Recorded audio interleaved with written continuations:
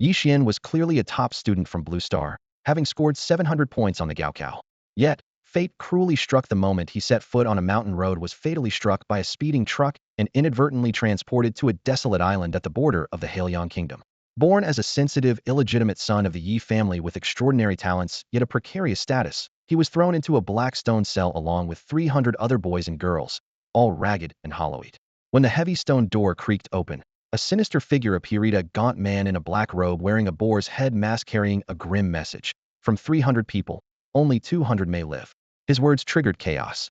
Trapped teenagers frantically grabbed stones and bone clubs, killing each other in a brutal frenzy. The clash of their savage cries and the sounds of slaughter composed a merciless dirge of death. Amid the bloody combat, apathetic eyes swept over the survivors like claws. Every fall, every drop of blood etched the harsh law of survival deeper. In the blood-stained stone chamber, the remaining 200 returned to their places like lifeless machines. The masked man sneered and declared, "It is no accident you emerged from 1,000. What followed was the fate-altering test of the beast tamer's talent and the summoning of the first contracted beast. In the silence, a girl's heart-rending sob shattered the gloom, her despair infectious across the deathly stillness. Over a month, death relentlessly thinned their numbers, 1,000 cut to 500, 500 dwindling to 300, then 200, and the merciless countdown of survival continued, threatening to shatter them all. Some cracked under pressure, hitting walls in agonized madness. In an instant, a life was lost, leaving 199 corpses, bloodied and piled, behind. In one corner, short-haired Ye Xuan sat alone yet alert, the sleeve of his hemp robe concealing a fresh bite wound on his arm, the silent mark from a dying opponent whose fierce gaze haunted his mind. Calmly biting his sleeve to staunch the bleeding, he stiffened as a tall, stern figure approached, bare-chested, muscles taut, bearing the weight of blood, oaths, and family grudges. "Ye Xuan, you killed my brother." Du Gang's voice was cold, devoid of joy or sorrow but sharp as a blade. Hoisting his brother's corpse, he mocked Ye Xuan's reputation as a playboy and warned that he would be the first target in their next deadly clash. Underneath were ancient family feuds and blood debts, quietly cementing bitter hostility. Du Gang's figure faded as several trembling girls timidly followed, yearning to break the ice and rebuild some semblance of shelter. This massacre wasn't just a fight for survival, but a brutal ritual marking the awakening of the beast tamer's adulthood, a release of pressure at the cost of endless slaughter. Night fell silently. Ye Xuan sat in a corner, fingers absent-mindedly tracing the black pendant resting on his chest. This heirloom had come with him through the crossing, holding secrets from another world. It was this talisman that had guided the Blue Star prodigy all the way to this alien land soaked in death. Unfortunately, despite his father being a fourth-rank beast tamer clan leader, he could not shield Ye Xuan from the deadly disputes between heirs that even gods and men feared. His mother had mysteriously vanished, and his father, furious and desperate, vowed to protect him no matter the cost. Because of his sensitive identity, Ye Xuan assumed the guise of a rogue, indulging in underground arena battles and starting the Red Neon Pavilion early, using wit to defuse tensions and earning the title Boss Yi, the longtime healer. Yet, merciless attacks still came. Upon turning 18, he was trapped here, an island of infinite trials and bloodshed. Flicking his finger, the black pendant suddenly shimmered. Ye Xuan's consciousness was pulled into a shadowy prison. Amid swirling black mist, a graceful girl in a black dress sat lazily, her hands bound by chains. Her stunning cold beauty revealed a slender swan-like neck, and her dark red eyes glinted with teasing amusement. "Little Ye Xuan, came to see sister, have you?" She was a demon beast human in form, but able to transform into a horned winged beast. Years ago, at age 10, Ye Xuan had accidentally triggered the pendant with his dripping blood, falling under her spell and witnessing his nightmare transformation. The memory clung like a venomous serpent, leaving him weak and bedridden for 2 years. Her red eyes flickered sadness, recalling childhood promises but revealing the dark depths of their entanglement. Calmly, Ye Xuan asked, "Hey G, I want to survive. Can you help me?" "I am but a wraith," the black-dressed girl replied faintly. At the edge of despair, Ye Xuan's cold threat made her complexion shift. "Wait, little Ye Xuan, I will help you." Suddenly, her true intentions surfaced as she passed something precious through the Barca floating orb of blackened red blood. "This is the essence blood of Qi Yu, capable of defying fate." Her face turned grave. Ye Xuan hesitated, staring intently as the wheels of destiny slowly began to turn once more. Even this forsaken island concealed his chance at redemption and torment alike. Caius essence. The very same Qi Yu from Blue Star mythology who rode the iron-eating beasts and commanded wolves, tigers, and leopards in battle against the Flame Emperor? That's right. Xiao Yexuan's voice of Hei Ji echoed through the dim prison. This drop of Caius' bloodline is an extraordinarily rare treasure, capable of elevating your Beastmaster talents to a whole new level of evolution. This is an ancient world where mastery over beasts is paramount. When humans come of age at 18, they awaken their Beastmaster talents and officially step into that domain. Talents vary widely. Offense, defense, amplification, and their strength is ranked in 4 tiers: A, B, C, and D, with A being the strongest and D the weakest. If he could awaken a tire talent like his cheap old man's Death's Eye, and then transform it using Caius Essence, wouldn't he have a chance to break into the top tier level? Ye Xuan, I'm not lying to you. He seemed to see through his doubts and sighed softly. We're grasshoppers on the same rope now. If you die, it benefits me not at all. Your sister still counts on you to help me break free and rebuild my body someday. She suddenly mentioned the small black jade pot hanging at Ye Xuan's neck. One more thing, you're wearing no ordinary trinket. It's called the Demon Refining Pot, capable of refining the corpses of demon beasts into pure spiritual energy, which can be used to rapidly advance the realm of your contracted beasts. Its effects are extraordinary. Ye Xuan was stunned for a moment. Then his breaths grew heavy. He had studied that exquisite jade pot many times, never solving its mystery. Now he finally understood its true origin. Jis imprisonment inside it was indirect proof of its unique nature. Armed with these secrets, he bowed to Ji and left the cell, her eyes filled with sorrow as he walked away. The night passed quietly. Early the next morning, the heavy stone door creaked open. Ye Xuan clenched his bone staff, veins bulging on his arms, eyes sharp with caution. Not only did the pig-masked man from before enter, but he was followed by a squad of black-robed, raven-faced beastmasters, each accompanied by nightfall praying mantis beasts. These mantis beasts varied in size, the largest chest-high to an adult man, covered in black bone-light armor, their forelimbs razor-sharp like sickles. Lined up side by side, they radiated a deadly aura, like a formation of fierce young generals. Ye Xuan, though outwardly a carefree playboy, had secretly studied Beastmaster texts extensively, spending long hours in the Jiao Eni Hong Pavilion researching beast lore. At a glance, he recognized the Nightfall praying mantis talent was Shadow Seizure, with a bloodline rank of merely ordinary. Even so, the bloodline ranks ordinary, elite, commander, king, emperor, sage meant these were at least second tier, no easy foes. He studied them carefully. The pig-masked man's cold gaze was fixed on him as well. Suddenly, a faint noise came from the side. Someone succumbing to the oppressive aura quietly took their own life. The masked man sneered, "Trash. Sang Biao, come get your breakfast," he said, patting his hand. Ahem. The void trembled, and a massive blackened mantis materialized, nearly human height. Its exoskeleton gleamed with metallic black-blue sheen, 3 times thicker than normal nightfall praying mantises. Most terrifying were its asymmetric forearms, the left massive and heavy, like a colossal executioner's cleaver. This is the evolved form of the ordinary night-cleaving mantis superior elite, called the Azure Edge Night Mantis. Taller and more imposing than the common night-cleaving mantis, its grotesquely thick single arm resembles a massive dark green scythe.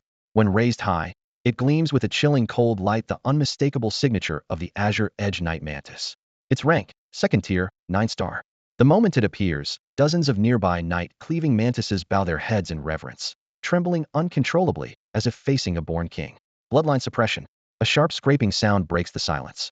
The Azure Edge Night Mantis scans the crowd maliciously with its compound eyes. Suddenly, a green shadow streaks down like flowing light, diving toward the corpse of a young man. It lowers its head and rips into the flesh. Blood splatters, bones crack, and the sound of tearing flesh echoes like eerie music, tightening the nerves of all present against the quiet sea breeze. Moments later, the mantis withdraws, leaving behind only a mutilated corpse. Night Shin's gaze darkens. This man with the boar-shaped mask is undoubtedly a third-tier beast tamer. A third-tier beast tamer can contract with 3 demon beasts simultaneously. On this isolated island surrounded by sea, if he firmly holds his ground, escape is almost impossible. The boar-masked man glanced over the prisoners encircled around him, stopping on Lidanio. "Lidanio, come awaken your beast tamer talent." "Yes, sir." The man in the hemp robe wiped cold sweat from his palms and hurried up. The masked man produced a small black stone, speaking flatly, "Awakening stone. Swallow it." Lidanio nodded repeatedly, daring not hesitate, and swallowed it in one gulp. Soon, a white ring rose above his head. Grade D beast tamer talent. Next, Lidanio slunk back into the crowd, his expression a mix of relief and worry. Grade D was common, but only he truly knew what effects it brought. Litai stepped forward, a white light also blooming above him. Grade D. Next, Sunsha. The girl swallowed the stone, turning her light to pale cyan. Grade C beast tamer talent. Next, Du Gang. The tall and burly Du Gang strode forward, clasped his fists in greeting, accepted the awakening stone, and tilted back his head to swallow it. Instantly, his muscles trembled uncontrollably as a dazzling purple light burst from above him. Among the four-tier colors white, cyan, purple, and gold purple represents grade B. The crowd's breathing deepened involuntarily. The masked man nodded approvingly. Not bad. A worthy successor of the Du family of Stone City. You've perfectly inherited the grade B beast tamer talent Yugen. Amplification type. It can instantly boost beast control power to 2 or 3 times the normal. Du Gang's eyes flickered with pride as he silently stepped back. The last one, Ye Xuan. Ye Xuan stepped out on cue, brushing past Du Gang. Du Gang sneered under his breath, murderous intent leaking out. Ye Xuan, you're clever, killing my brother first. If he had awakened Yugen too, even all the prisoners on the island wouldn't be enough for us brothers to kill him. Now enjoy yourself. The only one fit to be the Gu King is me, Du Gang. Humph. Ye Xuan shrugged, offering no reply. Killing requires choosing the right target. He approached the black-robed, or masked man and briefly clasped his fists before receiving the awakening stone.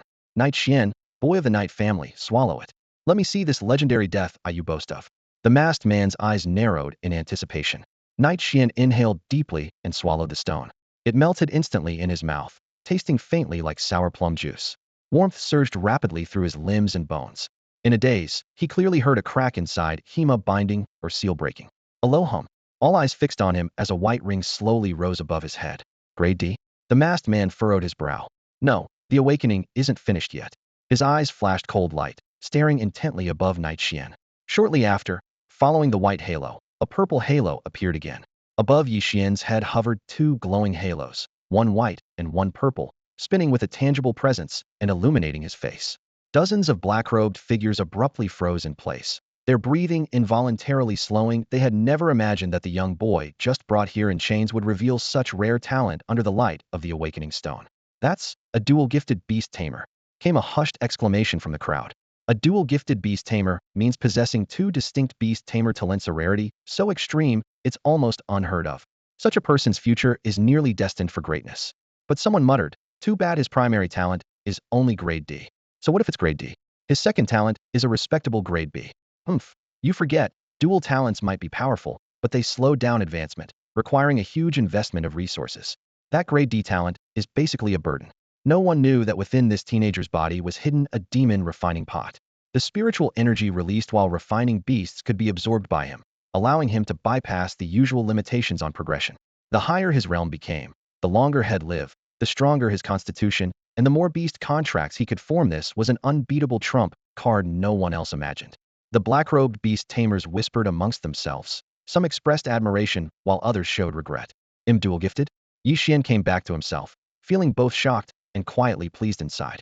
The man wearing the pig-faced mask stared at Ye Xuan, eyes betraying subtle approval before shifting tone. Not bought a rare dual-gifted beast tamer. But this is Nose Island. You have to survive first. Only those who live to see it can truly be called geniuses. Almost simultaneously, nearly 100 cold gazes locked onto Ye Xuan. The prisoners gripped their rods tightly, shining with a deadly light like wolves smelling blood, itching to pounce on the most promising rival. If they were not afraid of the pig-faced man, Ye Xuan would have been beaten to a pulp already. Everyone understood the brutal logic: take out the best threat first if you want to live longer yourself. Ye Xuan remained expressionless, alarm bells ringing inside. Survive. Only by surviving could he seek revenge and uncover who had framed him and sent him to Nose Island. The pig-faced man smiled faintly and raised a hand. Put away your petty schemes. In this black room, I make the rules. He pointed toward a green tree nearby. Hanging from its branches were several teru bozu, the hanged bodies of those punished. Wrapped in tattered cloth, swaying in the wind, dripping a foul-smelling green liquid, they served as a grim warning. Break the rules, and you become the next decoration. The prisoners fell silent, their murderous gazes retracting in an instant. Strength was the only truth. Those who challenged it had long become those dolls. Ye Xuan quietly slipped back into the crowd and took a position in a corner near the back door, the easiest spot to escape if surrounded. Flexibility was the mark of a true man. The pig-faced man scanned the prisoners, then pulled a palm-sized birdcage from his pocket. A halo of light blossomed in his hand as the cage door swung open. 200 night slasher mantises burst out with a swishing sound, their blade-like forearms gleaming coldly in midair, the exact number of prisoners present. Listen carefully. The pig-faced man's voice was low but resonant throughout the black room. The awakening stone awakens your beast tamer talent and simultaneously generates a spirit sea space in your mind. Now sit cross-legged, gather your energy, and calm your mind. Use your spirit sea to form your very first beast contract. These 200 ordinary first-tier night slasher mantises vary in strength, Whoever forges a beast contract first gets priority in selection. At his words, the young prisoner's eyes brightened. Despite earlier hostility, they all sat cross-legged, tension mixed with urgency at the first come, first served rule. Ye Xuan also sat down and closed his eyes, focusing inward. The awakening of his beast-tamer talent was truly triggering new changes within his body. He could sense and capture the faint spiritual energy in the air to cultivate, thereby advancing his beast-tamer realm and strengthening his body and soul.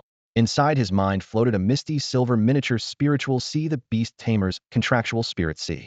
It could be summoned at will and not only housed the beasts he had formed contracts with, but also accelerated their injury recovery. Of course, the spirit sea could only hold contracted beasts. This was an ironclad rule. Ye Xuan held his breath, concentrating deeply as his consciousness reached into the spirit sea like an invisible giant hand, drawing in spiritual energy to begin forming a beast contract. 1 minute, 2 minutes, several minutes passed. Suddenly, he opened his eyes and spread his palm. The silver crystalline rhombus of light swirling on his palm was the mark of a beast tamer's contract, which would soon be imprinted onto the beast, completing the bonding process. By now, a dozen or so newcomers had each formed their own beast contracts, choosing their preferred monsters. Ye Xuan hesitated no longer and stood, moving towards a group of night-slaying mantises. The larger the night-slaying mantis, the thicker its chitin armor and the higher its power level. If he could contract with a strong individual right away, it would save him a lot of effort in training later. His gaze quickly locked onto a burly mantis in the front row, but just as he stepped forward, a lazy voice echoed from the depths of his spirit seat. Was He Ji. Wait, pick the 7th one in the very last row. That one's interesting. Ye Xuan paused, his eyes flickering. Don't be surprised, He Ji said casually. As if fearing he might misinterpret, you awakened your talent and opened your spirit sea. It acts like a beacon, and I can communicate with you through the demon refining cauldron. Trust me, choose the 7th one in the last row. It's different from the others. Ye Xuan reacted swiftly, quietly weaving through the mantis cluster to the very back row. He soon found the 7th mantis. This night-slaying mantis was neither weak nor robust in size, about the height of a human thigh, blending in inconspicuously among its peers. Its insect chitin was a dark green with hints of blue, smooth without exaggerated edges, plain and unremarkable at first glance. Hiss. Noticing Ye Xuan's gaze, the mantis lifted its vivid cyan eyes and turned them sharply, clearly assessing the newcomer. How about partnering with me? It'll make you stronger. Trust me, Ye Xuan said gently, the silver contract on his palm spinning softly. At the same time, his eyes glowed a deep blue. This was the level beast tamer talent, Death's Gaze, a magnifying ability from Ye Xuan's family bloodline. It instantly expanded his vision tenfold and precisely scanned an enemy's weak spots. No matter how powerful a creature, it had fatal vulnerabilities, and Death's Gaze annotated each one clearly. The world before Ye Xuan suddenly drained of color, leaving only shades of gray and white. In this monochrome scene, red dots of varying size flickered like stars in a night sky. The mantis before him turned into a gray shadow except for a few vital points glowing red, the second joint of its forelimbs, and a spot 3 inches down its abdomen, the largest red indicating its most fragile, lethal weak spot. Ye Xuan took mental note, but showed no expression. Their eyes met. The mantis hissed softly, retracted a forearm, and slowly reached toward the silver contract in Ye Xuan's palm. From a distance, an examiner wearing a pig-shaped mask noticed Ye Xuan choosing this rear mantis and raised an eyebrow. He remembered this insect well. When it hatched from its shell, it had demonstrated extreme ferocity, single-handedly slaughtering over 10 siblings in its nest and consuming more than 40 unhatched eggs. Key point. Siblings are linked heart-o-heart, tender and easy to consume. This beast loved to eat, really loved to eat. The first beast contract was complete, and Night Mantis Zany's basic information was now clear. Its bloodline ranked as ordinary, and its cultivation level was at the first tier, 3 stars. Not bad. Let's give it our all. Ye Xuan thought warmly as he gently stroked Zany's head. This was the first beast he had ever officially tamed, and since He Ji had chosen this one for him, he was all the more curious to see what made it special. Zany's nature was proud and aloof. It didn't show any emotion when touched. Instead, its 2 glossy black mantis arms instinctively scraped together, producing a sharp, metallic ting-ting sound. Release. Ye Xuan summoned the beast contract within his spirit sea. A ripple spread out. The figure of Zhanya instantly vanished. In the blink of an eye, it had appeared safely within Ye Xuan's inner beast space deep inside his spirit sea. Release. Contract. Release. Like a child playing with a new toy, Ye Xuan experimented repeatedly, carefully exploring this spiritual space belonging solely to beast tamers. According to the ancient texts, the size of a beast tamer's spirit sea space correlates directly with their cultivation level. The higher the level, the greater the capacity. Time slipped quietly by as the others gradually finished their contracts. Suddenly, the man with the boar-faced mask snapped his fingers, sending ripples through the air. A large, thick basket woven from green vines appeared out of nowhere before the group. Inside, 200 neatly bundled scroll maps lay stacked, tied with red cords. Not bad. Now that you have become beast tamers, you cannot remain sheltered seedlings. How can you wield control over mystical beasts if you don't toughen up? The boar-masked man clapped his hands, speaking in a calm, measured voice. The black-robed followers standing by immediately distributed the maps one by one. I placed 100 supply caches across this nose island, the boar-masked man said, sweeping his gaze across them. All their locations are marked on your maps. Among the supplies is a vial of a third-tier evolution potion blood brewed by a master alchemist. If an ordinary quality beast drinks it, it will easily evolve into elite quality. He pointed toward the mist-shrouded forest in the distance, his tone indifferent. For the next 10 days, this nose island is yours. Catch new mystical beasts, kill, do whatever you want. No one here will care if you die. After 10 days, meet back at the Black Room. I want to see how many of you survive. His words sparked excitement in the young men and women. A third-tier evolution potion, blood bodhi? If we can seize that, it's like taking one giant leap ahead, crushing all our peers beneath us. Alchemists, respected experts who brewed miraculous potions, were highly sought after by beast tamers for their ability to greatly enhance a beast's power through enchanting ingredients and secret brewing methods. Nearly every taming master dreamed of befriending an alchemist. Ye Xuan's knuckles whitened as he clenched his fist silently. He was just as determined to get blood bodhi. Any beast that underwent such an evolution would see its combat strength soar dramatically. He had already memorized the tiers of beast bloodlines precisely. 1. Ordinary top creatures among common beasts, possessing some intelligence. 2. Elite, possessing special abilities and control over spiritual energy attacks. 3. Commander, longer lifespan, able to command other beasts below commander rank. 4. King, regional overlords with innate domain pressure that severely suppresses lower ranks, intelligence comparable to highly intelligent humans. 5. Emperor, extremely rare, able to affect celestial phenomena. 6. Saint, once in a millennium, possessing destructive power capable of leveling cities and nations. His reluctant father, Ye Xuan, was a 4th-tier beast tamer commanding a 4th-tier king-level beast named Ye Xuan. That monster stood 3 meters tall, with a physique like a rugged mountain, running faster than the 360 km/h high-speed trains of their past life, covering 100 meters in a second. Thinking of this only fueled Ye Xuan's fighting spirit. He unrolled the leather scroll in his hand, a simple sketch of the main areas of Nose Island. At the very center, a striking red X caught his eye, boldly labeled, 3rd-tier evolution potion blood bodhi. He must get that 3rd-tier evolution potion, blood bodhi. Almost simultaneously, everyone scattered like startled birds and fled into the dense forest. Ye Xuan didn't linger for battle either. A swirl of pale blue wind wrapped around his feet as he took off at full speed. This blue wind was one of his dual talentsa grade D ability called Fast Runner, which for a short time could boost the speed of both the beast tamer and his contracted spirit beasts significantly. A few young men who had planned to trap Ye Xuan stared helplessly as he burst through their encirclement. Their faces darkened in frustration while they stood frozen in place, eyes wide. The Ni Island region was vast and thick with ancient trees, hiding venomous snakes and fierce beasts ready to strike. Carelessly rushing and meant risking death. On a secluded forest trail, the boy in coarse hemp robe stopped running and casually twirled a dogtail grass stem between his lips, scanning the surroundings warily. Black Princess, want to talk? Ye Xuan silently communicated with Heiji, the black spirit contained in his refining spirit vessel. Let me guess, you want to know why I made you pick this night-slaying mantis? Came Heiji's lazy voice. Obviously, Ye Xuan rolled his eyes. All right, since you asked so sincerely, I'll be magnanimous and tell you. This night-slaying mantis has dual talents just like you. But its second talent hasn't awakened yet. It needs external stimulation to unlock. Ye Xuan paused, surprised. Beast tamers had human talents, of course, but spirit beasts had theirs too. The night-slaying mantis' racial talent was called Phantom Strike, making it naturally agile and faster than other beasts of the same rank. For example, the common fat pig had a racial talent called Many Offspring, Many Blessings, letting it reproduce more than others. The boy summoned the mantis from his contract space and paced around it, hands behind his back. Second talent not awakened? Could it be a hybrid?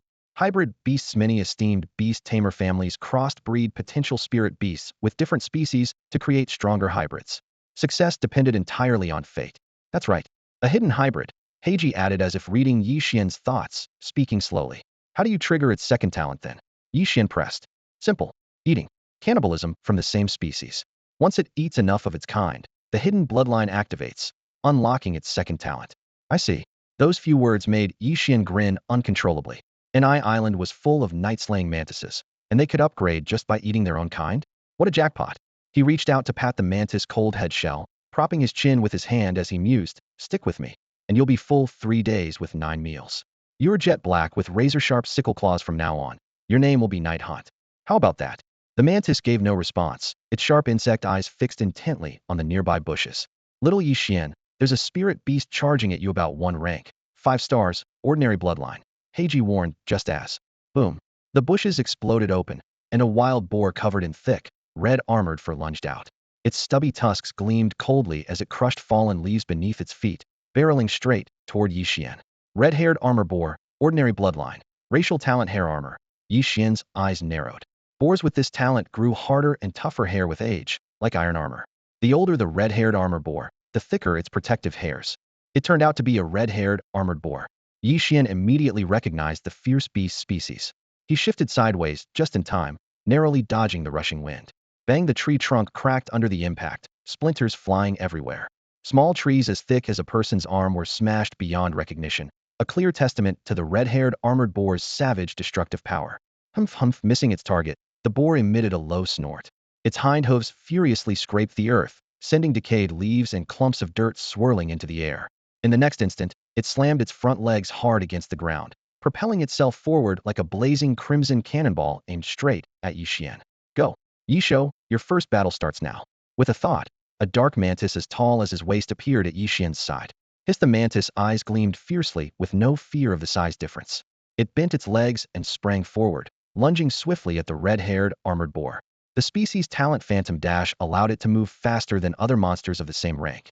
In mere seconds, Ye Xuan had ghosted to the boar's side, its black mantis blades slashing lightning fast toward the boar's neck. Clang! The blade struck the thick hide with a deafening clash of metal, a strange shockwave recoiling instantly, throwing the mantis beast off by force. The red-haired armored boar came to a halt, twisting its massive head violently, its savage piggy eyes locking onto the mantis. "Bold little mantis, how dare you harbor such killing intent?" Abandoning Ye Xuan, it fully unleashed its fury and charged directly at the mantis. The mantis was ready to tough it out, when suddenly Ye Xuan's clear voice echoed in its soul bond. "Its realm is higher than yours. Don't clash, heathen. Let it 100 meters southeast. There's a crooked, twisted tree there." Ye Xuan instantly understood, its figure shooting off like lightning. Humph. Seeing the prey flee, the boar mistook fear for weakness and charged even harder, its brow furrowed in rage. Black Princess, watching nearby, frowned and asked, "Why let Ye Xuan escape?" "Just watch," Ye Xuan said calmly, his eyes glowing faint blue. Moments later, Ye Xuan arrived beside the crooked, twisted tree, crouching and preparing to strike, waiting for the pursuer. 30 meters 2010-5. The heated, bloody wind struck the mantis' face. It could even feel the boar's heavy breath nearby. 3 meters 2 meters. Dodge! Ye Xuan's gaze sharpened, sending the order via the beast bond. A pale wind wrapped around Ye Xuan's legs as the beast tamer's talent pushed its speed to the max. In a hair's breadth, Ye Xuan veered low and sideways, narrowly avoiding the attack. Bang! The boar's massive head slammed violently into the tree trunk, its body wedging tightly between 2 entangled, crooked, twisted trees, unable to break free. Roar! Pain and restraint sent the boar into a wild rage. Its muscles bulged, the tree trunks creaking under the strain. Ye Xuan's voice entered the mantis' mind again. "Quick, strike while it's hurt. Attack its weak point." Filled with fighting spirit, Ye Xuan leaped behind the boar, blades raised high. Buzz! A dark red cross slash tore through the air, razor sharp, piercing the boar's vulnerable spot precisely. Humph! With its vital spot struck, the boar's pupils shrank suddenly, a piercing howl shaking the forest. Ye Xuan's eyes narrowed in surprise. This is a beast skill, the cross slash. It was rare for a first-rank ordinary monster to master a beast skill, and he never expected Ye Xuan to pull it off. Hiss! The red-haired, armored boar wasn't dead yet. As the night mantis' head tilted sharply, its forearms raised high, a cold flash like lightning slashing out a cross-shaped strike. Slicing through the boar's thick armor and flesh with a wet cut, the red-haired boar's hind leg suddenly stiffened. Its whole body twitched for a moment before falling silent for good. "You're so cruel, little Night Xuan." Hey G purred from inside the demon refining urn, sounding like a playful cat. Night Xuan shrugged. This guy's thick-skinned and tough, plus it's 2 stars higher than Ye Xuan. Without terrain advantage or brains to use, there was no way I could have taken it down. Satisfied the prey was truly dead, he stepped over to the boar's corpse and clenched the black urn pendant hanging from his neck. "Hey G, you said that the demon refining urn can distill the demon beast's corpse into spiritual energy to boost a contracted beast's realm. How exactly do I operate it? It's simple. You've awakened your beast tamer spirit power. Just channel your spirit energy into the pendant, then touch the corpse. Got it. Night Xian bent down and caught a glimpse of the boar's split belly, blood and filth spilling out. His heart tightened. Even the defense specialist Haji Boar couldn't withstand Ye Xuan's lethal slash. He took a deep breath and pressed his fingertips against the cold boar skin. The massive corpse instantly vanished, swallowed into the urn. Closing his eyes, Night Xian sent his consciousness inside. Inside, the boar's body melted like spring snow, gradually turning into a milky white spiritual mist suspended in a dark purple space. Next, put the night mantis in there too, Heiji urged. Night Xian nodded, a finger flick sending Ye Xuan flashing into the urn. The white mist buzzed and dispersed, flowing actively into the mantis body. Just moments later, Ye Xuan's shell glowed softly, its aura surging upward now. First stage, 4 stars. Breakthrough. Night Xian's pupils tightened, his scalp tingling with excitement. As easy as eating and drinking. He sucked in a sharp breath, his chest rising with an indescribable thrill. With enough demon beast corpses, could Ye Xuan grow at lightning speed? Suppressing his excitement, he conjured the newly upgraded night mantis and unfolded a map, following the planned route to search for the third-grade magical herb the Blood Bodhi. Nose Island was vast and teeming with demon beasts. On the way, Night Xian encountered many strange creatures. Palm-sized plant demon Pugong Mao Tuan, topped with a fluffy white tuft, soft and harmless. Catfish demons lurking under streams that could spray water and mimic human speech. And, human, I am the guardian deity of Nose Island, embodiment of conflict. Hurry and catch the fish beast in the stream for me. Beside the stream, Night Xian rolled his eyes and looked up at the branch overhead. Perched there was a fat, round golden-feathered parrot, gazing down proudly. An ordinary bloodline with the talent parrot mimicking. It should have been small and slender, but now was round like a ball, its golden feathers gleaming in the sunlight. A tuft of flaky feathers on its head stood straight up, its sharp eyes scrutinizing Night Xian from head to toe. The chubby bird had quietly followed him all the way. What are you staring at? The parrot shouted in Night Xian's voice, puffing out its chest proudly. Come down, they'll get you some fish to eat. Night Xian swallowed nervously, but inwardly planned. This fat bird would be delicious roasted. Gawk gawk, really? Really, guardian deity. The golden-feathered parrot tilted its head for 2 seconds, then driven by hunger, it flapped down to land. Don't eat me, don't eat me, spare my life, please spare me. By the stream, the golden-feathered parrot was pinned to the slippery rock by Ye Xuan's palm, its wings fluttering wildly, but unable to break free. Clang. The night hunt, praying mantis, Ye Xuan, raised both arms, its sickle blades clashing and sparking, ready to behead at any moment. Wait, spare me. I have information, I have information. Information? Ye Xuan raised an eyebrow and signaled Ye Xuan to step back. This bird here had shiny golden feathers, was plump and round, and spoke quickly and clearly. It had obviously lived at least 20 years. Maybe it could be useful. Speak, and I might let you live. The parrot's small eyes darted around. Immediately, it clutched its belly and rolled on the ground. No tricks, no tricks. You have to feed me first. Ye Xuan's forehead twitched, but he still grabbed a fat fish off the grill nearby and shoved it toward the parrot. The parrot's eyes lit up, sitting cross-legged as it tore off a big chunk of meat and devoured it greedily. After swallowing, it let out a long burp, then spoke slyly. Head night is the hunting time of the knife-wielding baboons. They are the real masters of this Nose Island. The humans who invaded 10 years ago, all dead by their hands. Ye Xuan instinctively looked up. The sunset was sinking, the forest shadows swallowed by night. The knife baboons were ordinary-level demon beasts, born with immense strength. They preferred hunting in night packs. Once a leader appeared, their collective combat power instantly surged, each one fearless and fierce, like an army storming forward. The masked man with the boar's head had only given 10 days for the exercise. Many prisoners would rush overnight to compete for the third-tier magic potion, Blood Bodhi. If the parrot's words were true, tonight would be soaked in blood and chaos.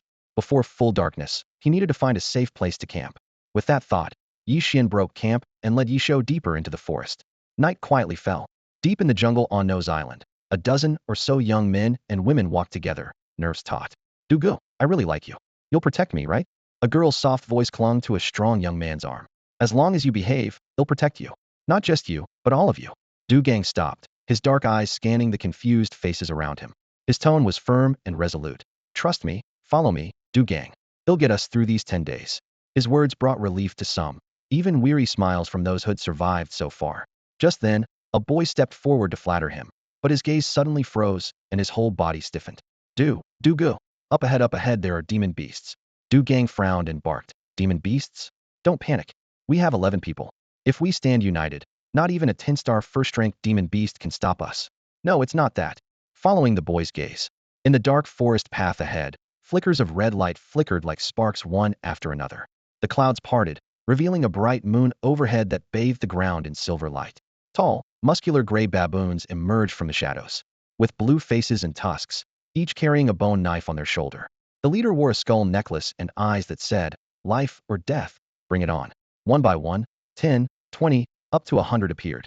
An oppressive atmosphere wrapped around the group like a swamp, making every breath heavy. Du Gang sensed something was wrong. He turned and glanced back, then fell silent altogether. "I love you." Without a moment's hesitation, Du Gang swung his arm in a wide arc and landed a sharp slap across the face of the girl in his arms. Then he shoved her away and turned to sprint wildly. Damn it, it's a knife-wielding baboon. A chill ran through him. As a direct heir of the Du family, one of the three great clans of Stone City, he fully understood the law of the wild. Survival depended on running faster than your companions. That was the real reason he insisted on dragging along these dead weights. "Help! Brother Du, save me." Before the scream could even finish, the young man's skull was crushed in a gorilla's palm, a spray of blood erupting. "Run! Faster!" Du Gang gritted his teeth and dashed forward, ignoring the wails echoing behind him. Deep in the forest, the killing spree raged on. Branches shook violently as wave after wave of apes sprang out. A roar. A common-ranked giant rage bear with a 1-star rating became the new prey. Countless knife-wielding baboons threw themselves at it recklessly, the glint of bone blades flashing as they slashed wildly. The giant bear, towering over 3 meters tall, thundered as it pounded its chest in anger. One massive paw blocked a vital strike, while the other swept out a counterattack. The crack of bones breaking sounded repeatedly as one baboon after another flew off like ragdolls. But after driving off over 10 attackers, the bear was covered in blood and torn flesh, breathing heavily like thunder. Suddenly the surrounding shadows shifted again, and more baboons surged forward, trapping the huge beast completely. Soon the ape pack dispersed, leaving only a bloody, mangled mess on the ground. At dawn, the sun rose over the mountains, and the ape pack retreated. The wilderness grew quiet. Halfway up a third-turtle ancient tree, a lazy head poked out from a hollow Ye Xuan. Having heard the night's commotion clearly, now was the perfect time to scavenge the bodies. He activated his beast-tamer talent Death's Eye, instantly enlarging his vision tenfold. The corpses scattered across the forest became crystal clear on his retinas. Last night's battle had left the weak as nothing but fertilizer. Knife-wielding baboons were ferocious by nature, but instinctively avoided the corpses of their own kind. They'd rather gnaw on rotten wood than touch a dead comrade. This worked to Ye Xuan's advantage. He called down his night-slaying mantis, which landed as he began gathering the bodies. From a branch above, a golden-feathered parrot poked its head out, letting out a low, eerie chuckle. Ha ha ha. Half an hour later, Ye Xuan had cleared over 40 baboon corpses nearby. The haul inflamed his spirit. The higher your cultivation level, the more spirit energy needed for breakthroughs. If luck was on his side, this might even help Night Hunt jump straight to first rank, 6-star. He poured his spirit power into the demon refining cauldron, and the corpses instantly dissolved into pure spiritual energy. Inside the cauldron, the night-slaying mantis grew restless and flapped its wings toward the glowing spheres, devouring eagerly. 1-star, 5-star, 1-star, 6-star, 1-star, 7-star. As the last trace of spirit energy entered, the mantis chitin armor suddenly thickened, gleaming metallically in the morning sun. Its height surged from waist-high up to neck level with Ye Xuan. Awesome. Taking a clear lead, Ye Xuan stared in astonishment. After just a day and a half, the night-slaying mantis had jumped 4 stars. At this rate, a few more days of training might just make it strong enough to turn the tables on those raven-faced, black-robed enemies. A sharp hiss filled the air as the mantis flapped its wings, slicing through the air with a piercing whistle. Its power and speed were nothing like before. Ye Xuan looked up at the fierce warrior he had personally nurtured, his eyes burning with battle resolve. Not bad. Night Xuan nodded in satisfaction as he looked up at the night-slaying mantis, its height just reaching his neck. Sunlight streamed straight down through the dense leaves overhead, baking the humid island air until it clung thickly around him. Without lingering any longer, he pulled out the map of Nose Island and pressed on. The third-tier magic herb blood bodhi had to be secured today. At noon, deep within the forest, Night Xuan draped a large green leaf over his shoulders and tread lightly as he moved forward. Suddenly, he stopped, his gaze fixed ahead. A girl in a rough linen skirt lay pale and still beneath a crooked brown tree, its branches heavy with scarlet berries. Beside her lay the headless corpse of a mantis, its severed neck oozing dark green insect blood. Oh my, a wild little beauty, Black Princess' teasing voice echoed in his mind. Nose Islands, so stifling you want to take advantage of the opportunity for some fun? Spine Whip, Tree Demon, Night Xuan answered silently. Sure, keep pretending, Black Princess quipped. Knight Xian rolled his eyes and picked up a stone, hurling it at the crooked tree. Thwack! The rock struck the trunk, but the tree made no movement, not even a leaf stirred. Humph! Knight Xian clicked his tongue and slowly activated his beast tamer talent, the Death's Eye. His vision instantly dimmed into a gray tone, revealing a tiny red dot flickering inside the wood grain of the trunk. The dot jittered restlessly, as if possessed by ADHD. Spine Whip Tree Demon, Monster Bloodline Elite. Talent Limb Regeneration. Weakness the heart of the tree, a hidden, constantly moving organ inside the trunk. Only by shattering it can the creature be truly killed. This kind of plant demon specialized in disguise, luring prey with the sweet scent of its berries. Once the target stepped into its trap, underground thorny whips would lash out like thunder, ensnaring Thema classic can't move a but clever ambush. Knight Xian narrowed his eyes, picked another stone, and flung it. As the rock neared the trunk, a slender cyan whip burst from the soil to catch and gently lay it down.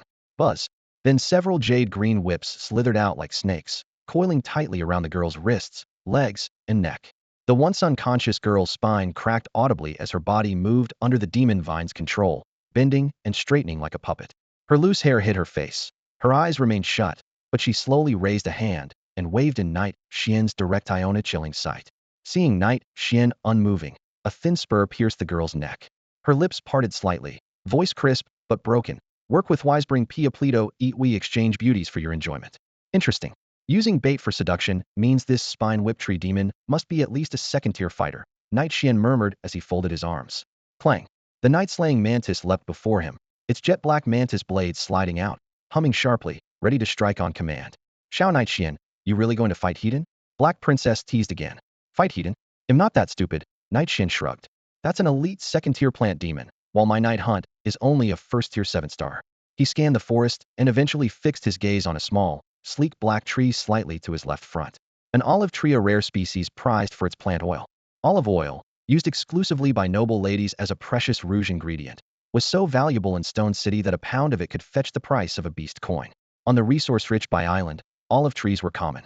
Standing before a tree trunk as thick as a child's arm, Ye Xuan casually ordered, cut it down. Hiss! The night mantis drew its sickle blade and leapt toward the tree. Crack! The blade flashed, and the small tree snapped with a sharp sound.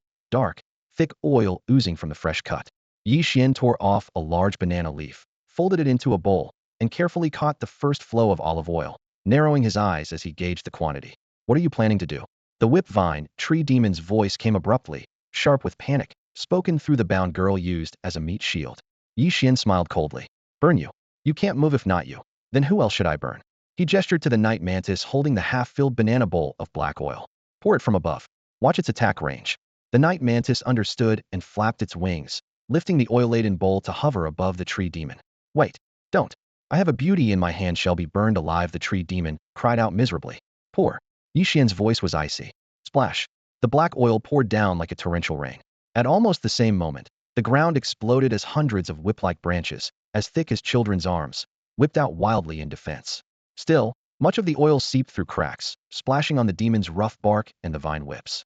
Without hesitation, Ye Xuan grabbed a few dry branches, tied them as torches, lit a fire striker, and flung them into the oil-soaked vines. The tree demon desperately lashed its whip vines, forgetting they were drenched in oil. The orange flames caught instantly, roaring up the vines and engulfing the trunk in an instant. Yeah!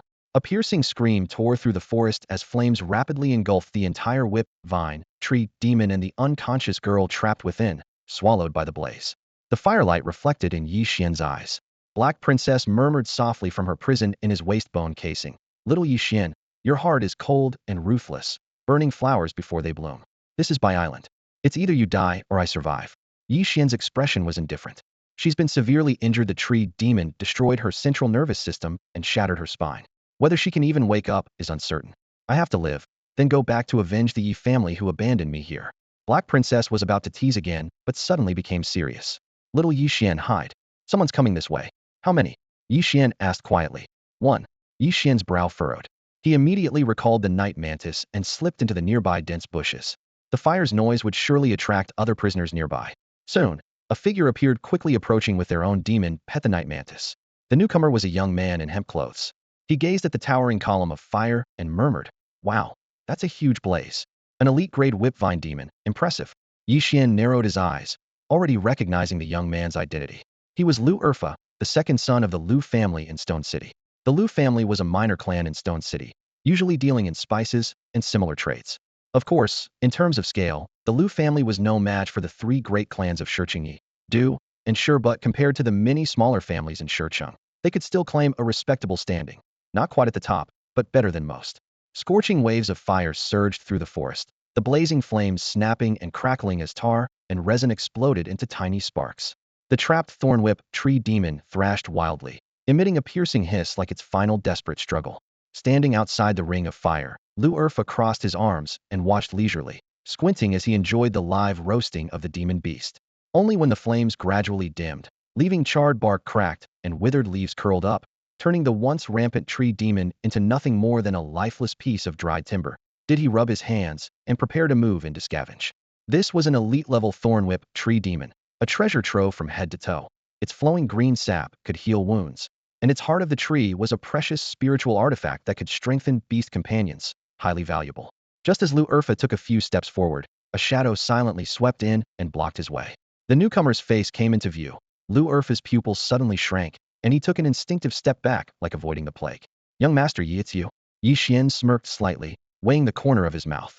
"Lu, young master, are you planning to snatch my loot?" Before he finished speaking, there was a sharp clang night hunt. The black mantis blade of the Nightstalker mantis snapped out from its shadowy arms, its edge glinting faintly. The black armor covering its body shimmered like metal in the sunlight. Lu Erfa shuddered under that gaze, swallowing nervously.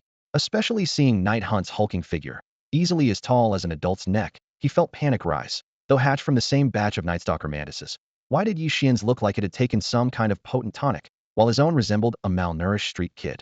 He hastily rolled up his sleeves and raised his hands in a harmless gesture, forcing a sheepish smile. "There's been a misunderstanding, just passing by. Since the Thornwhip Tree Demon is your catch, young Master Yi, how could I interfere?" Ye Xuan gave him a long, piercing look, then walked over to the demon's corpse. With a fingertip touch, the charred Thornwhip Tree Demon instantly dissolved into streams of light and was absorbed into his beast ring. This was a second-tier elite beast, and the spiritual energy gained from refining it would be substantial. Seeing the treasure taken, Lu Erfa spun to leave.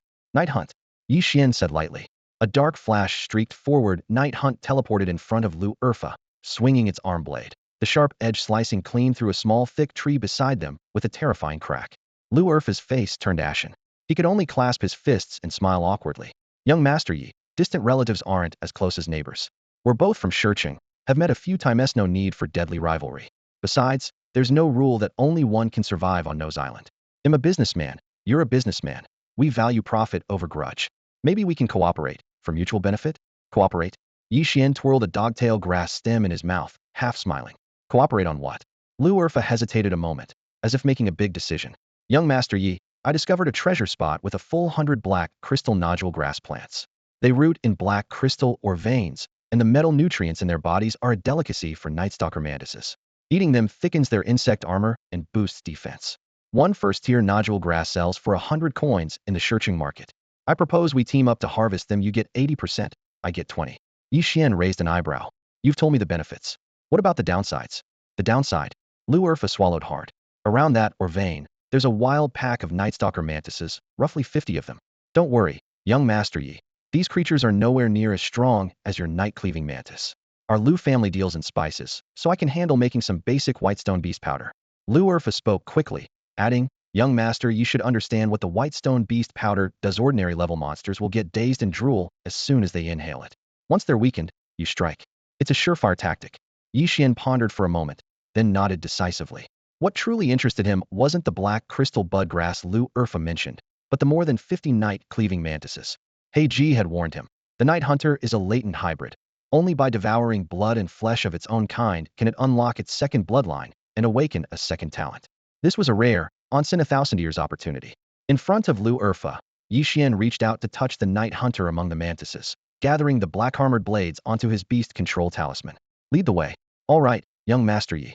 Lu Erfa breathed a sigh of relief and stored his own beasts in his talisman as a sign of good faith.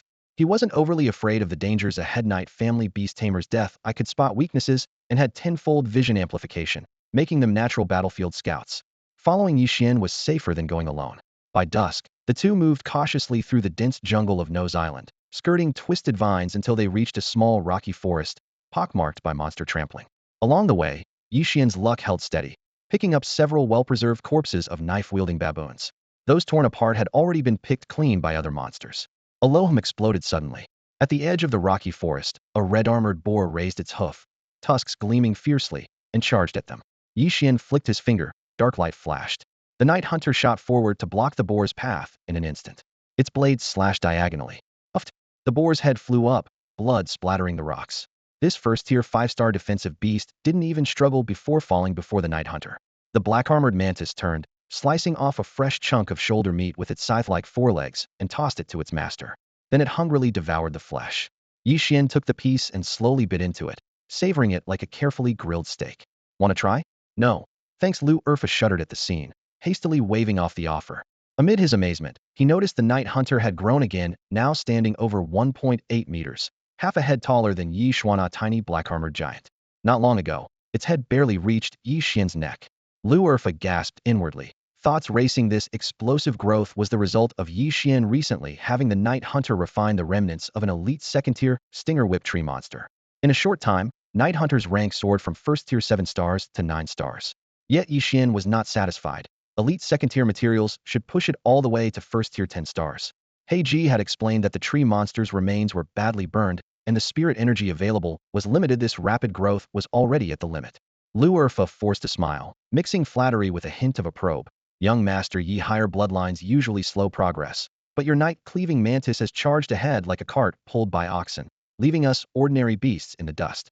Ye Xuan folded his arms, his tone casual. It has to do with my beast tamer talent. Actually, Lu Urfa perked up eagerly. I'm actually a triple talent beast tamer. Ye Xuan casually dropped this bombshell, his voice calm. Lu Urfa rolled his eyes inside, thinking, yeah, right, could believe that. The two continued forward. Deep within the stone forest, monstrous beasts were abundant. Tread-haired armored boars frequently rooted around, and occasionally they encountered strange, earth elemental creatures. Just as they stepped past a pile of rubble, an unremarkable blue stone suddenly trembled, as if a stone bud was about to bloom, revealing a bulky figure out of a first-tier elite stone golem. Only about a meter tall, the stone golem was as round and plump as a smooth blue stone sphere. Its outer shell, forged from blue steel stone, was tougher than iron armor, dotted here and there with patches of moss. Its simple, humanoid face looked adorably sleepy, as if it had just woken up. These beasts were gentle but extremely shy, fearful of strangers, fond of napping, and enjoyed long lifespans. After maturing at age 10, they needed no mate and could reproduce on their own by spawning in ordinary stone whelp, each year a rare method of reproduction. Sensing the presence of Ye Xuan and Lu Urfa, the stone golem let out a low growl, then curled into a compact blue ball and rolled away with a booming rumble, leaving a long trail on the ground behind it.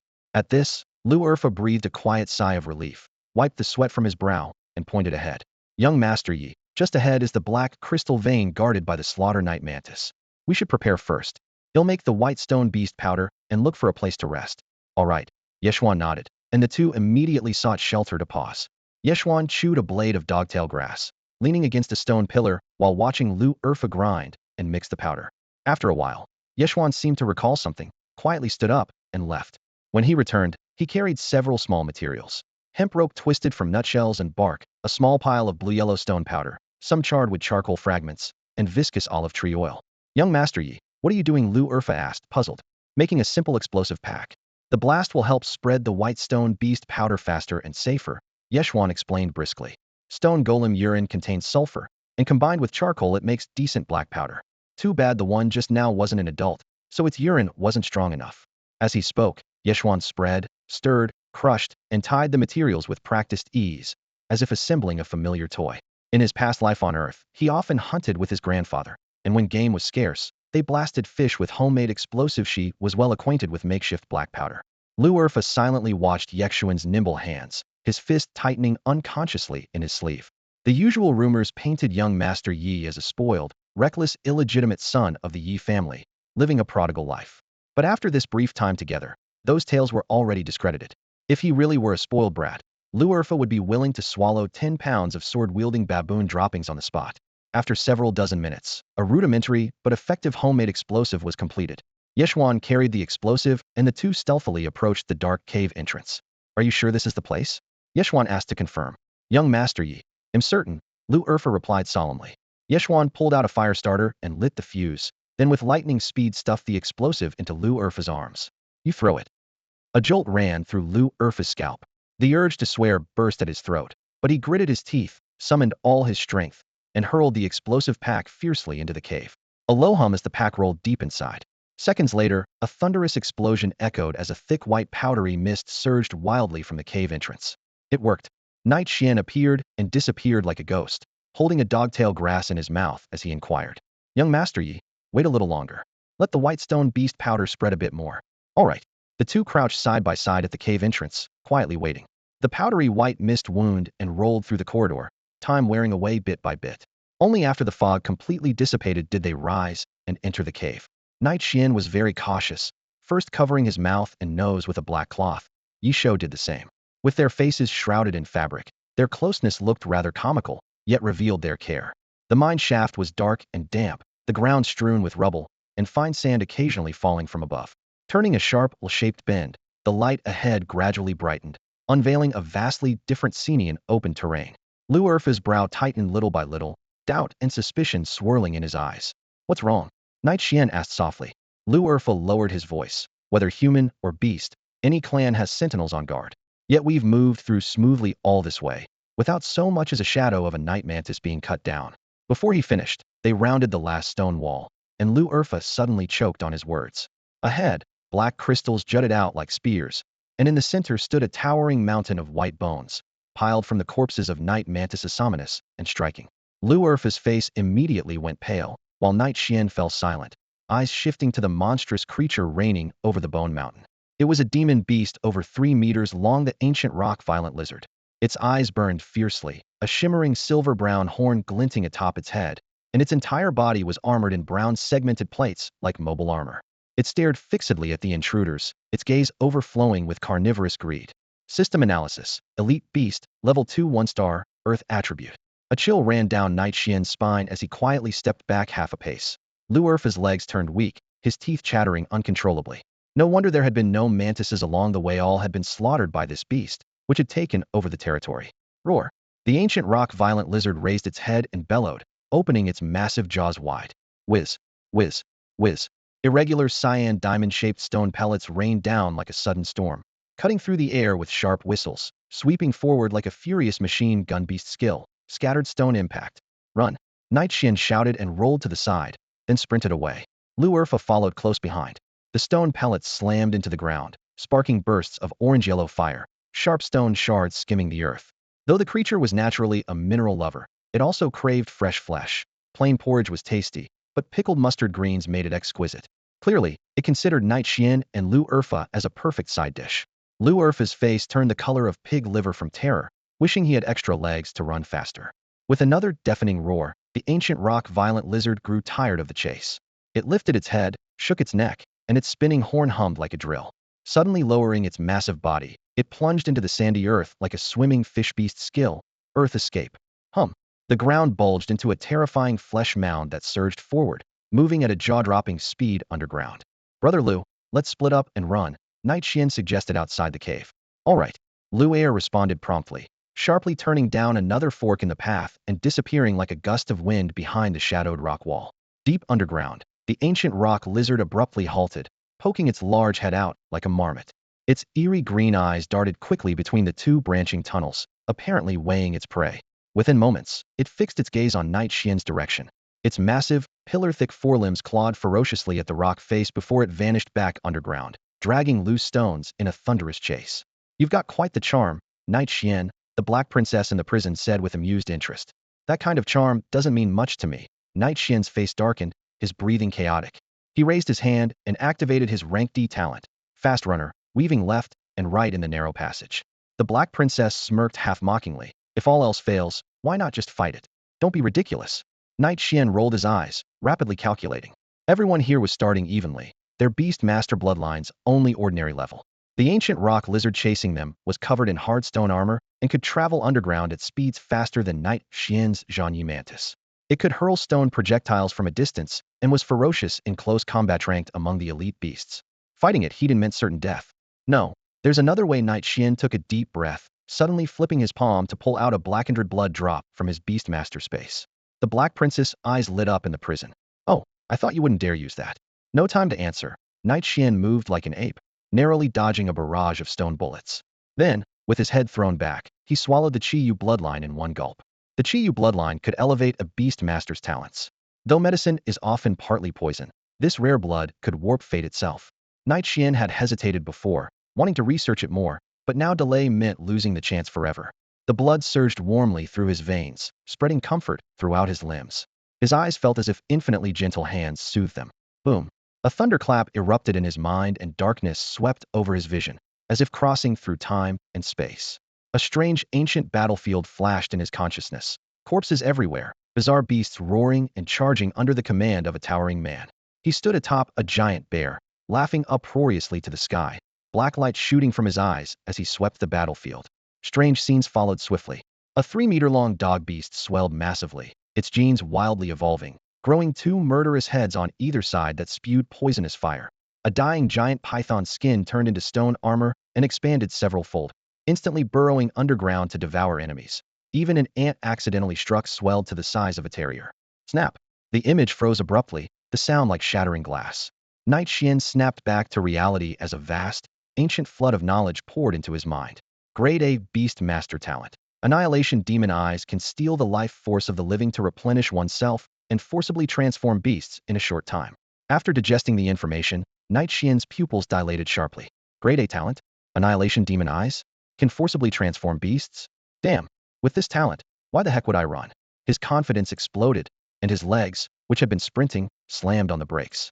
Crack! The ground shattered as the skulking ancient rock lizard burst through the earth, its huge form blocking half the passage, its fierce gaze locking onto Ye Xuan, confused why head suddenly stopped. Ye Xuan straightened his back, curling the corner of his mouth into a cold smile. He raised his hand and summoned his Zhan Yi Mantis Night Huntress from his Beastmaster space. Clang! Feeling the oppressive presence of the bloodline opposite him, Night Hunt Beast's eyes revealed a decisive glint. It spread its mantis-like arms to shield Ye Xuan proactively, emitting a fearsome screech to intimidate the ancient rock violent lizard before Thema true stance of blocking a moving force with mantis arms. The ancient rock violent lizard sneered with contempt. A night-slaying mantis? Just food. It recalled the dozens it had already torn apart in the mines, paying little heed to this one. Ye Xuan, however, smiled coldly and decisively activated his grade A Beastmaster talent, the Devastation Demon Eye. A hum resonated as his entire vision instantly turned grayish-white. Familiar red weakness marks clearly appeared. The grade B talent, Death Eye, which granted tenfold vision enhancement and weak point detection, had not faded. Instead, it perfectly fused with the Devastation Demon Eye, much to his unexpected delight. At a thought, he felt an important energy being drawn from within him, transforming into black light that shot from his pupil toward Night Hunt. Although Night Hunt was still raising its arm threateningly, its body began convulsing under the black light's glow. The jet-black insect shell rapidly shifted to dark teal and thickened. Its left mantis arm ballooned dramatically, turning into a bronze blade patterned with intricate designs, almost twice the length of the right arm. Common night-slaying mantis elite azure edge night mantis. Night Hunt froze, tilting its head to examine its transformed body. The elite ancient rock violent lizard opposite it stepped back, startled. A faint smirk played on Ye Xuan's lips. I think we can still go further. As he spoke, 2 darker black beams enveloped Night Hunt, instantly turning a third of Ye Xuan's long hair pale. Devastation Demon Eye steals vitality from living beings to replenish self, temporarily transforming beasts at the cost of lifespan. Ye Xuan winced inwardly, cursing this as a lifespan cash-out. Night Hunt underwent another transformation. Its dark teal carapace turned pure black gold, thickening further. Its height surged from just over 1 meter to 2.5 meters. Elite Azure Edge Night Mantis Commander Black Gold Night Mantis. An overwhelming pressure burst forth. Night Hunt lightly twisted its neck, casually swinging its massive left arm blade. The black golden blade slashed through multiple adult thick trees in an instant, the forest falling into suffocating silence. The ancient rock violent lizard's brutal eyes turned clear, yet dull, with simple foolishness. It only knew one thing: escape. Night Hunt, kill it! Ye Xuan commanded. With a hiss, Night Hunt's afterimage flickered silently before the lizard, raising its left arm blade overhead and bringing it down. The lizard had nowhere to dodge, chills running through its body. In panic, it gaped and sprayed a volley of green stone pellets across the battlefield. Clang, clang, clang. The pellets struck Night Hunt's exoskeleton with a rain-like crisp sound, utterly failing to break its defense. In an instant, the black gold blade flashed and disappeared. Night Hunt retracted its blade, leaving behind a headless giant lizard spewing blood, its eyes dimmed on effortless kill of a second-tier ancient rock violent lizard well above its rank. Ye Xuan's blood surged with excitement, straightening his back, defying the heavens. This is what a grade A talent looks like. He stroked Night Hunt's carapace, sensing it could still evolve further, but realized that one more transformation might drain his lifespan entirely. About 60 breaths later, Night Hunt's black gold carapace receded, shrinking back to its original common night-slaying mantis form. Ye Xuan calculated silently its enhanced state lasted about 3 minutes. Any fatigue? He asked through their soul contract. Night Hunt tilted its head honestly and shook it completely, no side effects. Ye Xuan filed away this critical information. He stretched and approached a nearby half-meter-wide ancient tree, raising his palm to reactivate the devastation demon eye. The tree visibly withered before his eyes, while his half-white hair swiftly reverted to black. The terrifying truth of the grade A devastation demon eye lay bare, stealing vitality from living beings to restore one's own lifespan. In other words, the lifespan Ye Xuan spent fueling Night Hunt's transformations could be fully replenished. One tree to more than 100 wherever Ye Xuan passed. Trees immediately withered and shed leaves. Only when the last strand of white hair reverted to black did he cease the life drain. After collecting the corpse of the ancient rock rage lizard, Ye Xuan turned back toward the black crystal cave. As soon as he stepped inside, he saw a dark brown hill formed from the piled-up remains of the night-slaying praying mantis. His slender silhouette cast cold shadows on the rocky walls. The insect-like compound eyes reflected hunger and greed, while viscous saliva dripped constantly from the edges of its mandible. It was desperate to devour its own kind. Eat. Devour them, and you will evolve. Ye Xuan's inner voice roared fiercely. Connected through his will, Ye Xuan raised his hand in a signal, a faint smile on his lips. With a flash of black light, Ye Xuan pounced onto the corpse pile and began biting down. The hard shells cracked crisply between its fangs, and dark red flesh splattered. The scene resembled a wild beast finally set free after days of captivity. The voice of He Ji came softly from the soul sea, lazy yet cautionary. A tall tree attracts the wind. Don't reveal your new talents carelessly. I understand. Unless my life depends on it, I won't use them in front of others. Ye Xuan wiped the smile from his face and turned to search for black crystal budgrass. Black crystal budgrass is a first-rank demonic plant, only about the size of a thumb joint, resembling a finger segment stripped of its nail, with a black surface subtly glowing red beneath. When crustacean-type demonic beasts consume it, their shells gradually thicken, significantly enhancing their defense. Just one plant can sell for 100 beast coins. Ye Xuan meticulously combed through every corner and hidden crack. Soon, he had gathered exactly 100 stalks worth tens of thousands of beast coins, enough to buy an elite-grade pet with decent traits at the beast market. This should keep Ye Xuan fed for a while, he said with satisfaction, slipping off his hemp cloak and carefully wrapping the buds inside. The path of beast taming is far from simply feeding them.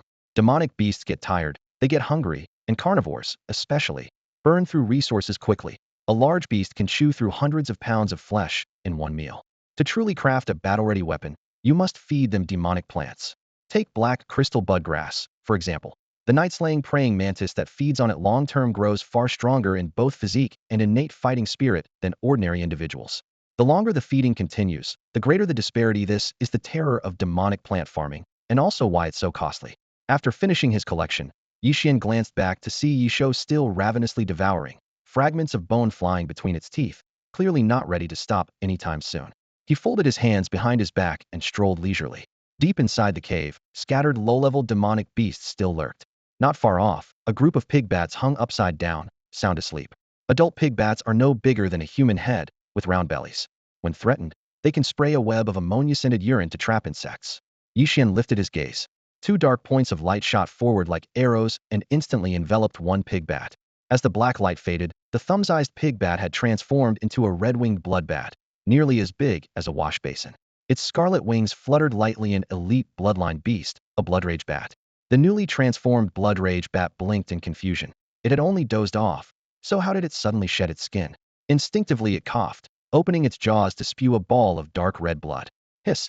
The blood quickly stretched into a thin web nearly a meter wide in the air, and when it touched the rock wall, it emitted a sharp corrosive hiss.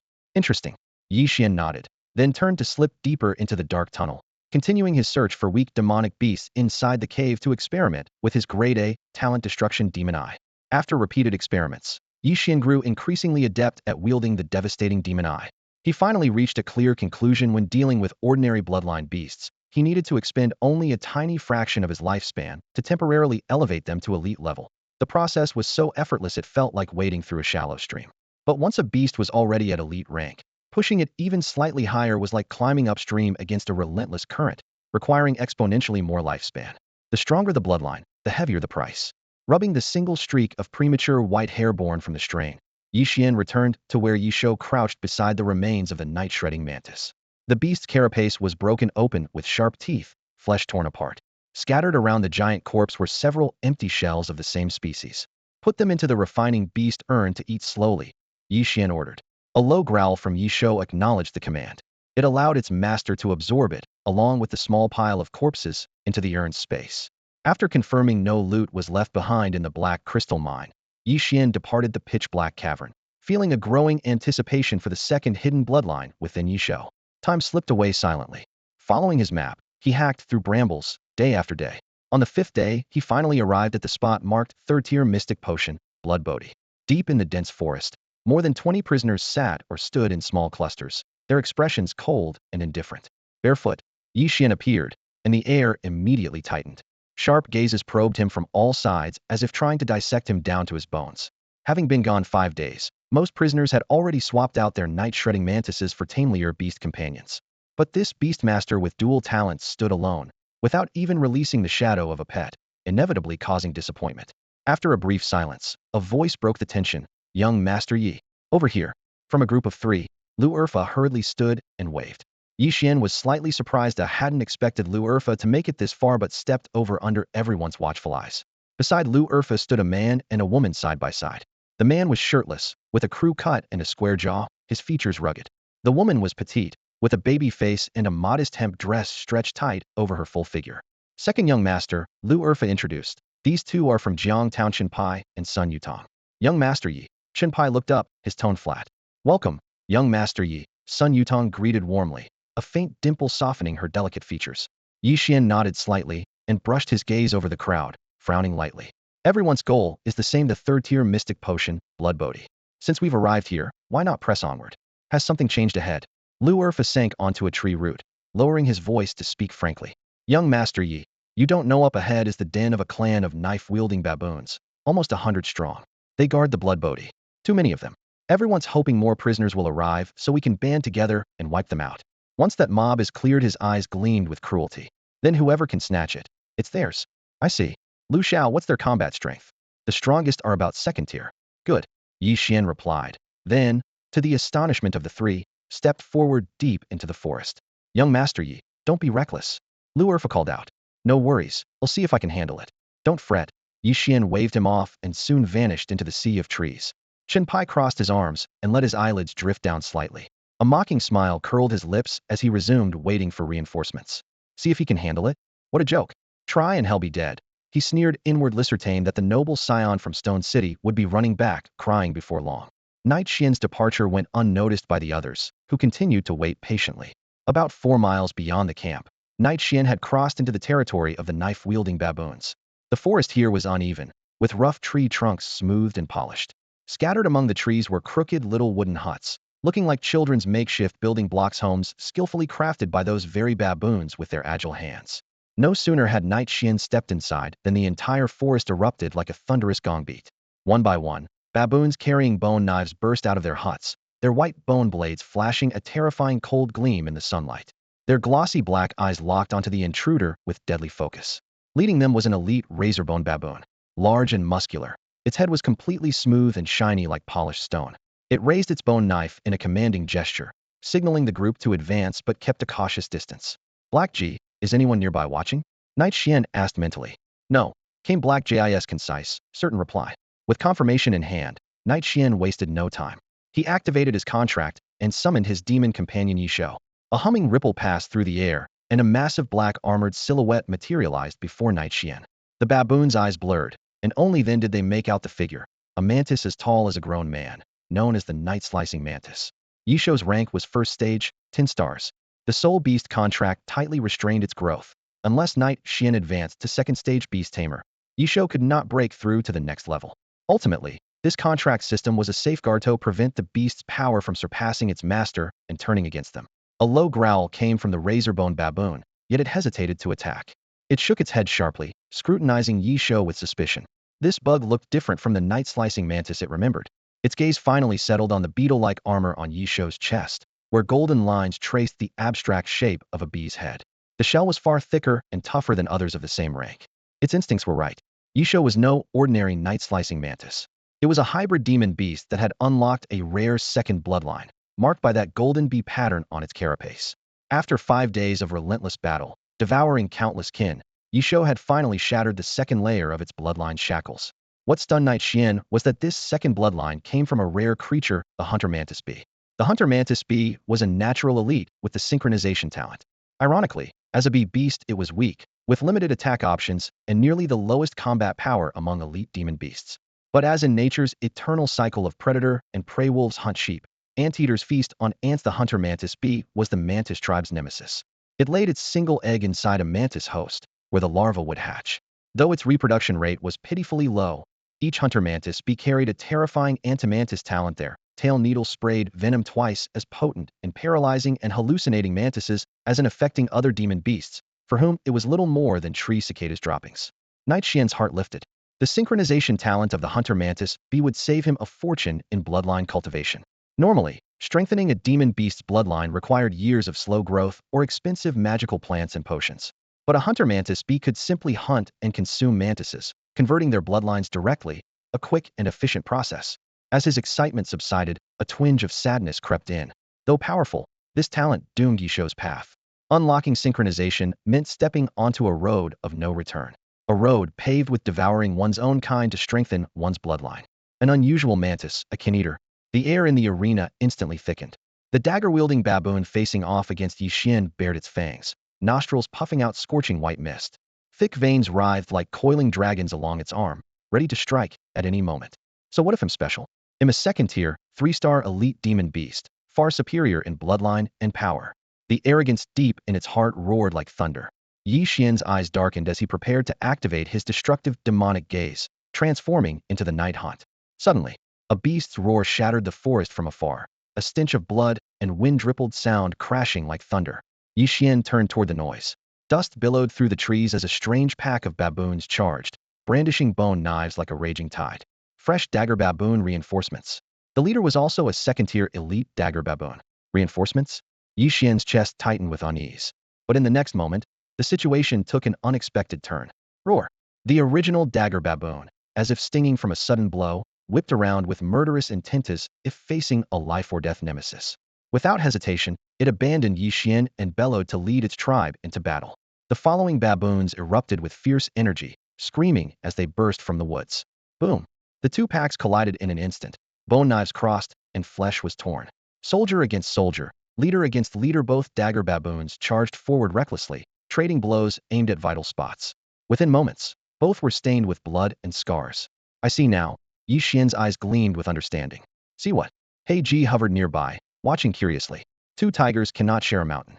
Same with baboon packs. The new dagger baboon king defeated the old, bedridden one, drove him out, and seized his harem. The old king holds a grudge and rallied his loyal followers to take revenge. Ye Xuan pointed subtly. Look, the old king's fangs are duller, riddled with scars. It's the ousted elder. With that, he stepped calmly closer to the center of battle. He Ji urged, this is a rare chance. Search for the third-tier demonic elixir blood bodhi in the chaos. Don't get involved. No rush. The elixir won't run away.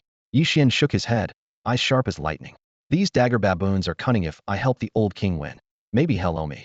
I think you'll be sliced up first. I don't believe that. Ye Xuan reached the heart of the carnage. The old king's blade slowed, battered and bleeding from a deep chest wound that gushed blood like a spring. Meanwhile, the new king grew fiercer, swinging his large bone blade with wild force, the wind howling, sand and dust flying, trees snapping in his wake. Ye Xuan's pupils darkened into swirling black streams. Strands of hair turned white in an instant. Aim, fire.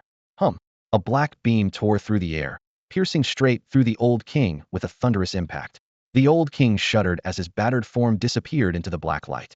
Suddenly, crimson flames blazed along his fur. Within moments, his body blossomed like bamboo shoots after rain, fangs protruding, muscle swelling. With a crisp crack of breaking bone, the flesh on one thick arm sloughed off to reveal a pale bone cleaver. An elite demon beast commander of flame, blade baboon. Suddenly, everything changed. The old baboon king was barely able to believe what was happening, and the new baboon king looked utterly bewildered, his face full of human-like confusion. A silent wave of fear spread through the troop. Thunder rumbled as the leaden gray sky unleashed a torrential downpour. Large raindrops slammed into the muddy ground, splashing murky water like drums beating to urge on this deadly battle. The old baboon king lifted his head and roared, his pupils blazing with murderous intent. He didn't understand why his strength had surged out of nowhere, but a fierce fire of vengeance blazed in his chest if he had gained power. Then he would tear apart his old enemies with his own hands. His right arm, transformed into a bone blade, ignited in crimson flames. The fierce glow revealed the sinewy muscles beneath his fur, taut as steel cables. With a mighty roar, his first strike shattered the air. Before the new king could react, a crescent of fiery red light swept toward his face, trailing a scarlet tail. This was no ordinary flamite, it was the beastly spirit fire unique to flameblade baboons, capable of burning through metal and stone. Beast skill domineering blade triple strike. The new baboon king scrambled to raise his own bone blade in defense. But with a crisp cracking sound, his weapon shattered inch by inch. Amid the firelight, both his arms were gashed open. The sickening crack of breaking bones was drowned out by the explosive clash. Stumbling backward, terror finally seeped into his fierce eyes. How could this old fool suddenly become so terrifying? The old king showed no mercy. His left arm blade slashed upward, the crimson flames cleaving a vacuum path through the ring. The second strike was even faster. The new king barely twisted aside, but the searing blaze still plowed a scorched trench across his chest. The stench of burning flesh mixed with rainwater into a choking foulness. Once proud across the troop, his youthful body was fragile and rotten like decayed wood before the flaming blade. A mournful whimper caught in his throat. The new king saw in the old king's eyes not triumph or joy, but cold, ruthless clarity. The third blade descended. The old king's feet sank 3 inches into the mud as he crossed his arms like a cross. Suddenly, the crimson flames contracted into a thin thread so hot that any raindrop vaporized on contact. Time seemed to stretch. Before the white steam had cleared, the new king's head was already flying through the ring. Thud! His headless body hit the mud hard, blood bubbling out, and quickly washed away. The battle was decided. The old baboon king panted heavily as the flames died down and his arm blade dropped. The watching troop instantly fell silent. Several infants were tightly held protectively by their mothers. After a brief hush roar, he howled to the sky, a powerful sound wave shaking droplets from treetops. The troops ceased fighting and knelt, raising their bone blades in worship of the new leader. Beneath the tree, Ye Xuan sheltered under a giant leaf to keep dry. Hey, Jis lazy voice whispered by his ear. That old baboon king is tough, but he doesn't have long to live. Ye Xuan nodded. Rain dripped down his fur, and the old baboon king's gaze locked onto Ye Xuan. It was a mix of suspicion and contemplation. The baboon vaguely sensed that this human was key to his unbelievable comeback. It was me who helped you. Ye Xuan smiled, pressing his hand on an ancient tree beside him, drawing energy to restore his strength. The sturdy trunk visibly withered before turning to rotten black wood. Roar! This terrifying scene made the old king's eyelids twitch wildly, arousing both caution and shock. After a moment's thought, a sudden spark of inspiration lit his eyes. He bellowed and summoned several brightly furred female baboons close by. The baboon understood the old king's meaning. A favor demands a greater return was proposing to offer these females to Ye Xuan as wives. Hey Ji translated. The old baboon king is a skingdo, you want wives? Those female baboons. Ye Xuan raised an eyebrow. That's right. Hey Ji barely held back a chuckle. Ye Xuan flicked his eyelids and decisively waved off the old baboon king's offer. The old baboon king had assumed no human could resist the allure of a baboon beauty. Yet seeing Ye Xuan show no interest, his heavy chest heaved unevenly with frustration. His bloodshot bronze eyes fixed unblinkingly on Ye Xuan, as if wrestling with a thought. This man never acts without gain. Why strike against him? There's no such thing as a free lunch in this world. After a brief moment of contemplation, a spark lit in the old baboon king's gaze. He let out a low growl to signal Ye Xuan, then turned and strode toward the depths of the baboon tribe's territory.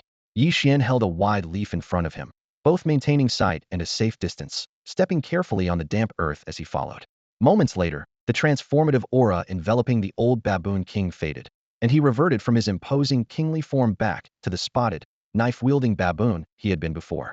The two bypassed rows of crude shelters hastily built from dead wood, stones, and grass, then turned down a hidden path. At its end loomed a mist-shrouded mound of yellow earth, the surface torn open with soil, overturned, and scattered bones. Faded scraps of tattered human linen were faintly visible. This was a human grave. A howl tore through the air. The old baboon king's pupils contracted sharply as a heart-wrenching wail escaped him. Lowering to all fours, he carefully gathered the scattered white bones one by one, as if an elderly father picking up a broken toy. Ye Xuan narrowed his eyes, silently piecing together an assumption. This baboon might have once been a contracted spirit beast bound to a human, and these bones before them belonged to his master. He didn't approach or disturb, merely watching quietly as the old baboon king reassembled the fractured skeleton, covered it with earth, tamped it down, and bowed his head in solemn silence. Then the old baboon king moved aside, digging through the damp soil with his fingers to retrieve a roughly made wooden box no larger than a palm. The box was rotten, with gaps oozing earthy rot. A sharp growl issued forth. The baboon tossed the box to Ye Xuan, who caught it steadily and flicked open a rusty latch with a click. Inside lay a yellowed sheepskin notebook, its cover edges curled by time. Ye Xuan unfolded the notebook. The neat yet somewhat messy handwriting met his eyes. Day 1. Everyone was killing each other. I will never forget this day. I protected my brother, but he was killed by 2 young men. Day 2. The man with the pighead mask who imprisoned us seems to be deliberately torturing us, giving us limited food, locking us in a dark room to break our will to resist. Day 3. Day 4. Ye Xuan held his breath and continued reading. Between the lines jumped outlines of fear and despair, clearly penned by a previous group of prisoners. As for the fate of this writer, Ye Xuan's gaze flicked to the grave, and his heart already held the answer. The old baboon king sat slumped like a lonely elder by the grave, lost in thought as the damp wind stirred his graying mane. Day 15. The black-robed pig-head masked instructor reappeared and made us kill each other again. In the end, only 300 of 500 survived. Day 30. The instructor appeared again. This time, of the 300 remaining, only 200 lived. Ye Xuan frowned deeply. The timeline in the diary matched perfectly with what he had just experienced. 1,000 fought down to 500. Half a month later, 300 remained, and by the end of the month, only 200 survived. Day 31. The instructor brought many awakening stones, giving survivors talents. I successfully awoke the Grade C Beast Tamer talent Red Flame, increasing my chances of survival. After talent awakening, the instructor distributed demon pets and immediately started 10 days of survival training on Nose Island. I knew the next slaughter was about to begin. Day 32. Because I didn't know the rules of Nose Island, during the night my contracted demon pet died in battle, and I cowered in a tree stump, watching it get devoured. Day 33. At dawn, I found a heavily wounded knife-wielding baboon and contracted it, naming him Da Zhuang. Hey Da Zhuang. Suddenly, Ye Xuan spoke up. The old baboon king crouching by the grave shuddered violently and slowly turned his head, his cloudy beast eyes swirling with complicated emotions. It's nothing. Keep remembering the past until your tears run dry, Ye Xuan said with a light smile, raising his hand to show he meant no harm. The old baboon king growled lowly, bowed his head again, and carefully wove the freshly picked wildflowers into a wreath, placing it reverently before the grave. What follows are Ye Xuan's diary entries and memories from the prisoner training camp, flashing vividly through his mind. Day 34. Under the deep night, he encountered a desperate male prisoner at his wit's end. In despair, the man tried to use Ye Xuan as an outlet for his dark urges. At the critical moment, Dazwang's male baboon who had been following Ye Xuan faithfully dragged his severely wounded body and turned the tables. Ye Xuan cursed the man as less than beastly but forced down his anger. The rare third-tier magic potion Blood Bodhi was precious, yet whether he took it or not, they had to wait until Dazwang's injuries healed first. He had to find a way to survive the next 10 days alongside his companion. Day 35. Ye Xuan dreamed of his grandfather making songhua cakes for him, their sweet aroma like a long-lost piece of home. Upon waking, he felt trapped by a cold, sickly chill. His body temperature plummeted, limbs weakened. Thankfully, the nutrition supplies in the beast tamer's space and Dazwang's watchful protection kept him barely self-sufficient. Dazwang's injuries were nearly healed. Day 36. His condition worsened. His eyelids felt weighted like lead, almost impossible to open. In a haze, he sensed Da Zhuang carrying him on his shoulders, sprinting madly through the dense forest. At dusk, he came back to consciousness, a bitter taste of the potion lingering in his mouth. Da Zhuang had just fought viciously against a first-tier 10-star cloud leopard and snatched a meat-tempering herb to forcibly stabilize his illness. Day 37. Regaining some strength, he crossed paths with a gaunt prisoner in the woods. The man neither attacked nor robbed him, but instead whispered urgently for him to hide. Ye Xuan learned that the instructors had dispatched 100 crow-faced inspectors in black robes, led by 10 crow-faced captains, hunting prisoners with each kill earning 1,000 beast coins. The 10-day special training was never a simple trial, it was a deadly hunt. The devil bared its fangs again. Day 38. Despite desperately hiding, he was targeted by 2 crow-faced inspectors. Their eyes behind the masks were like hungry wolves locked onto prey, sending chills down. Ye Xuan's spine. Capture meant either torture to death or becoming a plaything first. Only 2 choices lay ahead: beg for survival by flattering or fight to the end. Without hesitation, Ye Xuan chose the latter. In the brutal battle, Dazwang's bloodline transformed, ascending to an elite baboon status. With this sudden surge in power, Together they completed their counterattack. Ye Xuan murmured, crow-faced inspectors. Those men in black robes with crow masks?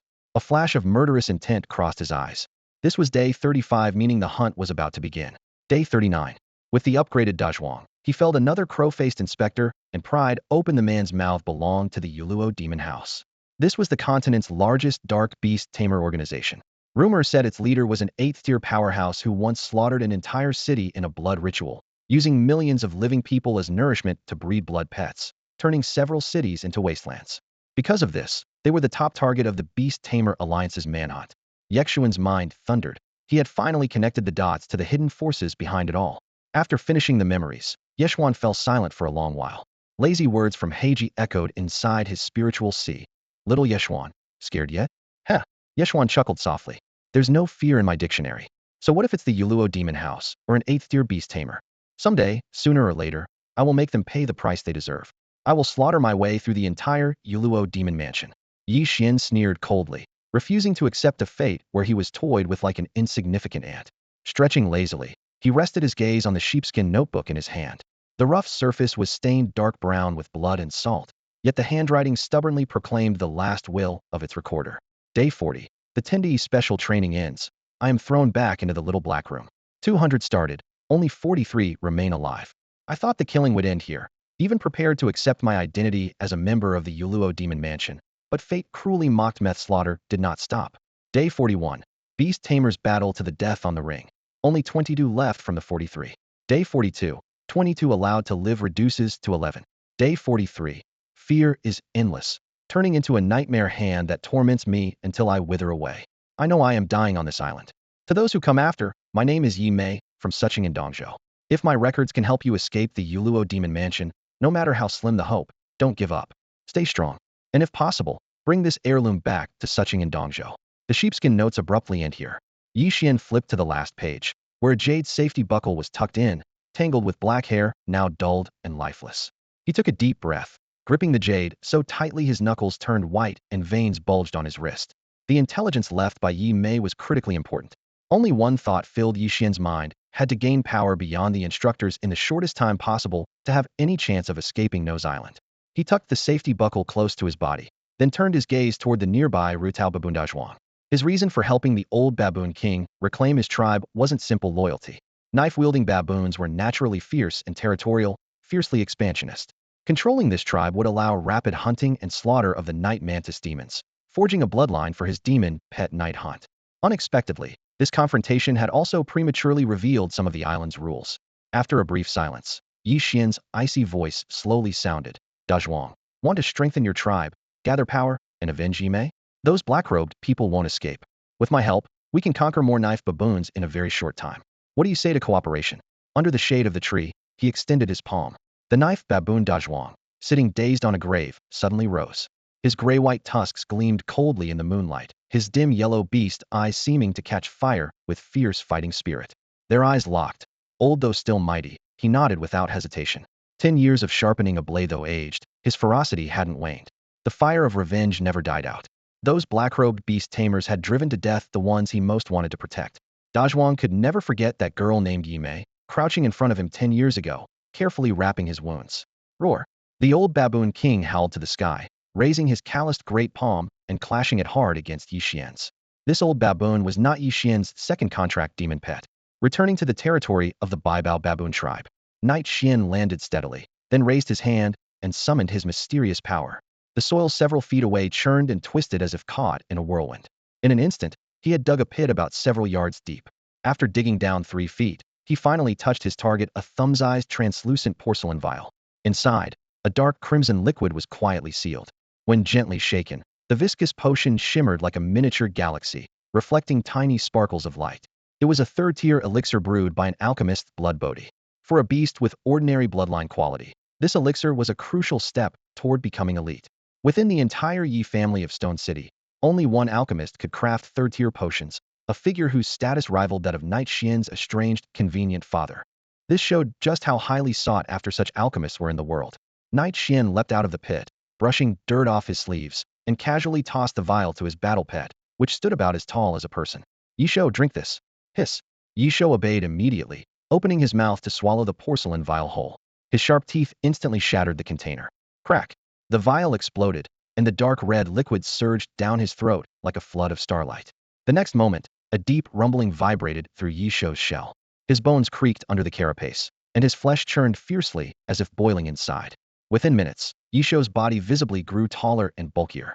Finally, an elite-level Azure Edge Knight Mantis stood firm in place. His thick shell displayed a dark blue-black metallic sheen, while the huge severing blade on his left arm looked sharp and formidable.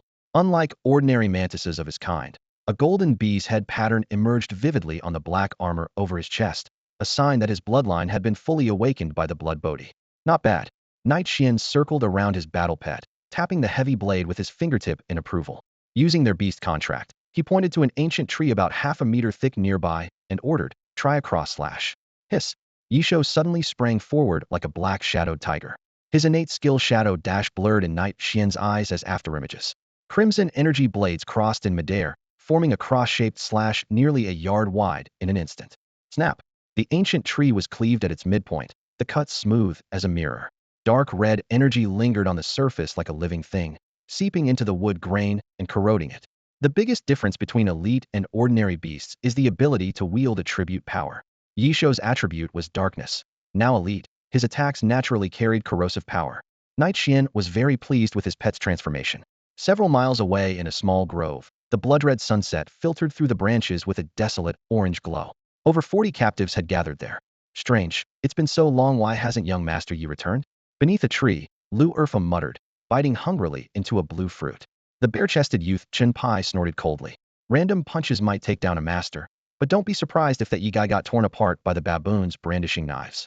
Lu Erfa was about to retort when out of the corner of his eye, he caught sight of a familiar figure, and his face lit up with joy. He's here. From deep within the forest, Ye Xuan walked out calmly, immediately attracting glances from many beast tamers. "Brother Gang, it's Ye Xuan," a bald youth whispered from the crowd. Du Gang's half-closed eyes suddenly snapped open. His cold gaze locked tightly onto Ye Xuan. No wonder he's from the Yi family. That live's tough to kill, managing to walk out alive. The Yi family of Stone City and the Du family were competitors, and relations between them were far from friendly. That night, Ye Xuan killed his own brother, Du Lei, again. Today's meeting was the perfect chance to settle both new and old scores once and for all. "Brother Gang, why use a sledgehammer to kill a chicken? Want me to go test Ye Xuan's strength first?" The bald young man Zhang Ji seemed to read Du Gang's mind and eagerly volunteered, a sycophantic grin plastered on his face. He rubbed his hands together, eyes gleaming with excitement. "With Brother Gang backing me, it's time to trade up from a slingshot to a cannon. Let me try out my new demon pet." Du Gang stayed silent and took a deep breath. The past 5 days of life or death trials had taught him caution. After careful thought, he finally nodded. "Be careful." The forest atmosphere suddenly grew tense. Ye Xuan stopped under everyone's watchful eyes, his gaze steady. "I need a few healer beast tamers to join me." 1 breath, 2 breaths, 3. The only sound was insects chirping. Everyone stood or sat silently, no one spoke. Ye Xuan spoke again, his voice like metal clashing. "Trust me.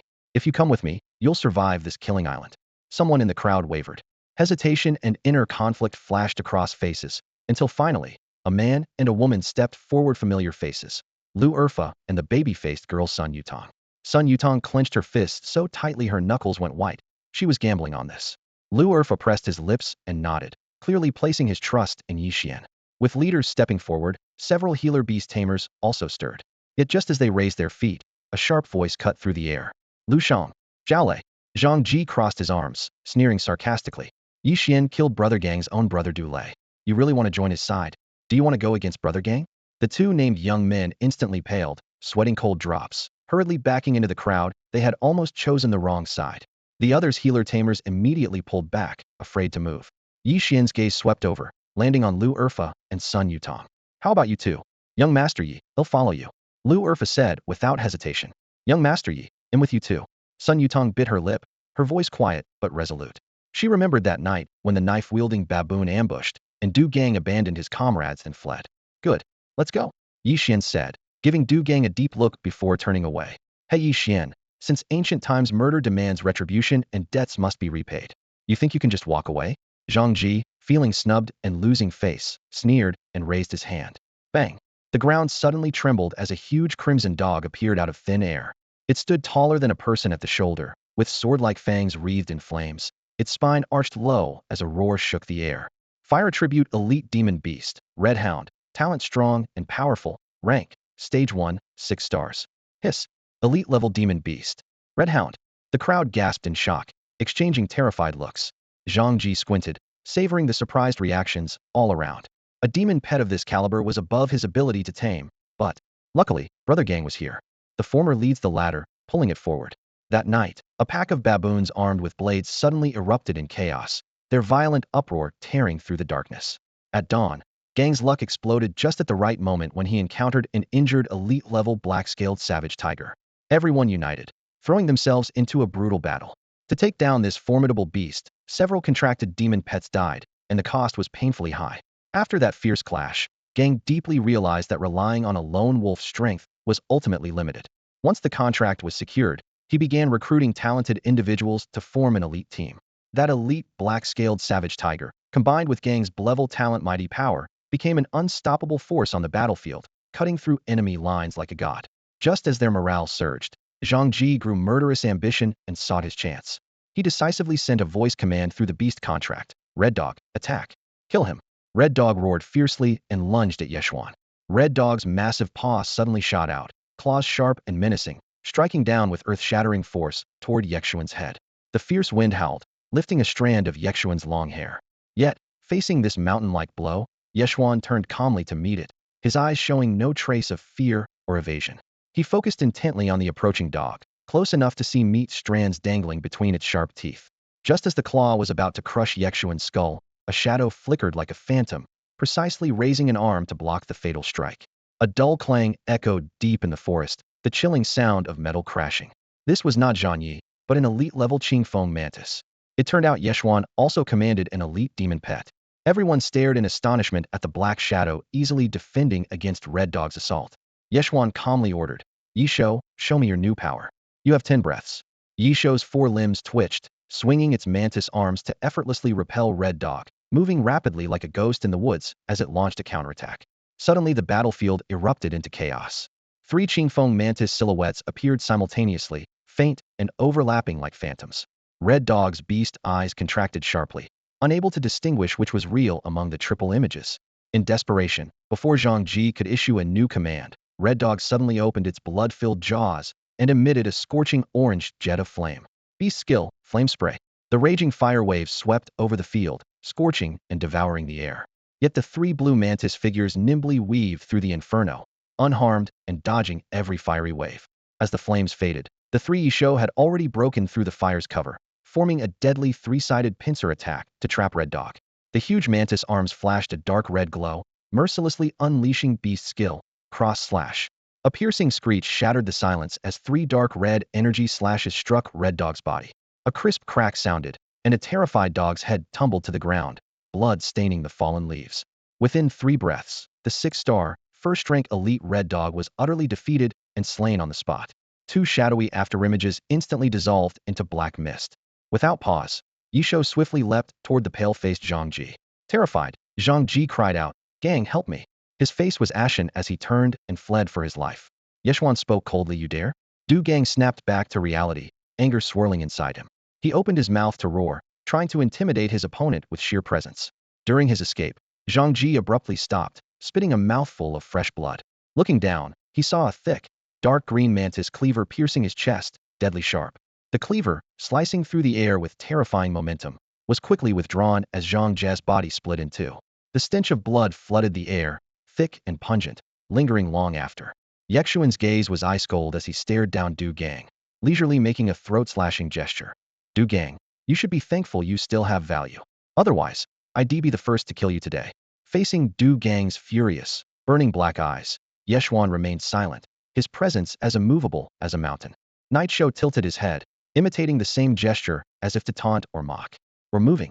Ye Xuan raised his hand and led the way, disappearing first into the dense forest. Ye Mice notes were clear. On the 37th day, the instructor would release 100 black-robed, chromast inspectors and 10 chromast captains, specifically to hunt down prisoners, pushing the final 10 days of special training to the extreme. Ye Xuan planned to have Du Gang's group take on the first wave of hunters for him. Lu Erfa and Sun Yutong listened eagerly, their hearts light with excitement, and they hurried to follow. Wow, Ye Xuan is fierce, a voice from the crowd exclaimed. Du Gang's face turned pale as anger surged from within. he nearly wanted to tear Ye Xuan apart on the spot. Zhang Jia's death had left several of his trusted men with bloodshot eyes. Let's go? He slammed his fist into a nearby ancient tree, thick veins bulging on the back of his hand, sending leaves fluttering down. He closed his eyes, took a deep breath, and when he opened them again, his gaze was as cold as a blade. It was obvious the third-tier magic potion blood bodhi had fallen into Ye Xuan's hands. The Ye family bastard was truly hard to deal with, even managed to snatch that. Today's grudge would have to wait. New and old debts would be settled all at once someday. We go now and pick out an elite-grade beast for Xiaoxi. Yes. His men clenched their anger hard, shooting a fierce glare at Ye Xuan's back before following Du Gang away. The crowd hadn't dispersed when someone murmured in awe. Ye Xuan's Qingfeng Night Mantis is insanely strong, at least first tier 9-star. Level is one thing, but the key is it knows 2 beast skills. A young man had studied beast techniques, pushed up his glasses. The first is Phantom Clone, a dark attribute skill that only rare monsters can master. It consumes tons of spirit energy to form 2 nearly indistinguishable illusions. The second is a devastating cross-slash. The prisoners' faces showed a mix of emotions: envy, jealousy, regret, all mingling together. Damn it, Ye Xuan's talent is already insane. Now even his beast is ridiculous. The chatter grew louder before finally breaking up. Since the blood bodhi had changed hands, lingering was pointless. They had to find shelter before nightfall. The night of Nose Island was coming soon enough. At the Dao baboons' territory, under the moonlight, broken branches and bloodstains littered the ground, the remnants of a fierce battle. Ye Xuan led Lu Erfa and Sun Yutong through the tangled ancient trees, stopping before a group of baboons armed with knives. Ye Xiao, do you think these guys might suddenly attack us? Lu Erfa hunched his shoulders, whispering nervously. To him, these baboons were nothing but nighttime thugs. As long as you don't provoke them, they won't. Ye Xuan smiled and waved toward the bloodied baboons. See, they're badly wounded. You two help out. The old and new baboon kings had just fought to the death. The clan suffered heavy casualties in that bloody duel. Even the old baboon king, Ye Xuan, sat on a rock, clutching a bloodied hole in his chest, while several female baboons plastered thick mud to staunch the bleeding. Without addressing these wounds, their fighting strength would be severely weakened. Since Ye Xuan planned to have this baboon clan help him hunt the night mantis, their combat capability needed urgent restoration. At this stage, the importance of logistical support and healers became immediately clear. It's just like the simple truth. If you want to eat properly, you need chopsticks. Got it. Lu Erfa and Sun Yutong exchanged a glance and nodded in agreement. Soft spiritual light shimmered in their palms as they began using their beast master talents to heal the baboons' injuries. Lu Erfa and Sun Yutong acknowledged the task and started channeling their beast master abilities to treat the wounded baboons. Lu Erfa's beast-taming talent was a grade healing light, which healed slowly and couldn't be used from a distance. It required direct contact. The baby-faced girl, Sun Yutong, was a bit better. She had awakened a crayed water mist. Blue mist glowed softly from her palm like tiny stars, quickly enveloping several injured knife-wielding baboons. Visible wounds stopped bleeding, scabbed over, and the flesh healed within moments, restoring them to full health. After confirming their healing was going smoothly, Ye Xuan turned and slipped into a nearby dilapidated wooden hut. Sitting cross-legged, he sank his consciousness into the mysterious space inside his beast-refining pot. At that moment, a dense mass of pure spiritual energy filled the pot. Thick as heavy white clouds, energy he had recently distilled by hunting and refining demon corpses. First improve myself. Only by becoming stronger can I lead them, Ye Xuan resolved. Restricted by his beast contract, his night hunt realm was capped at 1 star of the first rank, unable to advance to the second rank. Now, with his pot brimming with spiritual energy, this was the perfect opportunity to break through. More beast corpses meant more energy, and he was confident he could forcefully ascend to the second rank before the Tendui special training ended. A second-rank beast tamer not only had enhanced physical and spiritual strength, but could also form an additional contract to bond with a second demon beast. Taking a deep breath, he closed his black eyes and began absorbing the pot's energy. As he did, the energy surged out in white streams from the pot's mouth, rushing into Ye Xuan through his nose and mouth. Time slipped by quietly. Inside the tent, Ye Xuan's realm rose rapidly, shooting up like bamboo shoots after rain. First rank 2-star, 3-star, 4-star, 5-star. By nightfall, he opened his eyes slowly. The pot was emptied of spiritual energy, and in just half an hour, he had reached first rank 6 stars. Such speed was terrifying. Ordinary beast tamers might spend a year to break through from first to second rank. Even those with family resources only improved somewhat faster. Yet he had nearly hit the ceiling in just half an hour. Ye Xuan turned his neck lightly, savoring the difference between first rank 1 star and first rank 6 stars. His strength had doubled, his 5 senses sharpened, his beast-taming space expanded, and beasts of the same rank could no longer easily threaten him. Not bad. The boy smiled and pushed open the broken wooden door. Outside, sparse starlight filtered down, and the mountain breeze carried a damp, salty scent. Lu Erfa and Sun Yutong rested under a tree, nibbling wild fruits, their faces weary. Roar. The old baboon King Dazhuang was fully healed now. Shaking off thick fur, wielding his terrifying bone blade, he strode toward Ye Xuan with purpose. Time is tight. Order your clan to prepare for action, Ye Xuan said calmly, but firmly. Leave a small group to guard the home and protect those two. He didn't want to reveal the existence of the beast refining pot to his companions if he could avoid it. Roar. Dazhuang understood and turned, roaring to over 100 knife-wielding baboons. In the darkness, their dense green eyes fluttered like a swarm of restless fireflies. Their warlike nature stirred restlessly, hunger for the hunt glowing in their eyes. Tonight would not be peaceful. Dazhuang knew the distribution of demon beasts on Nose Island well. Around midnight, he led his baboons stealthily toward another knife baboon tribe. The two sides had clashed 6 months ago. Now was the time for a final reckoning. Ye Xuan observed from the shadows.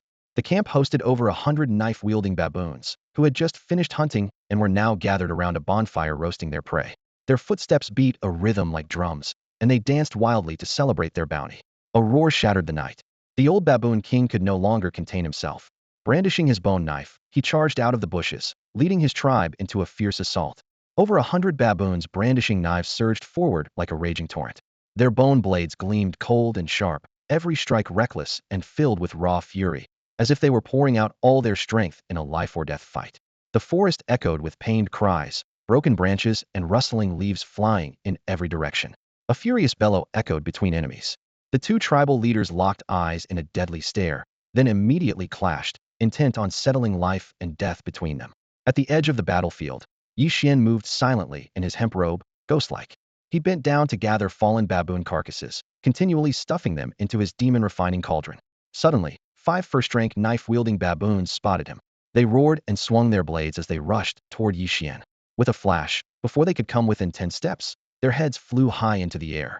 Ye Xuan's bloodstained knight praying mantis blade danced and flickered beside him, expertly slicing down any baboon that got too close. Minutes later, the battle shifted suddenly. The yellow-haired baboon king, locked in deadly struggle with the old baboon king, let out a fierce roar and unleashed a bloody horizontal slash that forced his opponent to retreat.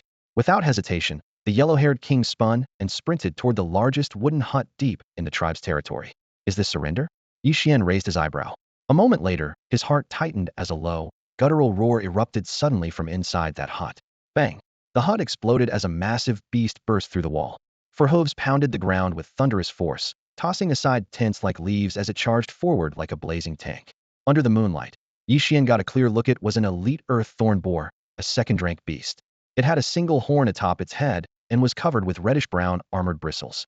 Nearly 4 meters long and 2 meters tall at the shoulders, it was a towering beast bred from a common red hairy armored boar. What the heck, pig knights now? Ye Xuan sucked in a sharp breath. Baboons were naturally cunning, but this taming of other tribes' beasts was beyond his expectations. The yellow-haired baboon king rode proudly atop the earth thorn boar, roaring triumphantly. The boar lowered its head and charged with relentless ferocity, a living fortress of raw power.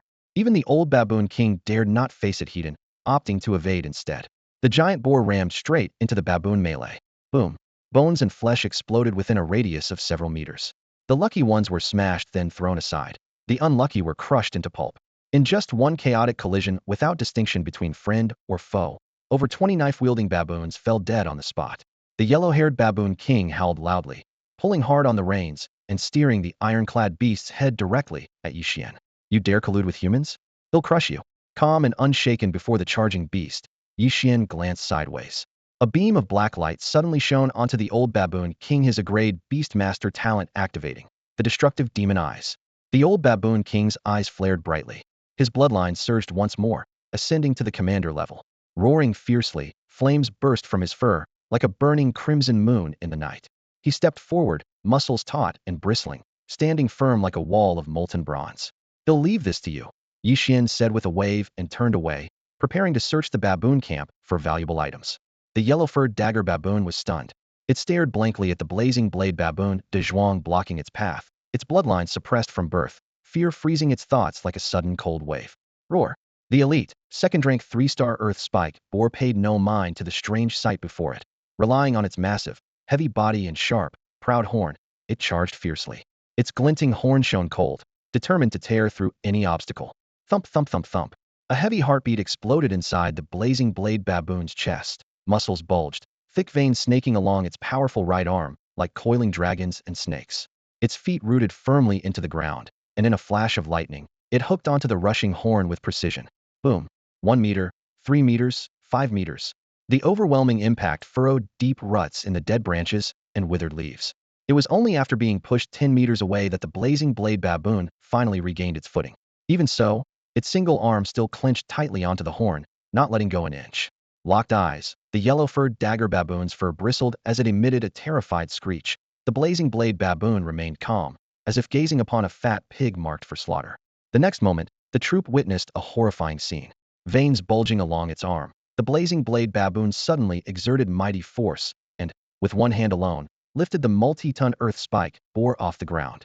Its limbs flailed wildly in midair, tail thrashing with a whoosh. The terrified boar whimpered but could not escape the iron-like grasp. Roar! The blazing blade baboon bellowed in fury and slammed it down. Bang! Bang! Bang! 3 thunderous impacts cracked the earth and kicked up clouds of dust. The earth spike boar seemed dazed as blood gushed from its 7 orifices, pig excrement spraying 3 meters high. The unlucky yellow-furred dagger baboon was trapped beneath as well, crushed to a bloody pulp, dying with eyes wide open. After a few breaths, the blazing blade baboon panted like a bellows, releasing its grip and dropping the dying boar. It slapped its chest hard, then stomped fiercely on the boar's head to declare dominance. Both baboon troops immediately knelt and bowed, paying homage. A new king was born. At dawn the next day, Ye Xuan, who had spent the night hunting without sleep, returned with dark circles under his eyes, blending into the troop. No one helped me reach the clouds, so I walked through snow to the mountain peak myself. 130 went out. 300 strong baboons returned through the pass. The rest were yesterday's conquered captives. The largest prize, naturally, was the elite earth spike boar bound tightly with ropes. It snorted pitifully, suspended by thick wooden sticks, carried by a dozen strong baboons, its body stained with blood. Young Knight, Lu Erfa and Sun Yutong rushed forward, relieved to see Ye Xuan back safe. The Nose Island at night was like a wild storm of curling waves, filled with nocturnal feline demons, blood-sucking bat fiends, and round-bodied earth dragons, any one of which was a nightmare. I'm fine. Ye Xuan yawned. Later, I'll need you two to tend to the troop and the boar's wounds. Understood. After giving instructions, he slipped into a simple wooden hut, set the night watch guards, and fell into a deep sleep in less than 3 seconds. Nose Island, the silent bamboo forest. The pig-faced black-robed instructor lifted his cup to drink tea. Bamboo leaves rustled, casting shadows on his tusked mask. Beside him, a black-robed crow-faced man sat quietly. Lord Foam, a report from above. Speak. The instructor's voice was low and gruff. The crow-faced man took a deep breath. There's a suspected mole among us leaking intelligence on the 5 islands' brow. Eye, ear, mouth, and Nocido the High-Evil Beast Tamer Alliance covertly. They've ordered us to accelerate the cultivation of the 5 islands' Goo Kings before more delays cause complications. After the words fell silent, the air grew still, leaving only the faint rustling sound of breath against the iron mask. After a long moment, the instructor finally spoke slowly. Tugu, what do you think? Who's the mole? Subordinate does not know. Tugu gave a bitter smile and shook his head. The instructor remained silent, drumming his fingers steadily on the rough stone table as if weighing his options. Tugu, at your command. Send orders to the 4 islands' brow, eye, ear, and mouth. Accelerate the process. Tonight, the crow-faced inspectors will begin the hunt ahead of schedule. Sir, what about Nose Island? Nose Island as well. They've grown under pressure and bloom through slaughter. Remember, in this world, only the strong deserve to live. Understood. Tugu withdrew, but a pang of pity rose in his heart for the prisoners on the 5 islands.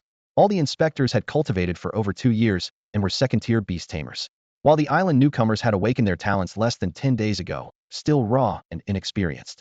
100 second-tier crow-faced inspectors and 10 second-tier, 10-star crow-faced squad leaders deployed early meant this year more lives would be lost across the 5 islands than ever before. Noon.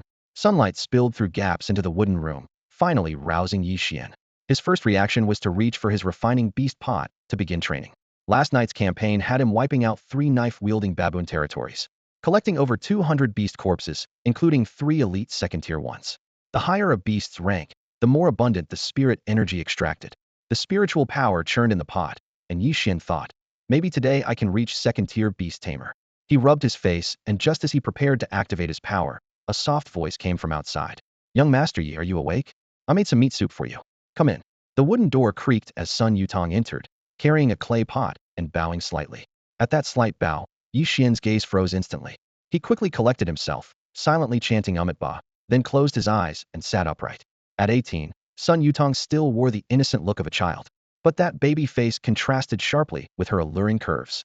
The intersection of youthful charm and maturity added a layer of captivation. Feeling Ye Xuan's gaze, she blushed and tightened the collar of her coarse linen dress. Young Master Yi, a person needs solid food and drink. I specially made soup for you. To ease any doubts, she first sipped from a coconut shell bowl to show it was safe, then handed the bowl in front of Ye Xuan. Thank you. Ye Xuan took the bowl with both hands, feeling the warmth but not drinking yet. Sun Yutong set down the pot and spoke softly. Young Master Yi, we're companions now. If there's anything you need help with, anything within my power, just say the word.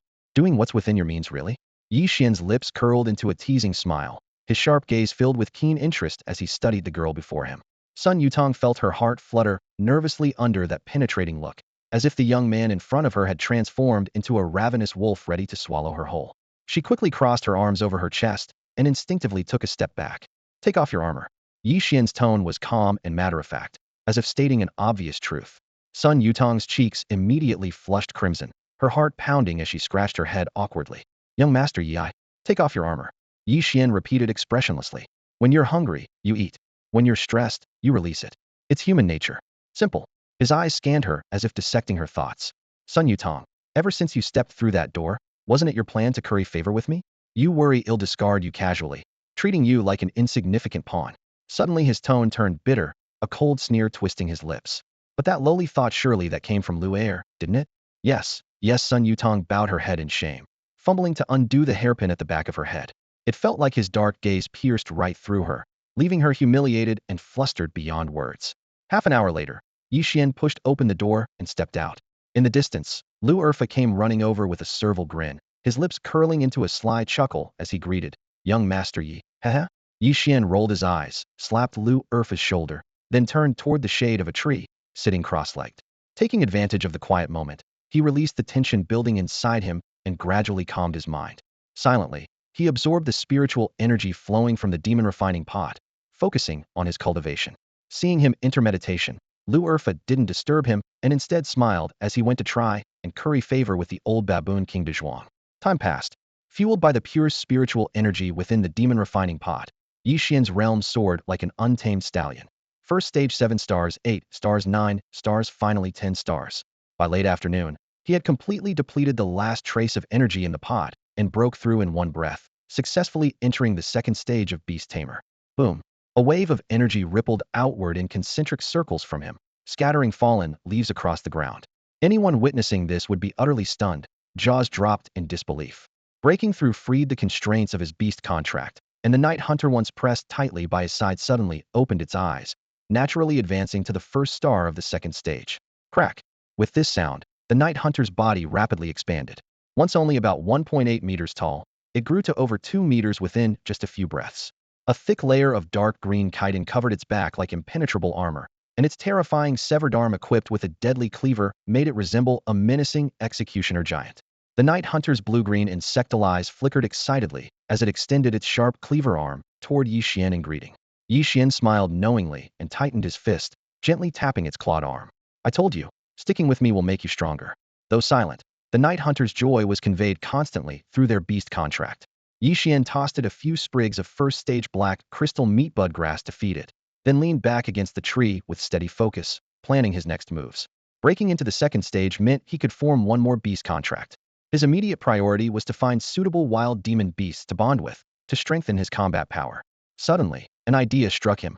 Axe baboons were nocturnal beasts that slept during the day and acted at night. Ye Xuan carefully avoided disturbing them and summoned Lu Erfa and the just-awakened Sun Yutong. At that moment, Sun Yutong's face was flushed hot, her fingers nervously twisting the corner of her garment, avoiding Ye Xuan's gaze. You too, want to swap for a new batch of demon pets? Elite level ones. Elite level? The girl's eyes widened in stunned disbelief. Lu Er's eyes brightened as he eagerly tapped his chest with a chicken-pecking motion. Although the night mantis wasn't top tier in strength, it only ranked in the lower middle among ordinary-grade demons. Plus, its fierce nature and lack of affinity with humans made it hard to willingly bond with who would choose such a pet if not pushed by that pig-headed masked man. Thinking this through, Lu Er didn't hesitate to pound his chest and declare loudly, Young Master Yi, I I am willing to switch to the new demon pet, to ignite myself, and offer whatever little strength I have for second master's journey forward. Xiangu, am willing to. Beside him, Sun Yutong quickly followed suit with a obedient nod. Ye Xuan gave a slight nod, signaling the two to gather their gear. Then he led them quietly away from the territory of the blade-wielding baboon, treading softly along a forest path. Thick foliage blocked the sunlight above. Insects and birds occasionally stirred. The air carried damp earth mixed with faint floral scents. Young Master Yi, where are we headed? Lu Er lowered his voice, staying close to Ye Xuan's side. Just wandering for now, Ye Xuan replied evenly. Elite-grade demons aren't like cabbages, you don't find one easily. And even if you do, it depends whether it's the right fit. Lu Er scratched his head and nodded vigorously in agreement. Indeed, elite demons of uncommon types were everywhere: poison-bulbed toads, thousand-legged centipedes, corpse water catfish, burrowing slugs, and broad-leaved giant apes. These beasts were not only terrifying in appearance, but usually had some weakness in combat. Choosing carefully was critical. After about half an hour, the three arrived at a lush hillside by a clear stream, where luck was on their side. They spotted an elite-grade demon drinking from the Watera, nearly tumter-long silver-white leopard-like beast. Its muscles were well-defined, with black swirling patterns along its back resembling a fearsome ghostly face. This was the elite ghost-face cloud leopard, gifted with endurance. The ghost-face cloud leopard lifted its head and immediately grew wary of the trio deeper in the forest. Tilting its neck slightly, ears perked up, it advanced with a defiant, unrecognizing gait, growling low and baring its fangs. To humans it looked like a wild, ferocious beast, but to it, these two-legged creatures and the blade-wielding baboon were no different. Ye Xuan's expression remained cold as he raised a hand and lightly tapped. In an instant, a shadow darted from thick branches overhead. Ye Xuan leapt down, planting its dual scythe blades firmly into the soil, standing guard in front of Ye Xuan. Towering over the scene, Ye Xuan's deadly gaze surveyed the ghost-faced cloud leopard, a predator reigning supreme over a mere one-star rank. The ghost-faced beast's heart skipped. Something was wrong. It abruptly halted, then bolted, claws flashing fast enough to send the stream water splashing. Knowing it was outmatched, it decisively chose flight over fight. Running? Ye Xuan's voice was calm, yet carried an icy, unyielding edge. Ye Xuan, bring it back alive. Remember, I want it unharmed. A low rumble came from Ye Xuan's throat as it instantly activated its beast technique, Phantom Clone. Three shadowy afterimages blurred and sped off like a gust of wind. Lu Er and Sun Yutong only saw the forest shadows flicker and heard the rush of wind, hearts pounding. Did this mantis just grow bigger again? Less than a minute later, Ye Xuan returned. With a single mantis arm, it pierced precisely through the leopard's vital area. The 2-meter silver feline lifted effortlessly like a lantern. Not a drop of blood spilled as Ye Xuan carried it back firmly. Ye Xuan's gaze fixed on the barely conscious but still fierce ghost-face cloud leopard. He casually asked, Sun Yutong, do you want this ghost-face cloud leopard? Spirit of wind type, speed-focused demons were not scarce for Ye Xuan. Ye Xuan alone was enough for rapid strikes. After a moment's hesitation, Sun Yutong gently shook her head. Xiangu, I don't think it suits me. Sun Yutong declined. So the elite first-tier ghost-faced cloud leopard was given by Ye Xuan to Lu Erfa, who was so moved that tears streamed down his face. He wished he could instantly transform into a young beauty to repay the favor. The ghost-faced cloud leopard had just been sealed into a contract scroll. The air beside the stream still lingered with blood and a faint musky scent. Lu Erfa clutched the scroll, his eyes red, stammering his thanks. Shuanga, how about we wait for prey near this little creek? Sun Yutong squatted down, cupping a pool of clear water to drink, wiping his mouth afterward. Water is the source of life. If people need it, so do these beasts. Ye Xuan paused, then nodded after weighing it 3 times in his mind. Ambushing near water is indeed a smart way to catch the right kind of monsters. He scanned the surroundings and picked the densest thicket of bushes, leading the two to crawl inside and lie in wait. Time passed as sunlight flickered through the forest canopy. One by one, various beasts came to drink. The first to appear was a herd of ordinary-level green deer. The lead deer was alert, head raised on guard, while the rest bounded clumsily to the stream's edge and bent down for a thirsty drink. Green deer no good, Ye Xuan mentally noted. Shortly after they left, a black and white creature with a king-shaped mark on its head burst through the bushes and staggered to the water. It was an ordinary-level king-patterned honey badger, known for the innate ability stronger when wounded. The more injury it takes, the stronger it becomes. Among ordinary beasts, it was definitely a standout. Ye Xuan's heart stirred, but he held back the urge. The badger was naturally arrogant and would fight anyone he'd, even sometimes turning the tables on its own contractor in a blood fight. Such a hothead wasn't worth the risk. Watching the honey badger leave, he inhaled deeply and settled back into hiding. As the sun slipped below the horizon, dusk cloaked the dense forest. Following the honey badger, large numbers of beasts arrived. surrounding the stream until it was completely crowded. They came singly or in small groups, keeping wary distances, quietly sipping water without raising alarm. Ordinary level dagger-wielding baboons, black needle bees, earth pythons, spotted wildcat stints, and endless. Master Yi, all these are ordinary beasts. Lu Erfa made a makeshift shield from 2 sticks, whispering barely above a mosquito's buzz. Wait a bit longer, Ye Xuan replied tersely. Another long, grueling wait followed. Buzzing insects, babbling water, time stretching unbearably. Just as Ye Xuan's patience wore thin, a streak of golden light glided in. It was a butterfly beast, about the size of a wooden bowl, its entire body golden with textures so fine they looked like gilt craftsmanship. It landed at the water's edge and gently drank. Ye Xuan froze, eyes gleaming like heated iron. Elite-level white light butterfly. Lu Erfa's eyes widened too, whispering urgently, Master Yi, elite-level white light butterfly. White light butterflies, carrying the light attribute and gifted with the healing affinity talent, were rare healers among elite beasts. They favored fresh flowers, honey, and innocent maidens. Pure in temperament, they mastered multiple healing skills extremely valuable. We just struck gold, Ye Xuan whispered, fingers clenching so tight his knuckles whitened, a suppressed smile creeping up. He softly ordered, Ye Xuan, go catch it for me. Be sure not to hurt it gentle now. Gentle? Contracted shadow wolf Ye Xuan tilted his head, then in a blur of black thunderbolt, shot forward like a lurking tiger stalking prey. His speed left only an afterimage. Before the white light butterfly could react, Ye Xuan suddenly appeared before it, his mantis-like forelegs slashing down. Shhhk. Half of the golden wing was cut clean off at the root. Feathers scattered in the breeze. The butterfly lost balance and crashed to the creek bank, momentarily unable to fly. Chirp! The butterfly cried out in pain, golden scales exploding outward like powder. Fury surged through it as it raised both wings, rapidly gathering light attribute energy. You throw mud at me, I grow lotus from mud. Beast skill, healing light powder. It flapped its remaining wings, scattering a vast shower of starlit powder. The shimmering dust settled between the plates of the night hunt's exoskeleton, seeping into flesh and blood, slowly mending subtle, nearly invisible wounds. Beast skill, healing light dust. The white light butterfly seemed naturally combative, repeatedly unleashing the same move, urgently tending to Night Hunt's injuries with wave after wave of the sparkling powder. Night Hunt's compound eyes relaxed, basking in the soothing healing. Just as it was immersed in this comfort, Ye Xuan gave the command through the beast contract. Only then did it raise its scythe-like forelimb, and with a sharp smack, knocked the white light butterfly unconscious. A hiss. Night Hunt turned smoothly and retreated into the grass, casually tossing the unconscious white light butterfly aside.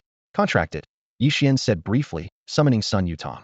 As the girl hurried over, her pale, childlike face flushed with excitement. Clutching the hem of her skirt, she quietly double-checked. Young Master Yi. This one, really for me? Contracted, Ye Xuan nodded. Without hesitation, Sun Yutong summoned her ordinary rank 1, 4-star slashing night mantis, and mercilessly severed the soul beast contract binding it. As the contract tore apart, backlash struck immediately, draining the color from her face. Freed from restraint, slashing night mantis didn't attack right away. Instead, it stared at her intently, silently asking, why did you abandon me? I'm sorry. Sun Yutong bowed her head in shame, regret flashing through her mind. A low hiss escaped the slashing night mantis as it decisively turned and vanished into the forest. Night Hunt watched his kin's retreating figure, saliva dripping, his scythe trembling. The primal bloodline of the predatory mantis roared inside him, eager to tear it apart and devour it. Without Ye Xuan's suppression, he would have struck already. No need to feel guilty, this is Nose Island. Surviving is what matters most, Ye Xuan said calmly, comforting her. Yes. Sun Yutong steadied herself and sat down to form a new beast contract. The intricate contract patterns quickly took shape and merged into the still unconscious white light butterfly. With its mind completely blank and no resistance, it effortlessly became Sun Yutong's first demon beast companion. Moments later, the white light butterfly slowly awoke, initially dazed and then shocked.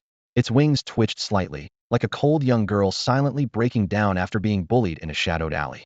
Night Hunt casted a half smile, half smirk like a bully's cold taunt. One day, you'll carry my offspring. Chirp. Fuming with rage, the white light butterfly unleashed all its fury on Night Hunt, once again using its beast skill, healing light dust. This counterattack was its way of expressing humiliation. Night Hunt didn't bother dodging, letting the starry powder fall everywhere, not even flinching its armored plates. Shoo! Quiet your demon beast. Ye Xuan suddenly grew serious, eyes locking intensely on a lurking beast near the stream. Sun Yutong immediately hugged the white light butterfly closer and glanced sideways. At a single glance, she recognized it and whispered, Brother Xian. That's an elite-level demon Biasta egg-stealing hidden lizard. That's right. Ye Xuan's voice was heavy, tinged with barely contained excitement. It was an earth element egg-stealing hidden lizard, with the innate ability of invisibility. This type of lizard only conceives once every 30 years, bearing a single offspring in one clutch. They have an obsession with stealing all kinds of demon beast eggs to collect, moving furtively and extremely rare. Following one would be like holding a moving treasure map. The den of an egg-stealing hidden lizard is often piled high with rare eggs ranging from low to high rank. Ye Xuan's breathing quickened, a fiery gleam lighting his eyes. Wang Defa, you've hit a jackpot. Running into an egg-stealing hidden lizard. Tracking it meant a chance to snag leader level, or even higher ear demon beast eggs. A thrilling gamble. Rumor has it that some beast tamers have successfully tracked these lizards and seized leader level, or even higher tier eggs from their collections. By the shallow stream bank, a hatchling-sized egg thief reptile bent down to drink. Its earth-brown scales blended almost perfectly with the pebbles on shore, except for its amber vertical pupils that flicked vigilantly, scanning the surroundings. After quenching its thirst, it didn't linger. With a sudden shake of its body, it vanished from sight. Lu Erfa and Sun Yutong blinked, but when they looked again, it had disappeared without a trace. Yet, through Ye Xuan's destruction demon eye vision, every detail was crystal clear. The egg thief reptile moved backward in a strange gait, each step deftly avoiding fallen branches and dry leaves. Its scales shimmered subtly in the dim light, silent as a shadow. Let's follow it, Ye Xuan said, black starlight shimmering in his eyes as he crouched low and pursued. Lu Erfa and Sun Yutong held their breath, tiptoeing carefully to avoid snapping any twigs. A hiss. Even cloaked in invisibility, the egg thief reptile remained cunning, pausing often to lift its head. Its cold, blade-like vertical pupils pierced the forest gloom, checking for pursuers. After about half an hour of this cautious progress, it finally stopped, raking aside underbrush with sharp claws to reveal a dark hollow in an ancient tree. In the next instant, it darted inside, then pressed a piece of bark tightly over the entrance.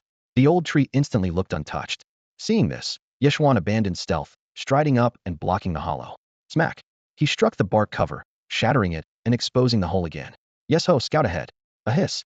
Yes ho obeyed, darting into the pitch-black hollow like a praying mantis. The tunnel ran straight down underground, and shortly after entering, the shrill cries of the egg thief reptile pierced the silence. Moments later, Yes ho flew backward, carrying the unconscious reptile on his back. Its eyes rolled back, hind legs twitching, utterly incapacitated. Ye Xuan seized the creature with a smile. Yes ho, get all the eggs down here out for me. Hiss. Yes ho dropped the reptile aside and plunged back into the tunnel. Pick drop. One by one, brightly colored beast eggs were tossed out and caught by the three of them. In just 3 minutes, they had gathered over 20 eggs, a surprisingly rich haul for nothing but opportunism. Ye Xuan grinned broadly, while the revived egg thief reptile could only look on helplessly, tears of humiliation welling as its hard-stolen loot was stripped away, forgetting it was a thief itself. What's the matter, little egg thief? Feeling a bit salty? Ye Xuan flicked its head with 2 fingers, producing a crisp clicking sound. Hiss. The reptile welled up with shameful tears, a look that said, do what you want, I give up. Yet Ye Xuan had no plans to kill it, being just a rank 1 creature. Its value for refinement was limited. Besides, egg thief reptiles were rare, even considered first-class protected beasts on the old blue star. He picked up the reptile, gave it a kick that sent it flying a good distance, then released it back into the forest. Plop! The reptile tumbled like a clumsy dog, shooting Ye Xuan a hateful glare before disappearing into the woods. Nightmaster, Lu Erfa squatted down, propping his chin on his hand as he lightly tapped a dull gray egg. You're so knowledgeable, though. You recognize what species this egg is from? I'm not a clairvoyant. Can't always tell. Ye Xuan shook his head. There are countless egg-type monsters, and many beast eggs can't be judged by ordinary logic. The water attribute beast, the jade lion egg born by special means. This thought flashed through Ye Xuan's mind as he silently communicated with He Ji inside the refining beast pot prison. Oh, young Master Yi remembers me at last? The imprisoned girl in the black dress teased playfully, a seductive smile flickering in her eyes. He Ji, help me assess the strength of these beast eggs. Sure.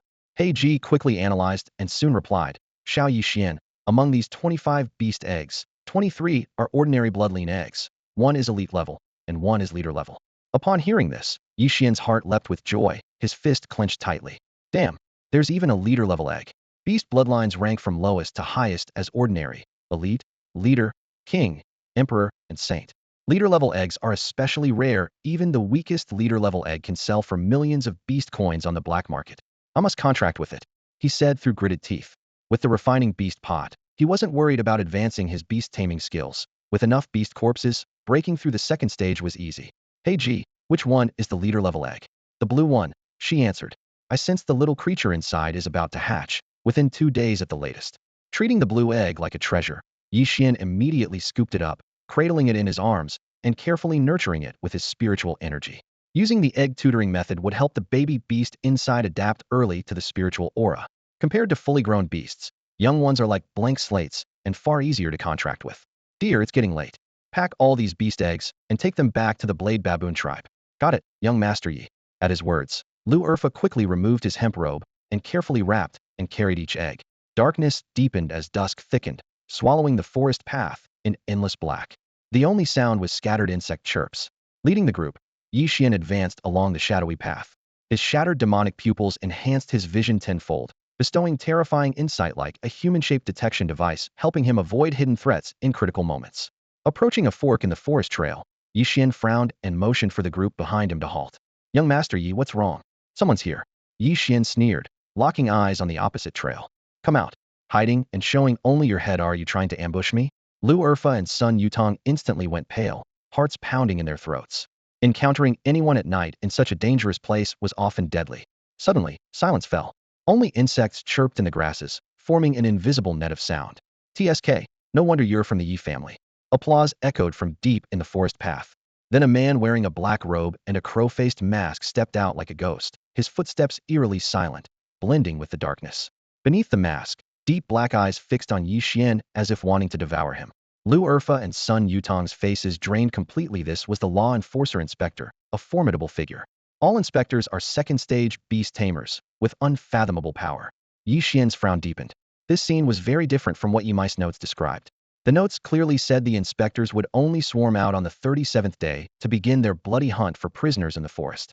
But today was only the 36th day, which meant Ye Xuan suddenly realized something had changed, and the inspectors were forced to start their hunt a day early.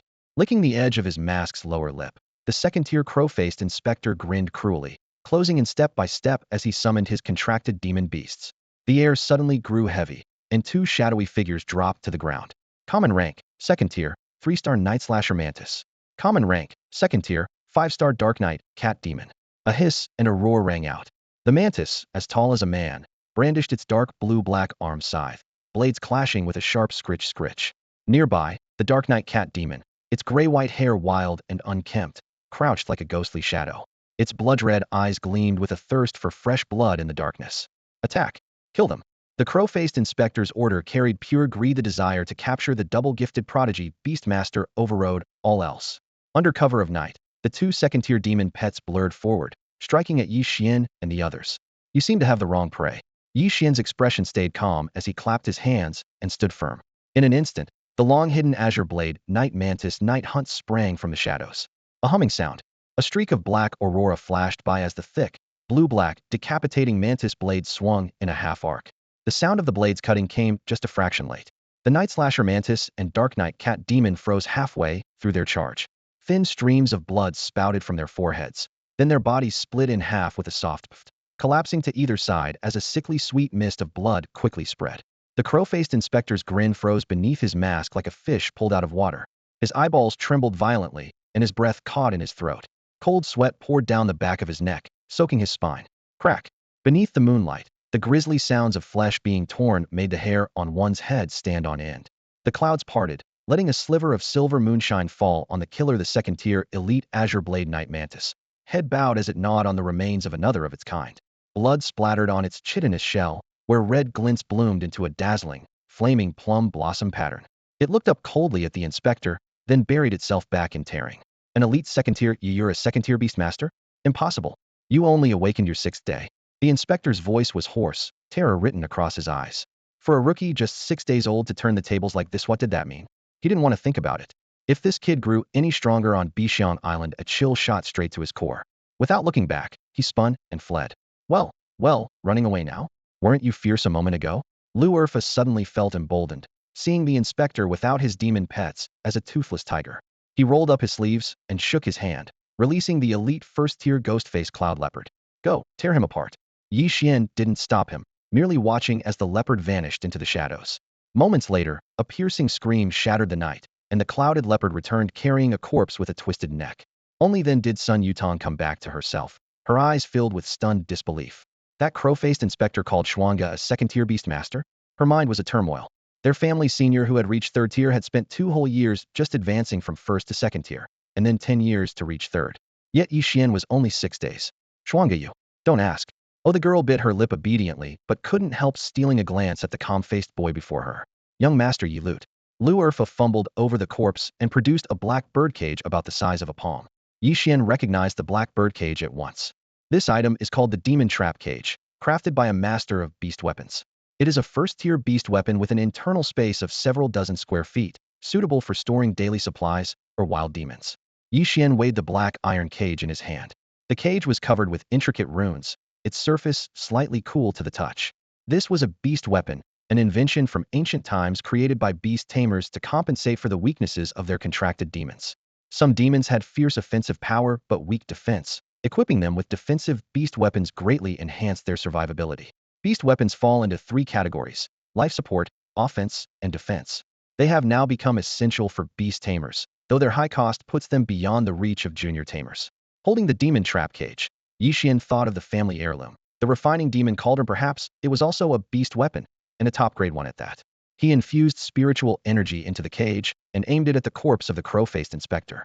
With a hum, a strong suction force flashed within the black light, and the corpse vanished instantly, leaving only a pool of bright red blood on the grass. We're not far from the baboon pack. You two should head back first, Ye Xuan said, hanging the cage from his waist and pulling out a set of black clothes to change into. The fit was perfect, replacing his worn-out hemp shirt. He looked much more composed. What about you, Master Yi? Lu Er's voice betrayed his nerves. I have my own business, Ye Xuan replied, rubbing his fingertips as a bloodthirsty gleam flashed through his dark eyes. A month of torment in the Black Chamber had left most survivors somewhat psychologically damaged. Yet Ye Xuan considered himself perfectly sane, just someone who wanted to kill. Night Hunter had awakened the bloodline of the hunting mantis bee. Devouring mantis beasts would accelerate the bloodline's evolution. Around the crow-faced inspector, there were usually several second-tier night-slaying mantis companions, rare and valuable prey. After being pinned like livestock for a month, it was time to strike back. Ye Xuan smoothed out his black shirt. Beneath his calm gaze, murderous intent surged. Tonight, he was determined to see how many crow-faced inspector corpses this demon trap cage could hold. Tonight is destined to be anything but peaceful as silent massacre unfolds on Nose Island. In the pitch-dark forest, where visibility doesn't extend beyond an outstretched hand, a young boy staggers in a desperate sprint. Tree branches carve deep, crisscrossing wounds into his frail body, while his tattered hemp robe, soaked in blood, emits a pungent metallic stench. Yet, he doesn't stop to catch his breath. Instead, a singular thought echoes relentlessly within his mind: run. Survive. His terror and confusion blur his sense of direction, leaving him unable to distinguish north from south or east from west. All he can do is trudge ahead through fallen leaves and wet, clinging mud, letting stray branches lash his face. Suddenly, in the ink-black darkness ahead, there comes a faint outline darker than the night itself. As the figure steps into view, the boy freezes in terror. A man cloaked in black robes stands motionless in the forest. His flowing garments brush against the ground, a slender blade strapped to his waist, its sheath adorned with subtle patterns faintly illuminated by the gloom. An unsettling mask made of ebony wood, shaped like the face of a raven, rests on his features. Its hooked beak gleams ominously, while 2 crimson gemstones embedded in its eye sockets radiate a sinister chill. Across his gilded raven crest chest armor, a gilded 2 is boldly inscribed. Help me. The boy stumbles forward, tears streaming down his face. But before he can finish his plea, the man-raven mask Captain Number 2 sheathes his blade. A flash as quick and sharp as lightning streaks through the air. The boy's pupils contract. The world flips upside down in an instant.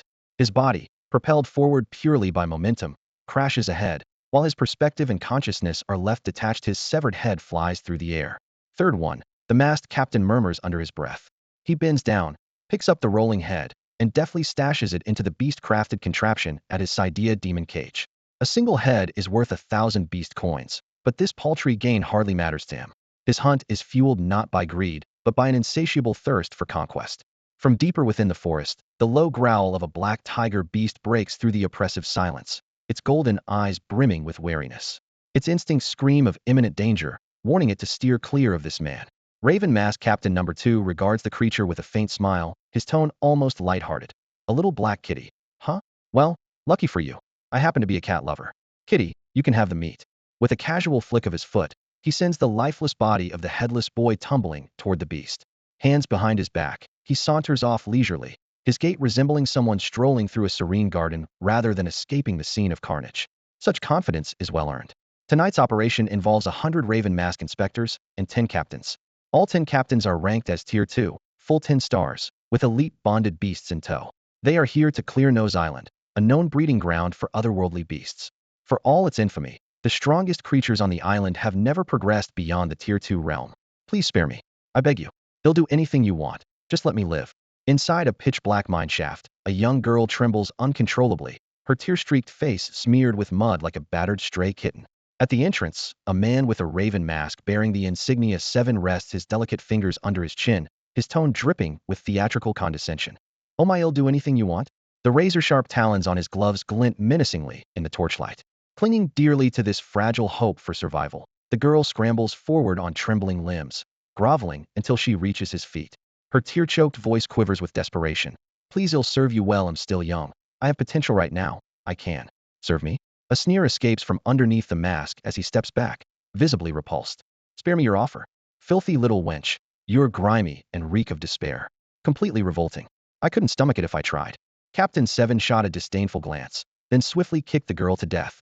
He snipped off a lock of her hair and pocketed it, twisted his waist, and strode away with a quiet intensity. Damn it, I'm going to blow you all up. He'll kill every last one of you bastards. On Nose Island's rocky hill, a young bald boy in hemp clothes shouted furiously. His eyes burned with ferocity as he ripped open his robe, revealing a chest covered in purple coconuts, the fruit of the elite-level plant-type beast, the Thunderstrike tree. This tree bore 8 fruits a day, each capable of shaking mountains and splitting rocks after activation. The boy stripped off his clothes, infused them with spiritual energy, and grabbed all 8 fruits, hurling them at 2 crow-faced inspectors. You sons of bitches, an 8-shot barrage blow you to hell. The fruits cut through the night air. The 2 inspectors scattered like owls startled in the forest, cursing inwardly. Damn, there's such a ruthless rookie? He actually contracted an elite Thunderstrike tree. Bang! The coconuts hit the ground, exploding in violet lightning. Ripples of electric energy surged, scorching the plants and turning trees black in an instant. The boy reclaimed the small purple humanoid tree and glared ferociously at the 2 inspectors. Fates change 30 years east, 30 years west. You better pray I die in this jungle, or I, Ye Xuan, will kill every last one of you. With that, he vanished into the dark woods. Moments later, a severed head flew backward, skidding along the ground in a trail of blood. Moonlight filtered through the branches, illuminating Ye Xuan's pale, unyielding face. 2 useless idiots, making such a ruckus.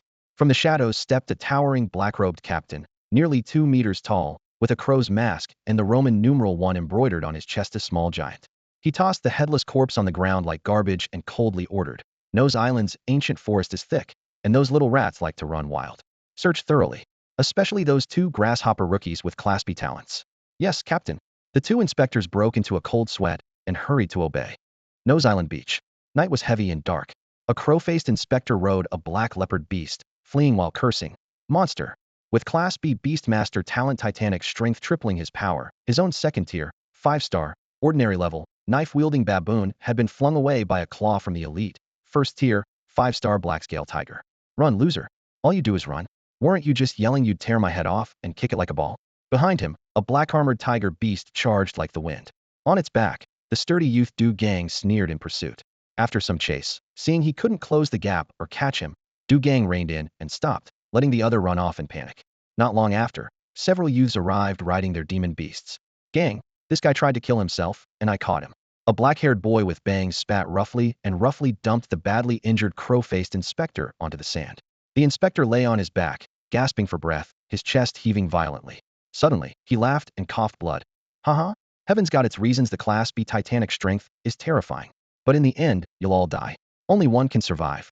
Listen to Mether's power in numbers. Kill Du Gang now. When he grows stronger, you'll all become stepping stones. Bang!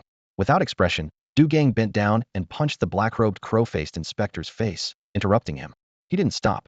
Raising his massive, bullseyed fists, he slammed them down with brutal force. Each punch landed heavy and powerful. Bam! Bam! Bam! The harsh, vivid sounds of flesh tearing and bones shattering filled the air. Several watching boys turned pale with fear, retreating step by step. Gradually, the inspector wearing the black robe and crow mask stiffened, his limbs growing rigid before finally falling limp and helpless. After a moment, Du Gang stood up calmly, as if nothing had happened, wiping the blood off his fists with quiet composure. The chrome-masked inspector, a second-tier beast tamer, had been killed outright by just 2 blows from him. The mask shattered on impact, revealing a grotesquely distorted, unfamiliar face beneath. His head was driven deep into the mud with such force that it caved and cracked like an overripe melon. Only the severed neck stubbornly protruded from the ground, blood gurgling out in a steady stream. Ye Gang, brother Gang. I haven't finished asking you questions. The boy with the fringe swallowed hard, his voice trembling. Next one. Bring the next. Du Gang's voice carried a chilling undertone, the bloodshot redness in his eyes fading as his gaze returned to cold calm. All who were present bowed their heads in submission to Du Gang, then silently slipped away into the shadows. The Nasima region was vast, and sometimes finding prisoners depended on luck. Time passed swiftly. The night grew dense as ink. At dawn's first light, a purple glow gently rose. All the chrome-masked inspectors instinctively halted their search, soaring upward on the backs of their summoned beasts like startled night crows. Clad in black feathered robes, they tore through the mist at high speed, gathering toward the temporary rendezvous. According to the rules, killing was forbidden during the day, granting these young prisoners a brief respite. Strange, aren't we short some of our people? One chrome-masked inspector murmured, frowning near the campfire. Maybe they're just far behind. Let's wait a bit longer. Another nodded in agreement. By midday, nearly all the inspectors had arrived, including 10 captains. Where are the missing? The number 1 chrome-masked captain's face darkened as he scrutinized the group from above. 100 inspectors were sent out, but only 67 have returned. The onlookers exchanged confused glances. Even the lower-ranked inspectors felt uneasy. So many missing was simply inexplicable. Wait another half hour, the number 1 captain said, nodding before sitting cross-legged with eyes closed to rest. Half an hour later, silence reigned over the gathering spot. Except for the 10 captains, only 67 inspectors remained. Quiet speculation ran through the crowd. Could Du Gang really be responsible? He's powerful. I met him last night near Site 91, one chrome-masked inspector said gravely, recounting his experience calmly. Are you saying he alone killed 33 of us? Someone asked in disbelief. At the mention, the inspectors fell silent, thinking it almost absurd. After all, they were all second-tier beast tamers. Though inferior to Du Gang, most should have escaped. Even he himself had managed to flee from Du Gang's grasp. The atmosphere grew heavy, eyes behind masks flickering with uneasy thoughts. If not Du Gang, then could it have been someone else? Knight Xian from the Ye family in Shurching? But Knight Xian's death gaze leaned towards detection, very different from Du Gang's immense crushing power. Just as they pondered, someone suddenly whispered in surprise, "Wait, there's number 31 returning." All eyes quickly shifted toward a tree-leaned path in the distance. A chrome-masked inspector staggered toward them, clutching his neck, swaying unsteadily like he was drunk. As he drew closer, everyone's pupils shrank in shock. Blood continuously seeped from his neck, soaking the gaps between his fingers. Quick, help him with his wounds. Several inspectors with healing talents rushed forward to support him. They ripped the hand covering 31's neck away, and the group fell silent immediately. Captain, 31's vocal cords have been removed. Can't speak, a chrome-masked inspector whispered, his voice trembling. A collective intake of breath swept through the crowd, sending chills down their spines. The removal of vocal cords meant 31 was likely set free on purpose. Tell me who did this? Was it Ye Xuan? The captain demanded, stepping forward, his tone sharp and cold. The chrome-masked inspector 31's eyes were filled with terror. Only muffled sounds escaped his throat. Suddenly, as if remembering something, he hurriedly lifted the hem of his shirt at his belly. There, rough hemp rope had been sewn into his skin stitch by stitch, forming a grotesque scar like a crawling centipede. It made their stomachs turn. No, not Ye Xuan, another prisoner. I don't know who. There's something inside me, take it out, it hurts. He wept silently, awkwardly scrawling a warning with his toes on the ground. The closest chrome-masked inspectors changed expression drastically, momentarily stunned before shouting for medical aid. A blade sliced open the already burst seams, releasing a sickly sweet metallic scent. Moments later, a red crystal roughly the size of a baby's fist was forcibly pulled out. Curiosity filled the room at first. Then the crystal flared with a fierce red glow, heating up rapidly on its surface. Quick before the words finished, boom. The red crystal exploded violently, a fire wave tearing through the corridor, flames shooting 2 meters high.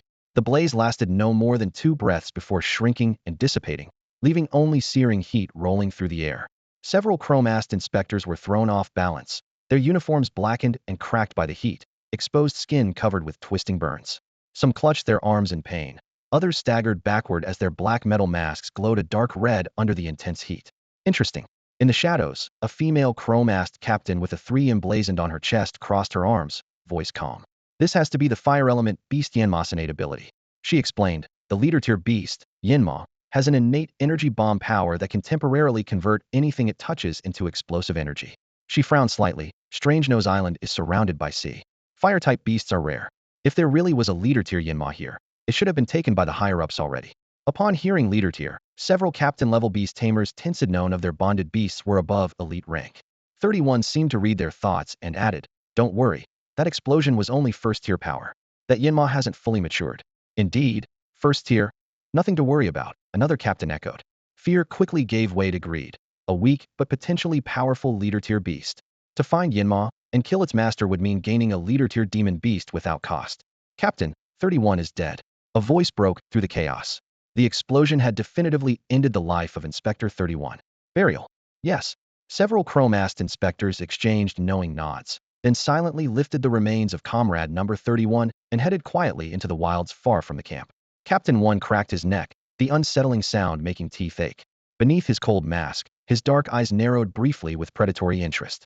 Suddenly, he raised his hand and clapped sharply, the thunderous sound commanding everyone's attention.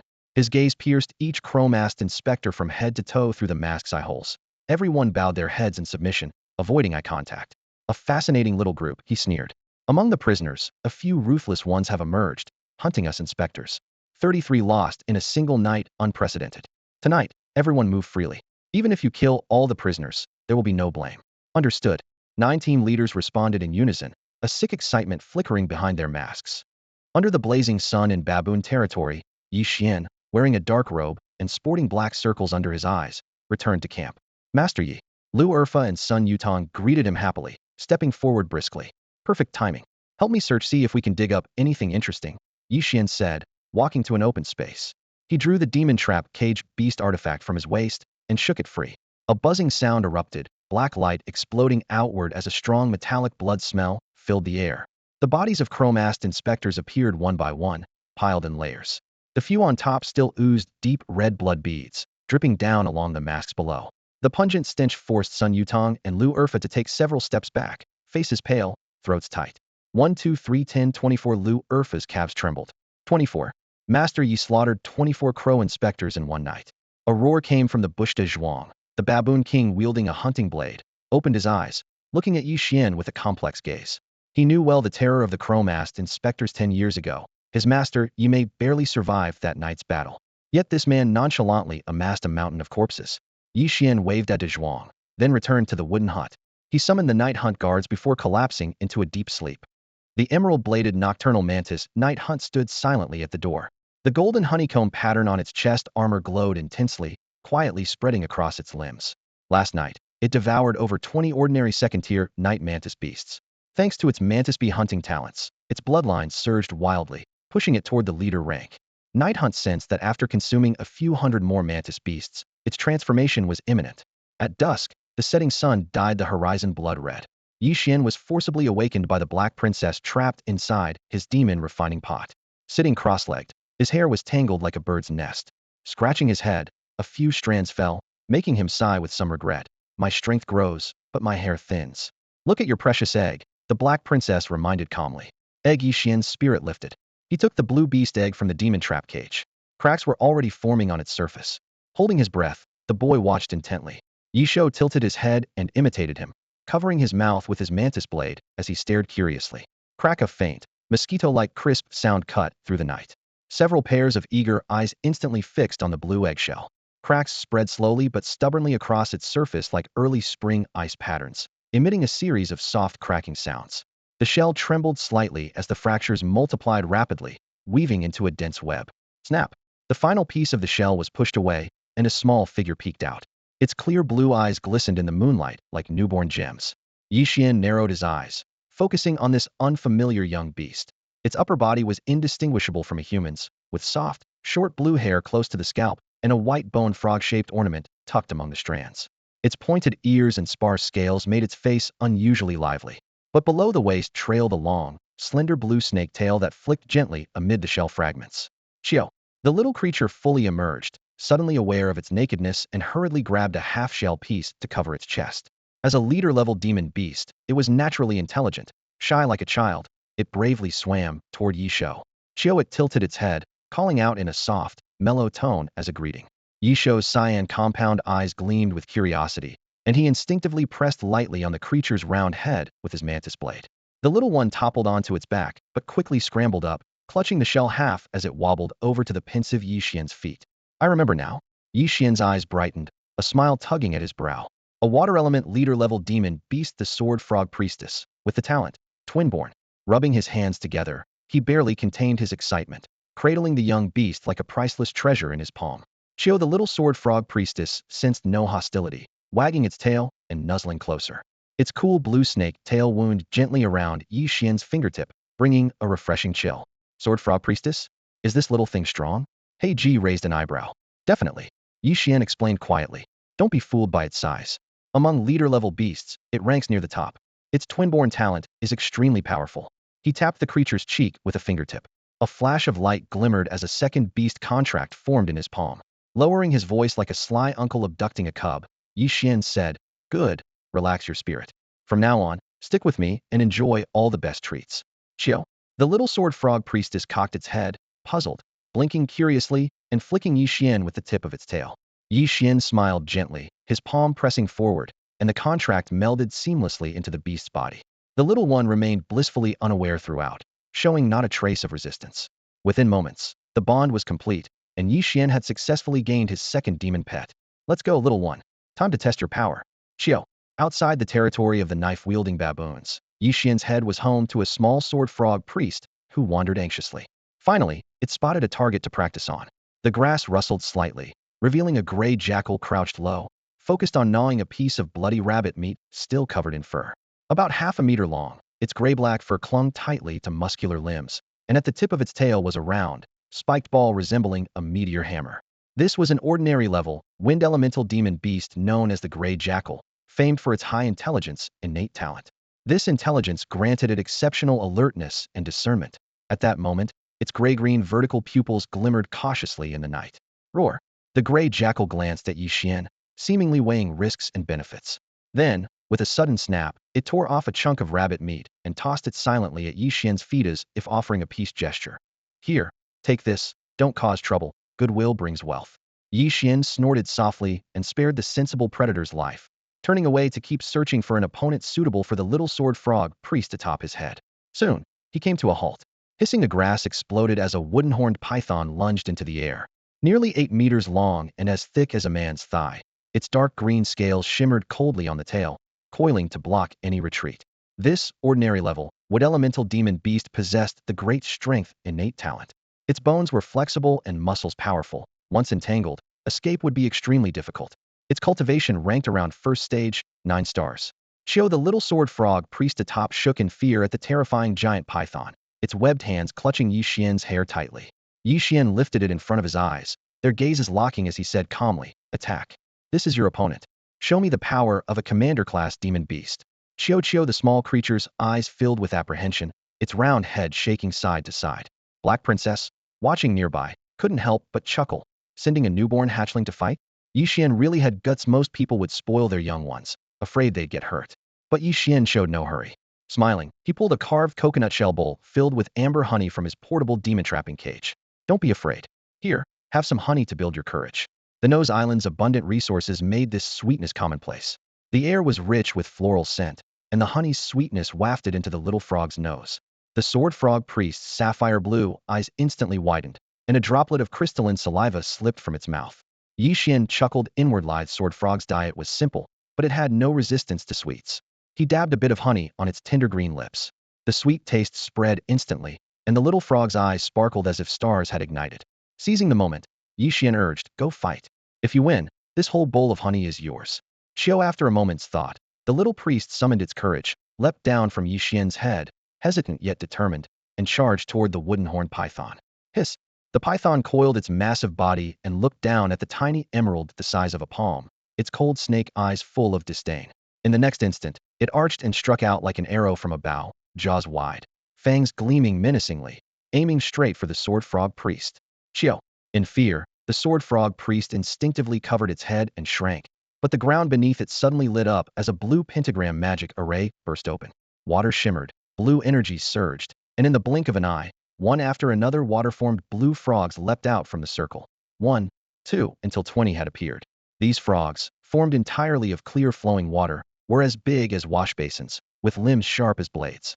Their aura matched the little sword frog priest's cultivation of first stage, 1 star. They charged forward, lining up in formation to protect their master. Summon Beast Skill Blade Frog Swarm. Croak. 21st rank. 1-star sword blade frogs charged fearlessly, launching themselves one after another at the wooden horned python. The python's vertical pupils suddenly contracted in alarm. It was the first time in its life it had ever seen these little creatures formed from blue water energy. Instinctively, it halted its advance and coiled its thick green tail tightly around its head, shielding its most vulnerable eyes and pupils. Clang, clang, clang. As the water blades of the sword blade frog struck the python's tough scales, sparks immediately flew, then shattered into countless tiny droplets that quickly reassembled in midair. The disparity in power was clear. They couldn't pierce the scales, yet the relentless barrage still sent waves of sharp pain through the giant serpent. Irritated, the wooden-horned python violently shook its head, trying to fling off the tenacious little attackers. Not far away, Ye Xuan smirked faintly, a foxtail grass clutched between his teeth as he observed the battle. Within him, the water spirit energy churned steadily as he maintained the beast skill, Sword Blade Frog Swarm, a summoning technique. These sword blade frogs, formed from condensed blue water energy, were only ordinary level, but instinct-driven and exceptionally fast. The higher the priest's realm, the greater the number summoned and the larger their size. At the same time, Ye Xuan sent a mental command to the trembling little sword frog priest at the battle's edge. Little guy, remember, you're the commander responsible for leading the soldiers into the charge. Divide the squad into 2 groups of 10. The first group distracts the python's torso. The second splits into left and right flanking teams. Circle around and pierce its weak spots. If you pull this off, it'll reward you with a big jar of flower nectar. Chio. Hearing flower nectar, the little sword frog priest shuddered with excitement, its fear replaced by eagerness. Its round blue eyes fixed on the battlefield as it waved its staff, issuing a short, sharp command. Chio chio. Gua. The sword blade frog swarm changed formation at once. 10 engaged the bulky torso heathen, their water blades crossing and leaving brilliant blue afterimages. The other 10 silently split off, skimming low along the ground at the flanks, using uneven terrain and vines as cover as they shot upward. The blue water shapes traced elegant arcs through the air, swiftly closing in on the python's high-coiled head. Sensing imminent danger, the python abruptly pulled its head deep into the thickly coiled muscle fortress. Swish! 5 sword blade frog's water blades barely grazed the wooden horn atop its head, carving several shallow white scratches on the smooth surface. Hiss! That wooden horn symbolized its mating pride and was normally strong enough to smash solid rock. Now, these insignificant little creatures had left marks on it. Rage surged through the python, its eyes flashing with ferocity. The horn glowed with an eerie blue-green light as its thick tail suddenly lashed out. 5 afterimages whirled like steel whips tearing through the air, unleashing ear-piercing shrieks. Beast skill, 5-strike whip tail. 5 whip-like strikes intersected and sliced through the air, as fast as thunderclaps. Where they landed, the ground cracked in a web-like pattern. Over a dozen charging sword blade frogs couldn't dodge in time. Under the furious blows, their bodies exploded instantly, turning into a mist of water droplets that scattered in all directions. Even nearby tree trunks were slashed with countless fine grooves. The wooden horn python, its old strength spent and new power not yet awakened, was momentarily stunned when several concealed swordblade frogs suddenly burst out. Their blade-like feet flashed icy blue light as they used the mist for cover, stabbing straight at the python's cold, vertical pupils. A sharp blue glow streaked through the air. The python roared in fierce pain as its left eye was pierced, blood jetting out and murky fluid trickling down its scales, soaking the muddy earth beneath. A heart-wrenching roar escaped it as the python's massive tail slammed wildly, and without rhythm, but heavy and forceful. The remaining swordblade frogs were smashed into vapor, dissipating like smoke, and just like that, the simple skirmish ended. 20 summoned swordblade frogs annihilated, the wooden horn python grievously wounded in the left eye. Little one, your energy is almost spent. Use your innate talent, twinborn. Chio. The little sword frog priest responded obediently. Blue light danced around its body as a blue frog-shaped shadow suddenly detached itself, leaping directly into the still glowing summoning circle. In the next breath, the formation shattered like broken glass, fracturing in all directions. A deafening chorus of frog cries exploded like thunder. Night Xian was forced to stagger back 3 steps as a terrifying pressure surged out from the formation's center, the deathly aura of a leader-class beast lord. In an instant, the formation completely collapsed. A massive figure slowly took shape. A 3-meter body formed of translucent blue water spirit energy, refracting a dreamlike glow under the sunlight. Most striking was the giant spiral sword drill atop its head, sparkling with deadly light as if it could pierce the heavens. Its back was covered by thrashing blue water swords like fish, each radiating sharp sword chi. Twin-born talent. Leader class, summon rank 1, 1-star sword abyss frog. Even among leader class beasts of the same rank, strength varies. The sword frog priest's elite status was earned not just by commanding a vast mass of swordblade frogs. As a contracted sword frog priest, the beast tamer gained the loyalty of 2 leader class beasts simultaneously. This was their true power. The wooden horn python hissed in panic, overwhelmed by the suffocating pressure. 4 eyes 2 frog, 2 python locked in tense confrontation, the air seemingly frozen in place. The sword abyss frog crouched low. Its sapphire body flickered with lethal energy as the spiral sword drill on its head spun wildly, humming with a nerve-wracking shrill. The python's vertical pupils shrank sharply. Summoning all its strength to resist the pressure, it turned and fled frantically. But some things that must be caught will never escape. Humboom!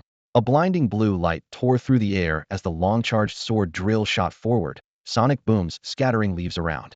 The wooden horn python didn't even have time for a scream before its massive body was pierced through, a bloodied hole grotesque and horrifying.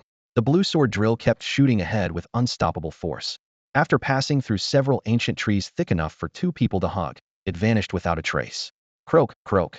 The leader-level summoned creature, the sword abyss frog that had slain the Thunderwood pit viper, nimbly hopped over to the little sword frog priest, bowing its head and croaking softly, showing affection and seeming to check if the priest was hurt. The small sword frog priest squinted his crescent-shaped eyes, hugging the sword abyss frog closely. They exchanged frog calls filled with clear emotion. After a while, blue light flickered as the sword abyss frog, formed from water spirit energy, slowly dissipated, its blue silhouette quickly returning into the little sword frog priest's body, merging as one. Truly remarkable, absolutely remarkable. Ye Xuan clapped his hands with a laugh and approached the little sword frog priest. The tiny creature, no larger than a palm, acted coquettishly, grabbing Ye Xuan's ankle and snuggling up, clearly seeking favor. Its beautiful blue eyes discreetly glanced at the sweet flower nectar in Ye Xuan's hand. Ye Xuan grinned from ear to ear, gently pinching up the little guy and placing him atop his head, offering a small bowl of fragrant nectar. You little rascal, you're pretty impressive. Let me think what name suits you. How about Qiu? Qiu. The little sword frog priest seemed to approve enthusiastically, clutching the bowl with excitement and bouncing nonstop. After tidying up the scene, Ye Xuan turned back toward the territory of the sword-wielding baboons. Inside the hut, Ye Xuan sat cross-legged, tilting his head to watch Qiu intently. The little sword frog priest stared back blankly, then seemed to remember something and reluctantly offered half a bowl of nectar, a gift from a new junior to a senior. Ye Xuan did not refuse. He lightly dipped his slender left mantis blade hand into the nectar and lowered his head to lick it. The 2 spirit beasts got along harmoniously, creating a warm atmosphere. Ye Xuan chuckled, interrupting them, then scooped up Qiu and gently tossed him into the beast refining flask. Last night, during Ye Xuan's hunting of the crow-faced inspectors, besides the night-slaying mantis devoured by Ye Xuan, more than 20 ordinary second-rank beast corpses remained. The spiritual energy extracted from these would perfectly nurture Qiu. Yet Ye Xuan knew Qiu would not improve Mashat, most reaching a 6-star first rank. After all, the higher the beast's bloodline and rank, the harder it is to break through. And with Qiu's twin-born talent, the energy required to level up is several times that of an ordinary leader-level beast. Shortly after, Ye Xuan was dumbfounded. The spiritual energy inside the flask had completely vanished. Qiu's level only reached the 5th star of first rank. Hiss! You little greedy, gold-devouring creature. Ye Xuan exhaled sharply, pinching the small guy's cheeks until its face squished into a comical bundle. The spiritual energy transformed from over 22nd rank ordinary beast corpses only raised Qiu by 4 stars, absurd beyond measure. He glanced at Ye Xuan, cool and aloof as frost, then at the innocent-looking little Qiu and rolled his eyes. He couldn't imagine how 8th-rank beast masters on this continent managed to nurture their contracted spirit beasts, likely consuming astronomical resources behind the scenes. Ye Xuan realized he must hunt more beast corpses for spiritual energy replenishment. Today marked the 37th day, with only 3 days left for special training. In these final 3 days, he had to push Ye Xuan's bloodline transformation to leader rank and help Qiu challenge the 2nd rank. Taking a deep breath, cold light flickered in Ye Xuan's eyes as the image of the mysterious black-robed instructor wearing a pig-faced mask appeared again in his mind. This 3rd-rank beast master far surpassed the terror posed by the 10 crow-faced captains and 100 crow-faced inspectors, an oppressive nightmare weighing heavily on Ye Xuan's heart. There was no record of this instructor's strength in Ye Mice notes. The very fact that he held the position of instructor meant he was stronger than everyone else. At present, He had only revealed one elite, third-rank, Qingfeng Night Mantis. The bloodline level of his other two contracted demon beasts remained completely unknown to Ye Xuan. Unknown equals danger, so he couldn't afford to be careless. Ye Xuan's goal for tonight was clearly hunt down those 10 second-rank, 10-star captain-level prisoners. Only by paving his way with their corpses could he challenge the instructor. Thinking this, the veins on the back of his hand tightened slightly as he slowly closed his eyes and feigned sleep, conserving his remaining energy. Night Hunt noticed his master resting. Raising his sharp mantis blade, he gently tapped Kukia's shell to signal for silence. Qiu obediently nodded, wobbling up atop Night Hunt's head and immediately letting out a soft nasal sound. It had just been born less than a day ago and desperately needed sleep. The sun sank below the horizon, and the blackness of the 37th night quietly fell. The night breeze swept across the territory. The sleeping knife-wielding baboons slowly opened their eyes, their nocturnal instincts stirring restlessness as fangs flashed and howls echoed. "Young Master Yi, what's the plan for tonight?" Lu Erfa and Sun Yutong approached Ye Xuan as he stepped out of the wooden cabin, lowering their voices as if clutching onto the backbone of the group. "You all have elite-level partners now," Ye Xuan said calmly. "Hunt alongside Baboon King Dazwang's knife-wielding baboon tribe. Remember to collect the corpses of all killed demons. Night Hunt needs to eat." "Got it." Lu Erfa acknowledged the order, stealing a glance at Night Hunt. Its blue-black insect armor shimmered with an eerie glow in the fading light, the golden beehead pattern on its chest dazzling and exotic. Thinking about how it loved to gnaw on mantis kin, he smacked his lips. Silent Lino wonder Night Hunt had such a fierce nature. Roar. The boss knife baboon, Dazhuang, punched his chest with both fists, making the forest leaves rustle, then turned to rally the ape troop.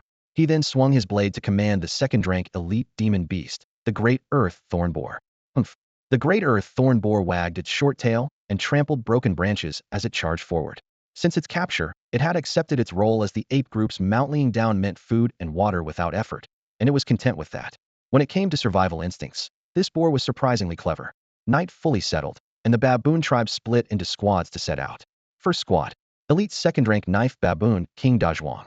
Elite second-rank Great Earth Thorn Boar. Over 300 knife-wielding baboons. Elite first-rank beast tamers Lu Erfa and Sun Yutong. Second squad: Commander-level second-rank beast tamer Ye Xuan. Watching the first squad's raucous departure, Ye Xuan tightened the snaketail scarf wrapped around his neck, then turned with Night Hunt following closely, disappearing into the pitch-black forest where one couldn't even see their hand. Tonight was destined to be restless murder, and bloodlust lurked in every shadow. Meanwhile, deep within Nose Island, a hidden cave wound darkly and mysteriously. Pale blue phosphorescent stones emitted cold light, illuminating 6 boys and girls seated on rocks, their faces half bathed in brightness, half in shadow. Some eyes reflected fear, while others remained expressionless. After a long silence, one hoarsely spoke. "Everyone, hang on for 3 more days. When the Tendi intense training ends, maybe we can join them and keep one life alive." "Huh, you really think you'll join them?" A young man stood with folded arms, sneering coldly, his eyes burning with a deep, searing hatred. His only sister had died in this damp, dark dungeon, starved to death, all because of those black-robed, chrome-masked men. But beneath it all, his one true obsession was simple: survive, and make it back to his family alive. The flickering torches cast shifting shadows on the stone walls, freezing the air into a heavy stillness where even breathing felt like a luxury.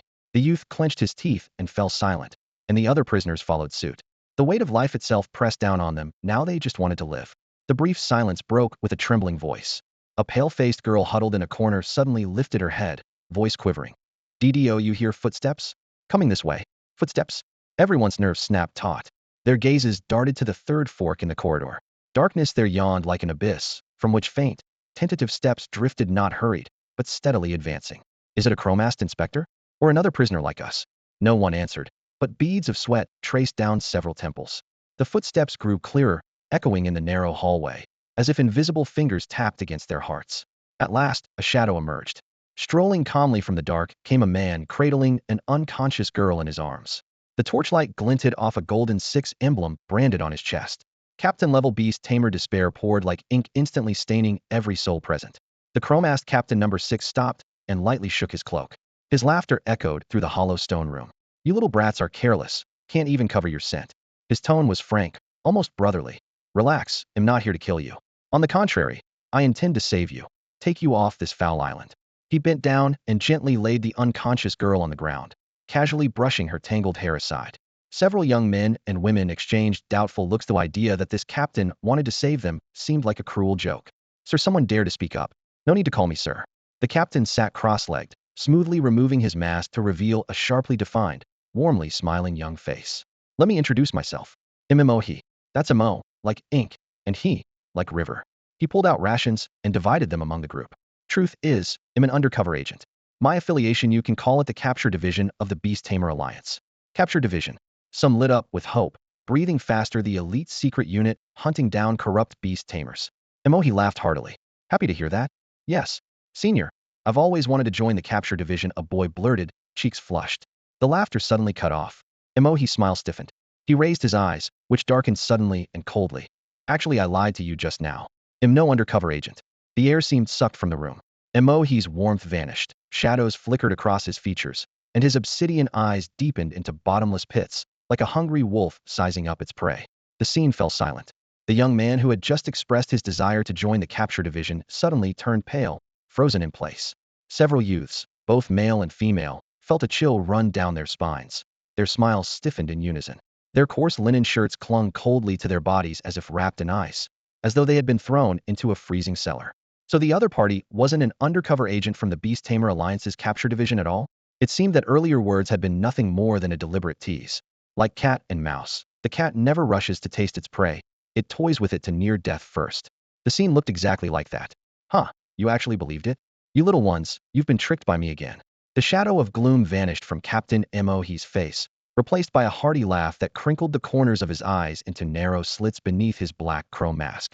Everyone fell silent, keeping a wary eye fixed on him. Some glanced stealthily toward the cave entrance, quickly calculating. If they abandoned these temporary companions, how many precious seconds could they buy to escape? Enough joking with you youngsters. Emohi's laughter faded, his voice turning serious. I am an officer of the Beast Tamer Alliance's Capture Division 2nd rank, 10-star Beast Tamer, Emohi. I have been undercover within the Yuluo Demon Mansion for 3 months, gathering intelligence for the Alliance. Before anyone could react, he added, but Emohi's identity is fake, and this face is fake too.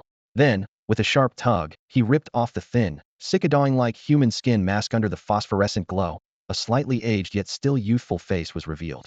Seeing this, much of their doubt dissipated, and they returned to sit by the pale green phosphorescent stone at the cave center. Yet their expressions darkened further, bitter like ants staring up at a marching elephant. The Yuluo Demon Mansion, the most mysterious dark beast tamer organization on the continent, known for sacrificing entire cities in blood rituals to raise demon pets.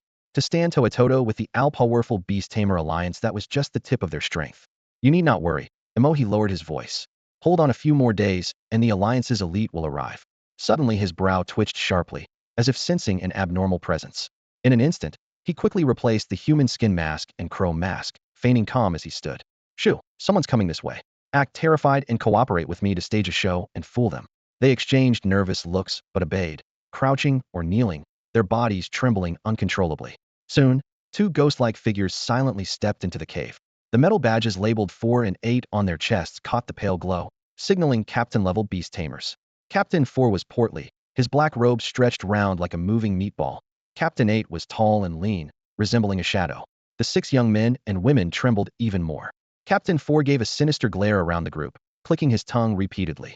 TSK, Mo, never thought you'd get ahead and catch 6 little mice in this rat nest so easily. Mo's luck has always been good, rasped Captain 8 in agreement. Pure coincidence. He laughed heartily, raising a hand to point at the captives. Sirs, would you like me to deliver a few heads so you can report back easily tomorrow? Heh, little mice that give up resist like sugarcane pulp, no taste, no fun. Captain 4 waved his fat hand dismissively. There's plenty of time. Take your time playing. 8, let's go. All right. Captain 8 cast a long, complicated look at he before leaving. No more than a few steps out, the atmosphere shifted suddenly. A trembling girl's voice rang out sharply, like a heavy hammer striking fiercely on the hearts of everyone present. 2 gentlemen. He's an undercover agent, a spy sent from the Beast Tamer Alliance. The girl's piercing scream echoed wildly against the rocky walls. Her face went pale, veins bulging in her neck, as if she was pouring all her strength into that one outburst. He froze in place. The other 5 young men and women stared wide-eyed, unable to believe that the girl they traveled with could suddenly betray them. Even the 2 captain-level beast tamers wearing chrome masks at the front stopped in their tracks and turned slowly. Deep within the cave, the crackling of torches couldn't mask the sudden, suffocating silence. Captain 4 stood with hands clasped behind his back. His gaze behind the black crow mask was sharp as a blade. He sneered, his words clear and cutting. Girl, say it again. Who's the undercover agent? Trembling, the girl forced herself to her feet. After hesitating for a few seconds, she clenched her teeth and said, Captain Six, it's him. He admitted it himself. He's been hiding here for 3 months, sent by the Beast Tamer Alliance. After the words dropped like a stone, her body seemed to lose all strength. She collapsed to her knees with a heavy thud and let out a long breath. Sir, my mother abandoned me for a wild man when I was 10. Raised without a father, I suffered all these years. I've longed to join the Yuluo Demon Mansion. Please, take me in. Am willing to be a servant, even bear your children, just to survive. Old Six. Captain Four ignored the kneeling girl completely. His voice turned as cold as ice, murderous intent rising like a tide, stirring his robes violently. He looked up and sighed deeply, shaking his head with a bitter smile. Then he stretched out both arms as 2 beams of spiritual light appeared. Elite level stage 2 10 stars Azure, Fong Night Mantis. Elite level stage 2 10 stars Ancient Rock Cowsaur. The razor-sharp mantis wielded its forelimbs. The rock lizard growled low, crouching beside Ye Xuan on the left, one on the right to guard him. Captain Four's eyes froze completely, as if a blizzard was brewing inside them. He said in a low voice, Old Six, I've suspected you for a long time. Everyone here drinks sweet beast milk, but you insist on that sour bean juice. It tastes awful, yet you can drink it. Only an undercover could endure that. Everyone who drinks that bean juice is a spy. Old Eight, do it. Capture this traitor and bring him to me. The reward will be split 50-50. Old Eight. A chill ran through Captain Four as he suddenly glared back toward the cave entrance. Captain Eight was already standing there silently, his tall, lean figure as solid as a wall. Captain Eight raised a hand without a word. His spiritual runes flickered, and 2 beasts landed beside him. Elite level stage 2 10 stars Azure, Fong Night Mantis. Elite level stage 2 10 stars Azure, Twilight Elk. The Azure Twilight Elk had bark-like skin swelling beneath sharp saw-like antlers. When it stomped, the ground trembled lightly. Its ghostly eyes shone like 2 floating spectral lamps, completely blocking the cave entrance with no gaps whatsoever. Old Eight, what are you implying? Captain Four's voice cracked with fury and shock. Could it be you also like sour bean juice? Are you also a spy? I don't drink that stuff. Captain Eight slowly pulled down his hood and mask, revealing a face scarred and burned by fierce flames. His voice was hoarse but steady. But you guessed right, I am a spy, sent by the Beast Tamer Alliance. The sudden revelation lit up the 5 young companions' eyes, their hearts pounding wildly. An undercover agent. Captain Eight was also from the Alliance. 6 and 8. Teaming up against just one man, chances of winning were very high. Let's strike together while we have the chance. Captain Eight glanced at the still stunned He and spoke quietly. I thought I was the only spy on Nose Island, but it turns out another pair of eyes watches from the shadows. Mo understood instantly and commanded his contracted demon beasts to charge at Captain Number 4. Both demon beasts moved in unison.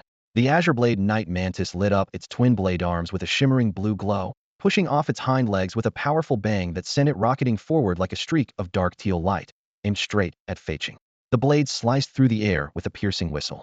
At the same time, the ancient rock savage lizard let out a deep, guttural roar. Its stony scales cracked and shifted as it rapidly contracted into a 2-meter-wide spiked Spheria beast skill named Earth Spike Ball. Thunderously rolling forward, it crashed toward the same target with the force of an avalanche. You 2 traitors. Our lord will never forgive you. Feiqing bellowed, panicked, as he summoned his own contracted demon beasts. The 3-meter stone giant slammed the ground, cracking the earth beneath it. Its quartz-like arms swept sideways to block the charging ancient rock savage lizard. Meanwhile, Feiqing's Azure Blade Night Mantis soared through the air, its blade flashes like lightning as it met Mo's Night Mantis in midair. The twin blades clashed high above, sparks flying with every strike. The fierce combat tossed rocky debris throughout the cavern, filling the air with the acrid stench of scorch and blood. Seeing Captain Number 4's demon beasts fully engaged and defenseless, with no protective backup, Captain Number 8's eyes flashed coldly. The higher ranked the captain, the harder they were to take down, so taking one out first would be a huge advantage. He clenched his palms slightly, activating his Kraid talent wind control. Go Qingming. Kill him. The Qingming deer's eyes glowed blue as it surged with power, torrents of wind swirling around its body, forming a vortex-like armor. It raised its head, letting out a long call while its curved antlers transformed into sharp blue swords, aiming a direct thrust at the startled Captain Number 4. The prisoners held their breath, picturing the captain's grim demise. Qingming deer galloped forward, its iron hooves landing just half a foot from its target. Attack! Mo shouted, and the tide of battle shifted abruptly. The Azure Blade Night Mantis fighting alongside Mo suddenly reversed its blade strike. At the same time, Captain Number 4's Night Mantis changed tactics, swinging both blades simultaneously. Bang! A blackened cross-shaped slash tore through the air, striking Qingming deer's chest precisely. The whirlwind shattered instantly. Then the stone giant grabbed the curling ancient rock savage lizard, raised it like a war hammer, and slammed it hard into Qingming deer's waist and abdomen. Boom. The deer's body flipped, blood splattering across the ground. Qingming deer let out a pained, anguished scream, struggling to rise, but 4 cold blade strikes had already pierced its heart and lungs. Finally, the stone giant's heavy fists smashed down. The deer's head exploded with shattered bones scattering everywhere. The elite, second tier, 10-star beast Qingming deer fell dead on the spot, no chance to evade. Captain Number 8's pupils shrank to pinpoints. His Adam's apple bobbed as he stammered. Mo Hu? Mo calmly brushed dust off his palms, standing shoulder to shoulder with Fei Qing, a cold smile curling his lips. Sorry, old 8. I'm not a traitor, I've been loyal to our lord all along. This entire time, I was just following orders and cooperating with Captain Number 4 to put on a show. Fei Qing's face showed no more panic. His eyes were steady and rock-like. Interesting, old 8. You're usually reserved and ruthless, worse than me even. Never expected you to be from the Beastmaster Alliance. Surrender now. Our lord values you highly. Maybe they'll be lenient. High in the cavern, a few young prisoners suddenly realized the whole setup was bait, using 6th Captain Mo as a lure to flush out a mole inside their ranks. Cough cough. The beast contract inside Captain Number 8 shattered with a crack. His face went instantly pale, fists clenched tightly inside his sleeves, his heart sinking into despair and regret. He had always been extremely cautious, but this time was different. The information from Na Island had already reached the Alliance. 4th-tier beast tamers were on their way to purge the area, desperate to prove himself. He had fallen right into the trap. In his rush to win merit, he had walked straight into a snare. Bang! Inside the cavern, Captain 8 was severely wounded. His black robe was soaked with blood, and Captain 4 had his foot mercilessly pressed down on 8's face, leaving him unable to move.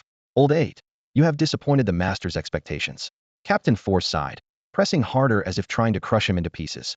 A fierce, scarred smile spread across Captain 8's face, as if he had reached a grim decision.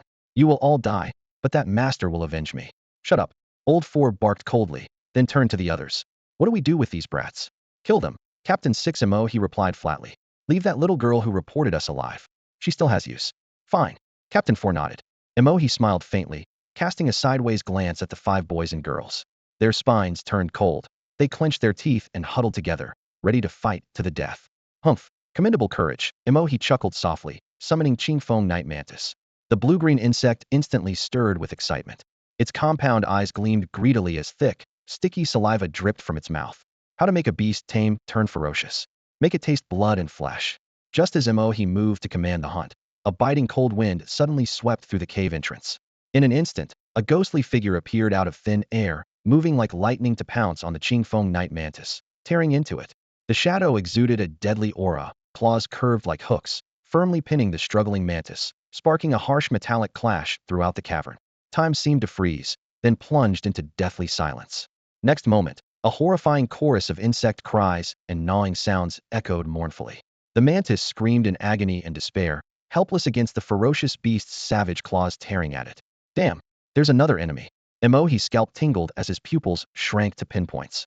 Captain 4 reacted instantly, gritting his silver teeth and commanding the stone giant to assist. The stone giant roared deeply and stomped forward, its massive granite arms smashing down hard on the shadow. The figure dropped the half-dead Qingfeng Night Mantis and sprang up quickly to face the stone giant. With a sudden clang, its arms slammed together, then swung with a 5-meter-long black golden cross slash, cold and lightning fast, cutting toward the stone giant. Boom! The sharp black golden light was blinding, carving a brilliant streak through the dim cave air, which seemed to tear and shudder. The strike landed heavily on the stone giant's rock-solid body. A shocking scene unfolded as the stone giant faltered briefly, then shattered like broken glass, stones flying everywhere, vanishing in an instant. A top-tier, level 2, 10-star elite stone giant wiped out in one blow. Smack! The shadow suddenly stomped, crushing the stone giant's head, snuffing out its last breath. The cave fell deathly silent. By the glow of the fluorite crystals, everyone finally saw the beast before them clearly. A 3-meter humanoid insect beast stood there, covered in metallic black gold armor that was smooth, tough, thick, and evenly layered. Its head was streamlined like a sturdy helmet, with sharp blue compound eyes glowing with ruthless predatory light. Most striking were its massive steel arms, like 2 razor-sharp weapons. The edges were as sharp as a decapitating greatsword, exaggerated, charged with brutal, overwhelming power. The joints of its massive pincers were sheathed in black golden armor, moving smoothly without the slightest hesitation, as if ready to unleash a ferocious force capable of tearing through rock. Two pairs of translucent insect wings pressed tightly against its carapace. Though no longer fit for flight, they quivered lightly with each breath, emitting a low hum full of hunger and murderous intent. Its chest and abdomen were layered with black gold plates, each inscribed with intricate patterns that together formed a cold, relentless bee-like visage. Muscles coiled on its lower limbs, and three steel-clawed toes dug firmly into the rock's surface, enabling this 3-meter-tall humanoid insect beast to walk up sheer stone walls as easily as on flat ground. From a distance, it resembled a warrior clad in black golden battle armor, born to kill, bristling with lethal sharpness. CCOM Commander level Black Golden Knight Mantis Captain Number 4 choked, his words sticking awkwardly in his throat, trembling and rough. Captain Number 6, Mo He, paled instantly, his handsome features turning ashen like fragile paper. Damn it, where on Bopin Island did a Commander level Black Golden Knight Mantis come from? Judging by its aura, it's at least a 5-star rank too. A suffocating silence settled over the cave. Then abruptly a series of footsteps echoed. A few young men instinctively swallowed hard and looked toward the sound, seeing a youth in a black robe walk slowly forward, half of his hair streaked with gray, shining brightly even in the darkness. Ye Xuan! The shout exploded between the stone walls. The three captains stood stunned as their hearts roared like crashing waves. Good evening, gentlemen. Ye Xuan curled his lips into a faint smile. Blood-stained teeth gleamed with a chilling coldness. His hungry black eyes locked onto them like a starving wolf. Captains 4 and 6 felt as if they had fallen into an ice cellar. Their blood seemed to freeze instantly. Those eyes brimmed with naked killing intent, utterly devoid of humanity's warmth, like a ravenous beast fixated on prey. Emohi's Adam's apple bobbed nervously, beads of cold sweat snaking down his temples. He had never before experienced such pure, unrelenting pressure as if his throat could be snapped at any moment. Captain 4's fingers trembled. The dagger he held nearly slipped from his grasp. Both held their breaths, terrified to make a sound, and awaken this predatory monster waiting to strike. Xiao. From Ye Xuan's chest, a small sword frog priest poked out its round head, its shiny black eyes curiously scanning the surroundings before Ye Xuan gently pushed it back inside his robe. Ye Xuan's gaze remained fixed on the three captains as he murmured, I've always wondered among the 10 captains, one is a woman. Do you know her name? Su Xing. Her name is Su Xing. Captain number 3 Mo, he bit his lip and forced out the answer. Su Xing, a nice name. Ye Xuan murmured with quiet praise. Pretty face, and a pretty name, too. He raised his hand and tapped the demon-trapping cage at his waist. Silver light flickered, and a smooth, black object fell into his palm. It was unmistakably a severed head. The woman bore a tear-shaped mole on her face and delicate features, but now frozen in an expression of extreme terror. Her unfocused eyes seemed to still reflect Ye Xuan's shadow. Captain 3. Numbers 4 and 6 howled, struck as if by lightning. The head in Ye Xuan's palm was that of Captain Su Xing, once mighty Captain number 3 revered by all. Run. Overwhelmed by an unprecedented fear of death, reason shattered. The two captains simultaneously ordered their demon companions to pounce on Ye Xuan, while they themselves desperately fled for the cave entrance. Ye Xuan did not intervene, allowing the two to flee toward the cave unhindered. Within moments, a piercing scream shattered the forest silence, followed by a series of strange croaks. Suddenly, a colossal frog beast formed from shimmering azure water leapt from the cave entrance. Its entire body rippled like flowing water, muscles bulging beneath its slick skin. Its wide frog mouth clamped down as 4 human legs wriggled desperately inside its throat. The frog's slit pupils narrowed with a look of savoring something sweet as it slowly chewed. After a brief struggle, the 2 human forms went completely still. 2 rank 2, 10-star beast tamers had been drowned alive inside the mouth of this massive blue frog. The fragile physical bodies of beast tamers are ultimately no match, which is why they rely on their summoned beasts for battle. What appeared now was the summoning of a Lord-class beast, the Sword Abyss Frog Ye Xuan's last line of defense to prevent his prey from escaping. Xiao, Guagua. The little sword frog priest poked its head out from Ye Xuan's chest, waving its tiny claws in greeting. Gua. Despite limited intelligence, the Sword Abyss Frog cocked its head and hopped forward, its sword-shaped crystal atop its head barely a palm length away from Ye Xuan. It opened its mouth and spat out the 2 bodies, their eyes wide open and faces pale as iron, dropping with a dull thud. Captain 8's scalp tingled with disbelief. He opened his mouth, but could not utter a single word. 2 battle-hardened, fearsome black crow captains, killed just like that by a rookie beast tamer who had only recently awakened his talent? Your turn, Ye Xuan said, eyes shifting toward him. Wait. I'm an undercover agent for the Beast Tamer Alliance, not affiliated with the Yuluo Demon Mansion. Captain 8 stammered, nearly collapsing in fear. I don't believe you. Ye Xuan's gaze grew colder, still filled with murderous intent. Ye Xuan. Another young man's face whitened as he forced himself to speak up. He really is from the Alliance. His cover got blown just now. and both his beast pets were also killed. The youth recounted everything in detail, while the remaining subordinates nervously corroborated Captain 8's story. Believe me, Captain 8 forced a bitter smile and slumped to the ground, gasping for breath. Ye Xuan raised an eyebrow and, after a moment's contemplation, sheathed his sword. He gathered the fragmented corpses of the stone giant and ancient rock lizard, then sat cross-legged beside the glowing or to restore his energy. Silent and swift, Night Hunt shrank down to the stature of a lone elite Qingfeng night mantis. Its realm had clearly advanced to second rank with 5 stars, thanks to the elite second-rank 10-star mantis corpse left behind by the woman known as third captain. Night Hunt had swallowed another Qingfeng night mantis corpse whole and was slowly digesting it. A glint of greed flashed in Night Hunt's eyes as it dragged the other 2 mantis corpses to a corner, viciously tearing them apart. The crunch of bones and flesh echoed against the stone walls. Holding Qiu in his arms, Ye Xuan spoke calmly. Shall we talk about the intel? All right, I'll tell you everything I know. Captain 8 steadied himself and nodded. Ye Xuan organized his questions. Since you're an undercover agent for the Alliance, when will reinforcements arrive? Don't worry, it won't be long. I've already sent intel on Nose Island to the nearby Alliance sub-branch. They'll dispatch a 4th-rank beast tamer soon. Then tell me this: how are they so sure there's an undercover agent on Nose Island? Why go to such lengths and stage all this just to expose you? Captain 8's expression instantly darkened, as if had discovered an ominous truth. Ye Xuan sighed and casually plucked a blade of grass, crunching it between his teeth. The bitter, astringent taste nothing compared to the bitterness of his fate. Captain 8 clenched his fists until the veins bulged, but in the end, they relaxed in helpless defeat. If the nearby Beast Tamer Association really has members from Yuluo Yaofu, and they deliberately muddle the situation to delay reinforcements until the monkeys and horses come home, would that late justice still be justice? That's way too late. Ye Xuan snorted lightly, a trace of disdain flashing in his eyes. Qiu. The little sword frog priest nestled in his arms stared curiously at Captain Number 8 with its big round blue eyes. Suddenly, it quietly stretched out its short front limbs, and a clear blue mist sprayed from its fingertips, spreading instantly like a delicate veil. This was its second beast skill learned after summoning Sword Blade Frog's water healing. As a water element beast, mastering healing skills was only natural. The water elemental aura swirled in midair, condensing into a gentle glow, and a warm current flowed toward everyone. Thank you, little one, said Captain Number 8, feeling all his minor wounds rapidly heal, warmly thanking the little sword frog. Qiu, shy. The little sword frog quickly darted back into Ye Xuan's clothes, only its sapphire-like eyes peeking out through the fabric, quietly scanning the surroundings. The awkward conversation ended. Ye Xuan withdrew his gaze. Let's set aside the rescue for now and talk about the next issue. Captain Number 8 nodded. Okay, you ask. I want to know concrete intel about the instructor, especially his contracted beast.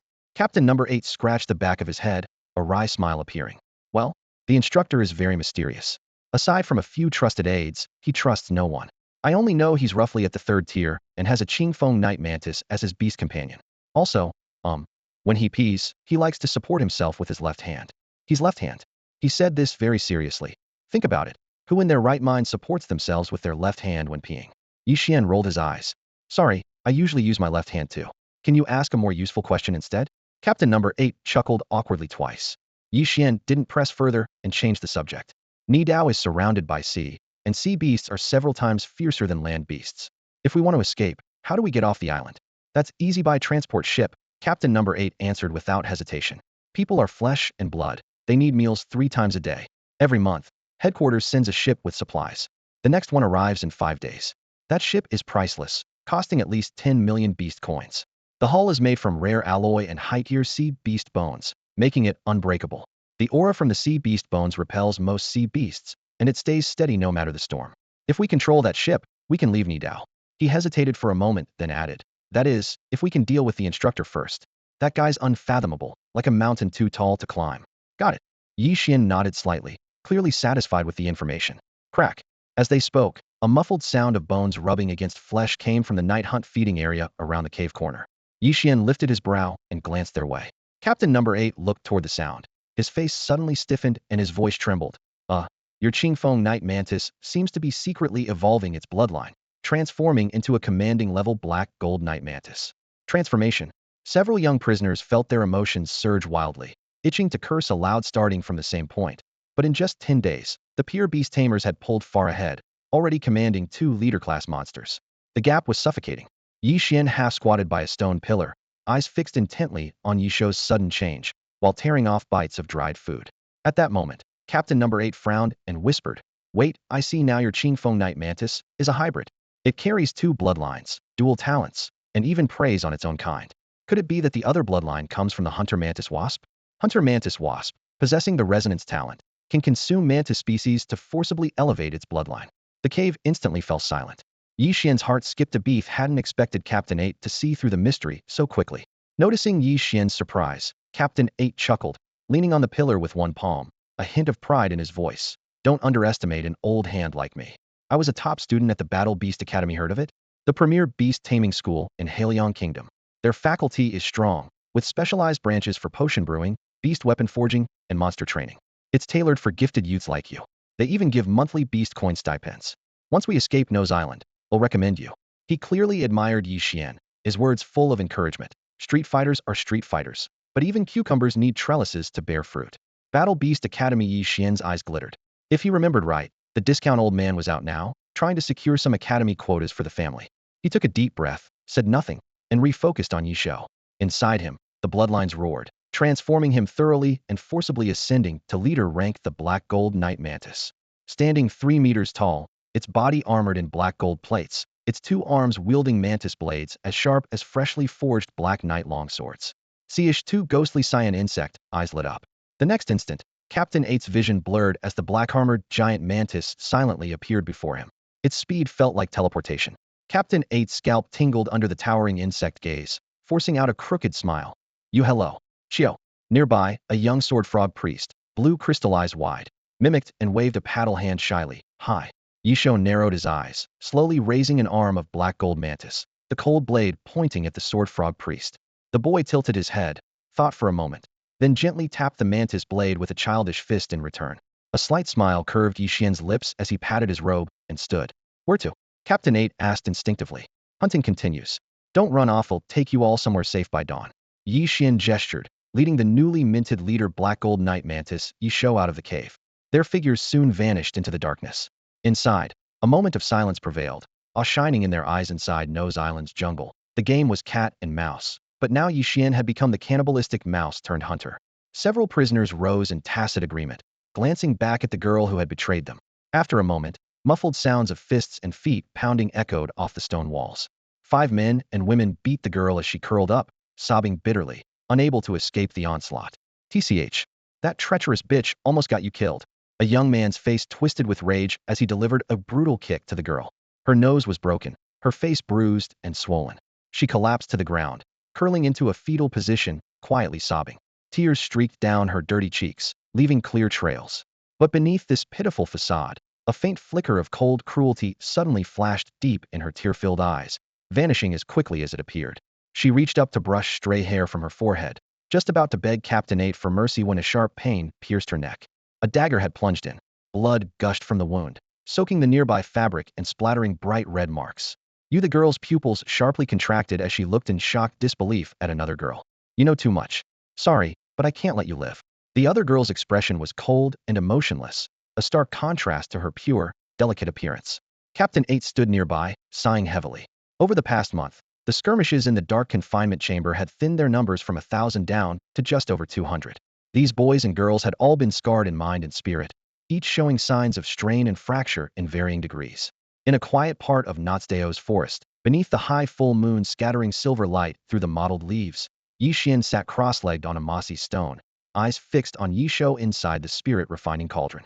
He ignited the cauldron's power, assimilating the corpses of 2 second-tier 10-star elite beasts, the stone giant and the ancient rock lizard, into spiritual energy.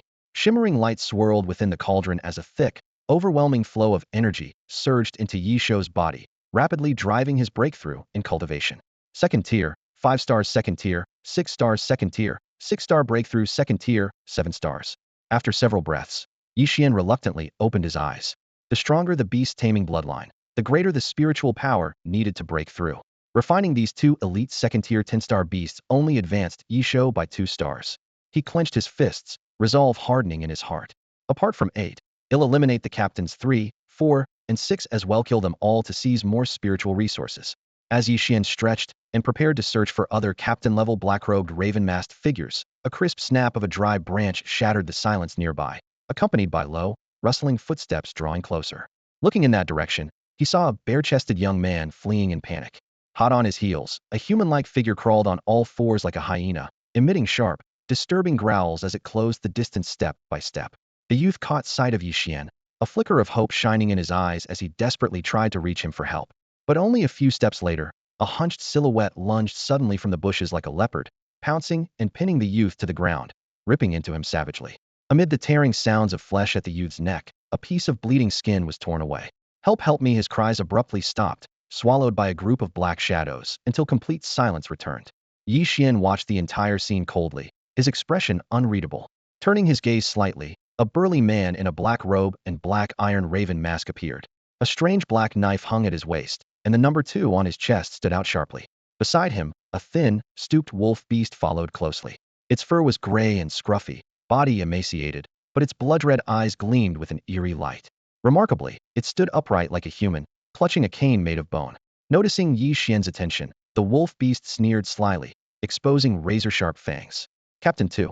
Ye Xuan's attention focused on the number emblazoned on the chest of the crow-masked figure. Fortune is turning in my favor, he thought. Unexpectedly, tonight he had encountered yet another captain-level beast tamer. The black-robed youth stood under the moonlight, filtering through the forest. The second-ranked captain stopped to watch as well, his eyes behind the mask full of interest. Interesting. No wonder you're an outstanding double-gifted beast tamer, able to survive this long. Their eyes met. Ye Xuan raised a finger and pointed at the wolf beast lying on the ground. An elite-level demon beast shaman corpse wolf? Good eyes, said the second captain with a hint of pride in his voice. That's right. I almost spent my entire fortune to obtain it. He stepped closer to Ye Xuan and muttered as if speaking to himself about the breeding process. To transform a gray wild wolf into a shaman corpse wolf, first you have to feed it with 1,000 living humans over 100 days, letting their grudges fill its organs. Then you must take its life and bury it in a mass grave for 7 days, letting death energy seep into its bones only. Then is success possible. Ye Xuan's face remained expressionless at the tale. You're a double-gifted beast tamer, a rare young prodigy, the second captain said with a sickly admiration. To be honest, I'm fond of young people, especially vibrant ones like you. That's all gone from me long ago. He raised a finger. He'll give you 10 breaths to escape. After that, he'll hunt you down and take your body. Before his words had faded, low growls rose up. Ghostly white-eyed corpses shuffled to his side, drooling saliva and ready to attack. Elite demon beast, shaman corpse wolf. Attribute, undead. Talent, regeneration. Ability, commands both demon beasts and human corpses in battle. Because of their sinister breeding methods, these beasts were long forbidden by the Beast Tamer Alliance. Ye Xuan had never expected to see one in person. Interesting, he said, licking his lips, and boldly stepped toward the second captain. What? Not running? Want to challenge me? Came the astonished voice behind the mask. Ye Xuan only sneered coldly. Very well, Ye Xuan. You have guts. They'll show you what despair really means. The next morning, purple light rose in the east and dawn broke. All the crow-masked inspectors simultaneously ceased their hunt and prepared to return to their temporary base to rest. Deep in the forest path, a bloodstained black shadow suddenly blocked the way of one inspector. The newcomer wore a black iron crow mask, a long black sword hanging at his waist, and the number 2 stood out clearly on his chest. The inspector's expression changed drastically. He quickly clasped his fists and saluted. Inspector number 51, reporting to Captain number 2. The black-robed man's voice was hoarse, almost nasal. Return. Yes, sir. Heading to the temporary base, the crow-masked inspector suddenly felt a chill run down his spine. It was as if an old yet still proud lion was pacing behind him, inspecting his every move. Instinctively, he placed a hand over his lower back, his expression tense. The secret quirks of Captain number 2 flashed unbidden through his mind, making sweat bead at his temple. Oh no, could Captain number 2 actually have taken a liking to him? Captain, how was your haul last night? The young inspector forced himself to speak, unable to resist the invisible pressure bearing down on him. 4. Captain number 2's voice was low and unreadable, betraying no emotion. Truly unmatched, sir. The inspector immediately flattered him. Those little brats ran and hid everywhere. I barely caught one after all my effort yesterday. Among the 10 captains, your skills are the deadliest, none of the others compare. His praise was abruptly cut off, leaving him choking like a strangled rooster. Ahead at an intersection, another figure in black robes and a crow mask stood silently in the breeze, his wide sleeves swaying like a row of black feathers, the number 5 emblazoned on his chest. Damn it, already bumped into 2 captains this early? Number 5, the black-robed man greeted, leading a massive black beast. What a coincidence. The creature was as tall as a grown man, muscles rippling beneath taut skin. Its neck bore 2 heads, one black, one red, a twin-headed dog, an elite variant of the demon beasts, possessing both dark and fire attributes. The more it was wounded, the stronger it became, a killing machine on par with their level. The twin-headed dog suddenly stopped, black fur bristling, crouching to block its master. A low growl rumbled in its throat. Its keen senses detected danger. Number Five's heart suddenly sank. Through their soul contract, the twin-headed dog sent frantic warnings. Run. That's not Captain Number Two. If you don't flee now, you'll die. Beneath his sleeve, his fingertips trembled uncontrollably. The beast that had accompanied him for years had never behaved like this, now communicating utter despair through their bond. Cold dread climbed up his spine. This was a fear he hadn't felt since becoming a captain. In a flash, Number Five vaulted onto the beast's back and lunged wildly toward the forest. The twin-headed dog was a gift from Captain Number Two himself. Its terror now made clear that this Number Two was an enemy disguised as the captain. The chrome-masked inspector froze in place. Why was Number Five running? Had he discovered my true identity? Ye Xuan, kill him. Bring back the body intact. The man posing as Captain Number Two muttered to himself as he lifted off his chrome mask. The youthful face beneath made the inspector's blood run cold. Ye Xuan? Without explanation, Ye Xuan raised his hand and summoned. Boom. A three-metertal humanoid insect beast clad in black gold armor materialized seemingly out of thin air, the gleaming armor shining sharply in the sunlight with a blend of fierceness and nobility. The crow-faced inspector so frightened he wet himself, collapsing to the ground with a soggy patch between his legs. AA Commander-level demon beast, the black gold night mantis. He shouted shakily, finally understanding why Captain Number Five had abandoned him and fled in panic earlier, had sensed the approach of this terrifying hunter all along. The Night Stalker clasped its forearms, gathered its power, and with a single powerful kick, transformed into a streak of black gold light tearing through the air in pursuit. It rampaged forward, smashing through ancient trees as thick as a grown man's waist. Wherever its razor-sharp blades touched, trunks cracked cleanly and fell with a thunderous crash, the cuts smooth as mirrors. Deep in the dense forest, Captain Number Five clutched two snarling dog-headed beasts and ran frantically, a pitiful sight like a beaten mutt with a broken leg. Behind him, massive trees toppled in waves, rattling his eardrums and drenching his forehead in cold sweat. Dared not look back. Boom. The Night Stalker swung its arm, sending a black gold crescent of blade energy a yard long slicing through the air, chopping down multiple trees in its path and blocking all escape routes ahead. The two-headed dog froze abruptly, its rear paws gouging deep furrows into the mud. In that moment of hesitation, the Night Stalker ghosted forward. A roar. The two dog heads bared their massive jaws, spewing out two streams of eerie mist, one black, one red, into the air. The mist hit the Night Stalker's insect-like armor, sparking faint wisps of blue smoke, but leaving only shallow scars. The Night Stalker twisted its neck wrapped in soft armor, swept its mantis blades horizontally, pressing the attack relentlessly. With its beast's skill ineffective, a savage gleam flashed in the two-headed dog's eyes. Suddenly it growled, violently flinging Captain Number Five off its back, and lunged at the Night Stalker itself, sacrificing itself to buy its master time.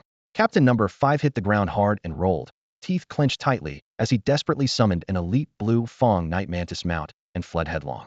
On the other side of the dense woods, Ye Xuan stood coolly over the trembling crow-faced inspector, a blade grass stem dangling from his lips. Don't move if you want to live. The inspector shivered uncontrollably before collapsing into a seated heap, allowing Ye Xuan to bind him.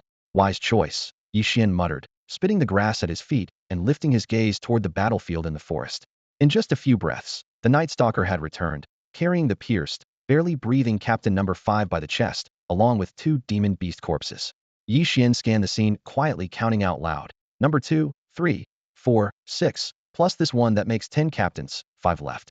He crouched down and removed the crow-faced mask from Captain Number 5, revealing an extremely ordinary male face underneath. Captain Number 5 spat blood, but died before finishing. The crow-faced inspector felt like had fallen into an ice pit, his whole body numb. Captain, how was last night's haul? Ye Xuan asked casually. 4, the inspector stammered. For crow-faced captains? Ye Xuan chuckled lightly. Make that 5 now. In just one night, 5 crow-faced captains had been slain, something the inspector could hardly believe. Get up. Keep leading the way to your daytime temporary rest site. Ye Xuan gathered the bodies into his bag and donned his mask again. There are 5 captains, and you're not one of them. While chatting with Captain Number 8 deep in the caves, Ye Xuan had already extracted plenty of intel, including the inspector's daytime hideouts. What do you intend? The inspector's voice trembled. Wanna know? No. He'll lead the way. Against the youth's dark, sharp gaze, the crow-faced inspector quickly covered his mouth and rose. By mid-morning, Ye Xuan followed the crow-masked inspectors to their temporary base. As soon as he stepped inside, his eyes landed on a group of inspectors clad in black robes and white crow masks, some sitting alone, quietly sharpening their blades. Others huddled in small groups speaking in hushed tones. 3 heads fetched 3,000 beast coins. I envy your luck. I've only managed to collect one so far. Come on, stop bragging. I haven't gotten a single one. Upon hearing Ye Xuan's footsteps, the chatter stopped and several inspectors stood up to salute. Ye Xuan waved his hand casually as if strolling through his own backyard, then rested an arm on the shoulder of the young crow-masked inspector beside him and headed straight for a wooden hut. Under everyone's watchful eyes, several inspectors exchanged knowing glances and immediately jumped to conclusions. TSK number 51's got it bad. Look at his scrawny frame. Wait, I thought Captain 2 preferred round-faced types. Whispers and speculation rippled through the room as they silently sympathized for number 51. Inside the hut, Ye Xuan sat cross-legged at a wooden table, chewing contentedly on a strip of jerky. Number 51 inspector cowered in a corner, trembling with his hands clutching his head. From the corner, a bright green little head poked out the little sword frog priest Chio, curiously eyeing the jerky while sucking on its fingers. Want some? Ye Xuan tore off a piece and held it out. The little creature sniffed it cautiously but soon gave up trying to bite. It had no teeth yet, just a few days old, and could only eat honey for now. Inside the demon refining cauldron, He Ji stretched lazily and purred in a sleepy voice. Little Ye Xuan, you're really brave, storming the enemy's main camp all alone. Aren't you afraid of getting chopped to pieces? I'm not really alone. Ye Xuan rubbed a finger against the beast artifact ensnaring demon cage at his waist, a smirk playing at his lips. With it, I have the strength of 100 men. Who is it? Top secret. Wait and see.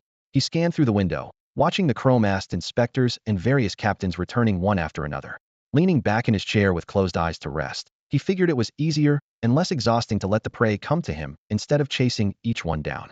By noon, all the crow-masked black-robed men had returned to the temporary base, including for captains. Captain 10, holding a simple wooden lunchbox, looked around puzzled. Where are Captain 2 and the others?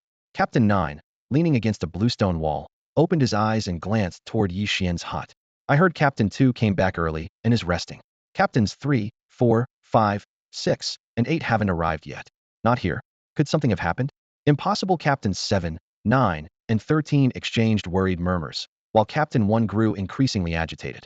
Folding his arms, he said sternly, 9, go get Captain 2. Understood. No sooner had Captain 9 started to rise than the hut door housing Captain 2 was kicked open forcefully with a loud bang. Help! Number 51 inspector burst out, his mask crooked and face disheveled. The one inside is Ye Xuan, not Captain 2. Before he could finish, a cold flash of light cut through the air with a sharp hum, piercing straight through his chest. Number 51 froze where he stood, then split in two, his liver and lungs scattered as blood sprayed out. The stench of gore filled the air. Everyone's pupils constricted in shock. Ye Xuan?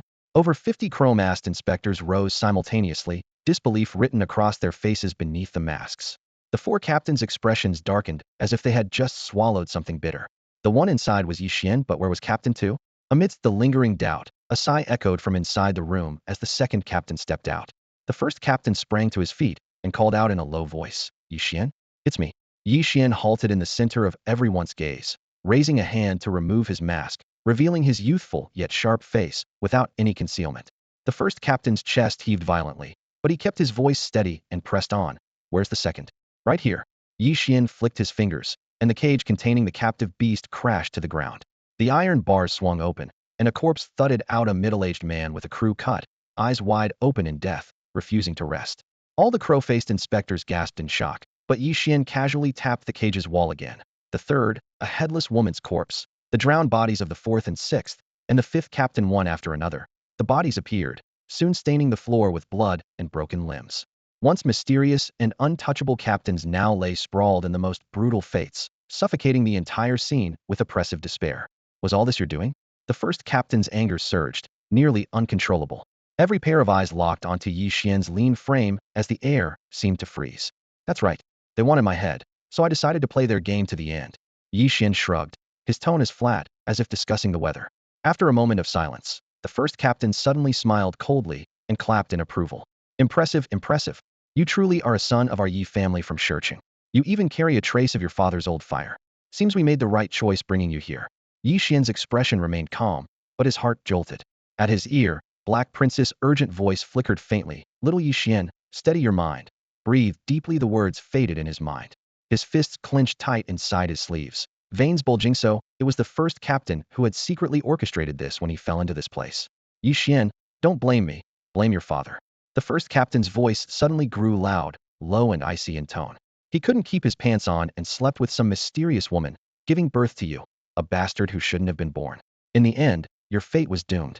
With that, he removed his own mask in front of the young man, revealing a horse-faced visage covered with scars. Ye Xuan felt as if struck by lightning. His mind shattered and knew this face all too well. Uncle Lu? It's me. Ye stood with hands behind his back, a complex sigh escaping him. The three remaining captains' hearts churned, realizing that the exalted first captain was, in fact, a member of the Ye family. Ye Xuan, you're too clever. Ye fixed his gaze on the boy. Clever enough to play the part of a spoiled rich kid since childhood. You fooled everyone in Shurching, and even the Ye family, except me. I'm the only one who knew you were pretending. Your father was busy with his affairs and entrusted me to watch over you. I took care of you for 6 whole years. I know your background better than anyone. Why? Ye Xuan smiled bitterly, unable to suppress the turmoil rising in his chest. In his childhood, this surrogate uncle was his cherished protector. He had genuinely respected this elder who was also ignored by the family. Why? Ye's eyes flickered as he slowly revealed the truth. Ye Xuan, your eldest brother, Ye Guang, is my biological son. Before your father married Zhuer, she was already carrying my child. That child was Ye Guang. Although I belonged to the main Ye clan, I never awakened to death's eye and was disregarded. But my son did. Being the direct eldest son, he should inherit the Ye family. I'm proud of him, and am willing to eliminate any threat to him, including you. The clan leader's position is his, and the future of the Ye family is his, and you are a danger to that. Ye stepped closer, staring steadily at the boy. His voice was calm, but merciless. Ye Xuan, you're too smart for your own good. Shiqing's red mansions are rife with rivalry and cutthroat competition. And you founded the Joey Hongni Pavilion when you were only 8, and it profits every year. Ye Xuan, tell me, is that something a child of 8 could do? From that moment on, I knew you would become an obstacle to the Nightglow family's progress. Ye stood in the center of the training ground, his voice echoing through the vast, empty space. His face was stern, but his eyes revealed a complicated mix of admiration for his nephew's talent and caution about the threat he posed. The young boy, Ye Xuan, kept his gaze lowered, his fingertips trembling slightly. He never imagined that merely putting on a spoiled rich kid act at the Hongni Pavilion had drawn the secret scrutiny of someone with intent. The cold wind blew through the open stone gates, rustling the thin long robe wrapped around Ye Xuan. His fists clenched tightly, veins bulging. Ye stared at him, pity flashing through his heart. To be honest, I really like you, nephew. You're clever, obedient, but sadly your intelligence will be your downfall. He sighed lightly and raised a hand. A slit of purple light tore open on his wrist, revealing the beast controlling space. A roar, like a lion's cry piercing the air, a massive purple eagle dove down through the gusting wind, beating its heavy wings to send ripples through the air.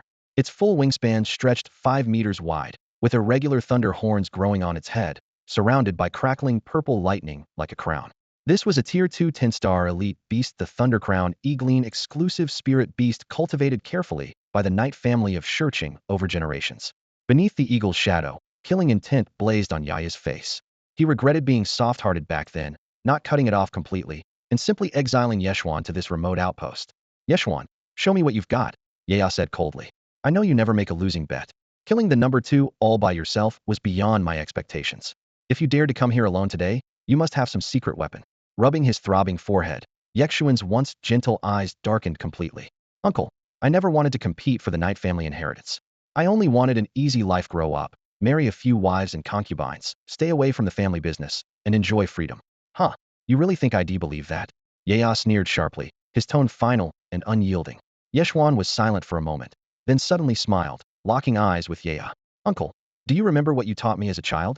You said the Night family must never be bullied. Anyone who dares mess with us must be beaten back hard. That's the Night family's pride. His voice gradually grew colder. But you betrayed the family, sided with the Yuluo demon court, and helped outsiders persecute me. From today on, we are done. You are no longer the uncle I remember. With those words, he took a deep breath and unleashed a murderous intent. Slapping the cursed beast cage at his waist, he forcibly summoned a shadowy figure hunched and cloaked in black. It collapsed to its knees, prostrating before Ye Xuan. The entire place fell silent in shock. It was the elite Tier 2 10-star Corpse Wolf Shaman, the favored demon pet of the number 2 captain. The Corpse Wolf Shaman's stooped form shuffled nervously, its murky yellow eyes darting about but unwilling to meet Ye Xuan's gaze. After being badly beaten by the boy, it understood well the terrifying power he wielded as a master beast Tamera level above anyone else present. Ye Xuan's gaze turned icy. Uncle, do you know that the Death's Eye of the Night family can grow and evolve to higher levels? Death's Eye can evolve? Yaya's face changed drastically, his pupils shrinking to pinpricks. Ye Xuan smiled faintly, and suddenly his eyes burst forth with an inky black glow. In that moment, the darkness seemed to swallow all light around him, turning day into a black star. With the potential to become an upgrade beast master and wield the destruction demon eye, as the destruction demon eye awakened, Ye Xuan's jet black hair instantly turned three-quarters white. A deep hum rang out. A jet black beam shot from the center of his brow, overflowing with immense life force, penetrating straight into the corpse wolf shaman without resistance. The corpse wolf shaman convulsed like a sieve shaking grain. Then the bones beneath its skin cracked, and clicked its already hunched frame shrank further. Its gray fur rapidly turned to blood red, like a cuckoo bird weeping tears of blood. A crack split open on its forehead, and a scarlet vertical pupil slowly opened. A commanding-level demonic beast, the corpse wolf grand shaman. A faint aura of leader-level dominance radiated from beneath it, pressing down on everyone like a tangible weight that tightened their chests and made breathing difficult. Oh, how is this possible? Someone from the crowd blurted, their gaze fixed on the beast beside the second squad captain. The corpse wolf shaman just moments ago was elite rank, yet in a blink it had transformed into a commanding-level demon beast. A grade beast master talent. Destruction demon eye. A whispered voice shattered the silence. The air seemed to freeze at that moment. The temporary camp fell silent as fear surged like a tide, sending chills down everyone's spines. Instinctively, they held their breath. Opposite a few squad captains, the black-clad youth stood motionless, yet the murderous intent radiating off him was colder than the thousand-year ice in the extreme north. Several stepped back simultaneously, cold sweat beading their foreheads. Ye Xuan's eyes widened as one phrase echoed in his mind: degrade beast master talent, destruction demon eye. A buzzing filled his ears. He tried to speak, but his throat was so dry not even a whisper escaped. The hands that once held Ye Xuan's to teach him how to write trembled uncontrollably now. An upgrade beast master genius. He had personally betrayed a prodigy from his own clan, who could evolve a grade death eye into an upgrade destruction demon eye. Panic seized Ye Xuan, unfamiliar, overwhelming panic. A grade beast master talent that was a rarity so extreme it barely existed beyond legend. A genius among geniuses. If Ye Xuan returned to the Ye family, how would he be treated? All the elders would bow and debase themselves, surrounding him like slaves. Resources would pour in, leaving all other so-called geniuses to fade into insignificance, never able to raise their heads again. Illegitimate child? No, that was undeniably the future head of the Ye family. Give this seed time to grow strong, and with him alone, it would only be a matter of time before the Ye family rose to become a super beastmaster powerhouse. He must die. Ye Xuan must die. He cannot be allowed to live. Die. Lei Feng, kill him. He absolutely cannot leave by island alive. Ye shouted in terror, nearly roaring as he commanded his beast. With a roar, the thunder-crowned eagle opened its beak and cried out, its body wrapped in purple lightning as it spread its wings and soared through the air. This elite-level thunder-elemental flying beast honed its body year-round with lightning, moving with agility far beyond that of a mere mortal. Ye Xuan's plan was straightforward and direct: strike from the air. The purple yang thunder, fiercely bright and powerful, combined with the eagle's nimble maneuvers, could easily take on third-tier elites and even fight commander-level foes. Thinking of this, his eyes bloodshot, murderous intent pulsing between his clenched fingers. The thunder-crowned eagle howled again, suddenly folding its wings sharply as crackling purple electricity poured down like a waterfall, quickly compressing into a thunderball. 0.5 meter, 1 meter, 2 meters, 3 meters. Beast technique thunder explosion. Ye growled. The scorching thunderball plummeted. The corpse wolf's great shaman lifted its head, only to see the purple light pouring down like a torrent, and it instinctively tried to turn and flee as if its soul was about to scatter. But in the next moment, its neck was pierced with icy pain and locked in place. Chio's snake tail coiled tightly, a small hand forming a blade of cold water pressed against its vital spot. Temporarily borrowing your commander-level body, perform well. Ye Xuan's voice was icy. Do well, and you'll be released back to the wild. The evil corpse wolf shaman wasn't part of his contract plans, but this threat and temptation suited the monster perfectly. Its wolf-like eyes gleamed, and it stopped struggling, swinging its bone staff. Beast technique soul barrier. A gray aura spread out, instantly forming a thick, fist-sized grayish shield with designs of mysterious turtle shell patterns on the surface. Boom. The thunderball exploded midair, lighting the sky like daylight, the thunderfall pouring down. The shield trembled violently. Countless twisted faces screeched from within, gray light and purple lightning tangled together, turbulent air slashing the shield. Web-like cracks rapidly spread but stubbornly held strong, refusing to be pierced through completely. The corpse wolf great shaman froze for a moment. So that's how tough it was? Then a ferocious light ignited in its eyes, cackling wildly. Don't get cocky. Release the corpse puppets. Ye Xuan snapped. Hehehe. The bone staff swung down again, spewing out gray mist that wrapped around the 5 raven-faced captain corpses like living things.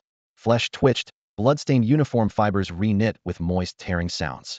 In the blink of an eye, the 5 captain-level corpse puppets rose simultaneously, their hollow eyes fixed on the startled crowd, lunging like starved wolves. The air suddenly exploded not only with the stench of blood, but a nauseating aura of decay and terror. Ah, Captain 2. No. A raven-faced inspector faced the rushing body of his former superior and was so terrified, he lost control on the spot. Trash. Just corpses, attack them. Captain 7 snarled angrily, wagging his ornately curled finger as he kicked a hole through Captain 2's chest, only to see the other simply wobble and stand back up as if nothing happened. Everyone snapped back to their senses and urged their beast companions into the fray. Within 10 seconds, the 5 former captains were torn to pieces, limbs scattered everywhere. Ye Xuan, you deserve to die? Captain 10 seethed, his eyes glowing fiery red. Captain Su Sheng, the leader of Team 3 and someone he admired deeply, had just died. Seeing his body now ruthlessly controlled by the monstrous beasts, rage nearly filled his entire chest. Everyone, help me take him down. Ye Xuan, unable to break through after prolonged assault, his mind chaotic and desperate, shouted fiercely without concern for his dignity. Ye Xuan must die.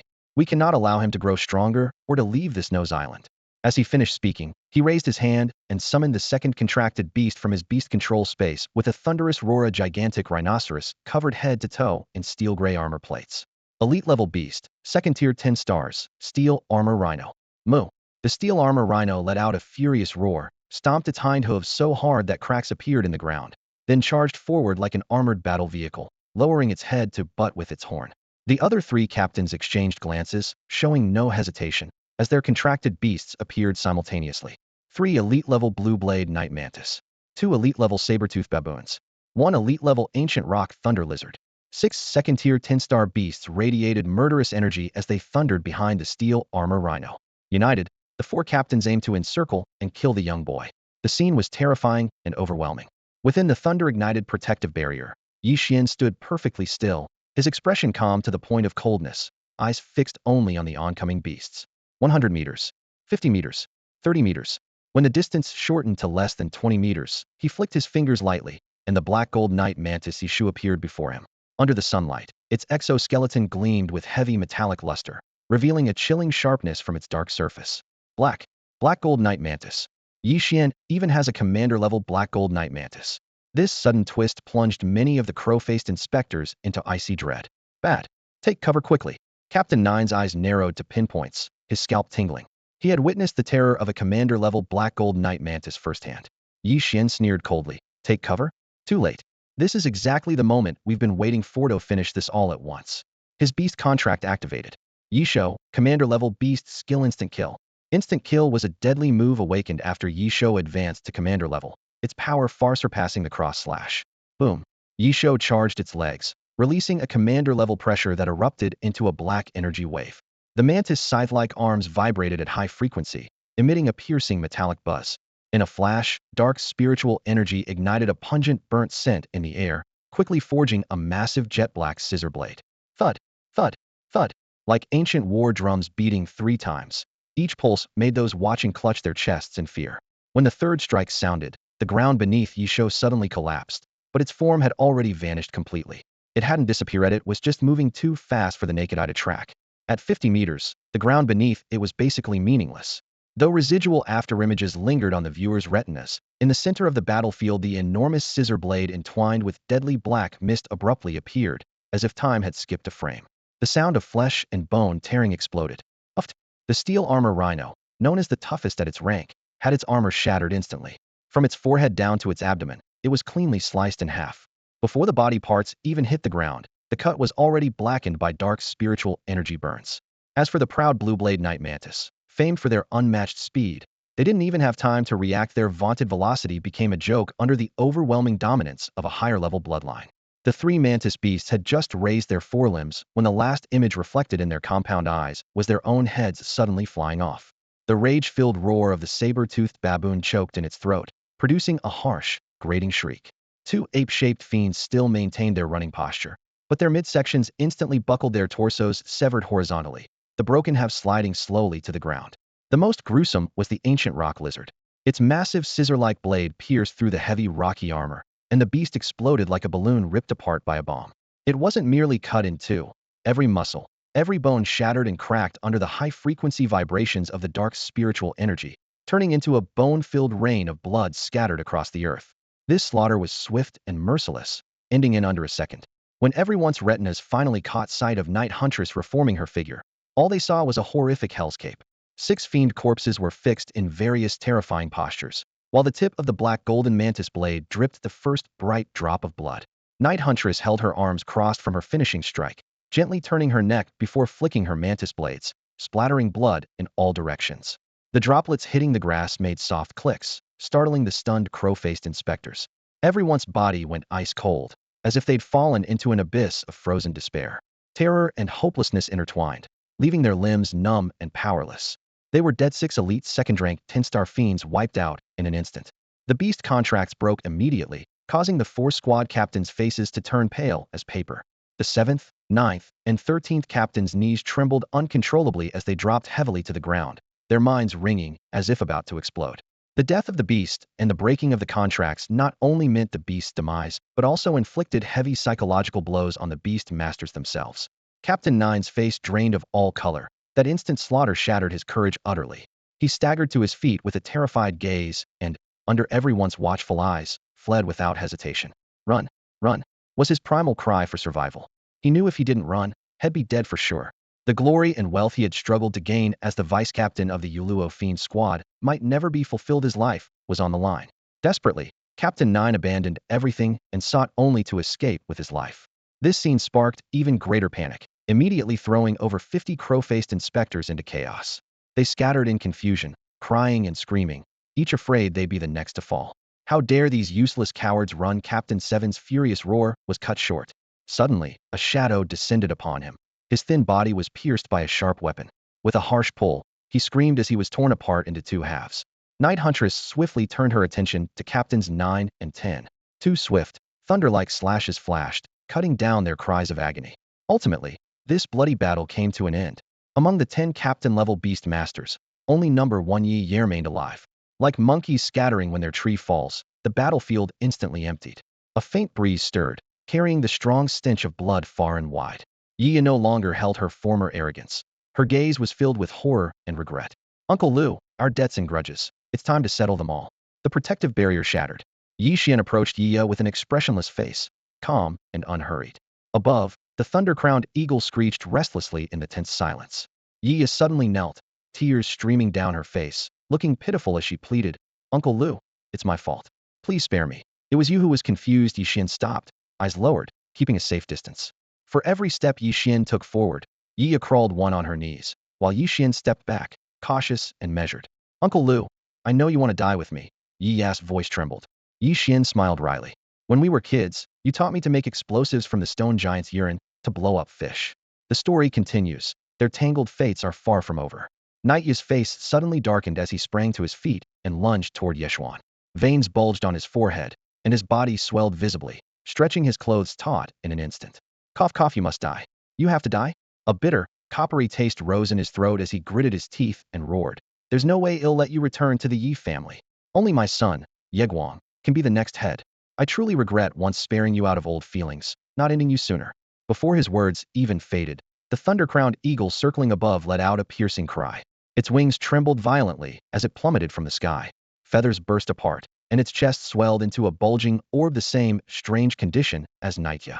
Both had evidently ingested some kind of explosive compressed potion that would turn them into walking bombs when triggered by spiritual power. Ye Xuan's expression froze cold. With a sweeping motion of his sleeve, he sealed the great wolf shaman corpse inside the demon refining urn. Before the next breath, Ye Xuan charged forward and hoisted him up, hooves kicking up dust as they streaked over 100 meters away. Boom! Deep in the forest of Nose Island, a blazing orange fireball erupted with violent lightning crackling through it. The explosion shot up to the clouds, twisting into a massive mushroom cloud. Shockwaves rippled out in rings, flattening towering ancient trees like invisible giants snapping branches. Even tree stumps cracked, blackened from the blast. Yikes! What kind of crazy fireworks are they playing with? Boss, should we check it out? Are you crazy? That loud noise might have attracted those crow-faced inspectors. Let's keep our distance. The blast alarmed scattered prisoners hiding nearby. Small groups whispered behind bushes, but no one dared approach the core of the explosion. After a few moments, Ye Xuan returned. The once lush forest had been reduced to scorched wasteland. Within 100 yards, broken branches lay haphazardly, soil churned up, and uneven craters dotted the ground like a hive.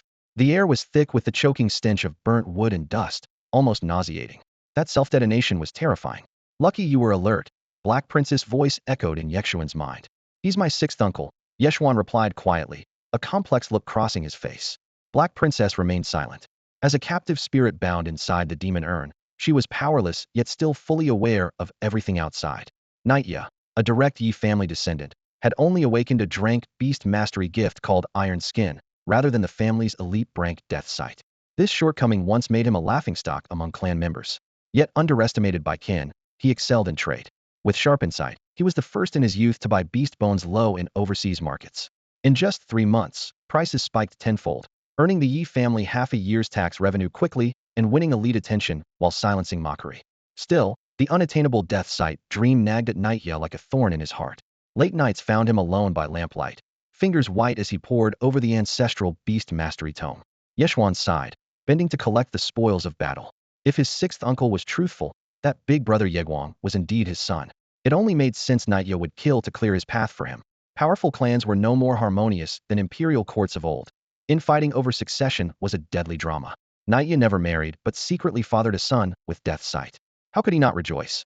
Determined, he cut down all threats and Ye Xuan was the first on his list. The battlefield was soon thoroughly cleared. Ye Xuan's hall was rich, several elite-level, second-rank 10-star beast corpses, though most were torn and mutilated by the blast. He toyed with a pale green jade-like ring, rubbing its smooth surface. After a moment, Ye Xuan slipped it onto his finger. This is a second-tier beast artifact called the Beast Ring. Inside, it contains 1,000 square meters of space, which can be used to store miscellaneous items, wild non-contract beast spirits, and so on. To put it simply, it's an upgraded version of the first-tier beast artifact known as the Demon Trapping Cage. After confirming that nothing valuable remained inside the ring, Ye Xuan turned and left, soon disappearing among the trees. At dusk, he returned to the territory of the knife-wielding baboons. The campfire crackled, oil dripping onto the embers and causing small pops. Captain Number 8 was using a dagger to turn roasted game meat. Bathed in firelight, Lu Erfa and a few young men and women, including Sun Yutong, sat around dozing. When Ye Xuan appeared, they all instantly woke up. Hey, young Master Yi, you finally made it. No injuries, right? Lu Erfa rubbed his hands and greeted him with an ingratiating smile. No problem. Ye Xuan replied casually, yawning, then tossed a heavy stack of metal insignia plates into Lu Erfa's arms. Several plates were charred and deformed, but the numbers on their chest badges were still clearly legible. Lu Erfa's smile froze, his heart pounding wildly. Damn, these are the numbered badges from the 10 Raven-Face captains? Every one, but number 8 is here. Sun Yutong, come with me inside.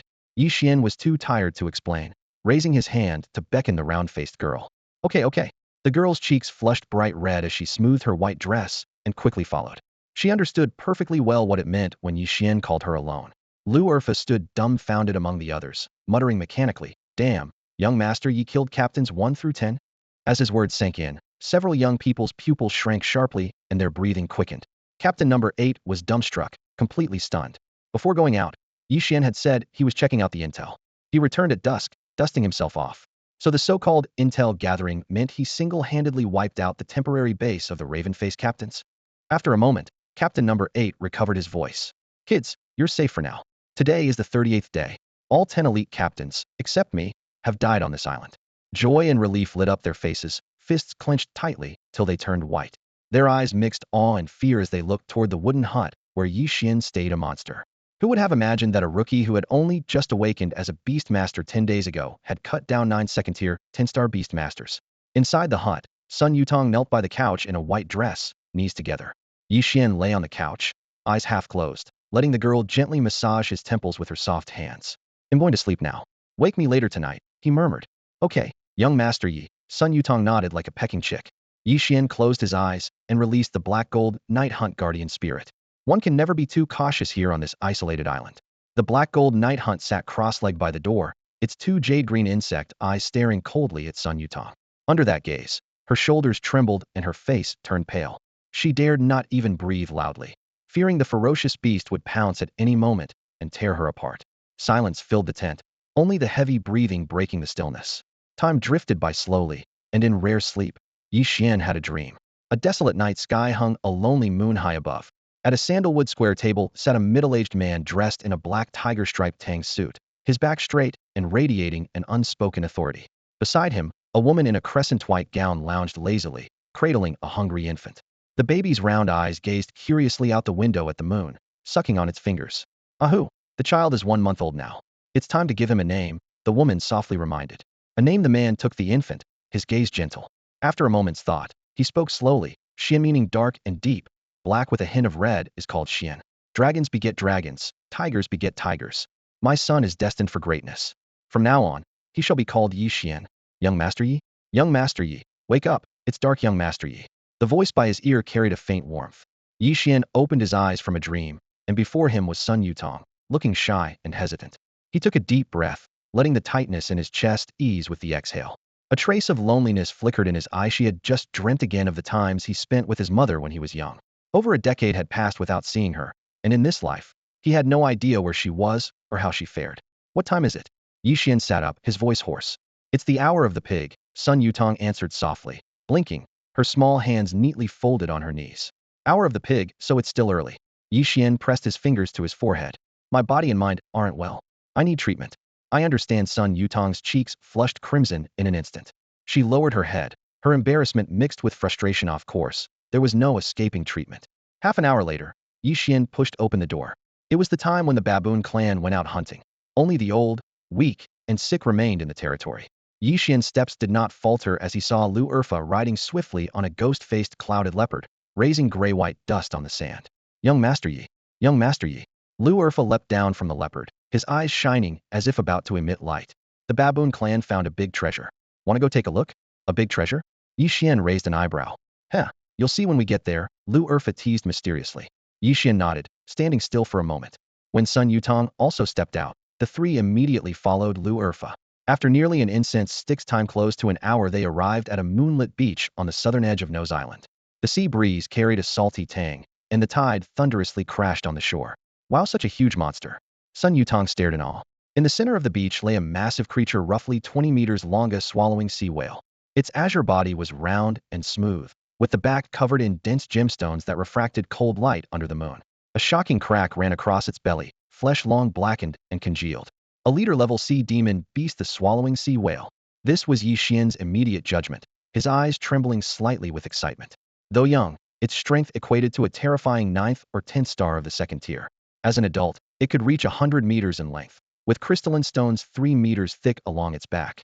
The poor little one must have strayed into the deep sea, been torn apart by a group of giant-jawed sharks, and eventually drifted ashore on the current. A haunting howling rose.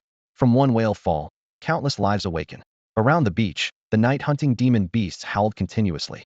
In the darkness, thousands of shadows flickered, some crawling, some leaping greedily toward the prey.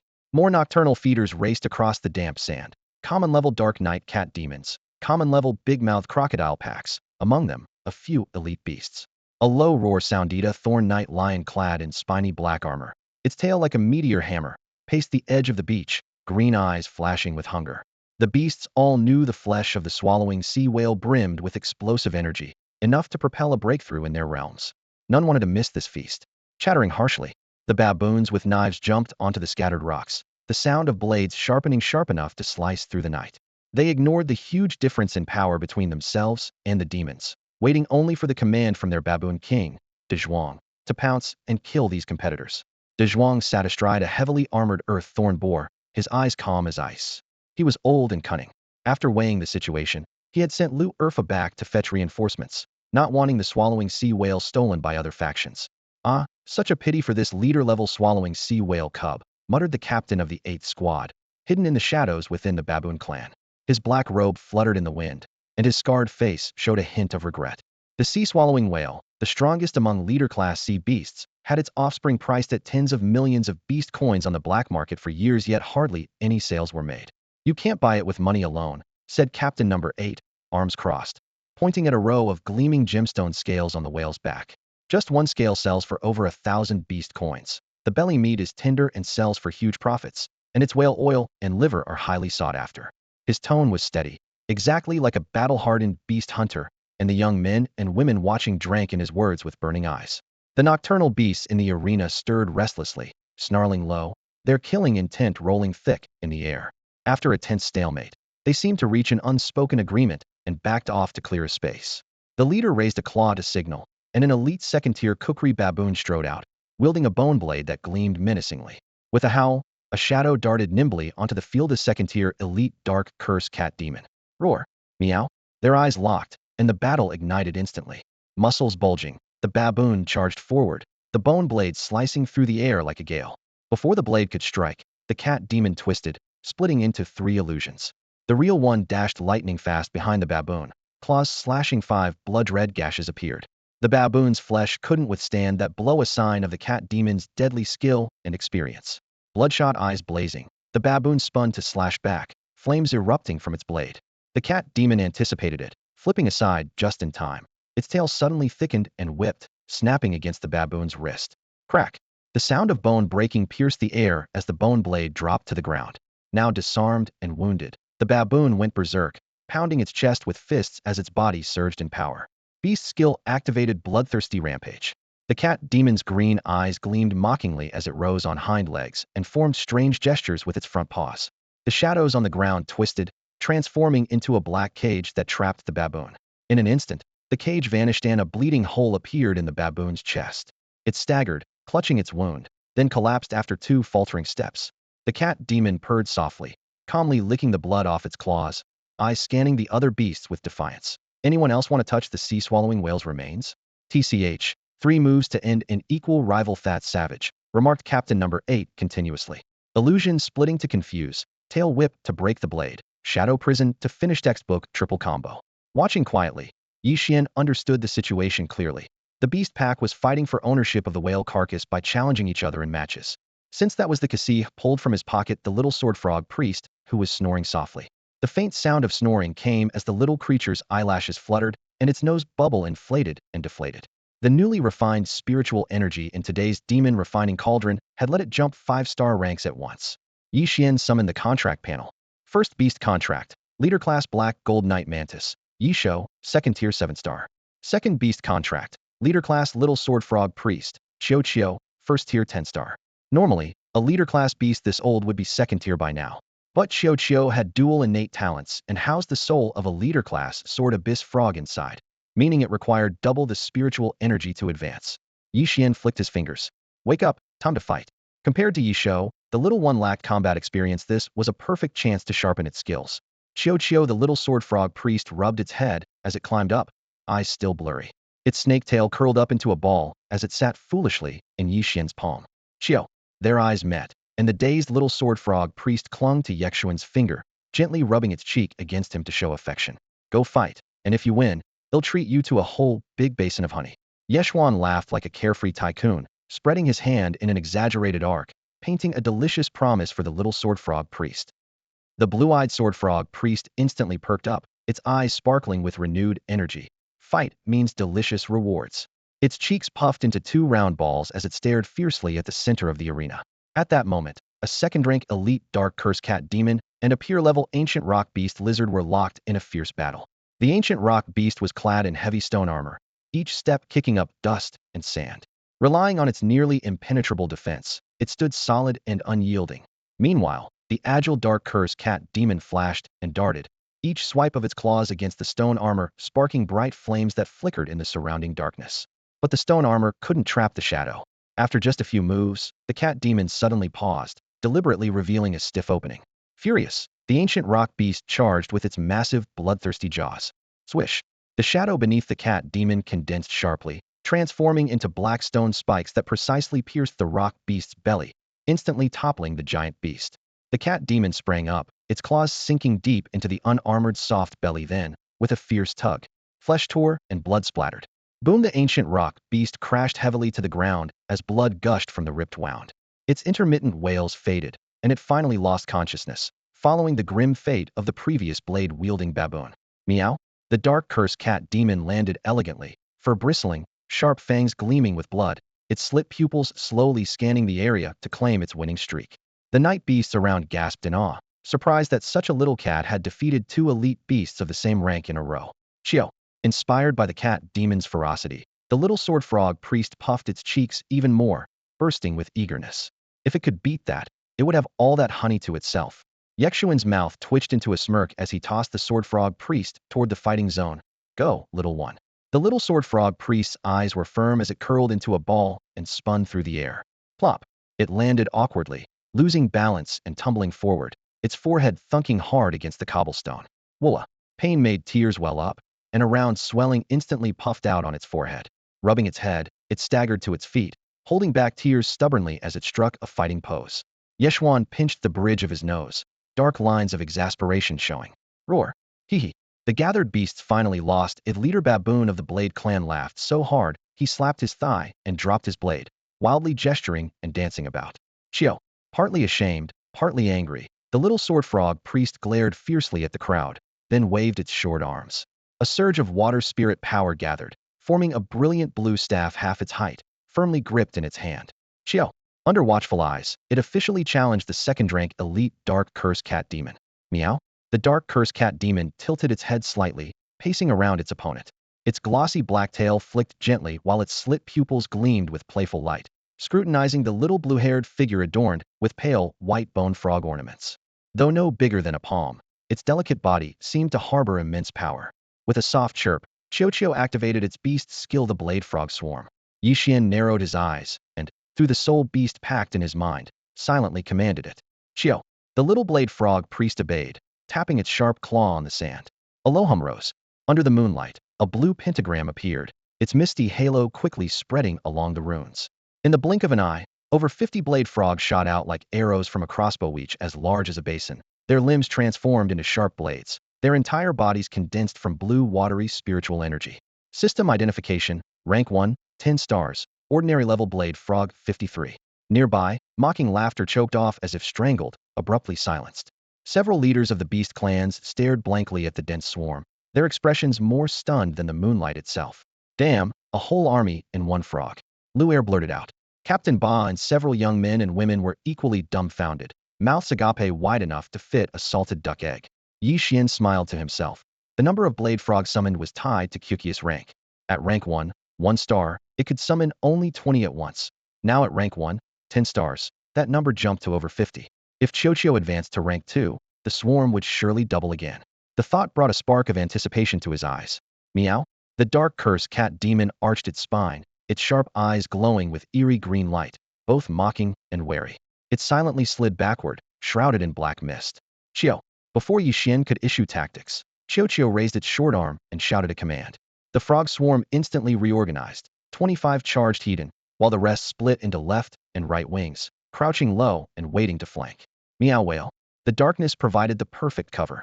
The cat demon's hind legs tensed suddenly, its claws carving 6 deep furrows in the sand before it blurred into near invisibility. Ribbit. The 25 frontal blade frogs leapt simultaneously, their blade arms reflecting moonlight, a cold gleam uniting into a sharp wave.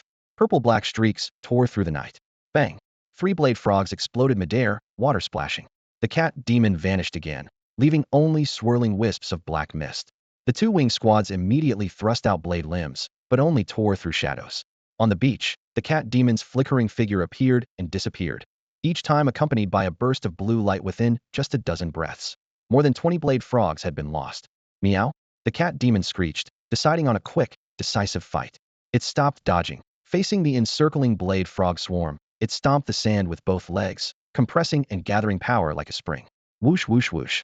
Dozens of sword-like flashes cut through the air, their piercing roar swelling. Just as the cold blades were about to strike the black fur. Boom! A dense black mist exploded outward. The Dark Curse Cat Demon suddenly split into 3. At the moment the blade frogs struck the phantoms, those 3 illusions wrapped around the sharp blades like thick tar. As the blade frogs tried to pierce through, the sticky phantasms clung tightly, forcibly slowing the swarm's movements by 3 beats. The real finishing move revealed itself. The true cat demon used illusions as a cover, darting across the sand like a streak of black lightning, aiming straight for the sword frog priest behind. Chio! The staff whipped up sharply, and the remaining sword frogs immediately pulled back. A pentagram array suddenly formed, layers of slashing light interwoven to block the cat demon's path. Yet boom! The shadow exploded into a mist, revealing yet another illusory form. The real shadow cat demon had already slipped silently above the priest's head, its claws wrapped in dark purple energy, diving down like a blade through the wind. Watch out! Captain 8's heart sank. Ordinary cat demons could at most create 2 illusions, but this one had split into 3 shadows, combining silent shadow strikes like a ghost assassin. At the edge of the beast pack, a saber-toothed baboon let out a wicked ha-ha-ha, as if already picturing the sword frog priest being ripped apart. At this critical moment, Ye Xuan's voice thundered through the beast bond. Now's the time. Follow the plan. Xiao, beast skill, shield frog guard. A brilliant blue light burst from the water staff, the pentagram spinning rapidly. When the cat demon's claws were less than 3 inches from the priest's head, 2 beams of deep blue light shot straight up. Boom. A metallic thunder shook the entire beach. In the center of the light stood 2 giant shield frogs, each about a person tall, their heavy turtle shells encrusted with spiritual crystals. Their hexagonal crystal shields flawlessly blocked the deadly strike. The demon's claws scraped the shield with a harsh screech, but not a single scratch remained. Elite level, first tier, 10 stars. Captain 8's eyes widened in disbelief. The spiritual energy radiated by the 2 shield frogs had unmistakably reached elite territory. At the corner of Ye Xuan's mouth appeared a faint smile after Xiao's promotion. The beast bloodline within her awakened a new skill. This scene was exactly the setup he had been waiting for. The shadow cat demon's pupils constricted sharply, but it was too late to retreat. One shield frog suddenly opened its mouth, spraying out sticky blue resin that solidified midair, firmly gluing the cat demon's hind leg to the sand. Xiao. The little sword frog priest seized the chance, the sword frogs flashing blue light as their blades pointed at the cat demon's throat, chest, and skull. Meow. On the edge of death, the shadow cat demon tore its stuck hind leg free with violent force, blood spraying everywhere, its figure splitting into 3 nearly indistinguishable afterimages as it fled. The second shield frog was already ready. It stomped heavily, and a burst of crystal spikes shot up from beneath the sand. Pop. Pop. Pop. All 3 illusions shattered one by one. The true shadow cat demon was forced to reveal itself, all 3 of its legs wounded, black-purple blood dripping in thin lines, body sprawled low, breathing ragged, completely unable to fight on. The little sword frog priest lightly landed on the shield frog's shoulder and timidly looked around. Did I just win? Without borrowing the big frog's power? Meow? The dark curse cat demon felt utterly defeated, never imagining it could fall to a mere first-rank juvenile beast. Now badly wounded and missing a limb, surviving in this jungle would be a daunting struggle. It lay sprawled on the blood-stained grass as 2 blue crystal shield frogs steadily closed in, their croaks low and hostile, clearly ready to strike and finish it off. Stop! A calm voice rang out from the shadows. Ye Xuan stepped out slowly from the thicket, casually picking up the severed cat legs still warm to the touch. The dark curse cat demon's fur bristled fiercely, its slit pupils reflecting cold moonlight, but its injuries were too severe to do more than weakly growl and protest. If you want to keep your hind leg, stay still. Ye Xuan crouched and aligned the detached limb with the stump, moving swiftly and decisively. Then he pulled out a tiny jade bottle about the size of a thumb and bit open the stopper. A second drank rapid healing potion. 6th Uncle Ye's beast ring unearthed it. Worth at least 1,000 beast coins on the market, he explained offhandedly, as if commenting on the weather. Drops of vibrant green medicine fell onto the wound, and flesh visibly sprouted fresh granulation tissue, curling and weaving until with a soft psh, the severed limb seamlessly reattached, leaving barely a trace. Open your mouth. Meow? The dark curse cat demon hesitated. Ye Xuan smiled and poured the remaining potion into its mouth. The cool bitterness exploded at its throat, triggering rapid healing of the Bodhi's surface wounds. After a moment of silence, the cat demon staggered upright and cautiously circled Ye Xuan in a small radius, its tail flaring but hesitant to pounce, unsure why this youth would offer help instead of finishing it off. Want to join me? I like you. Ye Xuan's eyes gleamed with expectation as he extended his hand in invitation. The air tensed instantly. The cat demon retreated half a step, its tail brushing the fallen leaves, then gently shook its head. Ye Xuan's smile froze, fingertips hovering midair. Puffed. Rejected. Little Ye Xuan, came Haiji's mocking voice from over his shoulder, full of gleeful schadenfreude. Meow? The cat demon looked up at Ye Xuan deeply, its abdomen swelling before it belched out a purple orb, tossing it at his feet. Then it melted into shadow and disappeared into the jungle depths. What's this? Ye Xuan bent to pick up the orb. It was warm, its surface etched with fine serpent-like patterns, faintly glowing purple. He furrowed his brows and quickly waved over Captain 8. Whoa! Captain 8's whole body trembled when he saw the orb, exclaiming, Ye Xuan, you've just found treasure. This is a rare third-rank magical plant, the Xing fruit. Xing fruit? Ye Xuan blinked, then a spark of understanding lit up his eyes. It only bears fruit once every 50 years. Captain 8 rattled off quickly, beast tamers and demon beasts alike. One will extend their lifespan by 1 year. Stackable? That's right.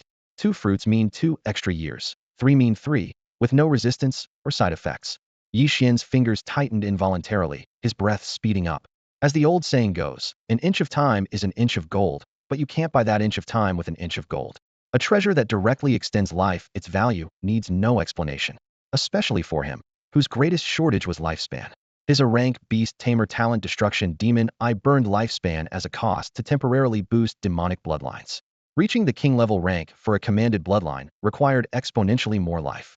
If he had enough lifespan, maybe he could truly push a demon beast briefly into king territory. Ye Xuan, there's a whole third-rank Xing fruit tree on this nose island. Captain 8 lowered his voice. That dark curse cat demon must know exactly where that fruit it gave you is probably a gift in return. Ye Xuan glanced in the direction the cat demon disappeared. Deep in his black eyes a mixture of battle fervor and hope mingled. Yes. Night Xian's focus fixed on the third-tier demon plant snake fruit. With a snap of his fingers, he summoned the black gold night mantis, Ye Xuan. Clang. The mantis blades rubbed against each other, sparking a blinding flash of light.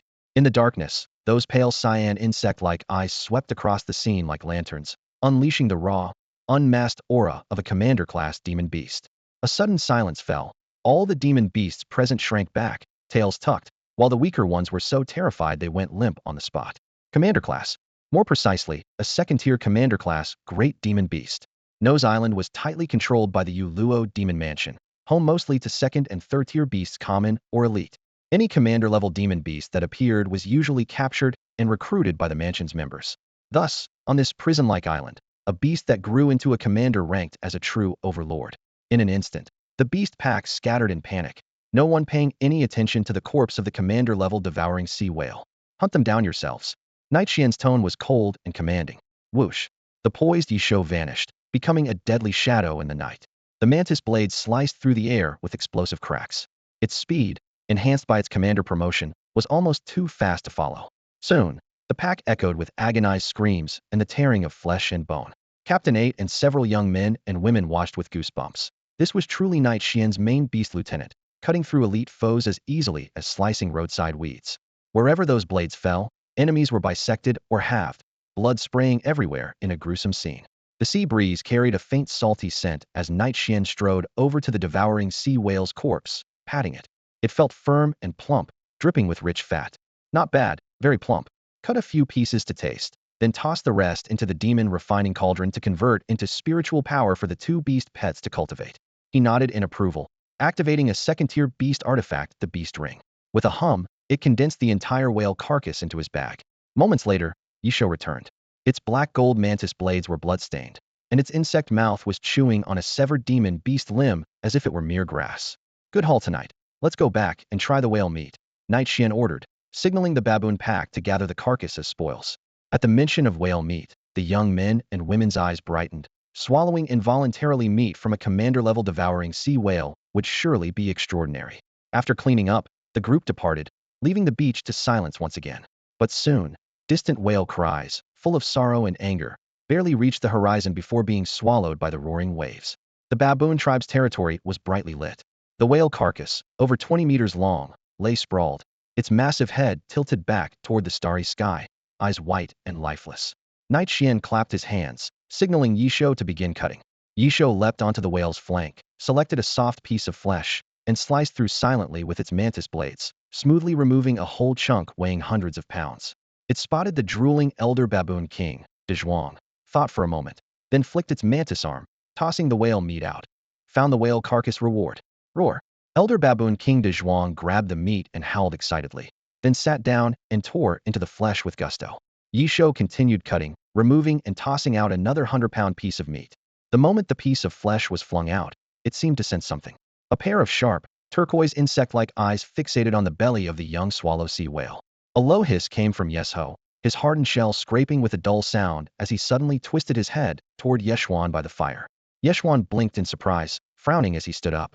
Young Master Yi, what's going on? Lu'er scratched his head, clearly puzzled. Ye Xuan's hoarse reply was brief. There is life inside the whale's belly. The sizzling sound of the roasting skewers abruptly stopped. Everyone exchanged looks, their wooden sticks frozen midair. Curiosity instantly piqued. Ye Xuan raised his hand. Ye Xuan cut open the belly. Hiss. Ye Xuan clasped his arms, and with a crisp cross slash, the thick whale skin was cleanly sliced open. As the wound in the abdominal wall took shape, there was a sudden rush. Intestines and stomach sacs spilled out, and a wave of fishy, rank heat hit their faces. The swallow sea whale is a commander-level demon beast with 3 stomachs. The forestomach, main stomach, and pyloric stomach, explained Captain 8, standing nearby with arms crossed, calm, and measured. The forestomach stores but does not digest food. The main stomach secretes acid to break down nutrients. The pyloric stomach connects to the intestines and handles final absorption. Ye Xuan nodded. Open the forestomach. Hiss. Ye Xuan swung his blade again. The swollen forestomach split open, and a flow of water mixed with shredded fish gushed out, carrying along a thin human figure. Ye Xuan was silent. Captain 8 and the others stared in disbelief. It was a person, and still alive. The faint rise and fall of his chest showed a flicker of life remained. Young Master Yi, should we keep him? Lu'er looked at the boy's swollen belly in surprise. This guy's belly's about to pop like a pregnant woman. Save him, Ye Xuan said with one word. Got it. Lu'er rolled up his sleeves and called everyone to lift the boy to the fire. What they dragged out was a boy in coarse linen clothes, seawater at the corner of his mouth, face pale as iron, breathing heavily, on the verge of collapse. After some simple first aid, his breathing gradually steadied. Though still pale, he curled up near the fire, frowning as he tried to warm himself. At that moment, another boy spoke up. I have a good memory. He's a stranger, not a prisoner from Bai Island. Maybe he's a prisoner from the other 4 islands nearby, someone else guessed. The 5 islands form a rice character shape. Bai Island in the center, with Mei, Yin, Ko, and Air at the 4 corners. Information Captain 8 had explained early on. He nodded in agreement. Makes sense. The northwest wind is strong tonight. This kid could have come from Mei before he could finish. The boy on the ground suddenly coughed violently, water spraying from his mouth and nose. Everyone fell silent, their sharp gazes fixed on the boy. His eyes opened wide. He took a deep breath and stared blankly at the night sky, then suddenly cracked a smile, tears and snot streaming down his face. Cough, cough, I escaped. Escaped that slaughterhouse, thank you all. My name is Su Bo, from the southern province. Don't celebrate just yet, Captain 8 finally spoke, breaking his silence. Slowly, he pulled out a crow-faced mask and held it before Subo's eyes. Little guy, do you know what this is? Subo looked instinctively, his face instantly drained of color. With a sinister smile, Captain 8 pressed the mask onto Subo's face. Congratulations, little restless one. You've jumped from one hell into another. This place is Bai Island. Nose Island. Supa felt as if struck by lightning. His eyes dimmed little by little until they went completely lifeless. A cold chill ran through his body, as if all his strength had been drained away. Don't be afraid, I'm one of the good guys. The captain of Team 8 removed his mask and smiled as he stepped forward, gently patting Su Pu on the shoulder. But the light touch startled Su Pu so much that his eyes rolled back, and he fainted on the spot. Young people really know how to sleep well. Just drop and pass out. The captain of Team 8 gave an awkward chuckle, then pulled a blanket from the cage holding the captured demon and covered Su Pu with it. Night Xian, who was feeding Qiao, only raised his eyes briefly at the scene, showing understanding. Yeah, it's like digging a tunnel to escape from prison. You spend 10 years digging, finally get through, and the exit opens right into the dorm of 8 prison guards who are all playing mahjong. They hear the noise and instantly all stare at you. He finished his analogy, his fingers sticky with honey as the little sword frog priest Qiao clung and nuzzled him. After eating, Qiao crawled into the youth's collar and fell fast asleep, showing only a round little head, quiet and obedient. Night Xian gently stroked her frog's head and casually asked, How are Eye Island, Brow Island, Mouth Island, and Ear Island? Same as Nose Island. All are training their final Gu Kings, the captain of Team 8 said, his expression turning serious. The only difference is that we on Nose Island have a 3rd stage beast tamer Lord Feng stationed here. Lord Feng was the pig-faced masked instructor, a figure Night Xian always regarded with caution. The captain paused briefly, then quietly added, From what I've secretly learned, Lord Feng is very likely the sole survivor from Nose Island 10 years ago, the last prisoner, Gu King of Nose Island. Night Xian casually nodded, but his thoughts drifted to the other 4 islands. Since the islands were on the same level, each must have a captain-level figure wearing a black robe and crow mask. If he could hunt them all down and absorb their spiritual power, maybe he could leverage that to break through and truly reach the 3rd stage. 2 days later, after special training ends, a transport ship will arrive to carry off supplies. To escape by stealing that ship, he'd have to deal with the instructors of the 5 islands first. Night Xian closed his eyes, already drafting a plan in his mind. Within 2 days, eliminate the 4 other islands. Meow from deep in the darkness of the forest, faint rustling and a cat's cry pulled Night Xian back to reality. Brushes parted, revealing a pair of glowing green beast eyes shining coldly, fixed intently on him. A dark spell cat demon emerged quietly, leading 3 ordinary-level kittens still in their first fur molts. No wonder she rejected Met. Turns out she's a mother carrying kittens, Night Xian realized and smiled warmly, waving toward them. The dark spell cat demon scanned the whale carcass, hesitated, then cautiously stepped closer with her kittens, keeping a safe distance from Ye Xuan. Meow meow, the three kittens blinked their bright beast eyes and flicked their tails happily. Ye Xuan tossed out 3 pieces of whale meat. Here, for the 3 of you. Meow. The kittens immediately puffed up their fur and hissed at each other, scrambling eagerly to grab the whale meat, creating a chaotic scene. Only then did the dark spell cat demon relax and bend to lick away with splinters from her kittens. Ye Xuan then threw out a 10-pound chunk of whale meat. And this one's for you. The cat demon looked at Ye Xuan gratefully and began to eat with bowed head. Ye Xuan sat calmly on the ground, threading pieces of whale meat onto a wooden stick with one hand and slowly roasting them over the fire. He spoke casually. The jungle is too dangerous. You can't always stay by their side. The dark cursed cat demon's ears twitched slightly, but it kept nibbling on the whale meat beneath its paws, just a bit more slowly. The flesh of a leader-class beast contained abundant energy. Consuming it helped younger beasts grow and evolve. Ye Xuan looked at the cat demon in front of him and tested. Do you want your children to start off ahead, increasing their chances of survival? The cat demon paused, looked up at the handsome youth, and nodded lightly in agreement. How about a deal? Ye Xuan squinted and walked slowly toward the cat demon's mother. You don't want your 3 kids to become food for other beasts later, do you? The mother, new to being a parent, looked confused. By the time she realized it, Ye Xuan was already standing before her, his large hands gently resting on her smooth, sleek feline back, softly stroking. The dark cursed cat demon, about the size of a calf, tensed, growling low in its throat to resist. Easy, relax, you're a good mother, young and wild, and your 3 kids are so adorable. Ye Xuan's voice was soothing as he effortlessly pushed the cat demon down, his palm caressing its round cat head. Gradually, its body loosened, limbs curling, eyes half closed in lazy cat-like contentment. Its resistance could not withstand the touch of a two-legged beast. Ye Xuan asked again, so, how about that deal? The cat demon replied with a soft meow. From his pocket, Ye Xuan took out a 3rd-tier snake fruit. Take me to the tree that bears this fruit tomorrow morning, and I'll trade you whale meat. The plan to go to the 4 islands is on hold. I must get the snake fruit tree. The beast's eyes lit up with excitement, captivated by the promise of leading-class beast flesh. It readily agreed on the spot. Ye Xuan breathed a sigh of relief and stood up, signaling Ye Xuan to cut another 100 jin of whale meat.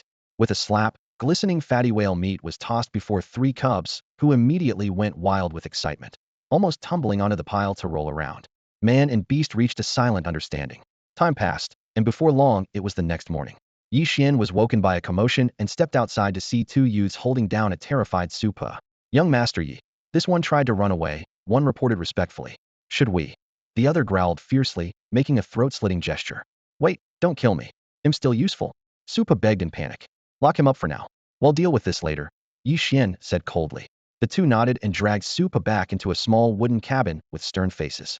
Ye Xuan exhaled heavily and entered a meditative state, focusing inwardly as he observed the refining beast cauldron. Leader beasts like the Suhai whale advanced extremely slowly. Their massive size made the spiritual power needed to evolve staggering even harder than Xiuqiu's breakthrough. Refining this 2nd-tier young Suhai whale granted Ye Xuan an unprecedentedly pure and refined spiritual energy, its hue shifting from pale white to a rich bluish white. At a thought, he transferred 2 demon pets from his beast space into the refining cauldron to begin absorption. Ye Xuan entered first. Xiuqiu obediently nodded and trotted to a corner to watch quietly. Inside the demonic refining cauldron, thick, dark green spiritual energy coiled around Ye Xuan's 3-meter figure like a living thing. Suddenly, the black and gold armor emitted a metallic hum, and blinding blue light burst from the joints and crevices. Bang! The spiritual energy orb abruptly exploded, sending thousands of thin blue streams flowing through the gaps in the armor, as if scalding molten metal were scouring flesh and blood. Ye Xuan even heard a rhythmic pounding beneath the shell, like molten lava surging. Gradually, the color of the black gold armor deepened visibly, and Ye Xuan's aura surged wildly, hurtling toward the barrier of 2nd rank 10 star, 2nd rank 8 star, 2nd rank 9 star, until Xiuqiu hugged the snake tail tightly, blinking its blue beast eyes rapidly as it looked up at the vortex of spiritual energy above Ye Xuan's head condensing into a blue-green storm. The moment the storm collapsed, the 3-meter figure suddenly halted, and then the pressure of the 2nd rank 10 star burst forth like a tidal wave throughout the cauldron's space. Ye Xuan had broken through, reaching the peak limit of 2nd rank 10 star. Outside the demonic refining cauldron, Ye Xuan narrowed his eyes. Ye Xuan was standing still, yet exuded an overwhelming aura of both external and internal strength, an unmistakable sign that power was touching its current limit. Your turn, Xiuqiu, he reminded. The spiritual energy left from refining the young tidal whale was 1/3 full, enough for the little one to enter second rank. Xiao. The little sword frog shaman nodded obediently, imitating Ye Xuan by jumping beneath the orb of energy. Wisps of green threads fell, flowing into its body as its realm visibly rose, growing like bamboo shoots after rain. Minutes later, the last wisp of green light was absorbed. Boom. A ring of blue aura burst out centered on Xiao, sweeping the area. It had successfully broken its limits to reach the second rank 1-star beast realm. Xiao, the little creature, widened its eyes and looked at itself in daze. Its size had grown a bit, but it was still only as big as Ye Xuan's palm. Not bad. Ye Xuan smiled with satisfaction. This heirloom treasure that had traveled with him was truly invaluable. Even without a system, with the demonic refining cauldron alone, he could carve out his place in the world and live up to the name of one who crossed time and space. He looked up and called to the dark spell cat demon hiding in the treetops. Lead the way to the snake fruit tree. Meow. The cat demon responded, first warning the 3 cubs in the tree not to wander off, then gracefully padded forward. Ye Xuan followed closely. This time, he intended to search for the snake fruit without bringing anyone else. Around midday, the man and cat arrived at a rocky foothill area. The land backed onto the deep blue coast, strewn with scarlet stones and beast bones of all sizes. Ye Xuan jumped onto a 3-meter-high reef rock and surveyed the surroundings. The view was utterly desolate. Not a single weed grew, let alone trees. The snake fruit tree grows in a place like this? He wondered, glancing at the dark spell cat licking its paws. Meow. The cat suddenly leapt up and nimbly darted through the red rocks. Ye Xuan followed quickly. They circled around to a jumble of stones resembling grave mounds. The cat flicked its tail, slapping away a millstone-sized green stone, then pointed its tail tip toward a pitch-black cave entrance before slipping inside first. Ye Xuan hesitated briefly, but then bent down to follow. A damp and fishy smell hit his nose.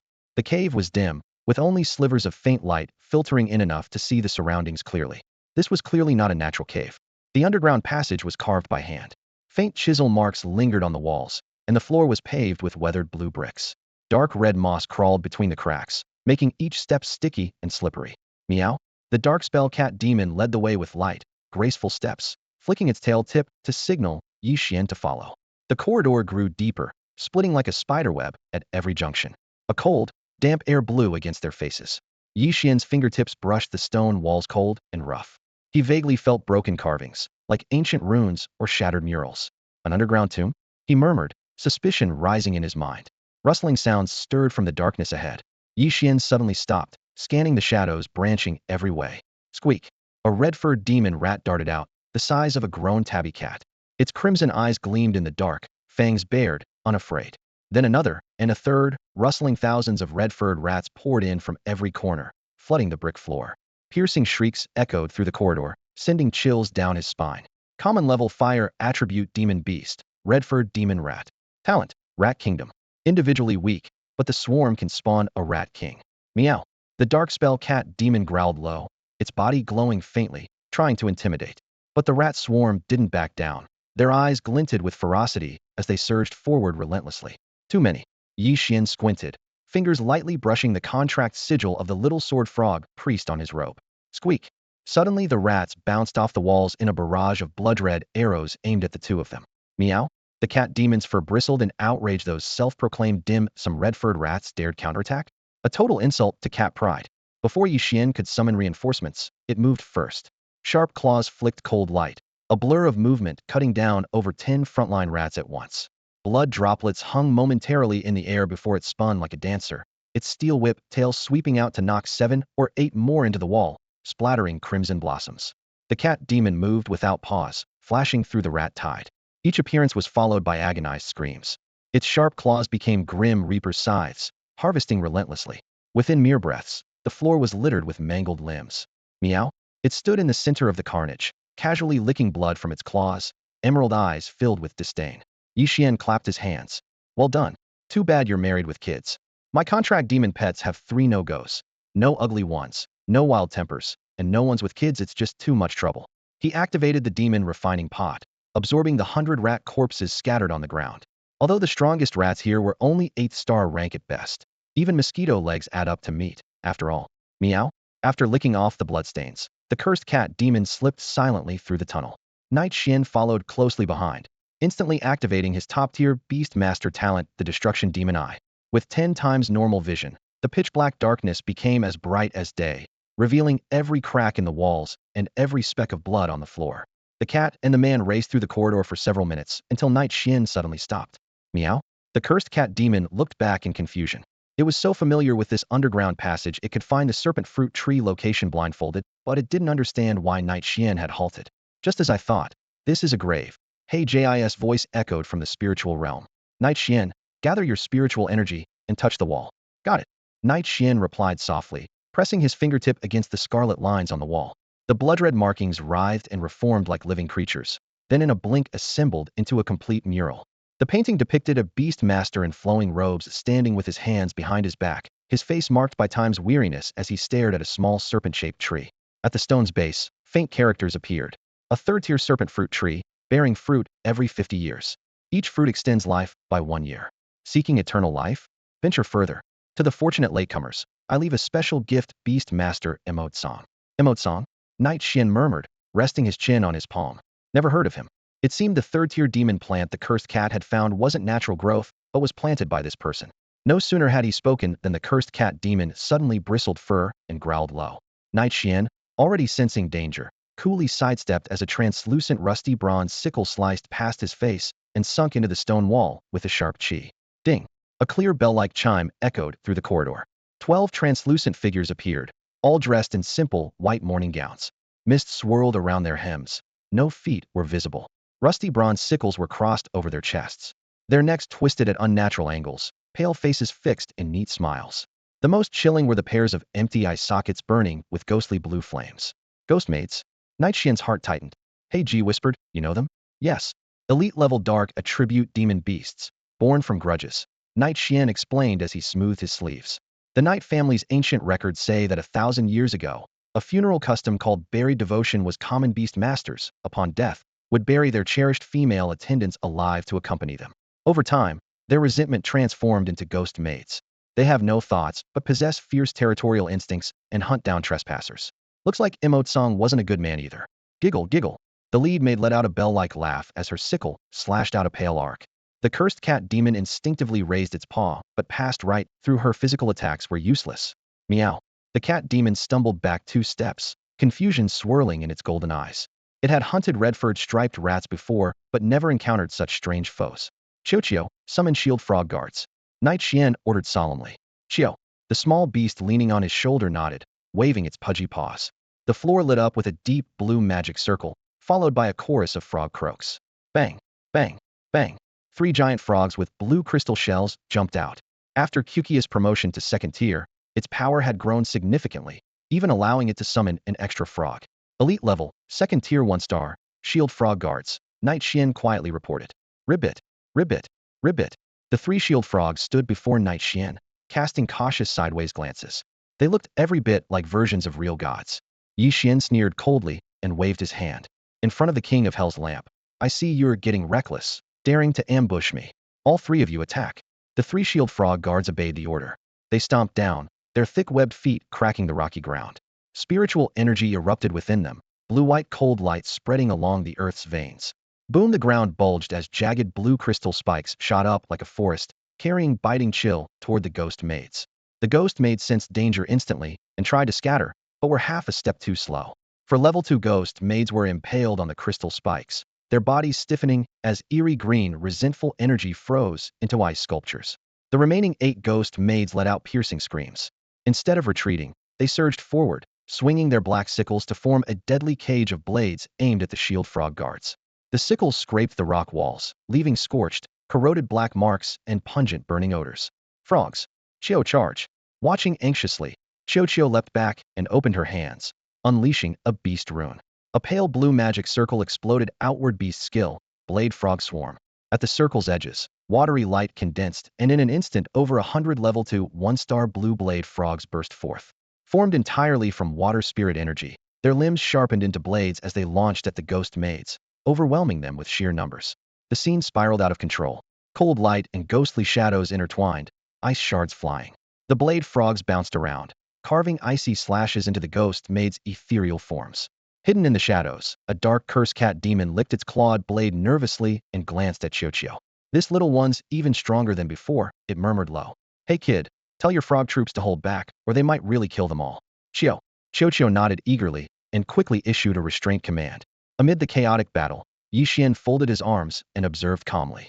He Ji stood silently beside the demon refining pot's prison. Little Ye Xuan, do you plan to capture these ghost-made beasts alive? He Ji asked with curiosity. Of course. Ye Xuan smirked greedily and pointed to the struggling ghost maids. Look, they all have narrow oval faces, noses, but no eyes. They're decent looking. So you plan to sell them as wait what?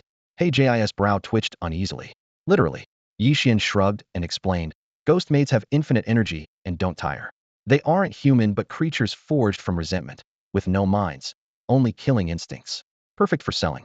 Once I get back to Stone City's Ye household, we'll toss them into the Joey Hongni Hall and charge 100 beast coins each time. He licked his lips, eyes flashing with greed for beast coins.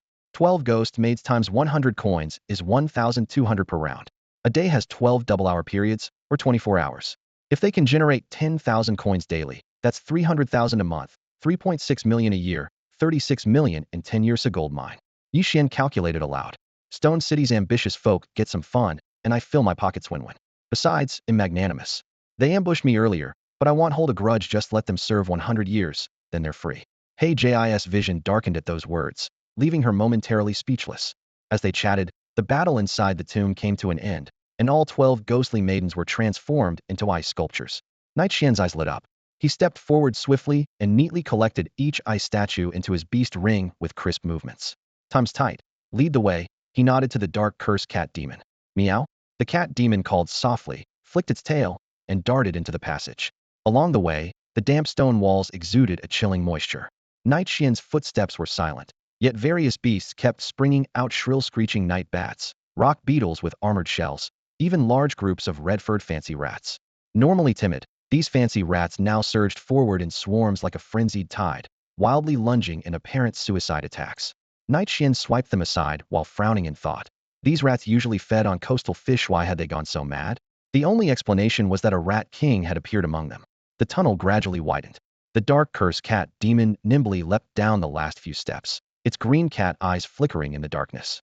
Night Xian followed closely, his boots stirring up thick dust with faint rustling sounds. Suddenly, the cat demon stopped, licking its paws to signal they'd reached their destination.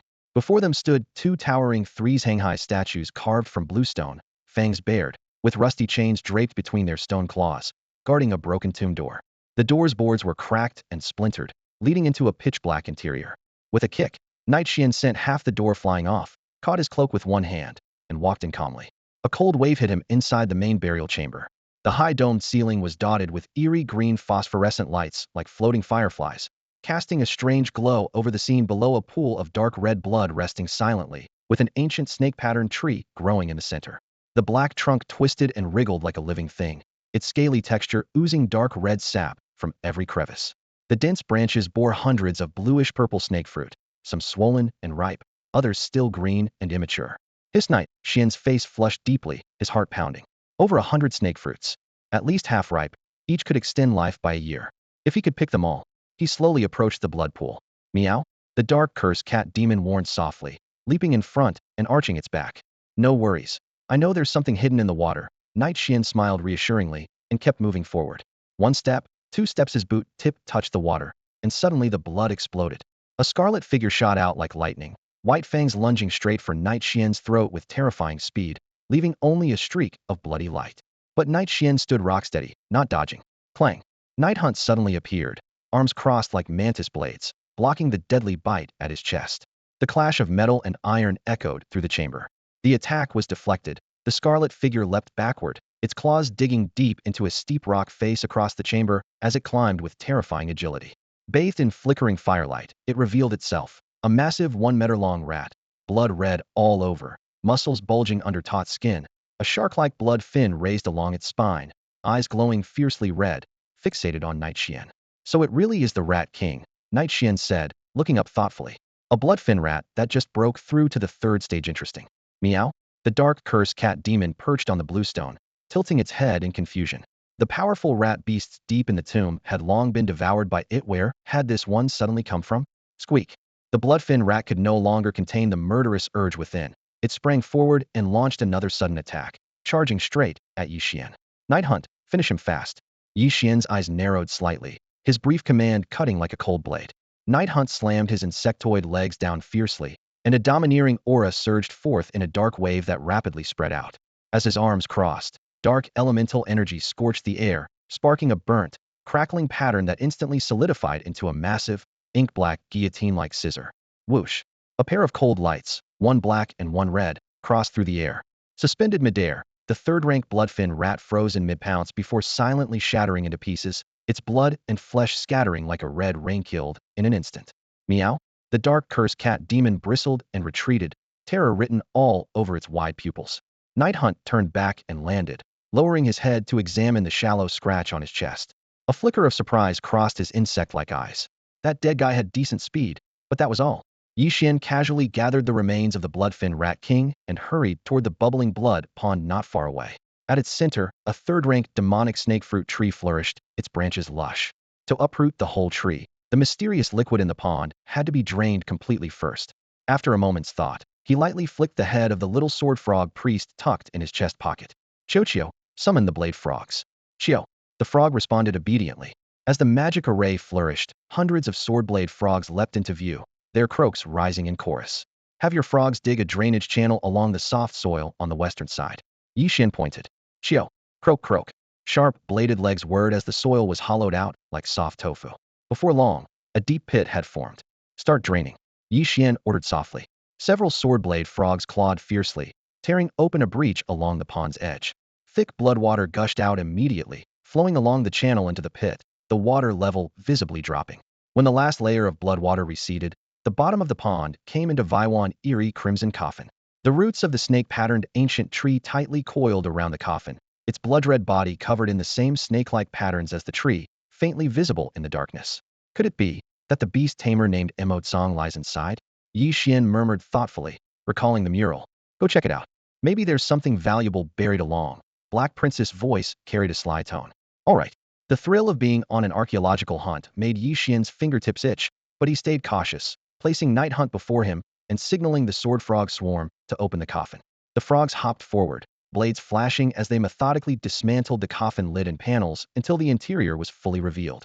Inside lay the desiccated corpse of an elderly man, clad in a worn azure robe, his body preserved without decay.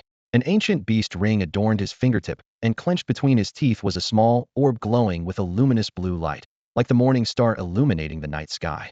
No mistake, the object in the old man's mouth was surely a dragon pearl, nurtured within a royal-grade flood dragon beast. The Jiaozhu pearls are incredibly precious, containing the essence of the Jiaoshu beasts. Worn for years, they grant longevity, and when kept after death, they prevent the body from decaying. Ye Xuan spoke quietly, but with a barely concealed excitement in his eyes. Such a rare treasure as the Jiaozhu pearl, if sold on the market, could easily be exchanged for a king-level monster king-level.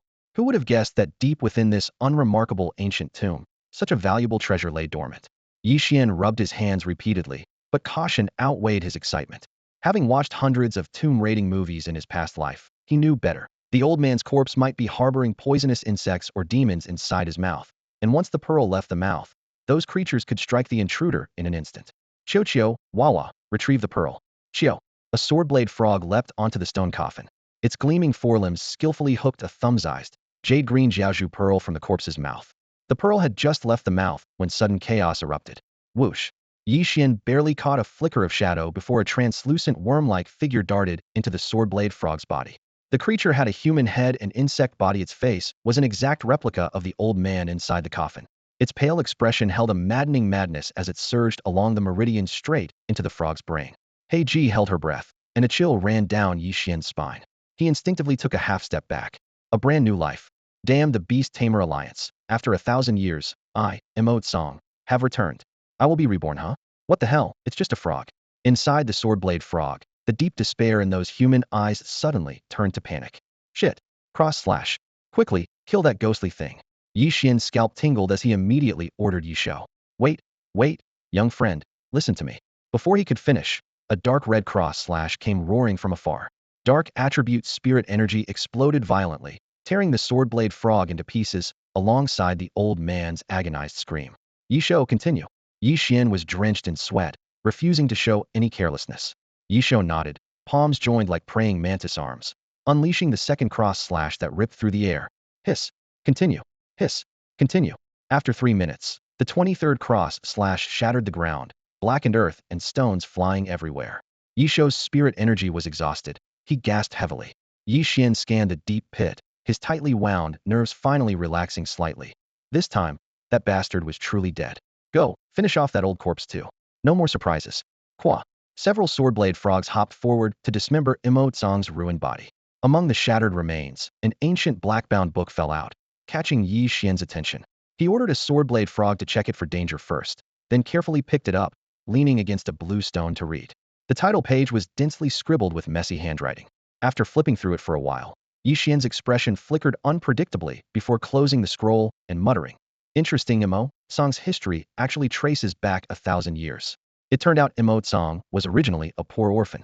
Orphaned in childhood and mistreated by land-grabbing landlords, he was taken in as a shepherd boy just to survive. Through life-and-death hardships, he awakened his beast-tamer's talent but was obsessed with immortality. 1,000 years ago, he committed the forbidden act of feeding living humans to demons. When discovered, the Beast-Tamer Alliance hunted him relentlessly. Severely wounded, he ended up on this island, left to wither away. Deep within this desolate, isolated island, Ye Xuan happened upon an ancient tomb by chance. In the dim central chamber, a dark red, third-tier demonic plant, the young seedling of a serpent fruit tree, was sprouting from the earth. Its branches and leaves glowed faintly with a blood-like light, giving off an eerie aura. Ye Xuan closed the worn, dog-eared notebook in his hand titled The Insect Breeding Manual and suddenly realized. This tomb was not built by Ye Xuan himself. Clearly, he had taken over someone else's work. The serpent fruit tree could extend a person's lifespan, but it took a full 50 years to bear fruit for the first time. Ye Xuan was already in his twilight years when he obtained the seedling. He would never live to see that day. To achieve immortality, he spent the remainder of his life researching tirelessly and eventually, just before death, cultivated a special demonic insect, the soul-devouring worm. This creature is born hollow inside and can trap a deceased soul within its body, letting it sleep and nurture so that it may seize a new body in the future and be reborn. That elite-grade insect beast just now was exactly the soul-devouring worm housing Ye Xuan's soul. Ye Xuan couldn't help but shudder at the thought. A third-tier beastmaster's soul had slumbered for over a millennium without dissipating. This old man was truly a mad genius. Had he not been cautious enough, the worm might have already slipped into his mind and taken over his body, resurrecting Ye Xuan. Recalling the recent events, Ye Xuan felt chills down his spine. Ye Xuan had deliberately planted the serpent fruit seedling atop the coffin lid as the first bait. The second lure was the priceless cyan jiaozhu pearl lodged in the corpse's mouth. If anyone plucked the pearl, the soul-devouring worm would erupt to possess a host and allow Ye Xuan to rise again, thus escaping the millennium-long manhunt by the Beastmaster Alliance. Ye Xuan reached out and gently dusted off the thick layer of grime on the insect breeding manual's cover, carefully putting it away. This notebook contained detailed instructions on how to cultivate the soul-devouring worm. Perhaps someday, if his friends or family met an untimely fate, this insect could grant them a second chance at life. Closing the book, he turned his gaze to the true treasures in the tomb. The third-tier serpent fruit tree and the cyan jiaozhu pearl. The former could prolong life, and the latter was worth enough to purchase a king-level demonic beast. As the thought crossed his mind, he attempted to store the serpent fruit tree inside his demon refinement pot. A flash of black light, and a self-contained space formed within the pot. The seedling settled safely on the ground, its dark red branches glowing with a mysterious light. Not bad, me world, just got a touch of dark red. Black Princess teased softly from inside the demon refinement pot's cage. She was shackled and seated in a kneeling posture, her hands bound with chains. They'll stuff a few money trees in there next time, to add some green and make it easier on the eyes, Ye Xuan replied casually. That would be nice, Black Princess said seriously, with no hint of teasing. Time flowed invisibly inside the pot. She had long since lost track of how long she had been imprisoned. Having secured the serpent fruit tree and jiaozhu pearl, Ye Xuan left the tomb with several demon beasts. But after a few steps, he turned back and started searching near the broken coffin fragments. All the treasures are taken, what else are you looking for? Black Princess asked, puzzled. The beast ring, Ye Xuan said firmly, eyes fixed on the scattered coffin remains. The beast ring on Ye Xuan's finger. In his earlier haste, had almost forgotten it. Even after 1,000 years, the accessories worn by a third-tier beastmaster, though mostly decayed, would surely contain something valuable. Before finishing, a gleam flashed in his eyes as he brushed away a piece of splintered wood and picked up an ancient beast ring. Though cracked with spiderweb veins, its spiritual light had not faded. Ye Xuan's heart suddenly raced. Opening a blind box. A 1,000-year-old antique blind box. Ye Xuan's consciousness entered the level 2 beast artifact ring, revealing its interior clearly. Just as he expected, after 1,000 years of decay, Most items had rotted away, leaving only a half-body black armor intact. The armor resembled a vest, roughly half a finger thick, crafted from cold, hard black metal. It bore an intricately embossed tiger head, so vivid and sharp it seemed ready to leap off the surface. Ye Xuan's eyes lit up.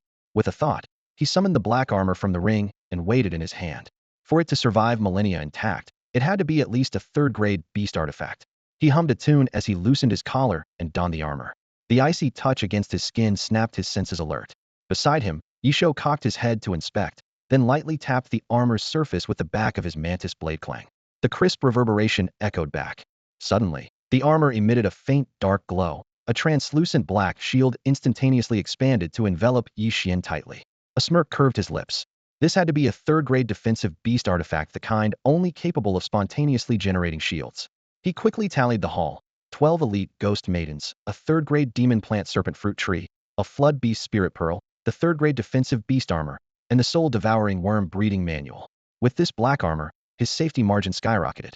Pleased, he patted the plates and signaled the beasts to leave the tomb. Outside, the blazing sun hung low, its reddish heat scorching the jagged reef. By the beach, Ye Xuan gazed toward the haze-shrouded horizon where the faint outline of an island emerged according to Captain Number 8. This was Meidao, one of the 5 islands. I have business to take care of. You go ahead, Ye Xuan instructed the dark curse cat demon. The water-averse cat demon nodded atop a crimson rock, meowed once, then vanished as a streak of black light toward the baboons' territory. How will you get across? Heiji looked out over the sea. Meidao was about 20 kilometers from Beidao, the waves surging relentlessly. Don't worry, I've got a plan, Ye Xuan replied, snapping his fingers at the deep-sleeping Qiuqiu. Qiuqiu, use your spiritual power to make me a bubble, make it as big as possible. Rubbing her eyes and puffing her cheeks, Qiuqiu expelled a 4-meter-tall blue water bubble with a 5-centimeter-thick wall, its surface shimmering. After that burst of energy, she grabbed her knees, gasping so hard her tongue lolled out. Nice job. Hey, raise some honey for you. Ye Xuan handed over a small jar. Qiuqiu instantly revived, beaming as she accepted it. Heiji raised an eyebrow. Xiao Ye Xuan, you really plan to cross 20 kilometers on that thing? Exactly.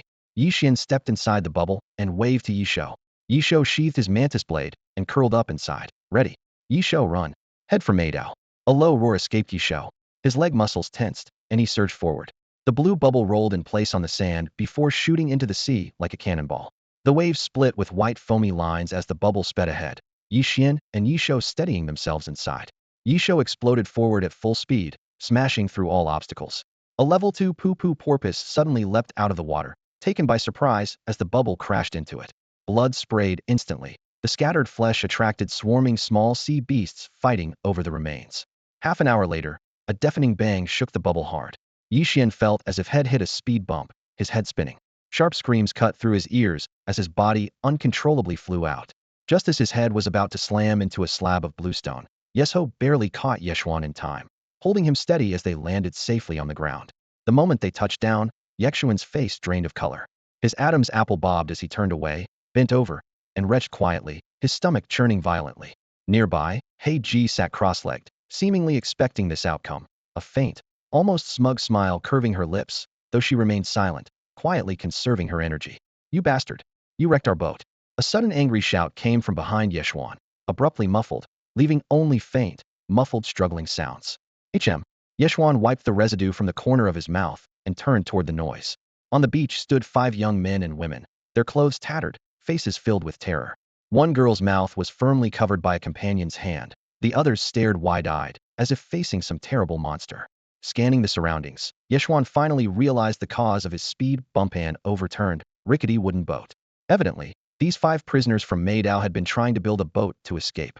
The wind swept fine sand across the beach, and an eerie silence fell. You're not prisoners from Meidao. After a pause, a pale but handsome young man spoke up nervously. He glanced up at Ye Xuan, who stood over 3 meters tall, swallowed hard, and stepped forward a few paces. I'm from Beidao, Ye Xuan replied evenly. Like you, I'm a prisoner. He rolled up his sleeves, revealing the black mark that identified them as inmates. Beidao? The group's expressions shifted to shock and unease. The notorious isolated island, anyone who could cross the ocean from there to here had to be ruthless. Though impressed, their faces became guarded. The pale youth lowered his voice. Young master, I have intelligence. Conditions in Meidao aren't much different from Beidao. Why are you hiding here? Not hiding, Ye Xuan said, lifting his gaze coolly. I came to kill. To kill? The young man blinked in disbelief. Who? Those marked 110 on their chests. Ye Xuan shrugged and flicked his hand casually. Yesho immediately handed him a half-opened coconut. Ye Xuan took a sip of juice, then tossed out a stack of seals. With a sharp slap, 10 black iron badges clattered onto the sand, cold light glinting, each clearly engraved with numbers 1 to 10. The pale youth's eyes nearly popped out, mouth hanging open, speechless. Those were the exact badges worn by the 10 squad leaders. Could it be this man really came from Bidao and had already killed all 10? We're all castaways from the same sea, Ye Xuan said, his voice calm but edged with steel. Time's short. Do you know where the squad leader's temporary base is? Take me there. His smile stretched wide, revealing stark white teeth, sunny yet chilling in its intensity. The group exchanged anxious looks, silent for a long moment. Ye Xuan's smile faded. He raised his arm, showing the prisoner's mark. In their eyes, were just ants for their amusement. If you want to keep running, hiding, waiting the 10 days until the deadline, then tearing each other apart until only one's left, believe me, I can give you all something better. Freedom. The wind swept past again, seeming to urge a choice. The pale youth clenched his fists and stepped forward. Young master, I know their base. They'll lead you there. You're right. Better to fight than to live in fear. They'll go too. I'm a Class C beast tamer. Maybe I can help. Good. Ye Xuan nodded, casually plucking a foxtail grass stalk, placing it between his lips, and chewing slowly. Completes the connection with Ye Xuan nodded, plucked a foxtail grass, and chewed it carefully. How should I address you? I am Gongsun Yu, from the Gongsun beast-taming family beyond the South Sea, gifted with a Class B beast-tamer talent called the Berserk Aura. Gongsun Yu, that pale-faced young man standing up front, cupped his fists in salute. His voice was soft and gentle, carrying a scholarly fragility. Ye Xuan raised an eyebrow and took another look at him. This delicate, bookish youth was naturally born with a Class B beast-taming talent. Moreover, it was the top-tier Berserk Aura talent within Class B. This ability could envelop a tamed beast in a Berserk Aura for a short time, doubling its strength, speed, and defense, though afterward, the beast would become weakened. A clear trade-off, yet still astonishingly powerful. Ye Xuan returned the gesture. Ye Xuan, from the Ye family of Eastern Stone City. Eastern Stone City. Gongsun Ye's eyes brightened as he eagerly stepped closer. What a coincidence. Years ago, I traveled there frequently with my uncles selling southern goods. I stayed in Stone City for a while. I didn't expect Brother Yi to come from one of the 3 great families of Stone City, the Yi family. My apologies for not recognizing you. As they chatted along the way, the group of fellow prisoners gradually grew familiar. Once Gongsun Yu started talking, he just wouldn't stop. The soft voice and slightly effeminate manner marked him out clearly. Ye Xuan seemed to catch a hidden thought and suddenly struck out, his fingertip flicking like lightning against Gongsun Yu's neck. The motion was so quick Gongsun Yu didn't notice until a sudden tap. The air almost froze in that instant. Ye Xuan blinked and withdrew his hand with a slightly awkward expression, just as he suspected. Having studied traditional Chinese medicine, he could tell certain things from the pulse. Gongsun Yu let out a surprised "ah," and his cheeks flushed deeply. He covered his neck with both hands, shyly stepping back. The others watching couldn't help but twitch their eyes at such a display from a grown man. An outsider might even assume. Ahem, Ye Xuan half-heartedly changed the topic. Brother Gongsun, you look slender, but I didn't expect well-developed muscles underneath. Not as exaggerated as you say, Brother Yi. I just exercise occasionally. Gongsun Yu quickly lowered his hands and forced a smile, though Ye Xuan's gaze carried a hint of quiet resentment. Soon they neared their target area. Gongsun Yu pointed ahead and whispered, Brother Yi, that's their temporary camp up front. Sister by Chao's talent, Eagle Eye, lets her see through a bird's perspective. She was the first to spot their encampment. We're all reconnaissance-type beast tamers, just like you. Ye Xuan nodded, his eyes flickering with a dark, profound gleam. The Class A beast tamer talent Destruction Demon Eye activated instantly. With tenfold vision enhancement, every detail of the camp was crystal clear. Black-robed figures with crow-like masks sat in small groups around fires, some whispering, others resting with eyes closed. The closer they got, the heavier the prisoner's fear grew. The oppressive shadow cast by the crow-masked overseer weighed on Gongsun Yu and the others, having their courage. Brother Yi, should we discuss a strategy first? Gongsun Yu's voice trembled slightly. The others nodded involuntarily as well. A strategy? No need. Ye Xuan replied calmly, and strode straight toward the camp. By the flickering firelight of the temporary camp, the crow-masked overseer and captains were taken aback as a young man clad in half-black armor and dark clothes approached boldly. Without hesitation, he sat cross-legged by the fire and grabbed a piece of roasting meat from the spit, biting into it. Fat dripped from his fingers, sizzled on the coals, filling the air with the scent of grilled meat. The audacity stunned all the crow-masked figures into stillness. Gongsun Yu and the others stood not far off, dumbfounded and watching. What is this? This is utterly outrageous. After a long pause, the raven-masked captain bearing the 10 symbol finally spoke in a deep voice, his eyes sharp as blades with murderous intent. You look unfamiliar. Could it be that before you die, you want to die stuffed and satisfied? Ye Xuan didn't bother replying. He just flicked his sleeve. A bronze-colored beast coin engraved with the Beastmaster Alliance emblem slid from his palm, rolling to the feet of the 10th captain. Interesting. You want to challenge me? The 10th captain rose, a mocking smile cutting sharply beneath his mask. Tossing the beast coin to the Beastmaster meant he was issuing a formal duel. Ye Xuan's thumb wiped some oil stains from his lip, raising an eyebrow as he taunted, "Don't you dare?" Before he finished speaking, the captain's expression darkened and his beast contract activated. An elite, second rank, 10-star hell tiger appeared. Black spikes covered its body, its eyes blood red, with the talent ghost conversion simmering beneath the surface. Roar! The tiger's howl thundered through the air.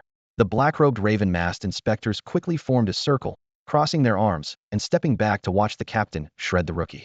Someone sneered quietly, "I bet he won't last 3 rounds." Another shook their head, "Not even 1 round. Attack. Make it quick," the 10th captain ordered. The hell tiger lunged, shrouded in black light, exhaling a thick mist. Hundreds of black mist spheres with faces screamed out. These were the ghost slaves, spirits formed from devoured flesh.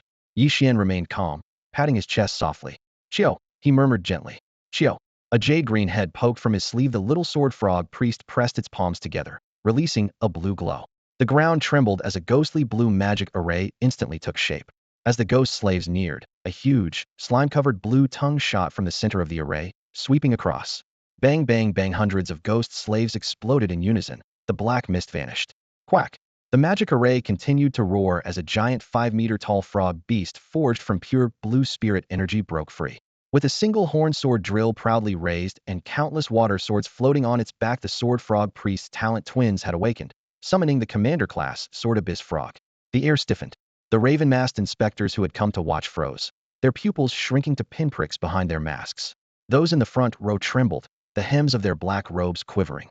"Calm. Commander class," someone's voice cracked. The 10th captain's heart pounded wildly, and he instinctively took a half-step back, knew all too well what commander class meant. Quack!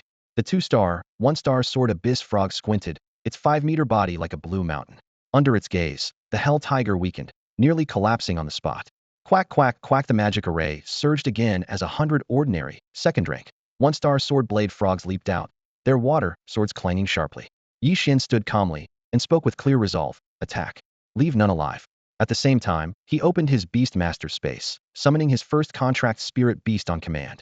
With a flash of black light, another wave of commander-class pressure descended onto the battlefield.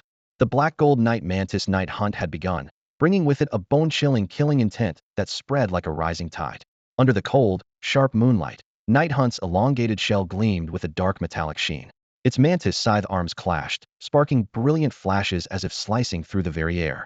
After a brief silence, the fear suffocating everyone exploded. Black gold, night mantis, double commander class. "Don't just stand there, damn it." Captain Ten's voice cracked as if strangled, his yell hoarse. "This isn't some ordinary rookie, it's a prepared rookie. Everyone, attack together." Commander class beast tamers? A few chromast captains felt chills run down their spines, cold sweat instantly soaking through their masks. Gritting their teeth, they forced themselves to raise their hands and summon their beast companions before panic could spread. A flash of white light. The elite level 2 10-star flame lion roared as it leapt forward, spitting flames from its fangs. The elite level 2 10-star armored rhino stomped heavily, iron hooves cracking the stone floor.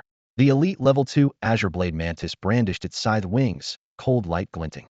3 elite level wind blade owlbirds flapped their wings and soared, swirling dust and sand into a whirlwind. However, the cost of underestimating the enemy was immediate. They had already lost the initiative. Whoosh, whoosh, whoosh. The sword abyss frog struck first. The flying fish swords on its back buzzed in unison, unleashing 100 blue sword beams plummeting down like a torrential blade rain. The 3 wind blade owlbirds, just a few meters off the ground, were pierced through by the dense rain of swords.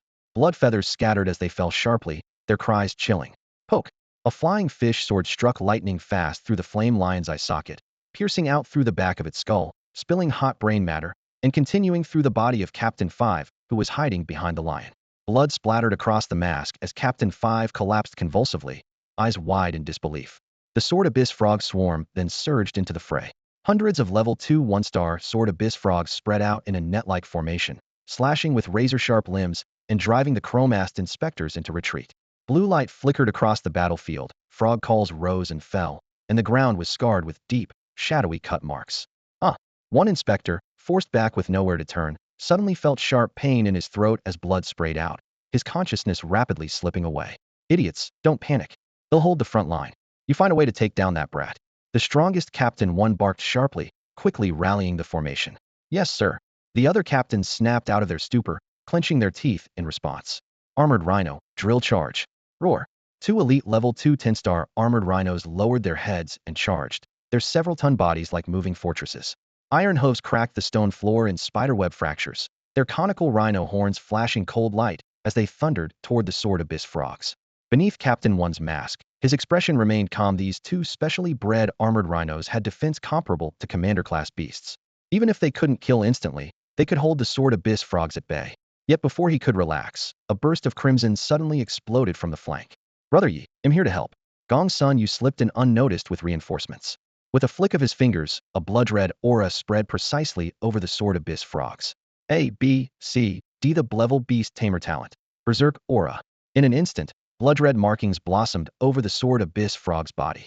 It swelled to 1/3 larger than before. The giant sword drill vibrated, its once blue blade now wrapped in a berserk crimson glow, like molten lava charged with lightning. What?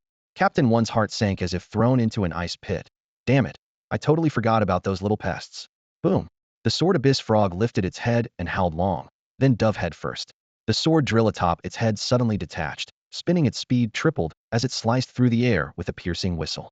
The spinning blade grazed the ground, instantly gouging a trench so deep it seemed bottomless. Bang! The first steel-armored rhino charged, its sharp horn clashing violently with the sword drill. Known as unbreakable, the rhino's horn shattered like glass into countless fragments. The sword drill cut through the scattering horn shards and pierced deep into the thick skull. The force undulated through the air, sending the second steel-armored rhino tumbling onto its back in the mud, thrashing wildly and roaring pitifully like an overturned turtle. No, my steel-armored rhino. Captain 1 shouted hoarsely, staggering backward with bloodshot eyes. Impressive, Ye Xuan said, giving Gong-sun Yu a thumbs up. Hell yeah, this is awesome. Having a competent teammate is fucking amazing. Gong-sun Yu laughed heartily, but stayed alert. Watch out, brother Ye. No sooner had he spoken than 3 faint green glimmers emerged silently from the campfire's shadows. 3 dark curse cat demons slipped through the chaos, darting from beneath Ye Xuan's feet, their scythe-like claws aimed straight for his neck, head, and chest. Swish!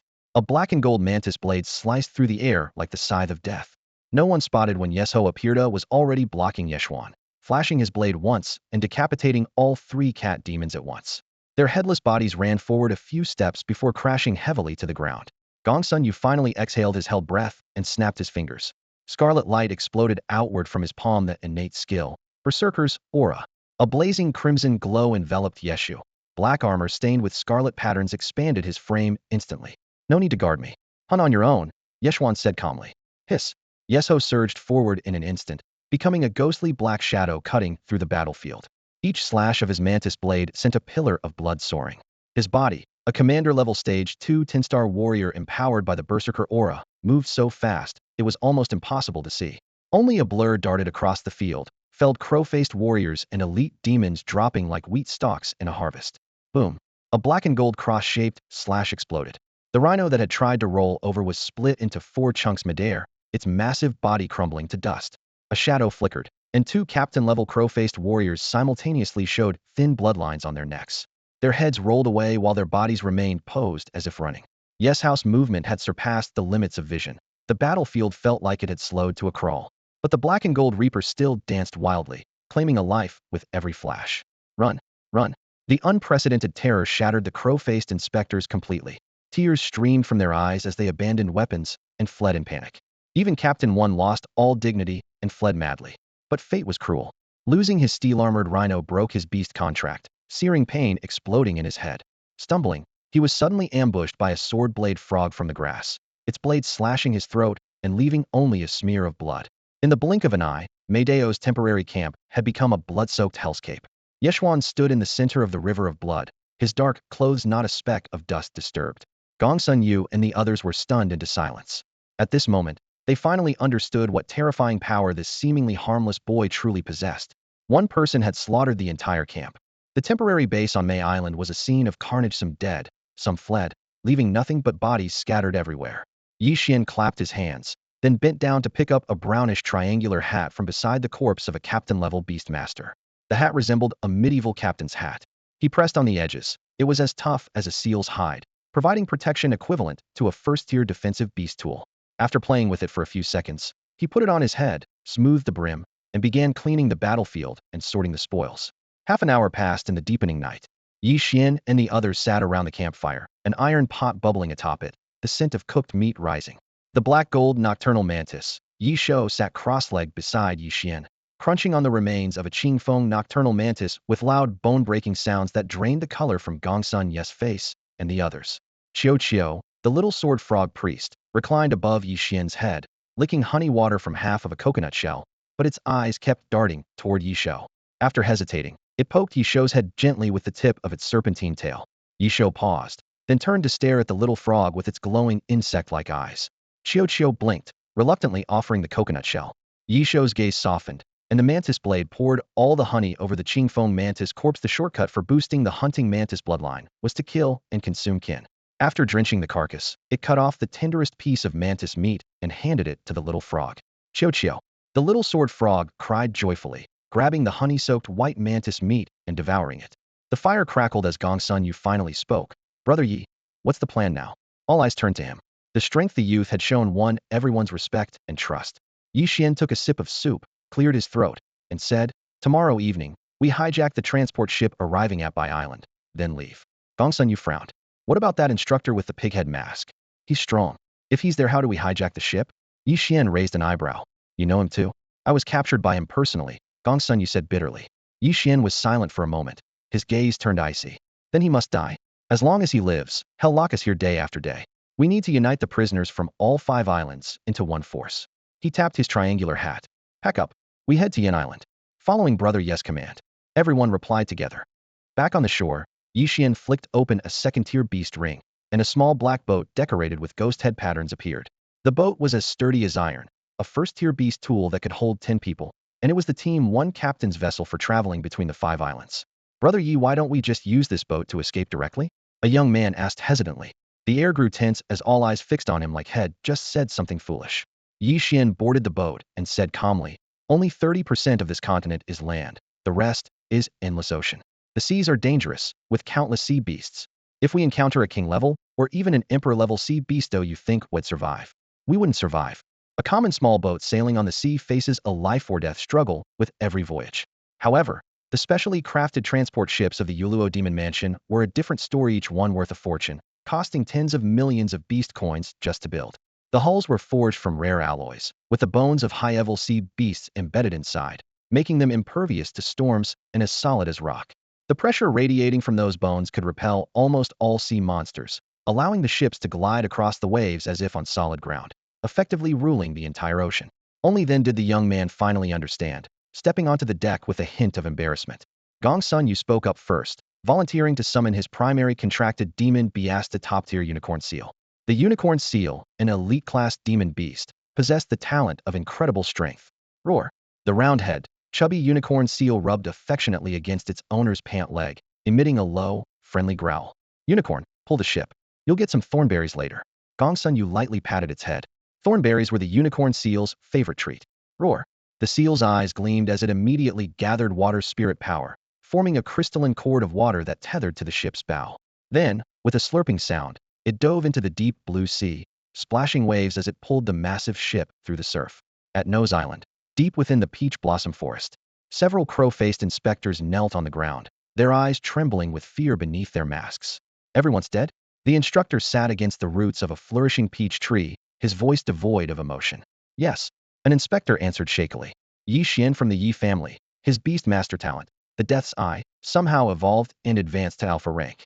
Several captains were no match for him and died in battle, including the number 1 captain. The number 1. The instructor slowly stood. His wide black robe fluttered like crow's wings, and a flash of interest gleamed in his eyes behind the pig-faced mask. Talent evolved to alpha? Interesting. Looks like this final Gu King is none other than him. When the Tendi special training ends tomorrow, they'll have to study this kid closely. His tone shifted, chilling the air. As for you all, your captains are dead, and yet you dare return? Killing intent surged instantly. The crow-faced inspectors' hearts froze, and without another thought, they fled wildly. Boom! The soft earth beneath the peach forest suddenly collapsed, instantly transforming into a massive whirlpool of dark quicksand. The violent suction pulled everything in tree roots, petals, even the terrified inspector swallowed in an instant, leaving the world silent once more. Dust swirled as a giant sandworm nearly 10 meters long burst from the earth. Its head was two-thirds filled with rows of circular teeth, clicking together like a living meat grinder. A fierce, guttural roar tore through the air. Then the creature lowered its body, writhing obediently like a trained hunting dog at the instructor's feet.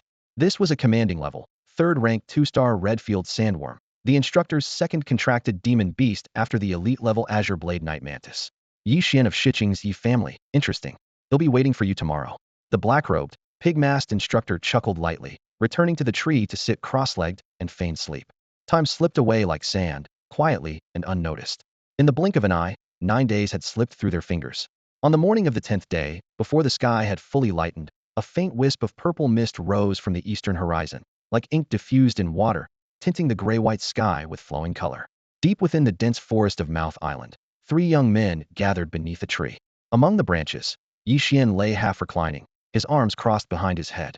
A brown triangular captain's hat sat askew on his face, and his even breathing suggested he had been asleep for a long time. Ye Xuan has been running himself ragged. You all should get to know each other first. Gongsun Yu broke the silence, speaking first. Su Yu, a Tier 1, 4-star beast tamer, prisoner of Mouth Island. With an aptitude level B divine speed, said the young man in white, his voice calm and measured, a faint smile curving his lips like polished jade. Wang Qi, prisoner of Ear Island. Aptitude level B thunder empowerment, said the black-clad, buzz-cut youth coolly, his eyes sharp yet distant. Gongsun Yu, prisoner of Brow Island. Aptitude level B frenzied aura. Gongsun Yu introduced himself, and the 3 men exchanged glances before quiet settled over them again. All 3 were talented young men with aptitude level B gifts, personally recruited by Ye Xuan from 4 of the 5 islands. As for the 5th, Island, it had also had a level B talent, but he was brutally killed by a pack of knife-wielding baboons in the night, an example often cited by their instructor, the pig-faced coach, who liked to say survival of the fittest, the weak get eaten. Su Yu pinched a handful of grass at his feet and crushed it gently, sighing. Brother Yi is right, resistance is our only way out. The Yuluo demon mansion commits every evil act imaginable and is condemned by the world. I, Su Yu, come from a pure background. How could I serve as a lackey for the demon mansion, hiding forever in the shadows? Many ants can kill an elephant. A frozen snake's venom can still be deadly, he said, looking at the other 2. Success or failure will be decided today. If we take down the instructor's head, maybe we can even secure a position within the Beast Tamer Alliance. Gongsun Yu gave a bitter chuckle. Compared to the Yuluo demon mansion, which everyone hates, I prefer the Beast Tamer Alliance. Once certified, there will be monthly subsidies and the chance to accept tasks and earn beast coins. Wang Qi slowly opened his eyes, his gaze numb and cold. Yuluo Demon Mansion or Beast Tamer Alliance, I only want to avenge my half-sister, Yi Mei. She came here 10 years ago. Gongsun Yu and Su Yu exchanged strange looks. They had heard rumors of Wang Qi's pa that deliberately exposed himself and accepted imprisonment to infiltrate a small Yuluo Demon Mansion base, all to track down his sister, Yi Mei's whereabouts. Blood ties and obsession had driven the boy to willingly fall into a trap. Up in the tree, Ye Xuan suddenly coughed softly and took off his captain's hat, settling into a more comfortable reclined position. Though he appeared to be deep asleep, his mind was actually immersed in the space within the beast refining cauldron. Inside the cauldron, a dense white spiritual energy condensed into fist-sized glowing spheres, pulsating freely.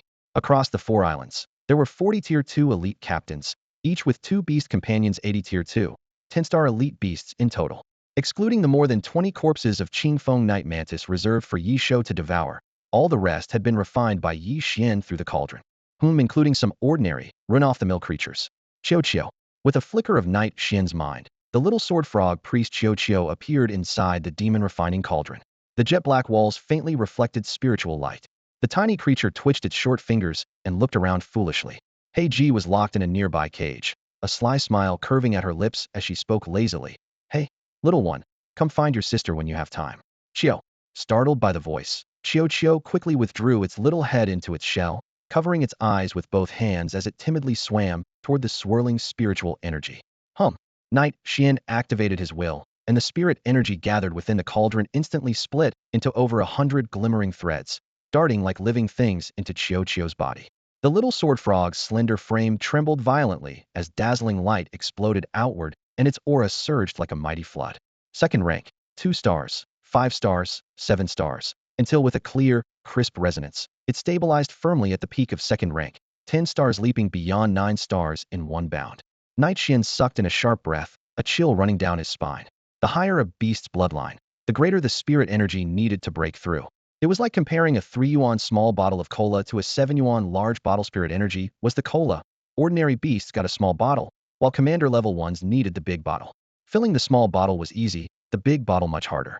Qiu had the twinborn talent, doubling its spirit energy requirements. In one gulp, it devoured the essence distilled from over 50 corpses of second-rank 10-star beasts, leaving only 30 remaining, the ultimate spirit energy guzzler. But its strength was equally extraordinary. Contracting one Qiu was like having the power of 2 commander-level beasts. Qiu, sensing the change in its body, Qiu scratched its head, confusion on its face, though boundless power surged within, causing it to drool. Ye Xuan confirmed the creature was stable and said calmly, "Go rest now. Dinner will be ready soon." Qiu replied happily, as it was sent back to the beast tamer's pocket space. The youth glanced at the remaining 30% of spirit energy in the cauldron, frowning sharply. Would this small reserve be enough for his own breakthrough to the 3rd rank? The higher a beast tamer's realm, the more spirit energy they required, in massive amounts. Without breaking through, there was no chance to stand on equal footing with his instructors, let alone escape this place. Breakthrough. Ye Xuan clenched his silver teeth and suddenly opened his eyes in reality, leaping down from a branch. "Wait a moment, I'm going to take a quick break." He nodded to 3 comrades not far away. The 3 hurriedly smiled and bowed. Everyone knew that Ye Xuan had stormed across 4 islands in one day, slaughtering 40 captain-level and over 100 inspector-level beast tamers, a truly ruthless fighter. Once away from camp, Ye Xuan stopped hidden in the bushes near the forest path. Only when Night Hunt and little Qiu lowered their guard did the youth settle cross-legged, channeling the spirit energy from the cauldron to infuse into his body. Time passed, and before they realized it, noon had arrived. The sun over Ko Island blazed fiercely, golden rays filtering through the branches and casting dappled patches on the ground. In the forest, Gong Sunyu, Suyu, and Wang Qi exchanged worried glances. Ye Xuan had only gone off to relieve himself. So how had it taken more than half an hour? "Brother Gongsun, why don't you go look for Ye Xuan?" Suyu urged anxiously. Gong Sunyu hesitated, unsure. Suddenly, the black-clad youth Wang Qi stood up, expressionless, and straightened his clothes. "He'll go." No sooner had he spoken than rustling came from the bushes. Ye Xuan appeared, stepping out of the shadows wearing a triangular captain's hat. Wang Qi's eyes relaxed, and he sat cross-legged again. "Everyone, we're ready. Let's head to Bai Island," Ye Xuan said, flicking the brim of his hat. His dark eyes shone bright, like stars. The 3 nodded, but their gazes kept flicking over him, seemed transformed, as if reborn in the brief moment, radiating an intangible otherworldly aura.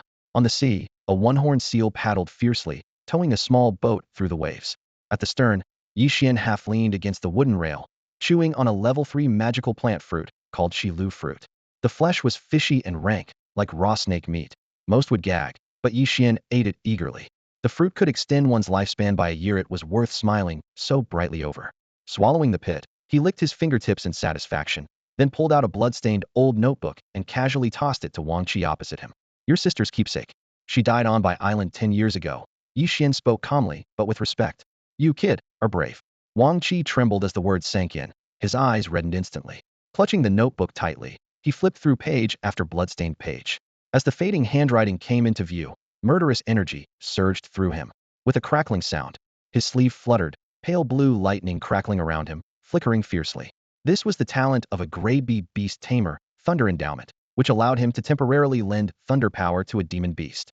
The higher the rank, the stronger the blue lightning. Truly formidable. "Wang Qi," Suyu whispered a reminder. "Sorry." Wang Qi took a deep breath, forcing down his fury, and bowed his head in apology. "Bai Island is ahead," Ye Xuan said, looking up and gesturing. The group turned to see the small island in the distance, resembling the tip of a long nose. Once ashore, Ye Xuan moved confidently, leading the 3 directly toward the territory of the knife-wielding baboons. Upon arriving at the camp, they found over a dozen unfamiliar faces. The atmosphere was tense. Brother Xian, a youthful girl with a baby face, Sun Yutong, greeted him with a sweet smile. "Brought by Captain 8? Ye Xuan pointed to the new prisoners. "Yeah," he said. "The more people, the stronger the force." Sun Yutong nodded. "Master Yi, just say the word. We are ready to face any danger." The dozen prisoners bowed in unison, full of passionate resolve. "Good. Time's tight." Ye Xuan scanned the group. "Everyone prepare to follow me to the shore and intercept the transport ships." The newcomers turned pale, eyes wide. "Attack the Yulua Demon Mansion's transport?" Ye Xuan's gaze settled on the elite old baboon, Big Zhuang. "Big Zhuang, train your troops well, we need them now. Lead your knife-wielding baboons into battle." A roar came in response as Big Xuan pounded his chest. Over time, the baboon group had grown to more than 700. Although most were low-level, sheer numbers counted. For now, holding off some beast tamers should be no problem. At dusk, on the horizon where sea meets sky, a fearsome steel giant slowly emerged. It was a warship, entirely black, nearly 100 meters long, with glowing blue beast bone patterns inlaid along its sides. The hull looked as if forged from countless monstrous skeletons and expensive transport vessel built at great cost by the Yuluo demon mansion. The bones came from high-level sea beasts, radiating a natural, fierce aura that could intimidate deep-sea monsters and let this warship roam unhindered. On deck, over 100 beast tamers clad in black robes and chrome masks stood in rows, their waists laden with various beast weapons, coldly watching the shore. Huh, why are all the prisoners from Bizhao Island gathered here? One chrome-masked figure frowned and whispered, "Do you think they're planning a rebellion, trying to seize the ship and escape?" Humph, a bunch of first-level rookies only just awakened for 10 days dare to stop the ship? Suddenly, someone else noticed something amiss. Not right. Those crouching with wooden sticks in the bushes are those knife-wielding baboons. Boom. A dark figure leapt down from the deck, landing heavily on the shore, kicking up a cloud of dust. The person wore a scarlet cloak over their shoulders and a bronze crow insignia on their chest. Beneath a silver crowbeak mask, only cold eyes glinted. He scanned around with a low, scolding voice. "Get back. You worthless trash who allowed you to gather here without permission?" Before his voice had faded, he swung his arm vigorously and summoned his core-contracted beast. Rumble. The ground trembled as a massive 5-meter elephant slammed down. Its skin was stone gray, weathered with vicious scars, its thick trunk coiled like a python, tipped with a ring of gleaming metal blades sharp enough to slice through boulders with ease. Most terrifying were its blood-red eyes, overflowing with murderous intent, as if tortured into a pure killing machine. A roar erupted. The war elephant threw back its head and bellowed, unleashing the overwhelming presence of a third-tier commander. The pressure rolled like a tidal wave crashing ashore. Many prisoners' legs weakened, and they collapsed to their knees on the spot. This is over. That pressure, it's a third-tier beast tamer. That elephant's a commander-level beast. How could Ye Xuan possibly win? Run. Dozens of recently joined prisoners panicked, crying as they fled, disappearing in an instant. Only a dozen or so remained. The few prisoners saved by Ye Xuan, Captain 8, Lu Erfa, Sun Yutong, and the Class B beast tamers Gong Sun Yu, Su Yu, and Wang Qi. Ye Xuan rolled his eyes, silently cursing. Damn, just a moment ago you swore you'd risk everything without hesitation, and now you run like this? Roar. The elite second-tier baboon king, De Zhuang, suppressed his fear, his white fur standing on end like metal needles gleaming coldly. Leading 700 knife-wielding baboons, they rushed out and lined up fiercely behind Ye Xuan, letting out defiant war cries. To avenge their fallen master Ye Mei. Fight to the death. He'll count to 3. Step back quickly, or you'll be killed without mercy.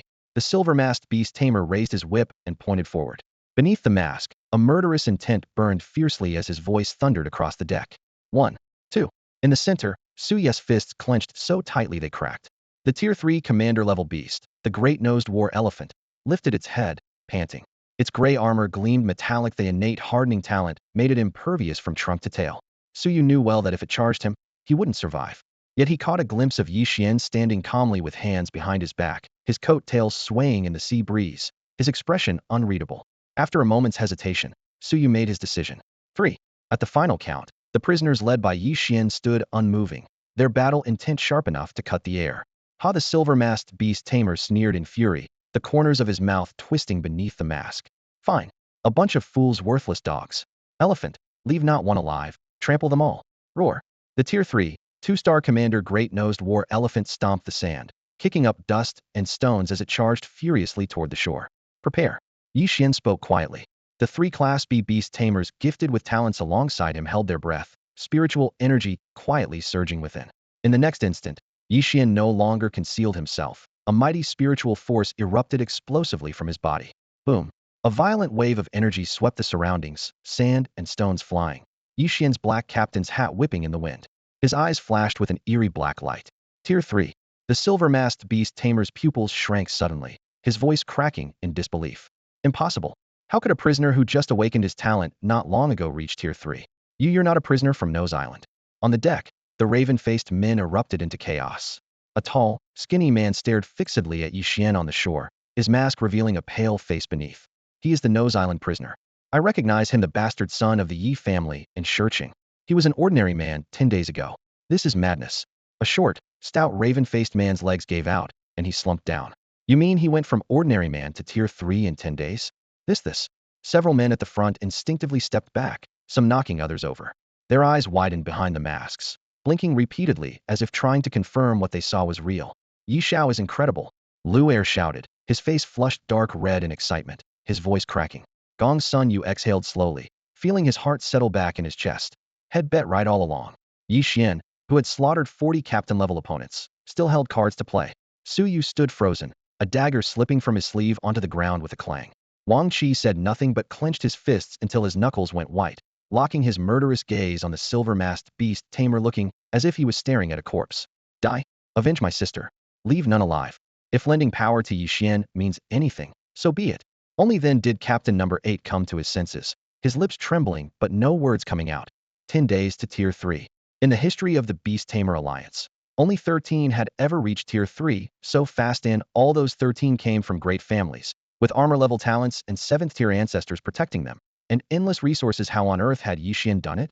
At that moment, Ye Xuan took a deep breath of the salty sea air, calming his mind.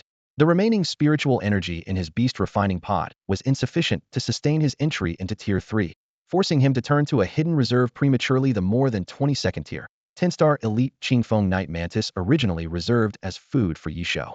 He raised his hand and lightly tapped the void, summoning his contracted beasts. Hiss! The piercing chirps of insects tore through the air, echoing across the beach. Suddenly, the space before Ye Xuan warped, and a shadowy figure slowly stepped out. It was a black and golden mantis beast shrunk down to 2 meters tall. Though compact, its body was like a bowstring pulled tight, ready to snap at any moment. Engraved on its chest armor was a golden bee head, gleaming sharply under the sunlight. A 3rd-rank, 1-star commanding level demon beast, the black golden night mantis. Ye Xuan had just broken through a bottleneck. The beast contract's pressure on Ye Xiao had eased, allowing him to break past the 2nd-rank 10-star barrier, his aura surging to 3rd rank. Hiss! A giant-nosed war elephant thundered forward like a rolling gray mountain. Ye Xiao let out a low warning growl, crossing his 2 scythe-like mantis blades. With a sharp snap, he launched himself upward, the black shadow soaring like an arrow straight at the enemy. A commanding level black golden night mantis? The silver-masked beast tamer's face changed suddenly. The Yuluo Demon Mansion was famous for night mantis slayers. How could he not recognize this nightmare? Buzz! 2 3rd-rank commanding level beasts collided with brutal force. The war elephant's rocky skin armor made it impossible for Ye Xiao to clash head-on. Boom! The elephant's heavy hoof smashed through reef rocks, sweeping its metallic ringed tusk across. Wherever it passed, stones splintered and sand exploded into the air. Ye Xiao swiftly sidestepped. Behind him, the black golden insect wings trembled rapidly, releasing a chilling sonic boom. He narrowly dodged as the ring blades swept toward his forehead. Swish! The mantis blades flicked upward from behind, dark golden edges grazing the elephant's front leg, leaving only a shallow white streak. Roar!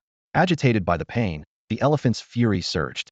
Its thick trunk whipped back with lightning speed, the ringed blade flashing cold light aimed straight at Ye Xiao's head. The trunk was the elephant's most dexterous part, and this counterstrike was as swift as thunder. Ye Xiao did not back down but lunged forward, body low to the ground, crossing mantis blades to block. Clang! A thunderous clash of metal and stone shattered nearby rocks. Ye Xiao was blasted back dozens of meters, the sand gouged by 2 deep golden furrows. Even his black golden mantis arms emitted faint smoke, revealing the devastating power of the strike. So tough. Ye Xuan narrowed his eyes, instantly activating his A-rank beast tamer talent, the Apocalypse Demon Eye. His vision turned black and white, and the giant-nosed war elephant showed only 2 red weak points, the tip of its trunk and its left hind leg. The left hind leg. A scar stood out against the skin, clearly an old, unhealed wound. Useless, the silver-masked beast tamer sneered.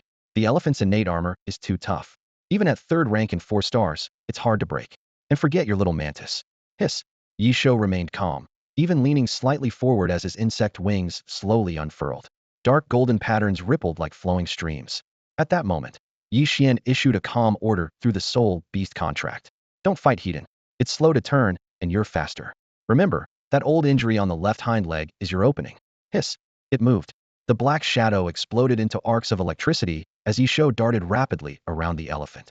His mantis blades no longer struck wide slashes but precision stabs into joints, behind the ears, and the base of the trunk, all vulnerable spots. Puke! Puke! Puke! Blade flashes rained down. The elephant's thick skin was soon covered with countless fine cuts. Though shallow, the wounds were enough to drive the massive beast into a furious frenzy. Roar! The giant elephant completely lost control, swinging its trunk wildly. The metal ring blades shredded the air, but never connected with Ye Xuan by even an inch. The fierce battle was at its peak, but as time passed, Ye Xuan's attacks began to falter. The once fluid chain of sword strikes suddenly hesitated, stiffening enough to be seen with the naked eye, a classic sign of exhaustion. The chance had come. Captain Sufeng, a third-rank beast tamer, flashed cold light in his eyes.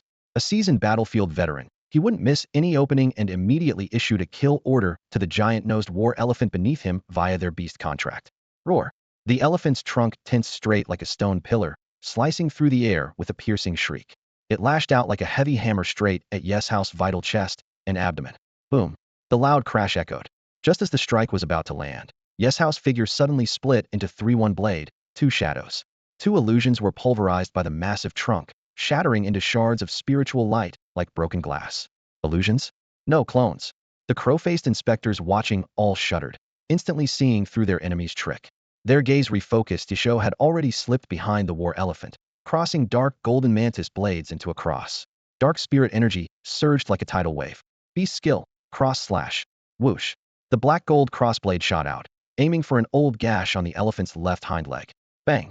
Just as the blade light neared, a three-finger thick mantle of earth-yellow spirit shield materialized, blocking the strike. Ripples spread densely across the shield's surface, but it held firm. Sufeng's cape billowed as he laughed, drowning out the battle's cries. As expected of the Ye Xuan family's death's eye, quick to find weak spots. But he tapped his heel, and everyone noticed for the first time. Several strands of earth-yellow spirit lines extended from his boots, connecting to the shield on the elephant's leg. Class B Beast Tamer Talent. Earth Guard. Sufeng's tone turned cold. With my feet on the earth, I can randomly generate spirit shields within 10 miles. Kid, am a captain, not some pushover little calamity. While the shield absorbed the slash, the elephant suddenly spun, its metal-ringed blades whipping a gale. Ye Xuan retreated hastily several steps, but was still staggered by the fierce wind. Sufeng approached with hands behind his back, each step stirring waves of earth-yellow ripples in the sand. Ye Xuan brat, I've seen more mountains of corpses and seas of blood than you've eaten meals. Against absolute strength, these little tricks are useless. Before he finished, the giant elephant reared up, its massive shadow blotting the sky. Its two front hooves slammed down with a roar. Beast skill, war stomp. Boom. A circular shockwave swept the coast, shattering rocks and reefs. Ye Xuan was blasted away, crashing into the rear cliffs like torn cloth. Die, elephant, crush it. Sufeng's killing intent exploded. The war elephant charged low, its tusks tearing through the wind fiercely. Ye Xuan struggled to stay conscious, rolling along the wall to narrowly avoid the deadly charge. The elephant's momentum carried it into the cliff, smashing the reef to rubble. One large blue stone was ripped loose by the tusks, flying hundreds of meters through the air before plunging into the sea, sending towering waves crashing. Hiss! Ye Xuan limped back to Ye Xuan's side, eyes full of apology. Ye Xuan smiled and lightly patted Ye Xuan's chest armor. No worries, you're just inexperienced. At most, it's only been 8 months. As you keep growing, you'll become just as strong as this guy. A sharp hiss escaped as Ye Xuan's fighting spirit surged fiercely again. His limbs tensed, ready at any moment to tear apart the giant-nosed war elephant before him. Someone make a move already.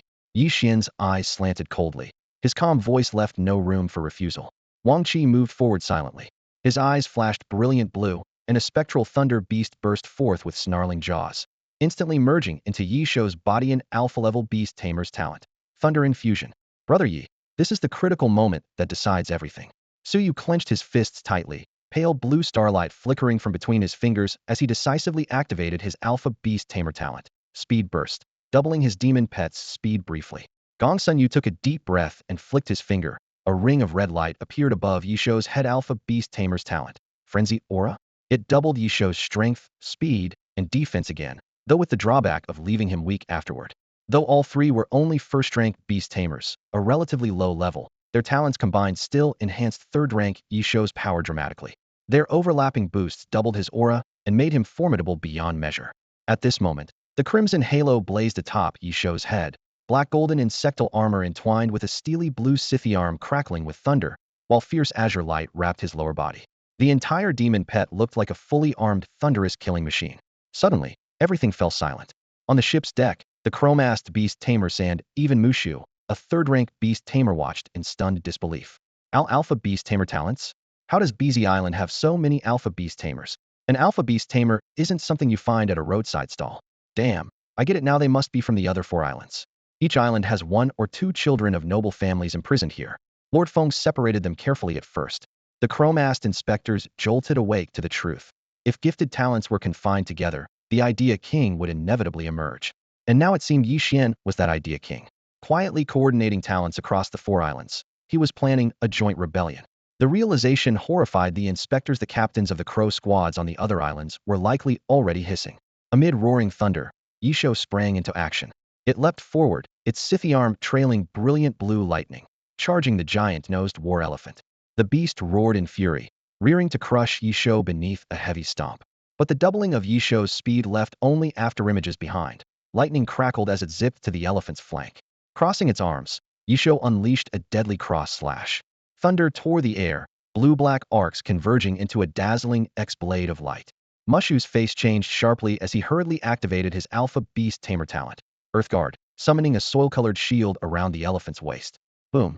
The shield shattered instantly under the blast, while the blade sliced savagely across the elephant's side, leaving a deep gash down to the bone.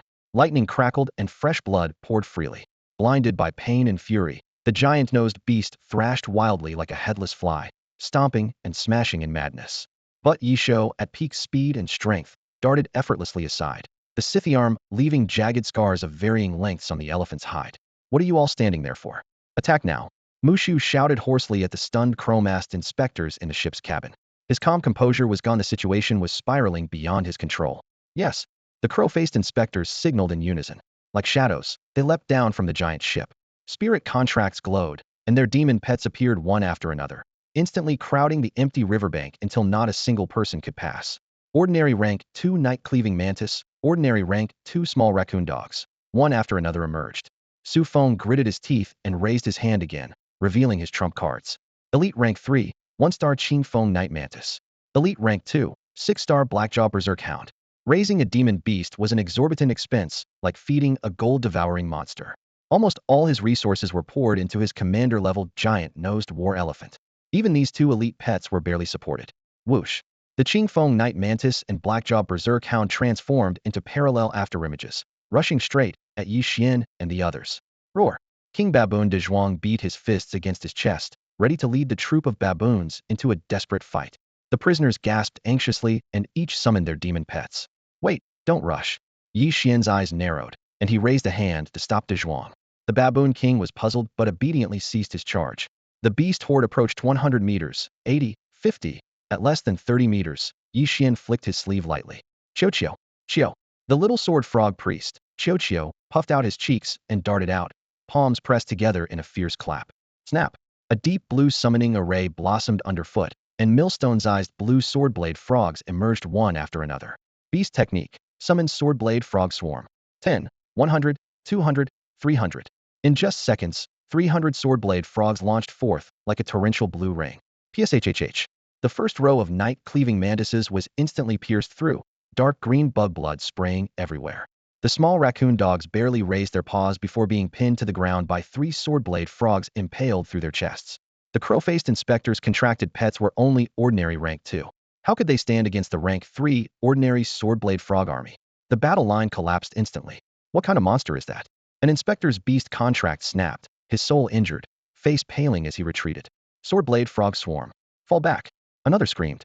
Only commander-level swordblade frog priests can wield that beast technique. So Yijia's kid really has a commander-level demon beast? Damn it. Su Feng's face went ashen. As their side retreated again and again, his heart sank. Commander level. On Nose Island, every commander-level beast was usually seized by the Yuluo demon mansion. He hadn't heard of any stragglers. Qiao, perched on Ye Xuan's shoulder, Hukia's chubby face looked like a steamed bun. Waving her arms like a conductor, every Qiao caused the swordblade frog swarm to pivot formations. Roar! Amid the overwhelming blue tide, a piercing wail suddenly came from the center of the giant-nosed war elephant. At some unknown moment, Ye Xuan had climbed atop the elephant's head, plunging his twin mantis blades deep into its eyes. Dark attribute spiritual power erupted, black marks rapidly spreading over the elephant's body. No. My giant-nosed war elephant, stop. Elite Beast Master Su Feng's cloak whipped wildly, his composure shattered. That war elephant was his main demon pet, bought at the cost of exhausting his family funds, and even sacrificing his still charming old mother to curry favor with his superiors. If it died, everything would be erased. Too late. Ye Xuan cross/. Ye Xuan's cold smile curled at the corner of his mouth. SSSSH. Night Hunt's eyes gleamed with bloodlust as dark red energy ripples surged and spread. The massive body of the giant elephant suddenly stiffened from the impact, cracking like shattered pottery, its internal organs riddled with fractures. A roar light vanished from the battle elephant's eyes, its huge figure staggering 2 steps before collapsing with a thunderous crash, kicking up a cloud of dust and mud several meters high. A third-rank, 2-star commander-level giant elephant dead. No.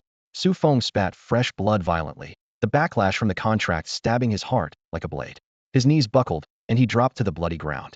When he looked up, Ye Xuan, clad in dark robes, stepped steadily over broken stones and blood-soaked earth, closing in without hesitation.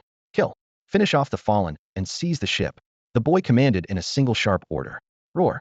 The elite baboon, Ye Xuan, flashed fierce light in his eyes and swung his arm, signaling his kin to charge with blades drawn. The frog swarm had already shredded the crowface beast tamers' front line into tatters. They now barely resisted. This was their chance. Over a dozen knife-wielding baboons sped through the mud, blades raised high as they pounced on a lone crow-faced beast tamer. As screams rose, the man's flesh and blood was chopped into a blurred mass of gore, decisively shattering resistance. Ye Xuan, Lord Feng will kill you. Su Feng's hair was disheveled, eyes full of hatred beneath the mask as he hissed a hoarse threat. Heh, worry about yourself first. Kill you, then the next will be him. Ye Xuan answered with a cold sneer. Before the words fell, a piercing laugh echoed from the sky. You want to kill me?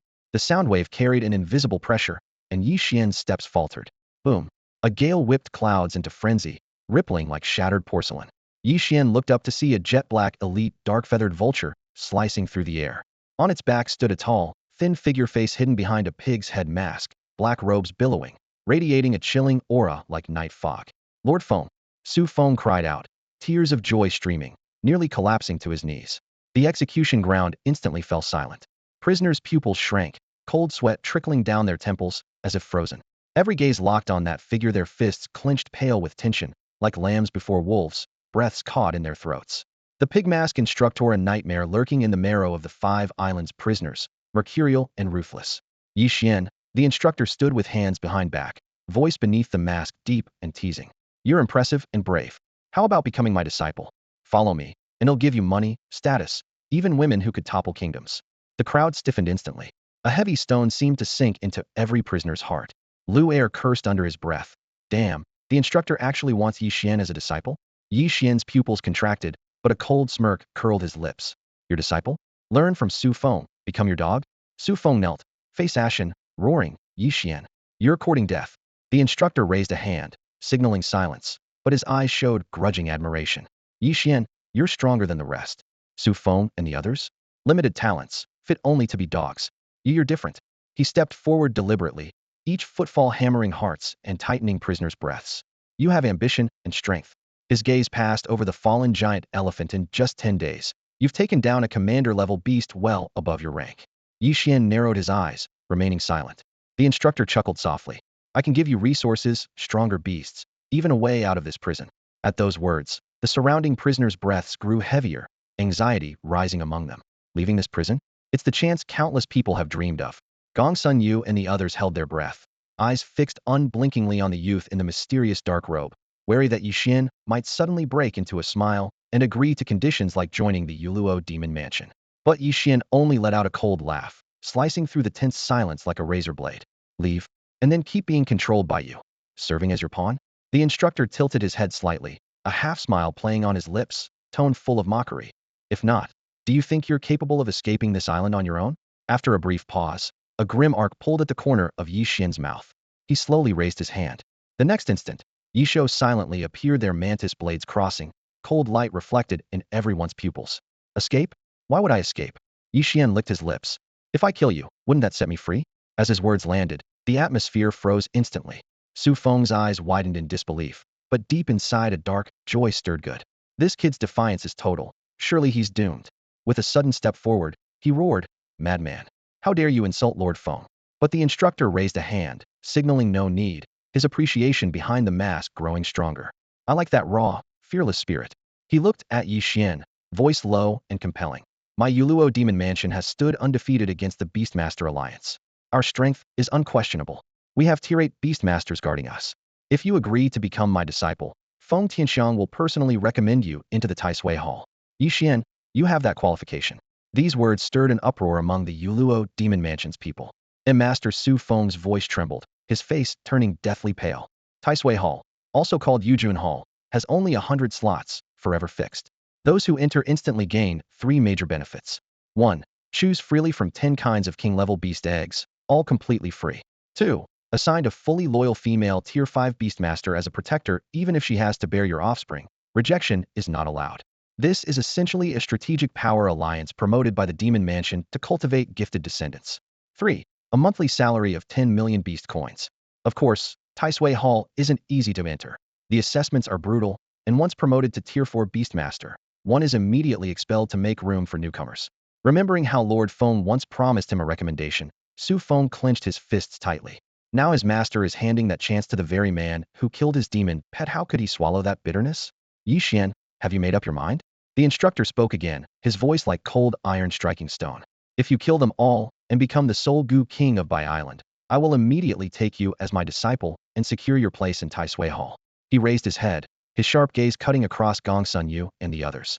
The young prisoners all felt their scalps tingle, collectively gasping inwardly. Damn, that damn instructor clearly wants to have others fight his battles. Someone cursed silently, but dared not speak aloud. Ye Xuan narrowed his eyes, weighing the pros and cons. Is what you say true? Can you really get me into Taisui Hall? His tone burned with eager anticipation. Ye Xiao, he's deceiving you, don't be led astray. Lu Erfa felt an overwhelming turmoil in his heart, forcing a stiff smile onto his face as he hastily tried to dissuade. On the other hand, Gongsun Yu and the others gave bitter smiles but fell silent, the despair in their eyes barely contained, threatening to spill over like a collapsing dam.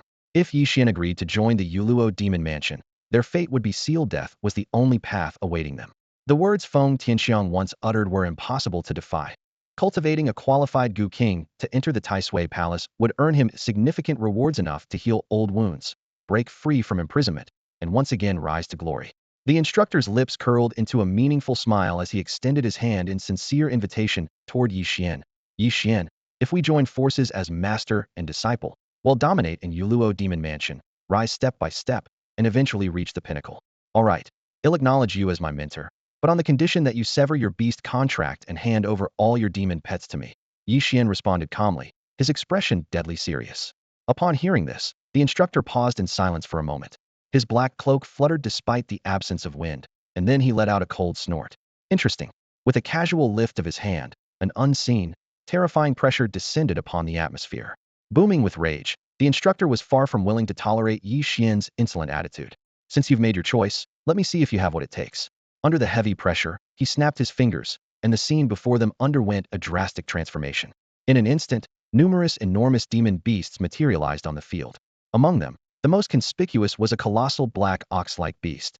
Towering at nearly 5 meters, it resembled a moving steel fortress. Its dark green-black skin was layered with natural basalt-like armor plates, between which glowing, magma-like crimson veins flowed, reminiscent of the Earth's molten core surging beneath its surface. The wedge-shaped head was crowned with 3 spiral horns arranged in a triangular formation across its forehead. Its 4 legs, as thick as tree trunks, ended with 6 sharp claws each, while its knees bore jutting bone spurs. The tail culminated in a hammer-like bone structure, covered in backward-facing spikes. This was none other than a 3rd-tier, 3-star, king-level demon beast, the earth-shattering demon ox, the instructor's primary pet beast. It was hardly surprising. After all, the instructor, in charge of 5 islands, possessed a king-level bloodline beast. The ox's oppressive aura surged forward like a tidal wave, resembling a dark tsunami that left the very air trembling. Gongsun Yu and the young Gu masters paled instantly, blood dripping from the corners of their mouths as they staggered backward, groaning in pain. Their hands clenched over their chests as they struggled to withstand the might. The monkey beasts, bowing deeply as though in reverence to a newly awakened tyrant, flushed red in the face and were frozen in submission, unable to move. Yet in sharp contrast, only Ye Xuan remained unmoved, standing firm like an unshakable mountain. He raised his gaze to the earth-shattering demon ox, his expression revealing an unmistakable awe. The ox's mountainous physique exuded an unmatched sense of primal fury, turning it into a living iron fortress. A flicker of excitement crossed Ye Xuan's eyes. The thrill of the impending battle was palpable. The instructor stepped forward slowly, his voice steady yet brimming with undoubted authority. Ye Xuan, why are you smiling? Why am I smiling? Ye Xuan's grin faded as he reached into his tunic and retrieved a small, peculiar creature his pet, Xiao. With a casual toss, Ye Xuan let Xiao land on the ground. The tiny creature shrank timidly, its wide eyes brimming with terror. It covered its head with its little hands, gazing at Ye Xuan in disbelief, as if to say, "Am I seriously expected to challenge a third-tier king-level beast? Is this a joke?" The tension in the surrounding air grew palpable, signaling the prelude to the fierce showdown about to unfold. "You think you can beat me? Is that your confidence?" The instructor sneered, his gaze sweeping over the crowd before settling mockingly on the trembling little sword frog priest, Xiao. "A mere cub?" Xiao. Sensing the disdain, Xiao puffed out her cheeks fiercely, her round eyes shining with fury. At the same moment, a roar. The Tier 3, 3-star king-level earthrending demon rhinoceros lowered its massive horn, jaws wide open, emitting a deep, thunderous bellow like an iron hammer striking a drum. The sound scattered seabirds into flight, and the entire Nose Island trembled under its formidable presence, as if declaring that the island belonged to no one but itself. Xiao Qiqi's resolve completely faltered. She clutched her chest helplessly, knuckles white from gripping so tight. "Don't be afraid." Ye Xuan placed a steady hand on her shoulder. The fierce wind whipped his long hair and dark robe, the edges of his garments slapping against the half-black armor with sharp crackles like war drums urging forward. He took a deep breath, black starlight flickering in his eyes as two swirling obsidian vortices silently rotated within them. The instructor narrowed his eyes, predator-like, before a kill. "Ye Xuan, you always manage to surprise me. Come, show me the trump card of an innate bloodline awakener. Knowing you transform into a great talent under pressure excites me, but too bad you're not a woman." Innate bloodline awakeners are even rarer than dual-talent beast tamers, as scarce as morning stars. Such tamers can break through dire straits without external aid, forcibly elevating their talent from grades D, C, and B all the way to A by sheer willpower. Records from the Yuluo Demon Mansion chronicle that 1,000 years ago, they captured one such innate awakener. The elders crafted an intricate dream for studying outward happiness masking inner despair. The records are vague on the details, only noting the outcome. The youth shattered and rewove his grade talent by will alone, ultimately becoming a grade. Today, the instructor clearly regarded Ye Xuan as that kind of existence. "As you wish." Ye Xuan sneered coldly. Buzz. 4/5 of his black hair instantly turned snow white, whipping wildly in the sea breeze. The next moment, a streak of black light shot from his fingertips, piercing straight into Qiqi's body with blinding speed. A grade beast tamer talent annihilation demon eye. As a beast tamer's rank rises, so too does their soul's power. After consuming over 50 mature serpent fruits, Ye Xuan now partially possesses the lifespan of a king-level beast, the very confidence that allowed him to openly challenge a Tier 3 instructor. Boom. In the center of the beach, a towering column of eerie blue light shot into the sky, dazzling to the point of blurring vision. Deep within the glow, the overwhelming aura of a king-level beast awakened, surging like a furious sea wave that swept across the land, causing all the monsters of Nose Island to tremble in unison. Members of the Yuluo Demon Mansion, including Su Feng, flushed with unprecedented excitement, finally understanding why the instructor insisted Ye Xuan enter the Tai Sui Hall. A true genius. A genius born with genuine A-grade beast tamer talent. The black-clad youth Wang Qi and the others staggered to steady themselves, shielding their eyes but peeking through their fingers at the blue light pillar. Within the wave-like radiance, a slender, graceful figure emerged like a breaker riding the tide. She was a humanoid sea beast, with a lithe figure, soft, curly blue hair floating gently on the water's surface. Adorned with golden bone frog-shaped ornaments woven through her hair, her pointed ears twitched slightly. Thin scales covered her cheeks, and her blue eyes shimmered like the ocean. Looking down, the slender waist was partly exposed, without a trace of excess flesh. The lower body was a delicate blue serpent tail, covered in tightly packed scales that shimmered like a layer of frost. This brand-new body belonged to a king-class monster beast, a 3-star rank-sword frog sacrificer Qiu. Qiu, magnified several times, let out a low call. Its deep blue eyes suddenly widened. It repeatedly examined its hands, feet, and tail fins, confusion plain on its face. How had it gone from Palm's eyes to this large Qiu form all at once? Qiu, talent twin-born. Ye Xuan, full of battle intent, raised his hand to give the command. Qiqi's massive burst, "Big frog, come quick. Help master fight." Qiu responded in a slightly clumsy childish voice, closing its eyes and pressing its webbed palms together. In the next moment, a deep blue magic formation rapidly appeared before it, the water ripples rolling as if tangible. Hiss. At the center of the magic formation, a giant blue frog the size of a groundbreaking demon rhino emerged halfway. On its forehead was a sharp sword-shaped horn, while its back was adorned with hundreds of water swords swimming like fish, ready to strike at any moment. A king-class monster beast, 3-star ranked the Sword Abyss Frog. Gua. The Sword Abyss Frog slammed its heavy hoof down, releasing a primeval aura. In an instant, it faced off against the groundbreaking demon rhino opposite. Roar. The groundbreaking demon rhino, feeling a pressure no weaker than its own, lost its disdainful glare and lowered its head with an irritable roar. Black, corrosive vapors escaped from its nostrils, dissolving the ground's gravel inch by inch wherever they passed. Outside the arena, Instructor Feng Tianxiang stood calmly with his arms folded behind his back. His eyes were still like a deep pool without ripple, but beneath hid a suppressed madness. Not bad. Quite interesting, he murmured with approval, radiating strong confidence in his own power. On the other side, Gongsun Yu and the others straightened up in spirit. King class versus king class, and 2 against 1. The advantage was on their side. The murderous intent in the arena seemed almost tangible, pressing down on them. Feng Tianxiang slowly reached out to soothe the groundbreaking demon rhino, casually asking, Ye Xuan, you come from one of Shiqing's 3 great clans, the Ye family. Do you know the difference between a king-class beast and a commander-class beast? Ye Xuan's expression remained calm as he replied lightly, Commander-class beasts live longer and can easily command lesser beasts. Once their bloodline ascends to king class, they can control a territorial domain, greatly suppressing beasts below king class.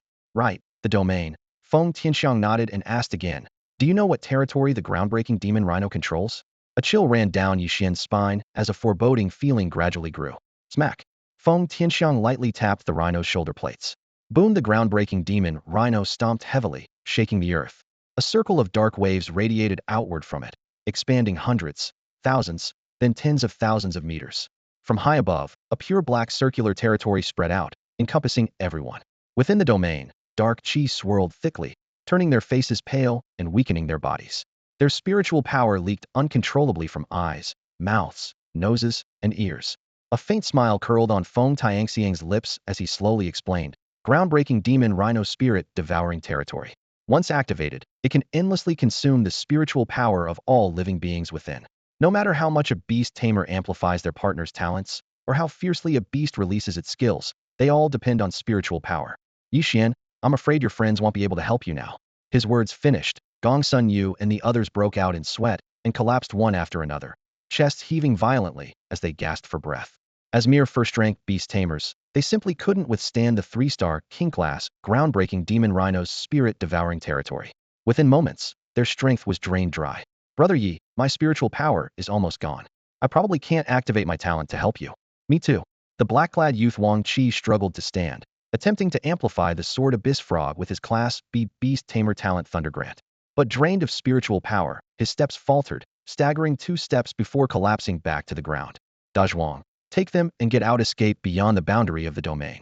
Ye Xuan felt a heavy weight pressing on his chest, like an oppressive dark cloud. With a low, guttural roar, the old baboon king dragged his broken body and rallied his troop, hoisting the unconscious prisoners onto his shoulders one by one, then rapidly retreated toward the edge of the territory. On the rocky, sandy ground, Instructor Feng Tianxiang stood with his hands behind his back. His clothes stirred slightly, but he made no move, coldly watching the baboon group disappear into the distance. To him, these prisoners were nothing but a handful of grasshoppers easily crushed. His true target was Ye Xuan alone. Xiao stamped its webbed feet inside the soul-devouring domain. The massive frog-shaped spirit, composed entirely of watery energy, turned semi-transparent, occasionally glancing back at Ye Xuan for instructions. This domain was violently siphoning the spiritual power from all living beings, and Kuki's form blurred with each dissipating breath of energy. Xiao, try the domain. Ye Xuan's eyes flashed. Ancient records said domains could suppress other domains. If you tore open even a small breach, you could greatly weaken your opponent's strength. Xiao thumped its chest confidently, then summoned a blue trident by bloodline inheritance and fiercely planted it into the sand. Sword Frog sacrificed domain frog, healing domain. A low hum rose as blue light exploded from the trident's base, sending rippling circles like water waves spreading outward, quickly covering 100 meters. Bang! Bang! The blue frog healing domain silently clashed with the black soul devouring domain. Dark mist churned like a tiger descending a mountain. Each impact compressed Kuki's domain, forcing the blue circle to shrink continuously. Ye Xuan sensed the flow of spiritual power in his body cease its loss. Immediately, he issued a command through their beast contract. Xiao, have the Sword Abyss Frog hold off the earth-shattering demon rhino. At the command, the The sword abyss frog's back trembled as rows of blue flying swords sliced through the air. The sword tips curved, all simultaneously slashing at the earth-shattering demon rhino. Feng Tianxiang's expression remained cold and indifferent as he spoke. A petty trick. Earth-shattering demon rhino, dark wall impact. The earth-shattering demon rhino stomped violently, its dark eyes glowing ominously. Its horns sparked with black arcs of electricity. Instantly, a 10-meter wide, 10-meter high black spiritual wall etched with thorny patterns shot into being and barreled forward with the rhino's furious charge. Clang, clang, clang. The water sword struck the black wall in a rain of impacts, bursting into mist droplets. The sword abyss frog growled angrily, lowered its head, and charged its energy. The blue spiral sword drill on its forehead ignited, spinning rapidly with a sharp whistle. Whiz! The blue sword drill pierced the air with a sonic boom and slammed into the black wall. The collision of energies tore the air with a piercing howl. The dark wall cracked rapidly, fracturing like a collapsing dam as the black spiritual energy scattered. Crack boom! The massive wall shattered completely. The sword drill's momentum didn't stop, streaking like a blue meteor through the thick chest of the earth-shattering demon rhino. Roar! The demon rhino staggered back dozens of meters in pain, carving a deep furrow in the earth. Its dark purple blood splattered, and the sand sizzled and smoked as it was corroded. Feng Tianxiang raised an eyebrow, a playful smile curling at the corner of his mouth. Interesting, it actually managed to wound my earth-shattering demon rhino. Ye Xuan, I really underestimated your demon beast. The earth-shattering demon rhino violently shook its massive head, its eyes bloodshot with fury. It gaped wide and inhaled sharply, its dark spiritual power surging wildly as the wound visibly began to heal before his eyes. The earth-cracking demon rhino's horn gleamed once more before conjuring a solid dark wall that surged forward like a battering ram. The rhino stomped across mountains and rivers, shockwaves rippling out, shattering sand and stones in its path, as if determined to crush every obstacle. Ye Xuan kept his eyes locked on the massive shadow, his voice low and steady. Qiu, have your big frog lure the earth-cracking demon rhino away. Qiu raised its wrist, and the sword pierced the air. Though the sword abyss frog's head was still slightly dented from recovering, giving it a comical look, its movements remained agile. It leapt close to the ground several times, skillfully guiding the rhino in twists and turns, gradually pulling it away from the main battlefield. Qiu, Ye Xuan called again. Summon the sword blade frog swarm. Take out that guy with the pig-faced mask. Qiu. With a sharp slap on the formation, water shimmered and shattered as countless third-rank, one-star sword blade frogs swarmed out with a deafening chorus of croaks, their sharp fins flashing, charging straight at instructor Feng Tianxiang. Feng Tianxiang sneered. At least you know to catch the ringleader first, but it's useless. Ye Xuan, I have more battle experience than the amount of food you've eaten. Your little tricks won't fool me. As he spoke, his 5 fingers pressed the air, and the sandy ground beneath him collapsed. A 10-meter-long, earth-colored sandworm burst forth from the earth. Remember, I am a third-rank beast tamer, wielding 3 beast contracts. He lifted his hand to command. 2nd beast contract, commander level, 3rd rank, 2-star crimson earth sandworm. Whoosh whoosh whoosh. The sandworm raised its head like a cobra, its huge maw opening to unleash a torrent of dense sand blades. The sword blade frogs were shredded into clouds of mist by the storm of sand swords. Ye Xuan, you're too inexperienced. Your clumsy battle sense makes me laugh. But Ye Xuan's lips curled in a faint smirk.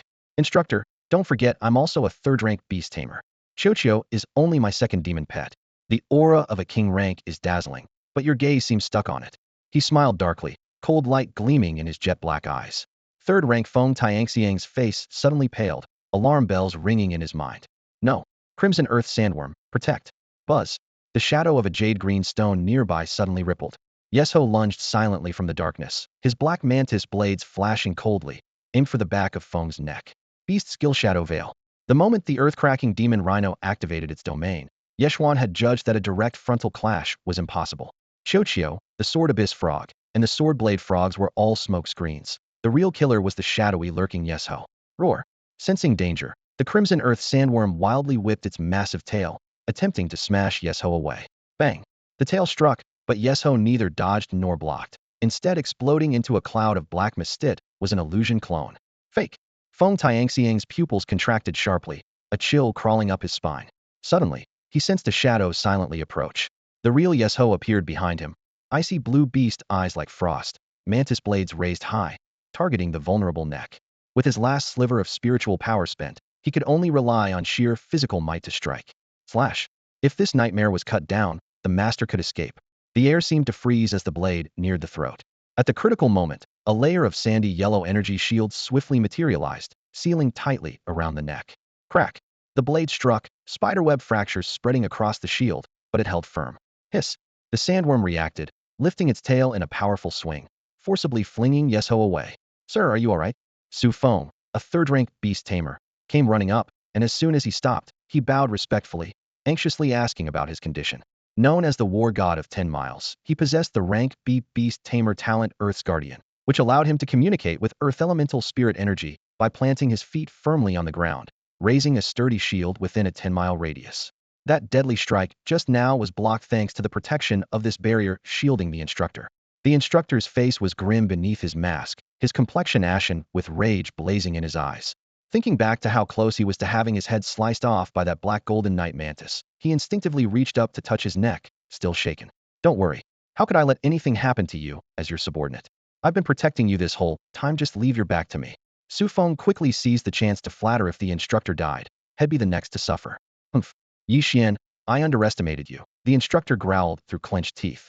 Humans were inherently weak. It was their ancestors who had pioneered the path of beast tamers through contracts, yet their bodies remained fragile. If that night mantis struck again, he feared his life would be forfeit. A rasp.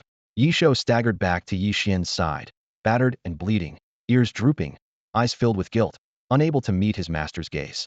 It's okay. You did your best. Ye Xuan forced out a faint smile. I almost forgot there was one more by the roadside. Though his tone was light, his heart sank deeply. Bang! On the other side, the sword abyss frog was badly hit, too slow to dodge and rammed by the razor-sharp tusks of the earth-rending rhino. The frog was flung like a broken kite, crashing heavily to the ground. Big ribbit. Qiu stomped anxiously, quickly casting water healing to mend the frog lying on its back. Run away, little Ye Xuan. As long as the mountains remain, there will be wood to burn. You can't beat this instructor. He Ji sighed slowly in Ye Xuan's mind. The veins on Ye Xuan's clenched fist bulged beneath his sleeve. He still hadn't seen the instructor reveal his beast tamer talent, only knowing it was far from a defensive one and therefore all the more dangerous. Taking a deep breath, he made up his mind. Retreat. He quietly ordered Qiu through their beast contract to prepare to abandon the sword abyss frog and pull back, but out of the corner of his eye, an unexpected flash of brilliant gold caught his attention. Perched atop a mossy stone was a plump golden feathered parrot, its signature tuft gently bobbing as it watched the battle with evident amusement. A common rank golden feathered parrot? Ye Xuan narrowed his eyes in alarm. This was the territory of the earth-rending rhino. Any common rank monster venturing here would quickly be drained of spirit energy. How was it unharmed? And why did this bird look so familiar? Their eyes met, both stunned. In the next moment, the parrot stuck out its large tongue and grinned mischievously. I'm the guardian spirit of Bidao. Human, long time no see. It's you. Ye Xuan suddenly realized on the first day of special training, it was this parrot who had warned him that nighttime Bidao Island was ruled by sword-wielding baboons and was extremely dangerous. The parrot shook its tuft lazily, stretched its wings, and flapped twice to land on Ye Xuan's shoulder. Its bird eyes sharpened suddenly. Cuckoo! I was wondering why Bidao was so noisy today. Turns out it's that earth-rending rhino's offspring causing trouble. Humph! That little beast has been brainwashed by humans, turning it into a killing slave. Huh? You know that rhino? Ye Xuan inhaled deeply. Of course. I told you. I am the guardian deity of Nasadeo, while it is the sole offspring of the guardian beast of Kodao, the Rift Earth demon rhino. Boom. A blinding white flame exploded in the sky, momentarily stealing Ye Xuan's sight. When his vision cleared, the chubby, golden-feathered parrot that had been perched on his shoulder vanished without a trace. Immediately after, a powerful aura descended from above. A pure white Yuan bird, 5 meters long, suddenly materialized out of thin air. Its wings burned with sacred white flames, the wingtips sparking tiny embers that vanished the moment they fell. The divine, untouchable presence it exuded instantly erased any memory of the despicable golden-feathered parrot from just moments before. The sudden change put the instructors on high alert. Almost simultaneously, one instructor's pupils widened in shock, his breath caught, and he muttered hoarsely, White Yuan Phoenix, you didn't escape? The third-rank beast tamer Sudong's brow furrowed deeply. He had clearly only heard the name in rumors. Li. The White Yuan Phoenix let out a long cry toward the sky, spreading its wings fiercely. A silver-white domain surged forth like a tsunami, sweeping across the night. Where its radiant tide passed, the Rift Earth demon rhino's dark, soul-devouring domain visibly collapsed and melted away, as if ice and snow were rapidly melting under a fierce sun. The two domains clashed violently. Silver-white met pitch black like clear water quickly engulfed by thick, viscous cream. The White Yuan Phoenix's domain held overwhelming dominance, compressing the soul-devouring field to less than 100 meters in an instant. The Rift Earth Demon Rhino growled irritably, stomping the ground with its forehooves and kicking up flying rocks. Its dark spiritual energy was steadily beaten back under the silver-white pressure, revealing the desperate stance of a trapped beast. The instructor's face beneath his mask was more unsightly than if had swallowed 100 tons of rotten mud, filled with disbelief and terror. Impossible. How could the White Luan Phoenix still be on Nasadeo? His mind raced years ago. The 5 desolate isles of eyebrow, eye, ear, nose, and mouth were still untouched resource havens undiscovered by the Yuluo demonic mansion, each guarded by a king-class beast: the Nightshade Merman Shark, the Red-Mane Calamity Bird, the Taishui Corpse Serpent, the White Luan Phoenix, and the Rift Earth Demon Rhino. When Yuluo demonic mansion discovered the archipelago, they naturally would not let it go. During the hunt, the other 4 beasts were captured one by one, leaving only the White Luan Phoenix critically wounded but escaped. No one expected it to reappear today stronger than ever. Hehehe, I had a setback in my body before. My rank dropped to 3rd tier 1 star. I can't beat it now. The instructor snarled darkly. Everyone, attack. Join forces and kill them. The White Luan Phoenix lowered its head to look at Ye Xuan, its phoenix eyes sharp with killing intent. The enemy of its enemy was a friend. It prided itself as the guardian deity of Nasadeo, having witnessed these people years ago invading the 5 islands, burning, killing, plundering, and enslaving rare beasts, even abducting its closest companion. The grudge had been long established. At once, Ye Xuan's fighting spirit surged anew. Tossing aside the shock lingering in his mind, he chose to join forces with the White Luan Phoenix. The White Luan Phoenix, a king-class light element beast of legend, gifted with the rare white flame talent. Even among many king-class beasts, it was truly one of a few. The phoenix's cry shook the heavens. With a powerful beat of its wings, pure white feathers fell like thousands of blazing arrows, raining down like a torrential storm, blanketing the battlefield. Upon striking the ground, the fire arrows exploded, the sacred white flames clashing fiercely with the dark spiritual energy of the Earth-Shatter Rhinoceros soul-devouring domain, tearing turbulent eddies through the spiritual aura. The Earth-Shatter Rhinoceros roared in fury, forced to split its focus. Its horn shimmered with dark light as it raised a heavy wall of shadow to brace against the onslaught. Ribbit. From the other side, the sword abyss frog shook its head and rose, the spiral sword drill atop its head restored to flawless condition. It locked eyes on the Earth-Shatter Rhinoceros, the sword drill humming and spinning rapidly, ready at any moment to pierce its prey. Earth-Shatter Rhinoceros, death ray strike, take down that bird for me. Unease spread swiftly in the instructor's chest, almost a roar escaping as he issued the order. Death ray strike, the Earth-Shatter Rhinoceros ultimate technique. Once had severely wounded a 3rd tier 5-star king-class beast in one blow. Roar. The rhino's horn flared with blinding light, surging dark spiritual energy flooding its massive maw. The pitch-black death ray coalescing with wild intensity. Human, ultimate attack. A grave look appeared in the White Luan Phoenix's eyes. Its voice pierced through the chaos, reaching straight to Ye Xuan's mind. Death ray strike, a race-exclusive killing move of the Earth-Shatter Rhinoceros. There was no other like it in the world. Ye Xuan's pupils suddenly contracted. Immediately, through the beast contract, he commanded, Chio, sword drill. Chio. The sword abyss frog responded instantly. The spiral sword drill on its head spun at high speed, roaring as water vapor steamed upward toward the clouds. Simultaneously, the White Luan Phoenix folded its wings. From its snowy chest emerged a dazzling white glow, a pristine lotus bud, beautifully sculpted like glass, lifelike in every detail. Beast skill, pure world lotus. Roar. Time seemed to freeze. The Earth-Shatter Rhinoceros reared back and bellowed, the black death ray bursting forth like a raging dragon, carving deep cracks through the sky. The White Luan Phoenix flapped its wings and hurled the lotus bud forward, which transformed into a white meteor colliding head-on with the death ray. As it flew, the lotus petals blossomed layer by layer, instantly spreading into a 30-meter diameter, blazing white lotus flame. Boom. In midair, utter darkness met ultimate light, the stark contrast of black and white tearing fiercely like a black tiger clutching a white lion. The explosive shockwave swept over the surroundings, gouging 3 feet deep into the sandy beach. Now's our chance. Ye Xuan's gaze was like lightning. Chio. At the command, Chio led the sword abyss frog in a sudden surge. Ribbit. The spiral sword drill compressed tightly before suddenly ejecting its head, pulling along several towering water vortexes that fused into a giant whirlpool sword formation. Shoo. The water vortex sword formation slammed hard into the side of the black death ray. The 3-way energy confrontation shattered instantly as the black light column was ground to dust by the swirling water. The leftover sword momentum remained fierce, crashing toward the Earth-Shatter Rhinoceros' weakening dark wall, shattering it, and stabbing like a razor blade into its flank. Roar!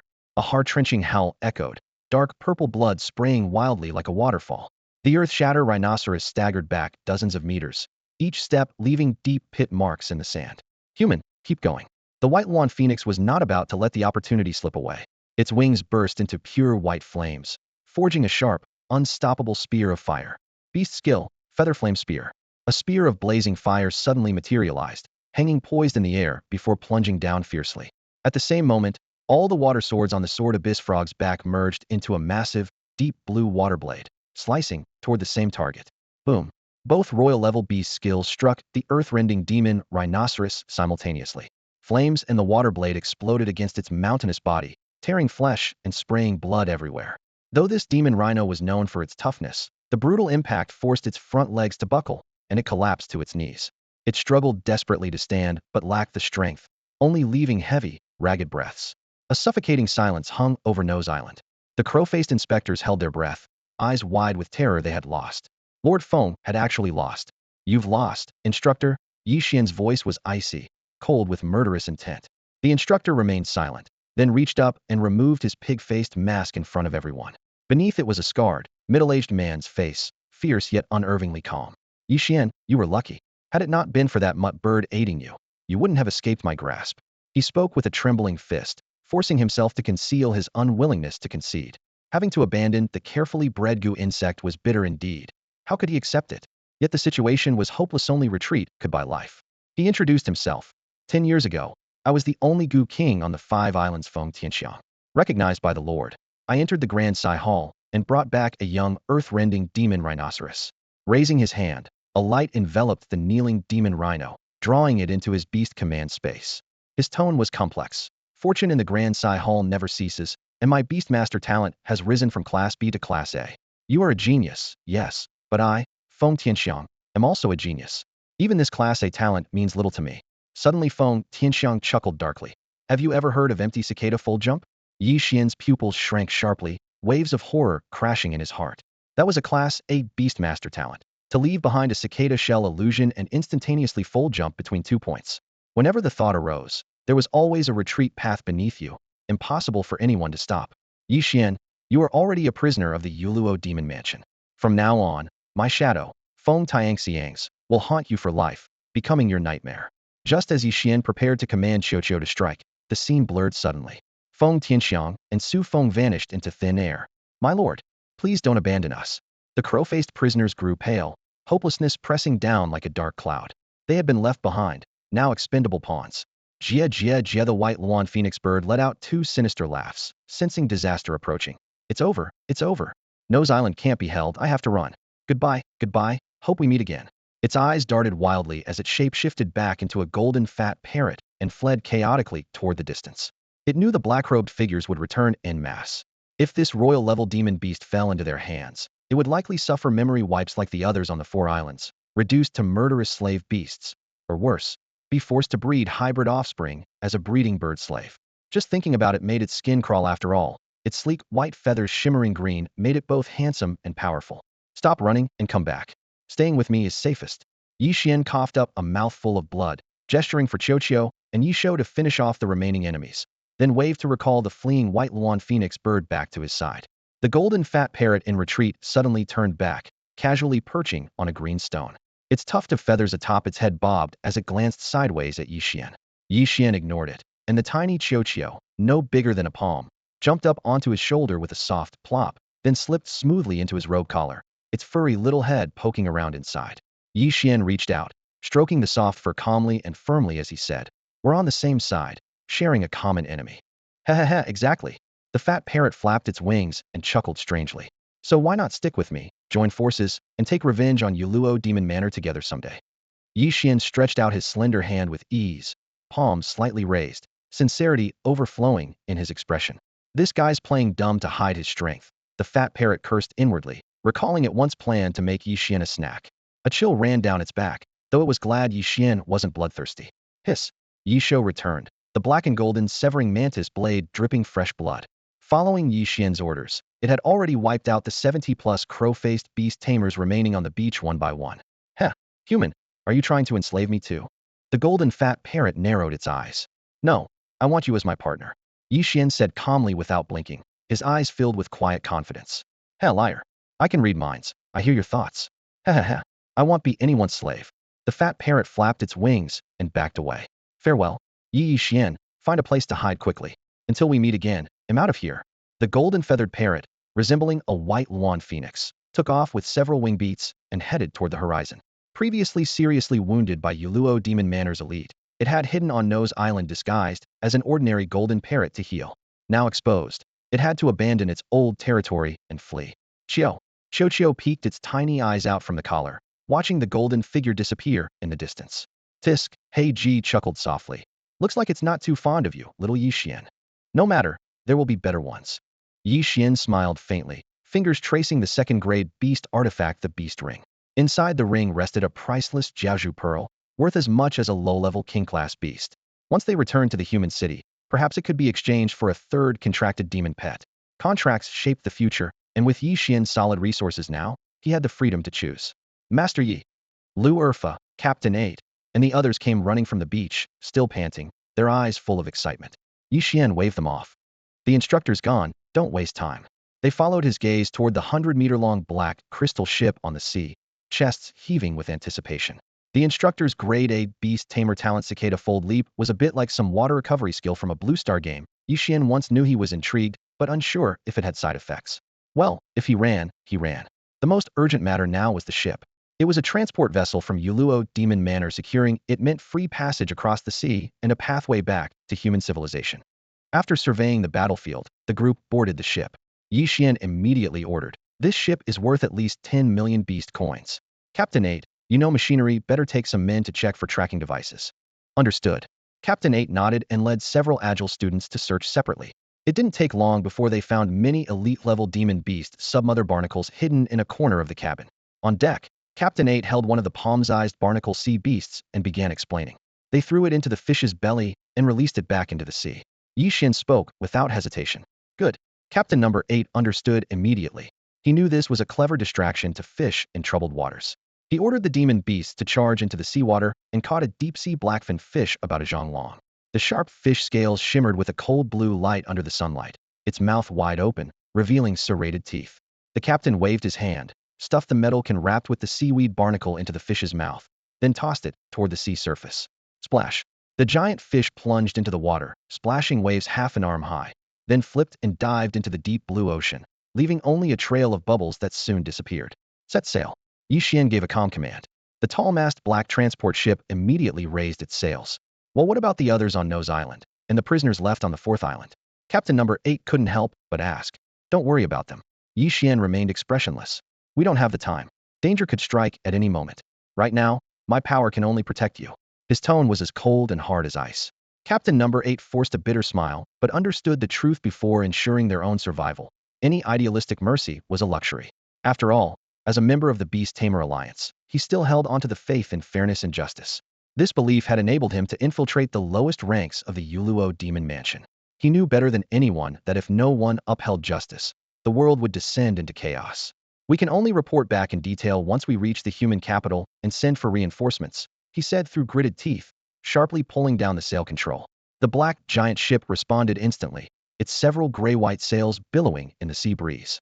With the wind at their backs, the mast stood tall and straight as the hull sliced through the waves at speed. Against the wind, the sails tilted and the ship traced layered S-shapes on the sea surface. If the wind lagged, they could summon their contracted elite sea beast giant-nosed sea lions, giant blue flagfish to tow them, unleashing breathtaking bursts of speed.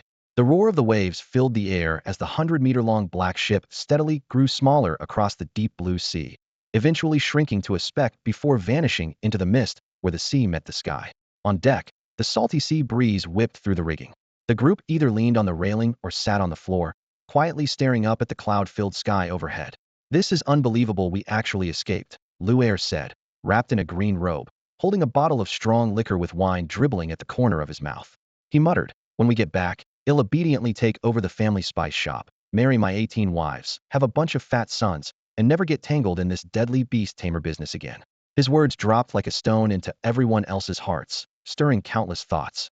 At that moment, the black-clad youth Wang Qi stood up, leading his baboon Dazhuang over to Captain number 8. He cupped his hands respectfully and said, Senior, please recommend me to join the Beast Tamer Alliance. I want to make the Yuluo Demon Mansion pay for what they did. The captain's face remained steady, but inside, he was thrilled. A grade B talent, an absolute potential star. Pretending to think carefully, he nodded modestly. No problem. Thank you, Senior. Wang Qi bowed again, then turned to the wooden railing and gave Ye Xuan, who was leaning against it, a deep bow. Brother Yi, you saved me. You are Wang Qi's greatest benefactor. From now on, whenever you need me, as long as I can help, just say the word. Ye Xuan gave his shoulder a pat and smiled, but said nothing.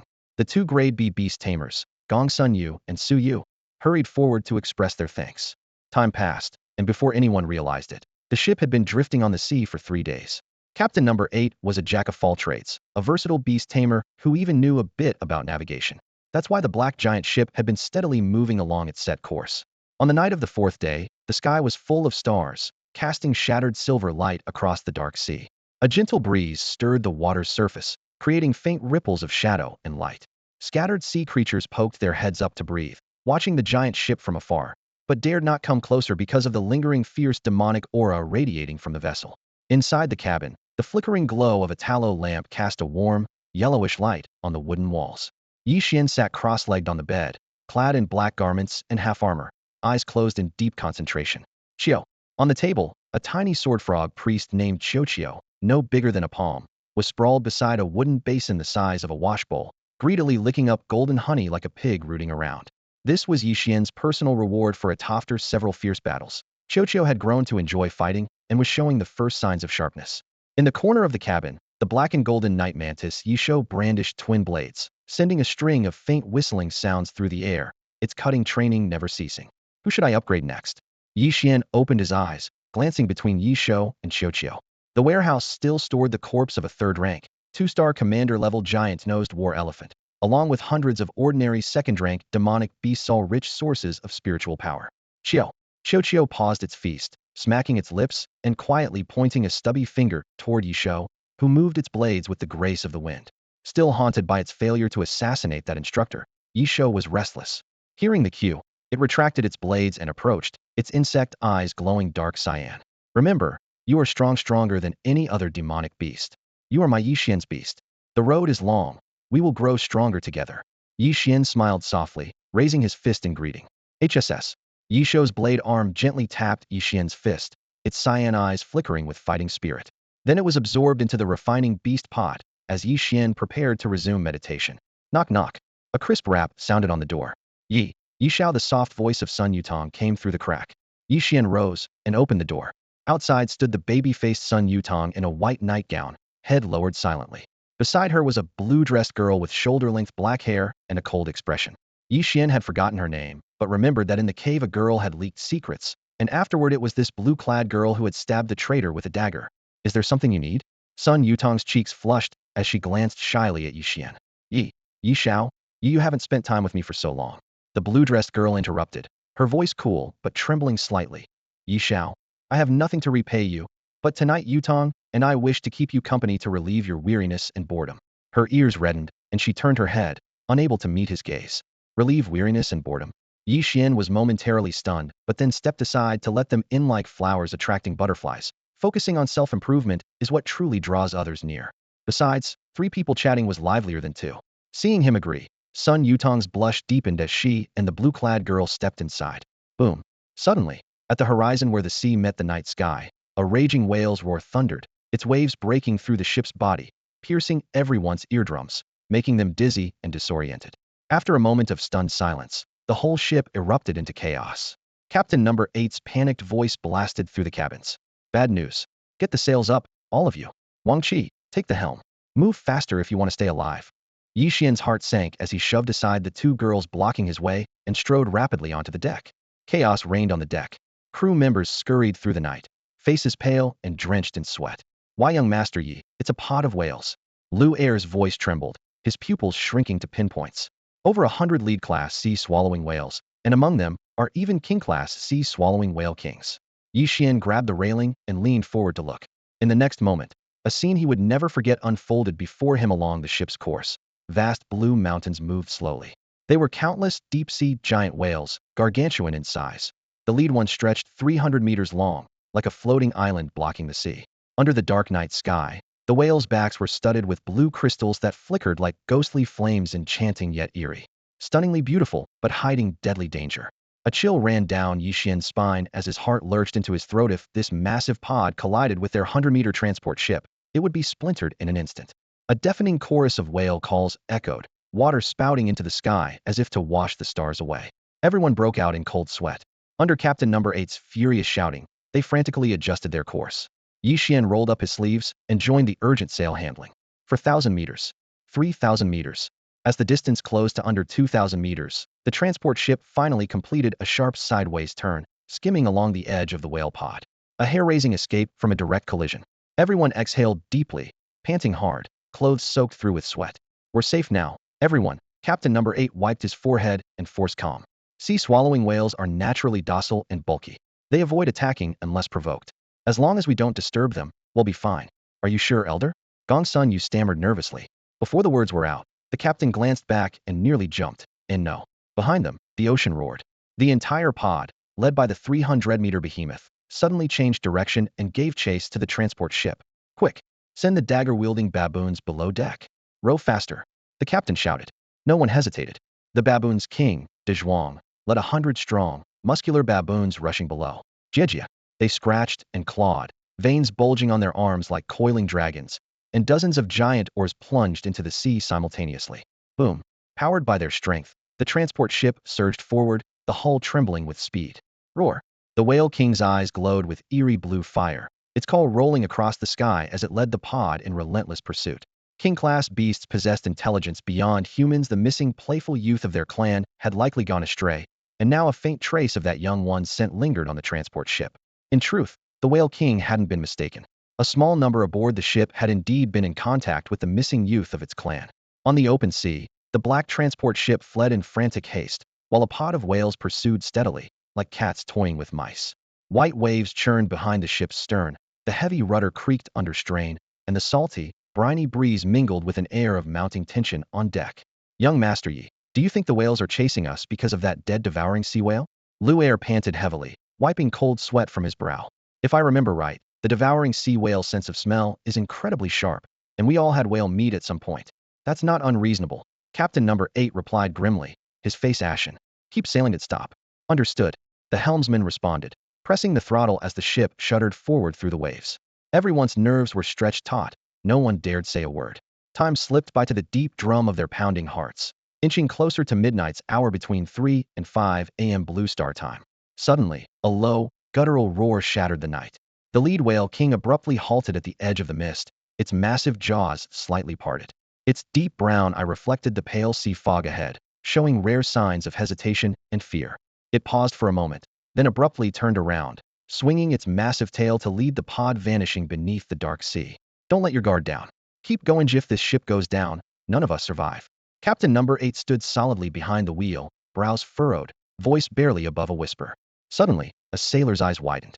Captain, the pod seems to be retreating. Captain Number 8 whipped around. Through the rolling mist, the dark shapes of the whales had vanished. A wave of relief washed over the crew, who collapsed onto the deck, gasping for breath. The baboons manning the oars stuck out their exaggeratedly long tongues as warm breaths steamed in the night air. Phew, finally safe. My goodness, this sea is deadly. One slumped onto the floor with a sigh. Yeah, no kidding. The Imperial waters are a forbidden zone for us beast tamers. Just drifting through here, I've seen at least 10 king-class sea beasts, another chimed in. The group congratulated themselves, unaware that Captain Number 8's complexion was darkening, a flash of panic crossing his eyes. He clenched the loose sleeve of his jacket and lowered his voice. Shill. Standing beside him, Ye Xuan looked equally grave, a flash of black light briefly flickering in his pupils. Peering through the dense fog, he glimpsed a horrifying scene beneath the waves and cursed silently. Ye Xuan, what do we do? Captain 8's voice was hoarse, shaken out of control. We just escaped the wolf's den only to fall into the tiger's mouth.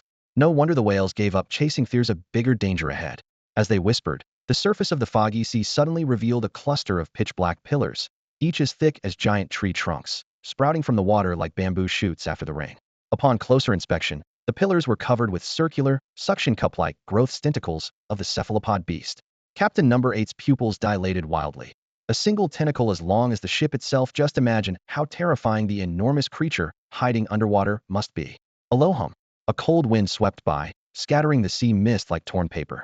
From above, a massive shadow 10 times longer than the 100-meter ship emerged, dark and ominous. Boom. The transport ship jolted violently as the shadow surged beneath, lifting the hull clear of the water. Spray shot out in torrents, white whirlpools forming everywhere. Time seemed frozen. The crew on deck turned deathly pale, frozen in disbelief as they stared downward. Beneath the ship, a massive woman's face appeared half smiling, half smirking with two huge eyes that blinked sluggishly. Hiss, this is it. Captain Number 8's lips turned pale, his voice cut short as if strangled by the wind. An Imperial-grade sea beast, the human-faced giant octopus. Everyone held their breath. The strange human face on the octopus back was notorious. It usually fed on sea whales, and the bigger the face, the stronger the beast. This grotesque visage nearly spanned half the length of the ship's captain, signaling a sixth-tier Imperial beast. Ye Xuan's heart tightened abruptly. Veins bulged along his clenched fist hidden in his sleeve. Hey G, can you tell its level? Sixth tier. Hey J's voice sank low inside his mindscape. Ye Xuan, you'd better pray for your luck. There was a vast chasm between the fourth-tier Beast Master Father and this sixth-tier Imperial Beast opponent. Ye Xuan felt as if a massive boulder weighed down on his chest, his breathing labored. A cold, mocking laughter rose from underwater, like countless women whispering sweetly into their ears. The crew's hair stood on end, as if plunged into an icy abyss. In the next moment, one of the octopus tentacles, thick as a stone pillar, surged above the surface and gently wrapped around the 100-meter transport ship. Surprisingly, it carefully placed the ship back on the water, cradling it like a fragile piece of porcelain. Wait, it doesn't seem hostile? A young crew member on deck exclaimed with a hopeful tone. Before he could finish, the tentacle suddenly stiffened. Crack! Like a whip slashing against the side of the ship, the entire vessel spun wildly on the spot. Boom! The deck tilted, the mast groaned. Everyone was ripped by centrifugal force, desperately grabbing whatever they could. Dozens of knife-wielding baboons screamed as they were thrown overboard, splashing into the dark sea. Ye Xuan's head buzzed, nausea rising fiercely, but he still reached out to grab a young boy about to be tossed overboard. His fingers dug into the mast, blood seeping out. A storm of unwillingness, anger, and despair tangled inside him. Why must I, Ye Xuan, dance on the edge of the blade my whole life? In his previous life, he burned the midnight oil to escape the mountains and scored 700 on the college entrance exam, only to have his future shattered by a tragic bus accident. This life, after countless hardships, he was born into the Yi family in Shurqing, only to be betrayed by his own uncle and exiled to a killing island before adulthood, facing a top-grade beast master from the Yuluo demon sect that was like fighting a demon boss right out of the newbie village. Just as he struggled free, now he faced an Imperial-grade sea beast beyond his reach. The sharp laughter escalated. The ship creaked ominously under pressure. Inside the soul-refining cauldron, He Ji remained silent for a long moment before sighing heavily. Little Ye Xuan, if you want to survive, release your mind. I will borrow your body. How will you save me? I will burn this fragment of my soul. Afterwards, I will sleep for 100 years, but it will keep you alive. Ye Xuan clenched his silver teeth. All right. His mind went completely blank. A cold, eerie consciousness seeped out from the cauldron and melded into his soul sea. His vision darkened. His awareness plunged into an abyss. Above the sea, the human-faced giant octopus excitedly raised a tentacle again, then suddenly froze. The terrified face on its back twisted in horror as it abruptly flung the transport ship away like a hot potato. Boom! The ship hung suspended midair as black flames erupted toward the sky, condensing into a monstrous black beast with a wingspan of dozens of feet. The fierce creature had a tiger's head with fangs, twin wings sprouting from its back, fur like needles of steel in shades of dark blue and black, and twin eyes glowing with fiery red flames. Third tier, fourth tier, fifth tier. The raging aura swept over like a hurricane, clearing fallen leaves, causing every living thing on the ship to lose consciousness instantly. Roar! He Ji, inhabiting Ye Xuan's body, let out a roar atop the demonic black flames, floating high in the night sky as his crimson eyes gazed down on the human-faced octopus. In the darkness, those fiery pupils resembled twin blood-red sunsets, painting the sea's surface crimson. Within the soul-refining cauldron was a fifth-tier holy-grade demon beast Xiongqi. Giggling softly, the massive black tiger beast loomed in the sky. The human-faced giant octopus flicked its tentacles anxiously, stirring up towering waves. The black princess beast's vertical pupils narrowed slightly. With a swipe of her sharp claws through the void, a surge of nameless black wind twisted into existence, roaring as it wrapped around the black transport ship and flung it skyward in a flash. She clicked her tongue. Barely enough power. You're forcing me to ignite my broken beast. Suli won't let you off.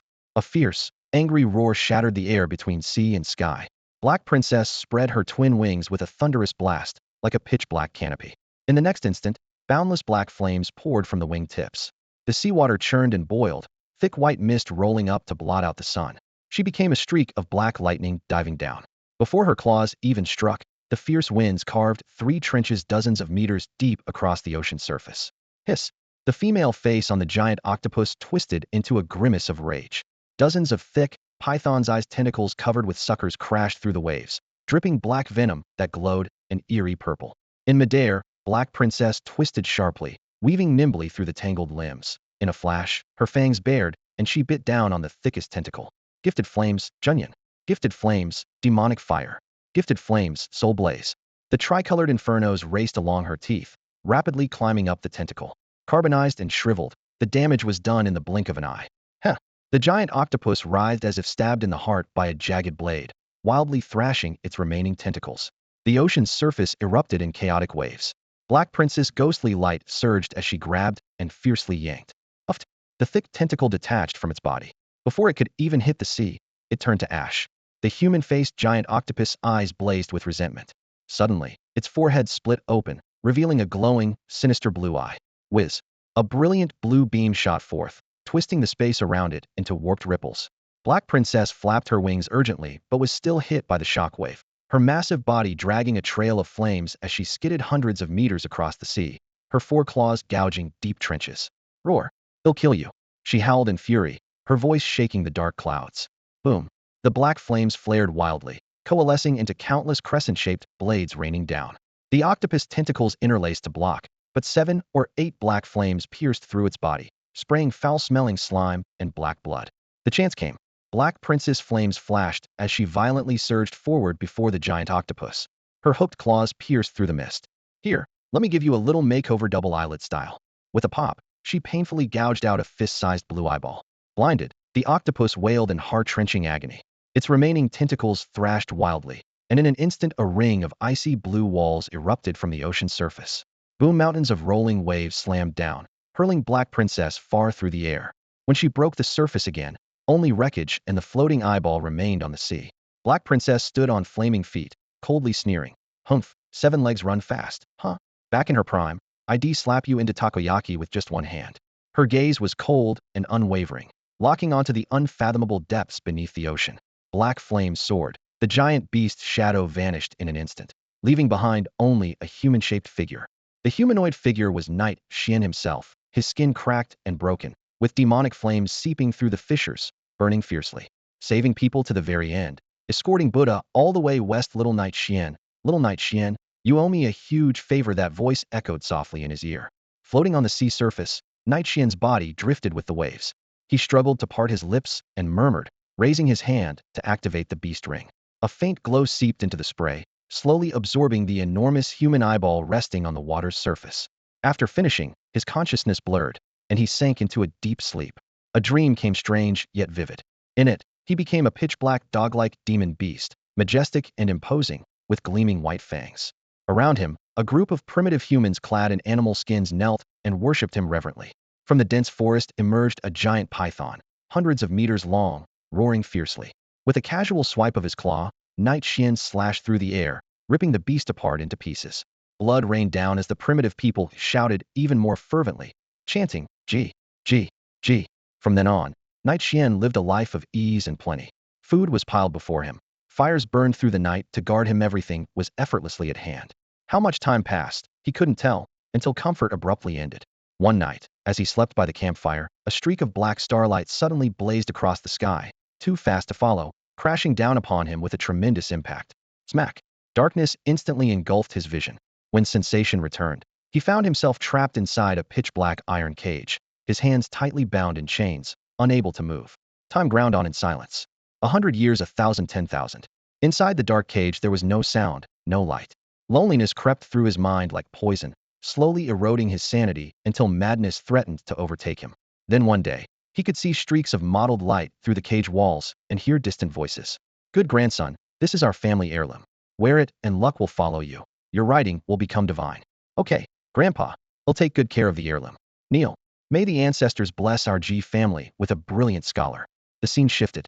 The year the college entrance exams ended, the boy wearing that heirloom was knocked flying by a car, blood staining the asphalt. The chaotic memory stabbed Night Xian's mind like needles. Half conscious, he felt someone gently wiping his cheek with a damp cloth. Huff! He suddenly opened his eyes. Before him was the beam of a dilapidated wooden cabin and a youthful girl's face. She looked about 11 or 12, delicate and thin, a white cloth bandaged on her forehead, wearing worn, ragged clothes. Her two skinny arms resembled twigs. You're awake? The girl blinked her bright eyes, resting her chin on her hands with a warm smile. Night Xian tried to speak, but felt as if blades were caught in his throat. Every muscle movement sent sharp pain spreading through his body, his skin still burning. Don't move, you're seriously injured. The girl whispered earnestly. When I found you, your skin was cracked all over. It was terrifying. You just lay on the beach, motionless. By the way, are you the great beast tamer? Carefully, she pulled from her arms a sleeping child named Xiao, then added. Also, there was a big black armored creature guarding you. I saw it kill a wild boar demon beast with a single slash. The girl was lively and talkative, chatter filling the quiet room as she leaned over the bedside. Night Xian's head buzzed, powerless to stop her. Oh, right, I should introduce myself. I'm Sang Youth Sang from Mulberry Tree, the Yew from Elm Tree. Great beast tamer, are you thirsty? Wait a moment, I'll get you some water. After speaking, the little girl stood up, went to the table, and quickly grabbed a cracked, broken bowl. Barefoot and in a hurry, she rushed out the door. Whoosh. On the bed, Ye Xuan's eyelids twitched, and he slowly opened his eyes.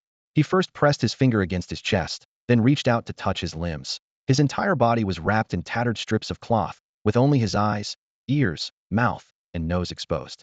He looked exactly like a mummy just crawling out of a desert tomb. Chio. At the foot of the bed, the little sword frog priest Chio rubbed his sleepy eyes. When their gaze met Ye Xuan's, he froze for a moment before suddenly leaping up, landing face first onto Ye Xuan's face. His small hands clawed at Ye Xuan's forehead, showering it with affectionate little kisses. Chio, water, healing Chio. Realizing what to do, the little creature clapped his hands hard. Brilliant blue spiritual energy, like mist and water, spread silently from his palms, enveloping Ye Xuan's layered wounds, moistening and soothing them. SSS. A shadow flickered gently by the bedside. Ye Xuan appeared silently, his proud cyan insect-like eyes filled with worry. Dying, no need worry. Ye Xuan panted, calming himself as he spoke softly to no one in particular. He closed his eyes and sank his spirit into the demon refining cauldron's space. Within the dark cage, Hei Ji curled into a ball. Ye Xuan approached and softly called her name. Hei Ji. The girl's eyes remained tightly shut. Her soul light flickered like a dying candle in the wind, as if it could be extinguished at any moment. After a long silence, he withdrew from the cauldron. Burning soul no matter. In the human city, there are always magical plants and elixirs to heal the soul. Maybe they can save her. Just as this thought crossed his mind, urgent footsteps could be heard. Sang Yu pushed open the door, holding the cracked broken bowl. Her small face was flushed with running. Beast tamer sir, water. Good. Ye Xuan forced himself to sit up, took the bowl, and gulped down the water. One bowl of clear water cooled his burning throat at last. Should I keep looking? I can go find village chief grandpa. No need. Chio, water. Chio clapped again, and the spiritual water power swirled into a clear stream, filling the broken bowl. Wow. Beast tamer sir, you're amazing. Sang Yes eyes sparkled brightly. Ye Xuan breathed a long sigh and softened his voice as much as possible. Your name is Sang Yu, right? Little Sang Yu, where exactly are we? This is Fire Crystal Kingdom, Sangshire Village. Fire Crystal Kingdom, Ye Xuan frowned, wondering how he had drifted so far from the Black Cool Kingdom. Then he asked, what about my companions? Companions? I only found you by the roadside, Beast Tamer sir. Sang Yu shook her head, looking puzzled. Ye Xuan pondered, then took out a map from his beast ring. He spread it out and searched among the dense place names. After a long while, he found the small mark for the Fire Crystal Kingdom at the edge. Compared to the vast Black Cool Kingdom that sprawled across the continent like a great eagle spreading its wings, Fire Crystal Kingdom was only a tiny shard of armor beneath the eagle's talons. Its population was less than 1 million, consisting of just one city, 18 towns, and 100 villages, stubbornly struggling to survive in a narrow space. Traveling to Black Cool Kingdom from this place with a merchant caravan would take a full month. Beast Tamer sir, can I ask you something? Sang Yu propped her chin on her hands and leaned on the edge of the bed. Sure, ask me anything. You're not from our Fire Crystal Kingdom, are you? No, I'm not. I come from Black Cool Kingdom. Black Cool Kingdom. The little girl's eyes grew wide. Village Chief Grandpa says Black Cool Kingdom is huge, so huge. The population is over 100 million. Way more than us. Yes. Then Beast Tamer sir, what's your name? Ye Xuan. Night Xian, then I'll just call you Master Xian. I once went into the small town with Grandpa, the village chief. The shopkeepers there always called Grandpa Elder, saying it's a respectful title. Inside the wooden cabin, the thin and small Sang Yu spoke softly. standing by the bedside with her hands clutching her clothes, her eyes filled with a mix of reverence and caution. On the bed, Ye Xuan lounged casually on the mattress, his long black hair loose and messy. Resting atop his head was a palm-sized, water-blue demon pet called Qiu, its tail flicking back and forth. "All right, suit yourself," Ye Xuan said lazily, glancing at her and giving his reluctant approval. The two chatted casually. The room still held the warmth from the cooking stove, and faint herbal scents drifted through the air. After a brief while, Ye Xuan's stomach suddenly rumbled twice. He was about to ask Sang Yu if there was any hot porridge to stave off his hunger when sharp hoofbeats and wild, beast-like roars suddenly rang outside, mixed with harsh shouts from aggressive men. Sang Yu's body trembled, panic instantly flooding her small face. She rushed 3 steps to the door and slammed the bolt shut with a thud. Ye Xuan raised an eyebrow. "You're really afraid?" "Oh, it's the Imperial Beast Tamers of the Dalian Kingdom. They're here to collect blood again." Sang Yu gripped the bolt tightly, her voice barely above a whisper. "The Dalian Kingdom?" Ye Xuan asked in confusion. "Isn't this the territory of the Huijing Kingdom?" He recalled seeing on a map that Daliang's lands only slightly exceeded Huijing's borders. Sang Yu lowered her head and nodded slightly. Her fingers tapped the doorframe as she explained softly. "It used to belong to Huijing, but not anymore. 10 years ago, the Iron Cavalry of Daliang invaded. We were overpowered and our country fell." Ye Xuan nodded calmly and motioned for Qiu to stay still on his head before asking, "What do they mean by collecting blood?" "Literally that." Sang Yu bit her lip. "Our Huijing is rich in fire crystals. The village chief said fire crystals are tough. If mixed into beast weapons, it makes them stronger. But mining fire crystals requires blood-infused picks. After Daliang took our land, they branded us criminals, constantly rounding up able-bodied men for the mines and extracting their blood to forge those picks. They're wicked." Before she could finish, footsteps abruptly neared the door. Bang! The worn wooden door was kicked open, blinding sunlight streaking through the dust into the room. A soldier with a ruddy, scarred face clad in grayscale armor stormed inside. Beside him was a level 1 ordinary demon beast, a long-nosed hound snuffling lowly, its nose twitching as if smelling blood. The soldier squinted, his gaze sweeping across the room before landing sharply on Ye Xuan lying on the bed. Raising a brow, he shouted coldly to someone outside. "I said, oldly, didn't you say there were no men in Sang village to provide blood? What is that woman on the bed?" Outside, a bent old man hurried closer, hunched over as he stuffed a bag of beast coins into the soldier's palm, forcing a dry laugh. "Commander, no, this is a guest from Sang village, injured." The soldier weighed the heavy coin pouch, his expression softening slightly before he gestured inside. "Take that girl away. The kingdom is at war and needs soldiers." "Commander, please don't." The old man's face went pale as he lunged forward, grabbing the soldier's armored sleeve, pleading urgently. "Her father died mining for the kingdom. Though no honor, he earned his hardships. She's barely past 12. Rubbish. Lowly subjects dare talk back?" The soldier barked, shoving his knee hard into the old man's chest, knocking him down. He signaled several soldiers behind him to come forward. One stepped into the room and reached for the trembling Sang Yu cowering in the corner. Just as his hand extended toward her, everything before his eyes blurred suddenly, and then an arm cleanly snapped and fell away. Time seemed to stand still in that moment. Blood droplets splattered, hitting the hardened, trampled earth, the crimson quickly seeping into the soil. The soldier holding the long-nosed dog froze in shock, staring at the twitching severed arm on the ground, as if paralyzed. The elderly village chief of Sangshur village trembled with fear, his lips quivering as he forgot to even breathe. After a few heartbeats, a firestorm of pain surged from the wound, and the soldier with the severed arm finally snapped back to awareness, shrieking in agony. His face twisted grotesquely like a fiend's, large tears rolling down his cheeks. Woof woof woof. The ordinary first-rank long-nosed hound instinctively sensed danger, its fur bristling fiercely as it locked eyes warily on the mummy-like Ye Xuan. At that instant, Ye Xuan's eyes narrowed slightly, his pupils constricting. Hiss! Shadows churned like a tide, and from the darkness beneath Ye Xuan's feet, half the body of a black gold night mantis slowly emerged, a commanding rank 3, 2-star demon beast called Ye Xuan. The flickering fish oil lamp light reflected off its dark golden shell, shining like abyssal iron, unyielding and icy cold. On its chest, the golden pattern shaped like a bee's head was vividly defined, as if it might spread its wings and fly at any moment. A woo! The long-nosed hound completely broke down on the spot, trembling uncontrollably, losing control of its bowels as it tucked its tail and staggered blindly out of the house. "Damn it! You're a beast tamer.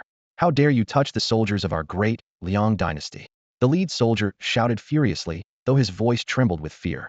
Ye Xuan coolly spat 2 words, "Noisy." Then he closed his eyes lightly. "Ye Xuan, show them out." Whoosh! Ye Xuan twisted its neck, revealing its full 2-meter-tall humanoid form. The black decapitation blade in its hand gleamed coldly, resembling a dark warrior clad in armor. The lead soldier's hair stood on end, and he turned to flee wildly. What a terrifying aura. At least 10 times stronger than my second-rank red lizard. This is definitely a rank 3 demon beast. But it was already too late. In the center of Sangshur village, dozens of soldiers were forcing the weak and elderly to donate blood. Suddenly, the second-rank beast tamer company commander, pale and shaken, burst out of a wooden house. Not 2 steps forward, the sharp decapitation blade pierced through his chest. With a slash, the commander was cut in half, blood splattering over a meter away. Ye Xuan's towering shadow solidified behind him. First-rank soldiers, beware. Danger. Enemy. Before the warning could finish, all first-rank beast tamers simultaneously activated their beast runes. Buzz. Spiritual energy exploded as 31 half-meter-long red lizard beasts landed at once. Their bodies were vivid crimson, covered with bumpy crystalline red armor plates on their backs, with iron saddles strapped tight over their spines. Ordinary, first-rank fire red lizards, demon beasts native to the Fire Crystal Kingdom, born with the crimson armor talent. They were omnivores, but especially favored devouring fire crystals to reinforce their back armor defense. Roar! The fire red lizards growled and shook their heads, just forming battle stances when their mounted soldiers flipped onto their saddles, gripping first-rank beast weapon spears tightly and rattling their mounts' heads fiercely. Run! These recruits, trained less than a year and barely tested in battle, had never seen such a brutal rank 3 demon beast. Even their second-rank company commander had been cleaved in two by a single strike. All they had left was the instinct to flee. Ye Xuan advanced. At a speed beyond limits, the battle instantly turned into a one-sided massacre. Whoosh! A flash of black light froze several soldiers mid-motion as they tried to swing their lizards' heads around, their faces locked in terror. A moment later their bodies shattered like broken puzzles, flesh and blood scattering. Monsters! Help, please don't kill me. In less than 5 breaths, the night hunt ceased its slaughter, glanced briefly at the frail and weak, then left behind a ground covered in chunks of corpses as it turned back to leave. Inside the house, the elderly village chief finally snapped out of his shock, bowing deeply with trembling hands clasped together. Village Chief Sang Yu of Sangshur Village pays respects to you, sir. He immediately recognized the other's power was at least a third-rank beast tamer enough to hold a general's title in the Fire Crystal and Dalian kingdoms. Sang Yu cursed inwardly. That Sang Yu girl had brought back a formidable figure with quite a difficult temperament. Ye Xuan leaned against the headboard with his eyes closed, voice low. Is there any hot porridge? Cook me a bowl. His stomach churned. All he wanted was something warm to soothe it. There is. Please wait, sir. Sang Yu answered anxiously and hurried out. Outside, pools and splatters of bloody flesh lay here and there. The old village chief's legs gave way. He nearly soiled himself on the spot. This was no mere killing. It was as if the victim had been minced into meat paste. The air inside reeked of blood, a stench that sickened. Yet slight Sang Yu excitedly rushed to the bedside, her eyes shining. Aren't you scared? Ye Xuan asked, surprised, shifting to a more comfortable position to look at the white-bandaged girl. Scared? Sang Yu nodded vigorously, small fists clenched tight. But Lord Xian just killed those bullies who oppressed us, so I'm not scared. For an 11 or 12-year-old child to harbor such hatred showed the grim hardship of a conquered people. Ye Xuan changed the subject. Help me up, I need to get some air. Oh yes. Sanjia's face flushed red as she summoned all her strength to support him. Limping, they stepped out of the wooden hut. Sangshur village had fewer than 100 residents, mostly elderly, weak, or ill. The able-bodied were either seized to mine fire crystal or forced to flee, escaping Dalian soldiers' enslavement. Now, the villagers busily cleaned up the aftermath, scrambling to gather bits of red lizard meat scattered across the ground, faces brightening with a rare joy. In times of chaos, a scrap of meat was a life-saving provision. As Ye Xuan passed, a stooped old woman hurriedly gathered pieces of meat into a pile and knelt, pressing her forehead to the ground beside a toddler in open-crotch pants. Ahem, don't hesitate to take it. Ye Xuan wheezed, handing the child a piece of black sugar, a treat made from demon beast milk and magical plants, capable of quickly restoring vitality, a leftover stock from his 6th uncle, Ye Xuan's beast ring. Thank you, sir. Thank you. The old woman wept tears of gratitude, bowing repeatedly. Dusk dyed the village a deep crimson. Ye Xuan sat to rest beneath a withered old mulberry tree, quietly peeling off a piece of bark. This dying tree was strikingly like the battered Sangshur village struggling to survive. A few crows, drawn by the blood, circled overhead, cawing hoarsely. He looked toward Sang Yu, who hugged a doll. In your village, other than the village chief, are there any other beast tamers? Sang Yu shook her head, sitting sullenly at the tree root, chin in hands watching the fading sun. Grandpa, the village chief, said you only mature and unlock your beast tamer talent at 18 by swallowing an awakening stone. They're very expensive and all taken by the Dalian kingdom to keep us from rising up. Ye Xuan nodded in agreement with Sang Ye's view. To firmly control a nation, the most direct method was to crush the younger generation's growth, making them lose all will to resist. Once the source of fresh vitality was cut off, servility would take root deep and fast. Grr. Suddenly, the silence in the room was broken by a protesting stomach. Ye Xuan glanced sideways and saw Sang Yu awkwardly clutching her lower abdomen with a sash, her cheeks flushed bright red. She muttered softly, It's the bugs making noise. Bugs. More like a craving, isn't it? Ye Xuan teased with a smile, pulling out a black sugar cube and a palm-sized piece of dried beast meat from his beast ring and tossing them to her. Here, consider this your reward for saving me. Eat as much as you want. That hank you. Lord Xian Sang Yu hurriedly caught the meat and bit into it with a big chew, a satisfied glow instantly appearing on her face. She chewed hard, as if trying to squeeze every bit of flavor out of the meat. After a moment, she mumbled, Lord Xian, don't you want to run? Run? Ye Xuan raised an eyebrow. You killed the royal beast master of the Liang dynasty. There will definitely be pursuers soon. Ye Xuan laughed heartily and pointed to his bandaged chest. Do I look like someone who can run? You'd have to support me just walking. Sang Yu opened her mouth to protest, but stopped, silently nibbling on the dried meat.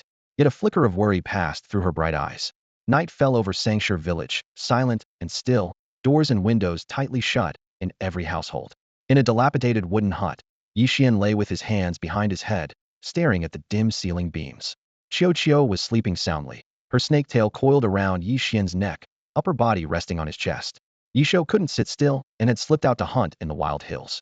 On the ground, Sang Yu curled up on a rough mat, rubbing her round belly while murmuring in her sleep, so full, stuffed, burp. But Ye Xuan found it hard to fall asleep. He Ji still slumbered. The transport ship's whereabouts were unknown, the safety of their traveling companions a mystery. He pressed his hand to the demon refining gourd at his waist. Eyes suddenly sharp, there was movement outside. Without a sound, he flipped over, crept to the door, and flung it open.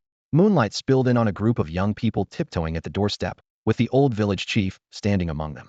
Just as Ye Xuan was about to speak, the chief hurried forward and lowered his voice. Please forgive us, sir. These children have long hidden in the wild hills to escape the slavery of the Liang dynasty's hawk hounds. Occasionally, they come down at night to secretly bring food to us old, weak, and sick villagers. Having heard you are here, they specially came under cover of darkness with gifts. The youths in hemp garments looked anxious, holding baskets of dewy fruits and melons, lowering their heads and avoiding Ye Xuan's gaze.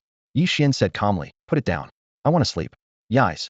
They hurriedly set the baskets aside, and Ye Xuan closed the door and lay back down. Hearing footsteps lingering outside, he yawned once and soon fell into a deep sleep. At dawn, just as the sky was brightening, Ye Xuan opened the door to find more than 10 young people kneeling in unison on the bluestone, hands raised holding fruits and dried provisions. When they saw him, their eyes shone with passionate hope as they kowtowed desperately, messy black hair flying, their foreheads striking the stone loudly. The Liang dogs bully us too much. They shouted together.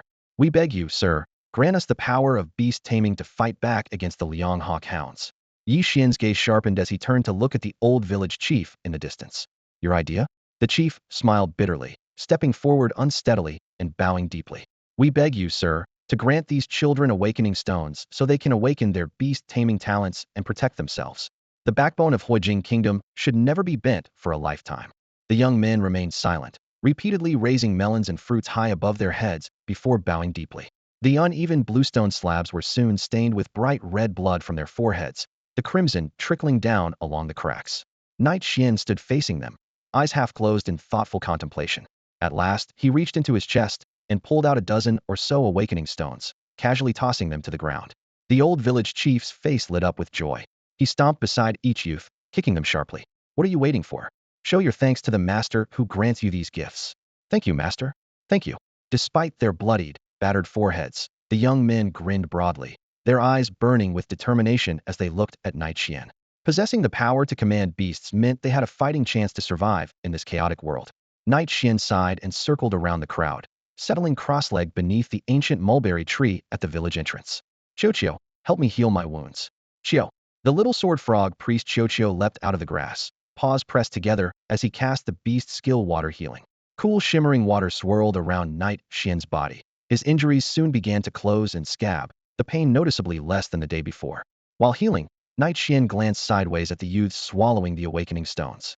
He hoped to discover a genius among them, but shook his head in disappointment after a moment. Out of 13, 12 were only Tier D talents. The best among them barely reached Tier C. Geniuses aren't so easy to come by after all, Ye Xuan muttered, leaning against the old mulberry's trunk. His voice suddenly rose. With the awakening stones, you've all begun to form your beast master's spirit space. Now sit cross-legged, focus inside, and condense your beast contract within your spirit sea.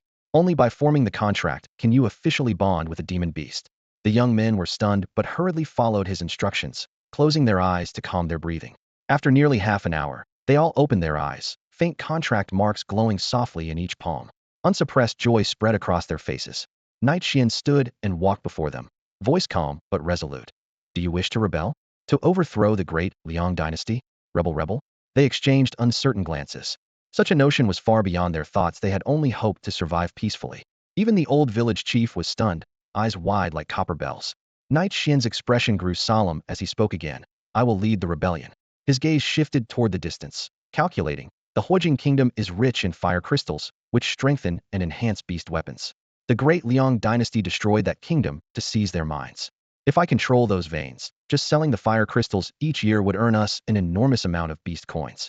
You all know, the higher a beast master's level, the more exorbitant their consumption of magical plants, potions, and beast weapons. All of that money is required. He sighed with feeling. Where does the money come from? From our own skill and effort. The old village chief's voice trembled. Master, you really intend to lead us into rebellion? Yes, I will lead you to rebel. Slap. The chief kicked fiercely again. What are you all just standing there for? Kneel before the master and bow. The young men fell to their knees with a thud, their bloodied faces mixed with smiles. A long-lost light ignited in their eyes. The chief's old legs quivered with excitement, but he raised his head and declared, a rebellion is better than mere survival. This old man refuses to watch future generations in the Huojing kingdom live in perpetual slavery. A single spark can set a prairie ablaze. With a leader to rally behind, people across the land will rise up in response. In the early morning of the small village, Ye Xuan was preparing to lead a rebellion. Naturally, the more people involved, the better. Though this was his first time assembling a team, he could hardly hide his nervousness. After all, this truly was his first uprising. The old village chief was a learned man, widely experienced. Immediately, he took out brush, ink, paper, and inkstone. He stretched a white cloth in the grain-drying yard. Then with his brush moved like a gale sweeping fallen leaves, ink flowing abundantly. De Liang's rulers are corrupt and sky-abandoned. Tyrants oppress the people. Today, we carry the mandate of Xian and heed the will of the people, raising the banner of righteousness to strike down the wicked.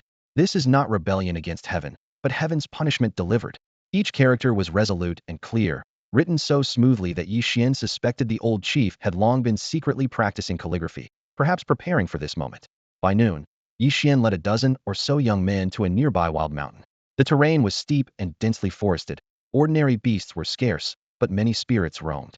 The group held their breath while searching, soon spotting a herd of common rank 1 red-haired armored boars behind some bushes. The red-haired armored boars grunted as they foraged. Their tawny red eyes scanned cautiously. Ye Xuan focused briefly and released Ye Xuan, his spirit beast, from his beast-taming space. The armored boar's hide is tough and flesh thick. They have good endurance, he whispered. Ye Xuan, a third-rank, 2-star commanding level spirit beast, stepped forward. An intense aura of dominance suddenly spread out with a roar. Screech. The herd instantly panicked. Rank 1 beasts faced with such commanding pressure froze, trembling in place, unable to move, some even wetting themselves in fear. Go. Pick suitable beasts to contract with, Ye Xuan waved. The young men beamed with excitement, filtering out one by one to find the most timid armored boars for blood contracts. Moments later, each had bonded with a spirit beast, transforming into wild boar beast tamers. Ye Xuan rested his chin on his hand, watching, then pulled out a beast ring and threw down the first-rank beast equipment head seized from a De Liang royal beast tamer the day before. Armor, helmets, and spears. Put these on. First-rank defensive gear can save your lives. Yes. Thank you, sir. The youths laughed heartily as they selected their gear and donned the armor. Ye Xuan nodded, leading the group to hunt a few large spirit beasts along the way. By sunset, their haul was substantial, and they returned fully loaded. As night approached, torches flickered at the entrance to Sangshur village. The old village chief handed out several proclamations, instructing the young men to each carry meat provisions and set out in groups of 3 to 5 to neighboring villages to recruit more fighters. In rebellion, speed is crucial. Drop by drop, the water will fill the pond. The novice beast tamers rode their red-haired armored boars, panting as they dispersed into the darkness. The village chief's house was brightly lit. The old chief spread out the map and pointed to the terrain. Sir, our fire crystal kingdom isn't large. 1 city, 18 towns, and 100 villages. All 18 towns are controlled by high-ranking generals of the Deliang dynasty, each skilled in beast riding and combat. To succeed, we must first build strength, then defeat them one by one. The nearest town? Ye Xuan asked. Thuda town. Well fortified, with 5 fire crystal veins nearby. It's a key Deliang defensive site. 30,000 second-rank beast wolf riders are stationed there. The town's magistrate and deputy are both third-rank 9. The old chief suddenly changed course. Before we're strong enough, I recommend attacking Wanjiao town first. It only has 1 mineral vein, is remote geographically, and only has about 3,000 beast wolf riders. All right, Ye Xuan said, clutching his chest as he coughed, but nodded to show he understood. Overall, the beast tamers of the Dalian kingdom seemed quite formidable. Yet compared to the Yi family of Shiqing and the Halian kingdom, there was still a noticeable gap after all. The Yi family boasted a 4th-rank king-class beast tamer. The old village chief saw that Ye Xuan's injuries hadn't healed and didn't dare delay. He hurriedly called out, Xiao Songyu, help master back home to rest. Oh, Xiao Songyu scratched her head and quickly helped Ye Xuan back to their wooden hut. Master Xuan, do you want to take a bath? He'll fetch some water, the stream here has plenty. You haven't washed for several days, right? You smell pretty strong. Ye Xuan lowered his head and sniffed the chest wrapped in tattered white cloth. His brows twitched at the scent. It was like an old woman's foot binding mixed with a hint of death. All right. He nodded. Wait a moment, Master Xuan. Songyu dropped a word, then skipped to drag over an old wooden basin. As she was about to fetch water, Ye Xuan raised a hand to stop her. Chio. The little sword frog priest responded, joining its palms. Instantly, water spirit energy gathered, and clear stream water materialized, gushing with a splash to fill the basin. Songyu squatted nearby, resting her cheek on her hand, eyes shining. Beast tamers were truly incredible. She silently vowed that when she grew up, she would become a chivalrous beast tamer just like Master Xuan. Of course, she had no idea that the real purpose of his trip was the fire crystal mine. Ye Xuan unwound the bandages around his body. As the coarse linen fell away layer by layer, black scars twisted and crawled across his chest and back like malevolent demons. Some were dry and crusted. Others still oozed raw meat and shaped wounds, resembling split ripe peaches. He gasped softly. Hadn't expected the aftereffects of the Black Empress possession to be so horrifying. Scary, Songyu shuddered. Chio stopped making water, her golden eyes full of concern. She immediately cast a water healing spell, a gentle pale blue glow wrapping around Ye Xuan. Master Xuan, your scars look like a tiger. Songyu suddenly examined them closely. A tiger? Yes. She traced with her finger. From here to here is the tiger's head, and Heirace a claw. And on your back that's a pair of open wings. Ye Xuan's eyes shifted slightly, and he repeated in a low voice, wings, a winged tiger. Songyu clapped her hands, laughing. Exactly. A winged tiger. Ye Xuan touched the scars, fragments of memories flashing through his mind. The Black Empress transformed into a black-winged tiger and fought fiercely against an Imperial level 6th-rank giant octopus. At the mention of the giant octopus, he suddenly tensed. Xiao Songyu, step back, behind me. All right, Master Xuan. The little girl obediently moved behind him, peeking out curiously. Ye Xuan took a deep breath and flicked his finger lightly. Second rank, beast, tool beast ring. Clang. A flash of silver light. Songyu stared in disbelief as a shriveled giant human eye suddenly dropped in the center of the room. Ye Xuan sprang out from the shadows. Though trembling, he leapt forward to guard his master. Chio, frightened, curled her snake tail instinctively around Ye Xuan's neck.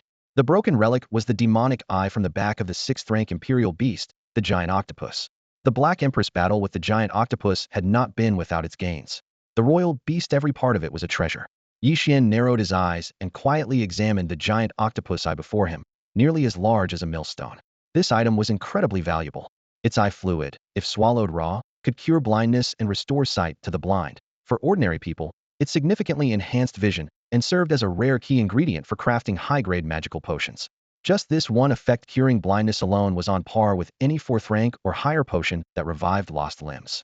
Ye Xuan snapped his fingers, and the beast ring flashed faintly. With a rustle, dozens of small white glass bottles spread out at his feet. Here, help me fill these. Understood, Master Xuan. Sangyu held her breath and moved quietly toward the giant octopus corpse.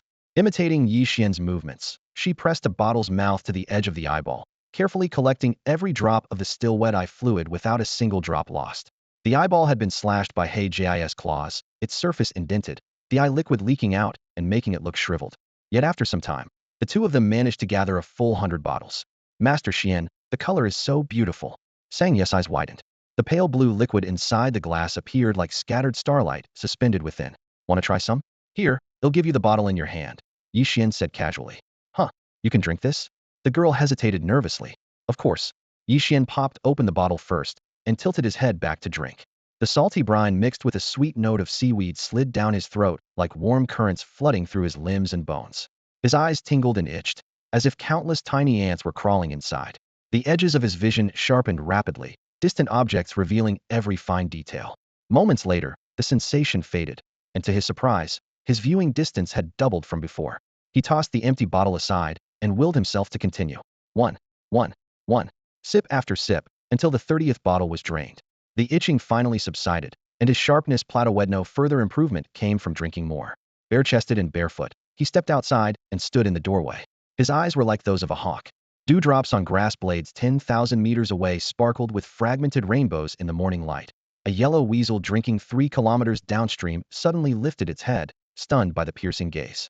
Its yellow nose twitched as it looked around blindly. High above, a black bat beast held a thumb-sized praying mantis in its jaws. The mantis desperately slashed at the bat's wing membranes, but couldn't break through their toughness. Let's try the destruction demon eye, Ye Xuan thought, activating his rank beastmaster talent. Black starlight suddenly climbed over both his eyeballs. His vision exploded open again, expanding tenfold this time, with details clear at 100,000 meters. Moonlight ripples traced high in the sky, trembling mist condensed into silver threads woven into a net. The world seemed pulled right before his eyes. 2 dark star vortexes devoured everything in sight. Creak.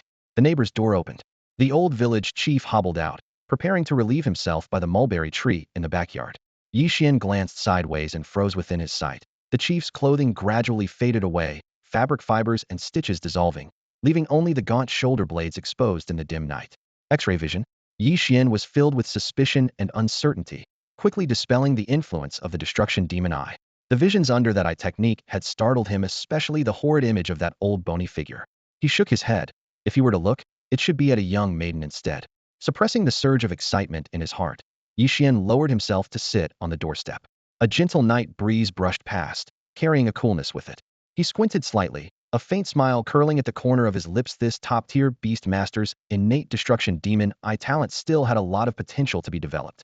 Ye Xuan. First came hissing sounds, then the croaking of frogs. Good times and bad, you two share it together. Go drink. Keep going until the soreness in your eyes fades away. Ye Xuan chuckled as he gave his orders. Ye Xuan nodded, gently gripping the back of the little sword frog priest Qiu's neck. The 2 beasts entered the room, one after the other. The next morning, the beast masters who had gone out began returning one after another. Behind them trailed a large group of ragged youths, numbering around 100. The moment they saw Ye Xuan, they immediately knelt down, their eyes shining with fervent devotion. Please, sir, grant us the power of beast mastery. We are willing to risk our lives to follow you, to conquer new lands and achieve great things together. Ye Xuan gave a slight nod. With a flick of his sleeve, over 100 awakening stones shot into the air, tracing graceful arcs. These stones came from a shipment on the Yuluo Demon Mansion's transport ship. There were thousands of them in that batch. The crowd eagerly reached out, catching the stones and stuffing them quickly into their mouths. Instantly, the stones dissolved, releasing warm energy that flooded their bodies. 15 minutes later, the awakening completed. Over 100 first-tier beastmasters appeared among them. And atop one young man's severed arm glowed a purple halo, a mark of a Class B beastmaster talent. What's your name? Ye Xuan beckoned him forward. The youth quickly approached, wiping sweat from his palm and bowing respectfully. Reporting, sir, my name is Lu Si, a native of the nearby village of Xiaolu. Your arm was broken by those thugs from the De Liang dynasty. Lu Si's fist clenched tightly, his eyes bloodshot. They destroyed the ancestral graves of Xiaolu village. In my anger, I confronted them. Ye Xuan nodded. Just a few words revealed Lu Si's character: high talent, a decent temperament, a reliable subordinate worthy of cultivation. Let me see your talent. Yes, sir. Lu Si closed his eyes to sense it, then slowly opened his palm. In the center appeared a phantom snake, biting its own tail and forming a perfect ring. A Class B beast master talent, the Ouroboros. Not bad. Ye Xuan patted his shoulder. After contracting a beast, you gain a 30 power boost from your pet. A first-tier beast master can forge 1 beast contract, second-tier 2, and so forth. The more contracts you have, the stronger the reciprocal support. Lu Si was overjoyed, his face flushed red. He knelt again, striking his head on the ground 3 times in deep gratitude. By midday, Ye Xuan led over 100 new beast masters toward the nearby wild mountains. In the forest roamed groups of red-haired armored Borscomen rank 1-tier beasts, perfect for beginners to contract. Splitting up, everyone quickly found their own beast companions. After assigning everyone to rest on site, Ye Xuan began searching for a superior beast for Lu Si. Only by dusk did he locate his target deep within the dense Wudsa Tumterlong elite earth spike tank boar. The beast was covered in thick soil-colored armor plates, resembling a small tank. It was grunting as it strolled through the forest, occasionally lifting its hind leg to urinate and mark its territory. Its strength clearly showed as a 1-tier, 8-star beast. Knight Xian summoned Xiao, who made a simple yet decisive move that immediately subdued the earth-spiked boar. "Make the contract," Knight Xian ordered. "Yes." Lucy barely contained his excitement as he formed the beast contract, golden light swirling around the boar's thick tusks in his palm. Moments later, the contract was sealed. He finally had his very first demon beast companion. "Master, my body feels filled with power," Lucy said, his face flushed and every strand of hair standing on end. He looked noticeably taller and stronger than before. 30% of the boar's strength. Get used to it. As commanded. Days passed in injury recovery and training. Over 10 days, Knight Xian led the able-bodied youth of Sangshur village and surrounding areas in intensive beast-taming practice. All 1,000 young men and women advanced one rank as beast tamers. After unwrapping his bandages, a fierce black scar stretched across Knight Xian's chest like a tiger's claw mark. The youth stood quietly, hair tied back in a ponytail, exuding a natural aura of authority without anger. Xiao lay atop his head, clutching a piece of black sugar candy, her blue eyes scanning the crowd with curiosity. Knight Xian flexed his arm, donning a half-body black armor beast device taken from the Tomb Island grave, and announced their target attack, Wangjiao Town. The Fire Crystal Kingdom was small, with only one city, 18 towns, and over 100 villages. All 18 towns were ruled by generals of the Great Liang dynasty, among which Wangjiao Town was the weakest. Upon hearing this, the young warrior's eyes blazed with determination, shouting out in unison. The elder village chief of Sangshur, clutching a toothless demon dog, pushed to the front and hoarsely shouted, "The tyrannical Liang must be dealt a crippling blow. Cut off their claws first. Cut off their claws." The crowd's roar thundered across the land. Knight Xian vaulted onto an ordinary first-rank colt and led the charge. Behind him, a roaring herd of red-furred armored boars stamped the earth, kicking up mud as the massive force marched forward. After 8 days of rapid advance, they set camp 20 li outside Wangjiao Town. Along the way, they gathered more scattered young fighters, swelling their ranks to over 1,200. Knight Xian dismounted and scanned the assembled group. "Stick to the plan and stand ready." "Yes, master," Lucy responded. "Xian, I'm coming with you." Sang Yu blinked and clung to Knight Xian's arm, playfully coaxing him. "All right, they'll take you along for some fun and, well, grab a good meal too." Knight Xian casually hoisted her onto the horse beast, heading straight for Wangjiao Town. Wangjiao Town was home to about 20,000, swelling to 30,000 during trade peak seasons. Viewed from above, the town's shape resembled a long, twisting horned snake. At the town entrance, merchant caravans stood in loose lines, merchants whispering as they slipped coins to guards. "Captain, a little favor." "Humph, smart choice." "In you go." The guard waved them inside as a demon pet baboon, holding a blade, pushed back the wooden gate. Knight Xian's expression remained calm as he followed the caravan, pulling out beast coins to hand over. The guard beamed with satisfaction, jingling a heavy money pouch and discussing whether to visit Ye Xuan Pavilion that evening. No one asked about their identity. No one dares oppose money in this world. On the cobblestone street, fine rain drifted down as Knight Xian strolled forward, holding a paper oil umbrella bought from a street vendor with one hand. Under the umbrella, Song Yu held onto the hem of Ye Xuan's robe with one small hand, while her other hand gripped a skewer of glistening candied hawthorn. "Master Xian, this is my first time in Wangjiao Town. It's so lively here." She bit into a hawthorn berry, the soft, tangy sweetness of the syrup instantly melting on her tongue. Candied hawthorn tastes amazing. I haven't had this in ages." Her little beast companion, Xiao, perched in her hair and bobbed its head enthusiastically while clutching its own mini candied hawthorn, as if agreeing. Ye Xuan strolled down the street beneath his oiled paper umbrella and casually replied, "Next time, if I have time, they'll take you to Shurqing in the Black Liang Kingdom. That place is even more prosperous, with a population over 1 million. Over 1 million. Song Yu gasped, dropping her jaw in surprise. A single city's population outnumbers the entire Huijing Kingdom. Raindrops fell lightly as the aroma from bustling food stalls drifted past. Ye Xuan asked quietly, "Are you hungry?" "Hungry." Song Yu rubbed her stomach, which immediately growled loudly. Ye Xuan slung the umbrella over his shoulder, his gaze landing on a nearby signboard. "Come on, let's see what the cooks of your Huijing Kingdom can do." "Okay." As they pushed open the door, steam mixed with the smell of cooking oil hit them. The inn was nearly full, with merchants quietly grumbling over rising taxes. The atmosphere felt as stifling as a pot lid. The waiter kept his eyes downcast, mechanically wiping tables with a towel, but kept darting glances toward a table by the window. There sat a pale, young man in elegant clothes, holding 2 courtesans in his arms, his breath heavy with the smell of liquor. The moment Ye Xuan and Song Yu sat down, the waiter hurried over. You look unfamiliar, new in town. What would you like to eat? His voice was low, but his eyes kept flickering back to the young man. Ye Xuan glanced over naturally. Who is he? The waiter's expression changed immediately. He quickly raised a finger to his lips. Sure, that's the son of General Su from the Daliang dynasty, stationed here. Speak quietly. Ye Xuan raised an eyebrow, but didn't press further. Instead, he flicked out a beast coin with one hand. Clack! The coin flew like a dart and struck the young man's forehead with pinpoint accuracy. The noise in the inn stopped abruptly. The young man's smile froze, his eyes darkening as he slowly stood and scanned the room until his glare landed on Ye Xuan. Is that you? Yeah. Ye Xuan calmly put down his umbrella. You're too noisy, croaking like a frog. It's annoying. The merchants' faces drained of color in an instant. Chairs scraped on the floor as they all slunk out of the inn, some bold enough to peek from the doorway. Can't believe it. Someone actually dared to provoke this unruly second-generation scion. Someone muttered. Su Dongnian's facial muscles twitched uncontrollably. He grabbed a wine jug and smashed it, then kicked the table to pieces as he advanced step by step toward Ye Xuan. This brat must die. He exhaled foul breath like a mad dog sensing blood. Ye Xuan poured himself a cup. Take 3 more steps, and he'll cut you down. Su Dongnian laughed wildly, flinging the broken jug fragments aside. And what if I take 4? Look behind you. Ye Xuan pointed. Behind me? Uft. A startled shout came from outside. Su Dongnian's world spun wildly as his eyes took in a headless body, swaying and collapsing. It was his own. The bloodshed instantly sobered him. Without a moment to think, he lost consciousness completely. Young master. The old servant who had been following him rushed over, face ashen. Ye Xuan glanced at him coldly and said flatly, Go away. Let his father come collect the body. The innkeeper and waiter were so frightened they collapsed onto the floor.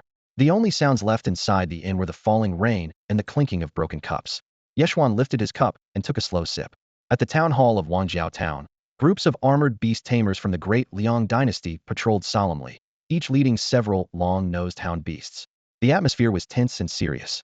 Inside the main hall, the acting town mayor, Su Shi, sat steadily in the grand counselor's chair, clad in iron-black general's armor. He was a towering figure with a crew cut like steel, a scar slashing diagonally across his cheek and brow, exuding a bandit's roughness. Grabbing the trembling maid beside him into his arms, he lifted his eyes to the middle-aged scholar across the room, who wore a gray hood. The tofu seller's daughter from the east side looks quite charming. What do you think, advisor? Su's hoarse voice carried a teasing tone. The scholar immediately caught his meaning, bowing with a flattering smile. Your insight is sharp as ever, General. That flower blooms bright, but lacks a worthy picker just waiting for you to claim her. Su Shi nodded in approval, casually tossing a black and gold token toward him. Bring her over tonight. Yes, I will arrange it at once. The advisor accepted the order and retreated, his smile sticky and unwilling to fade. Su Shi took a sip from his cup, just as he reached to undo the maid's collar, when sudden, unsteady footsteps rattled outside. An old servant collapsed through the doorway on his knees. Gee, General. Bad news. The young master, the old man's voice trembled, lips quivering. More gambling debts to traveling merchants? Su Shi frowned coldly. His only son, Su Dongnian, was a compulsive gambler. No one in town dared gamble with him, so he chased debts with mobile traders. This was nothing new. No, the young master, he's dead. At the Yuan lion decapitated, even his head. What? Su Shi sprang up, bloodshot eyes blazing. He shoved the maid aside and grabbed the old servant by his collar, his voice thunderous enough to shake the beams. Say that again. Dead. The young master really dead. The old servant, a sturdy man over 6 feet tall, was lifted off the ground, shrinking pitifully like a frightened chick. You useless fool. What good are you? Su Shi roared, slapping the old man away, murder radiating from him. Monstrous beast. A low growl shattered the air. With a thunderous roar, a 3-meter giant beast burst forth. Its body was sheathed in dark copper armor, hooves splintering the green bricks beneath it. A 3rd-level, 4-star commander-class demon beast, the Trihorn Rhinoceros. Its innate skill, Earth's heart. As long as its hooves strike the ground, it continuously draws power from the earth to rapidly heal all wounds. The fallen servant's pupils shrank in terror. Before he could even turn over, a massive hoof slammed down, flesh and blood splattered everywhere. You dare kill my dog, son? You're asking to die? Su Shi vaulted onto the Trihorn's back, fury blazing like a storm, charging toward the Yuan lion. Outside, the guards quickly summoned their own demon beasts, forming squads to follow in pursuit. Inside the Yuan lion, Ye Xuan leisurely sampled the steaming dishes on the table.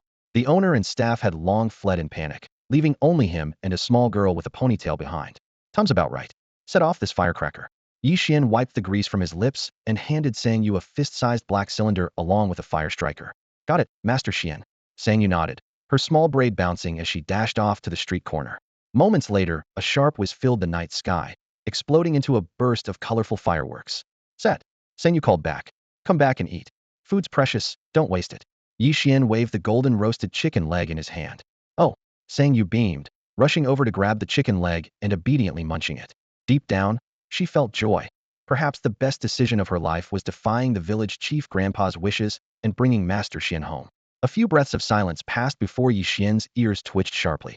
Setting down his wine cup, he strode to the inn's door. Boom. The street shook violently, stone bricks cracking. Pedestrians and merchants screamed in panic, scattering in all directions. Ye Xuan looked up to see a three-meter trihorn charging wildly toward him. On the back of the Triceratops, Su's eyes gazed quickly locked onto Ye Xuan. He opened his mouth and shouted in anger. Brat, was it you who killed my son? It was. Ye Xuan nodded calmly. Then bring your life. Seething with fury, Sushi slammed his palm hard onto the monstrous mount beneath him. The Triceratops roared and stamped, its huge feet smashing the ground, sending shattered stones flying, steam billowing hot from its nostrils. Beast skill golden bamboo spike. Bang. A burst of golden light erupted as dozens of conical golden spikes shot up violently from the earth, like bamboo shoots breaking through the soil, dense and fast, charging straight at Ye Xuan. Ye Xuan stood motionless. In a flash of lightning speed, a dark shadow suddenly sprang from beneath his feet, folding its arms and slashing out a cross of dark golden blade energy. Beast skill cross slash. Crack. The blade energy collided heat-in with the golden spikes, scattering stones everywhere. The golden spikes shattered into fragments by the instant. Suzai's furious growl turned to shock. A commander-class demon beast. Black gold night mantis. No wonder you dared kill my son. Ye Xuan smiled faintly. Nice eye. Ye Shou, finish this quickly. Send it on its way. Hiss. Ye Shou's cyan compound eyes gleamed as it crouched, ready to strike with deadly intent. Sushi snorted coldly, knocking an arrow to his bow. Send me on my way. You insolent whelp. I've lived longer than you've walked this earth. Let's see how you try. Ye Xian's eyes flickered, his black hair swiftly turning snow white. He flicked his fingers, releasing a wisp of dark black light that pierced Ye Shou's chest. Thump, thump, thump. A heartbeat like war drums echoed through the empty street. Ye Shou's carapace visibly transformed, the black gold turning into dazzling platinum, its form rising taller, more sharp and humanoid. Twin wings on its back stretched out like a long flowing cloak, rustling in the air. The golden honeycomb pattern on its chest stood out vividly against the white armor. From a distance, a merchant leaning out from the second-floor window of the clothing pavilion saw this, and instantly paled, stumbling and falling to the ground, wetting himself in fright. He stammered, War level demon beast. Platinum/night mantis.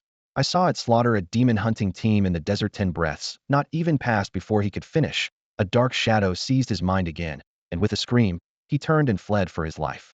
In the middle of the street, Suzai's face stiffened, his heart pounding wildly. The Triceratops sensed the danger too, roaring repeatedly and stepping backwards, scattering stones. Ye Shou lifted its gaze, silently admiring its new form. Its platinum insect wings fluttered like a cloak. Slowly, it raised its huge platinum executioner's blade. The blade's back shimmered coldly, reflecting the grim smile at the corner of Ye Xian's mouth. Attack! Ye Xuan ordered calmly. Hiss! In the next instant, Ye Shou transformed into a flash of white light, its figure flickering rapidly before appearing right in front of the Triceratops' massive head. It paused for a split second before its giant blade came crashing down. Damn it, don't underestimate me. Suzai's veins bulged wildly as he poured every ounce of spiritual power into the beast's armor. This was a third-tier beast weapon forged from heavy metal. Under the force, the earth-yellow light shield rose, encasing master and mount tightly. If the shield held even for a moment, Sushi had a chance to turn the tide. The platinum great blade seemed effortless yet sliced through like soft tofu. The shield only lasted a moment before splitting neatly in two. The blade's momentum didn't falter, heading straight for Sushi himself. No. Suzai's pupils constricted suddenly, his scream cut off sharply. Swoosh. A brilliant knife light swept through. The Triceratops' massive body was cleaved in two, a flood of blood pouring out. The blade's residual energy surged wildly like a land shark gouging a dizzying trench into the cobblestone street, leaving behind a smoking, bottomless chasm. The street lay in eerie silence, broken only by the gusts of wind that carried the metallic scent of blood. Suzai's rise to the rank of general in the Deliang dynasty wasn't just empty reputation. Under normal circumstances, he was fully capable of turning the tide. Yet no one expected Ye Xian's sudden strike when a commanding-level demon beast instantly transformed into a king-level beast on the spot. Amidst the chaos, Sushi barely had time to deploy his sole defensive move before Ye Shou's blade cleaved him in two. Blood seeped into the cracks between stones, carving a horrifying gash in the ground. The reinforcements who arrived later froze in shock when they saw their general's body, sliced and half dead, in less than 3 breaths. Before stunned cries could spread, Ye Xuan bent down to gather Su Zai's broken corpse, his voice low and urgent. Let's go, don't waste time. As he spoke, he raised his hand and summoned Sang Yu, who had been hiding in a corner. Wangjiao Town housed 3,000 beastmasters loyal to the Dailiang dynasty's army. Though just a small town, their gear was on par with frontline forces. First-tier standard beast armor covering their bodies, second-tier offensive beast weapons slung over their shoulders. Even the recruits were armed to the teeth. Thanks to the bonuses from the Huijing Kingdom in recent years, the troops were flush with money and provisions, and every soldier ranked as a second-tier elite, not a ragtag bunch thrown together last minute. If they rained arrows in unison, Ye Xuan knew his physical body couldn't withstand it. After all, his thunder strike to slay the commanding general had drained his vitality to a frightening degree. Sapping the enemy's morale was enough, and now he had to escape amid the confusion.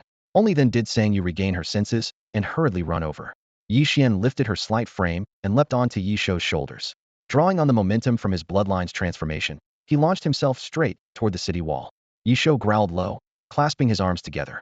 A blast of platinum-colored cross-shaped blade energy swept through the rubble at the street corner, provoking cries throughout the town.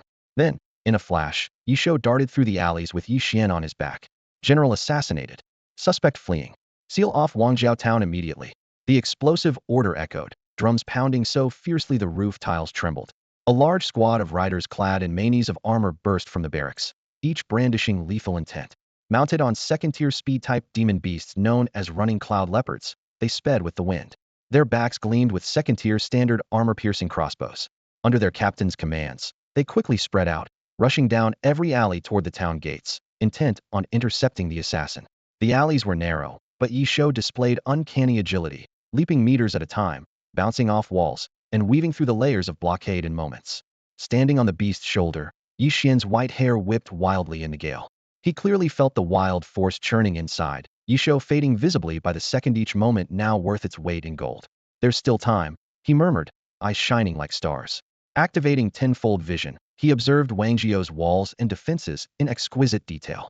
Atop the gatehouse, for silver heavy crossbows were arrayed military siege beasts of the third tier, known as steel beast arbalests. Crafted entirely from refined Xian steel, they resembled 4 crouching silver-armored tigers. Each crossbow stretched 6 meters long, its metallic sheen chilling. At their joints, precision gears turned faintly, emitting a cold, grinding rasp. Each bore a siege bolt as thick as an adult's arm, flickering with a blue glow and coated in the poisonous mucus of demon beasts. A direct hit from one, even on a third-tier commanding-level beast without defensive armor like Su Zai's 4-star Triangle Rhino, would cause grave injury. The 4 killing machines silently surveyed the city below, seeming ready to unleash a storm of death onto any dense enemy formation. Ye Xuan's second objective was to neutralize these 4 killers. The city gates were on high alert, and every beast guardian soldier stood tense and ready. The drumbeats were hurried and frantic. They only knew that the highest level of alarm had been triggered, but had no idea what outbreak had erupted within the town. Suddenly, shouts and cries erupted. Enemy attack. Amid the alarmed voices, a guard suddenly caught sight of a white flash tearing across the night sky, barreling straight toward the city walls. Within 3 heartbeats, Ye Xuan's fingertip traced across Ye Shou's shoulder armor, right one. Hiss. Ye Shou's cyan beast eyes instantly turned blood red, his muscles coiled tight, speed surging at once. The guard's vision blurred as the platinum armor shadow flickered like a ghost to the first steel beast ballista on the right. The mantis blade sliced through the night wind, its icy gleam arcing like a crescent moon. 3 beast tamers still channeling spirit energy had no time to react. 3 terrified heads rolled onto the plank. Ye Xuan's lips twitched in a smirk as one hand grabbed the ballistic control lever, taking ruthless control of this third-tier city defending beast weapon. Ye Shou, phantom clones, left 1, left 2, real 3. Swish. Ye Shou shot forward again, the blade light fracturing like black threads, instantly splitting into 3 figures, pouncing toward the remaining 3 ballistae. Enemy attack. Reorient the ballistano. The lead ballista tamer's face drained of blood, legs trembling as he nearly roared the command. Bang! For massive crossbows fired simultaneously, city-raising arrows infused with storm and thunder ripping through the air with shrill whistles. Boom! Boom! The first 2 arrows pierced through Ye Shou's afterimages, but crashed hard into the city wall, blowing 2 massive holes and scattering rubble everywhere. The third arrow. Clang! Ye Shou's true form suddenly appeared, crossing mantis blades in a dazzling platinum cross slash, cleaving apart the giant arrow that could pierce a third-tier commanding demon beast. The shockwave barely cleared before he ghosted low, sliding to the third ballista. Splat! Blood splattered on the metal frame as the ballista tamer's heads flew high. No need to destroy the steel beast ballistae, just cut the spring cores, Ye Xuan reminded. His Ye Xuan paused mid-move, the blade spinning back with a crisp snap as he severed a spring core and then surged toward the last two ballistae. Master Xuan, watch out! Sang Yu, who had been keeping watch, suddenly shouted. Below the wall, a patrol cavalry unit had silently assembled. 30 riders simultaneously raised second-tier armor-piercing crossbows, their three-pronged arrows gleaming with eerie blue poison light like a sea of stars aimed straight at Ye Xuan atop the wall, clearly intending to capture the leader first. Fire! Whoosh! A dense volley of blue arrows rained down.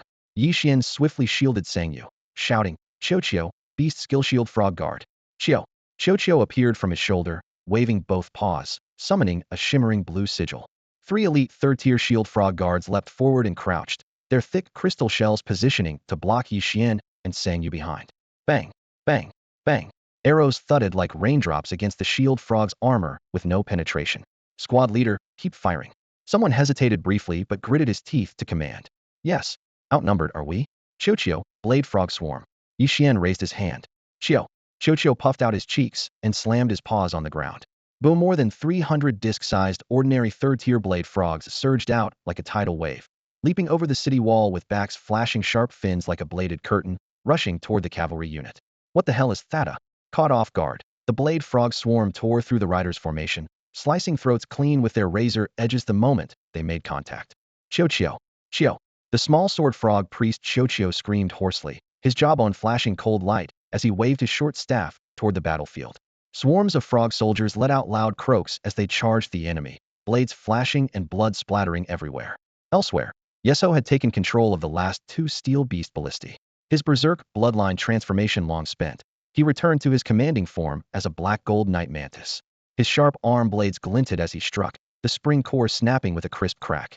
He leapt silently from the city walls, landing without sound before plunging into the chaotic enemy ranks. His blade shadows swept through, continuously cutting down the pursuing beast tamers and cavalry of the Daliang dynasty. Come on, let me show you the power of a Tier 3 city-defending beast weapon. Ye Xuan stood atop the tallest battlement, with shield frogs forming a semicircle for cover. Unable to contain his fighting spirit, he clenched the steel beast ballista, channeling a flood of spiritual energy into it. Alohum rose. Blood-red patterns instantly spread across the crossbow's body, the heavy metal roaring deep like a bloodthirsty beast awakened.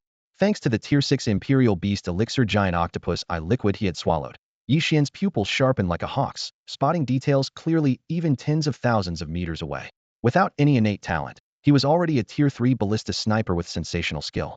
Narrowing his gaze, he locked on a cavalry charge of running cloud leopards speeding in from 3 kilometers out. Boom! The siege ballista fired, ripping the air with a scorching white trail. The first rank of 10 beast riders, man and beast united, were instantly pierced by the giant arrow, blood splattering into the swirling dust. Reload!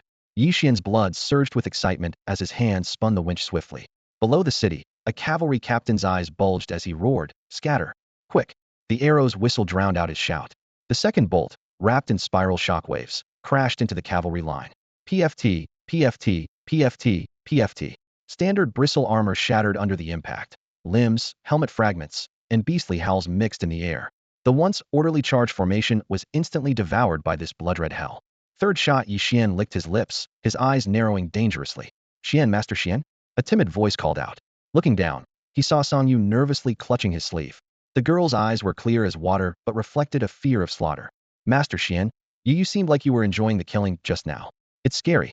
Her trembling tone made Ye Xuan's heart skip. He gave a bitter smile and shook his head, but still raised his hand to release the third bolt. The arrow was still mid-flight when outside the city, clouds of dust rose and thousands of riders thundered forward. Ye Xuan watched as Lu Si, one-armed, led the charge. Beneath him trudged his elite beast pet, the Earth Thorn Tank Hog, its tusks like awls gouging a wave of earth.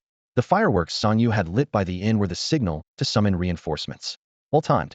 Ye Xuan laughed aloud, waving for Ye Xuan to break through the gates. Like a ghost, Ye Xuan slipped into the inner gate, his arm blades merging into a black-gold crescent moon. He cleaved down beast heads blocking the way in succession. The black-gold blade energy shattered several steel bolts, the thunderous sound rocking the entire town. It's over. The Daliang beast tamers guarding the city turned pale. The main general was dead, all 4 steel beast ballistae lost, and the gates on the brink of collapse. What hope was left for defense? Boom. The gates shattered in response. Lucis fearless elite troops storming into Wangjiao town with wild roars. Xiao, priest Hukia's frog-shaped forehead ornament flew off, transforming into a blue-gray frog shadow that landed into the summoning array. The rune light flickered, and a massive tier 3 1-star commanding sword abyss frog roared into being. Big frog help master fight bad people croak. The sword abyss frog's eyes glowed fiercely, its mountain-sized body leaping off the city wall with a thunderous crash. On landing, an explosive shockwave sent flying debris scattering, knocking several second-tier ordinary red lizards sprawling. Wish muscles bulging along the giant frog's back, 100 water swords sliced through the air like a torrential storm, raining down upon the enemy ranks. Sharp water blades pierced through armor again and again, shredding the first-tier beastmaster armor as if it were paper. The Liang dynasty's beast tamers were cut down before they could even scream. Kill! Lucy roared, bloodshot eyes blazing and hair standing on end. His Class B talent serpent biting its tail rapidly activated within him, instantly boosting his strength by 30%. The earth spike boar charged forward, roaring fiercely, tusks knocking over broken walls. Lucy leapt forward with his spear, each strike piercing through the bones and flesh of second-tier ordinary monsters, the spear tip cutting like a storm. The 2 armies clashed at close quarters, stones flying across the city walls as cries of pain and rage mingled. Yet under Ye Xuan's banner, morale surged higher and higher, while the Liang forces had all but lost their fighting spirit. Retreat! Break out, kill your way out. Su Zai's deputy, pale-faced and trembling, shouted orders amidst the chaos.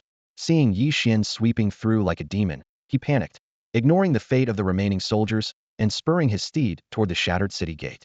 The defeated scattered in all directions, beast riders racing to escape, trampling the cobblestones into dust storms. Don't pursue a cornered enemy. Seal the gates, Ye Xuan commanded immediately. Lucy, take men to eliminate any survivors inside. With that, he raised a hand, signaling Ye Xuan to coordinate the assault. The old village chief acknowledged the order at once. My lord, I will clean up the battlefield and tally the casualties. His hoarse yet resolute voice echoed over the ruins. Wangjiao town was finally under control. Excitement surged among the victors, especially the village chief of Sangshur village, whose graying beard trembled with emotion. Smoke still hung thick over the streets, sporadic clashes echoed in the distance, while fearful civilians and merchants kept windows and doors tightly shut, too frightened to breathe. Inside the town hall, terrified women and maids knelt scattered on the floor. At the center of the hall, Ye Xuan sat calmly on a wooden chair clad in partial black armor, listening to reports. The village chief smiled broadly, speaking quickly. My lord, over 1,300 Liang beast tamers were slain in this battle. We seized over 2,000 second-tier beast corpses and numerous second-tier standard beast-breaking bows, thanks to your single-handed efforts. Our 1,200 brothers suffered just over 400 casualties. Hearing the death toll, Ye Xuan's knuckles twitched slightly, his heart heavy. If not for his bearing the brunt of the fight alone, losses might have been even greater. After all, this force had been formed less than a month ago, still rough around the edges. The village chief lowered his voice. My lord, what are the orders next? Ye Xuan tapped the armrest thoughtfully. Distribute all confiscated beast instruments as rewards. Meanwhile, recruit widely. Over 90% of Wangjiao town's population are ordinary civilians. With Sushi suppressing the local beast tamers for so long, we can equip many awakened recruits with awakening stones and increase our numbers. His gaze shifted back to the village chief. You have the most experience. Your help is still needed to handle the many details. I will not fail your trust. The village chief vowed, bowing deeply before retreating. Just as he reached the door, he turned back suddenly with a thought. My lord, some people just found an underground prison in the backyard imprisoning a group of beast tamers from the former Huijing kingdom. If we can. An underground prison? Ye Xuan raised an eyebrow slightly and pulled out a piece of black sugar as a reward for Qiuqiu, who was curiously peeking around. Little Qiuqiu had behaved quite well today and deserved a treat. Qiu, the young sword frog priest squinted his bright blue eyes into slits, curling his slender snake-like tail around the black sugar and licking it bit by bit with his flickering tongue. That's right, an underground prison. Come on, let's take a look. The old village chief chuckled and led the way immediately. The group passed through winding corridors in the mayor's residence, turned through several secret doors, and finally reached a cellar entrance hidden behind the wall. At this moment, Lucy and several beast tamers were already waiting nearby. When they saw Ye Xuan appear, Lucy hurriedly motioned to his men to lift the heavy iron plate. As soon as the iron plate was moved aside, a damp, rotten smell hit their faces. Stone steps wound downward, with a few dim beast oil lamps hanging on the walls, their flickering flames casting shifting shadows over stains of old blood. "Sir, watch your step," Lu Si said as he held up a torch at the front, illuminating the narrow stairs faintly. The group stepped into the prison chambers, and Ye Xuan was struck at first glance. Hundreds of iron cages were tightly arranged, each containing a gaunt, curled-up figure.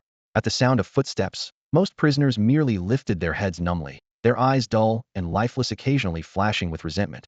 But those sparks were already nearly extinguished into ashes. The old village chief reported in a low voice, "Sir, the town clerk who served Su, she has confessed.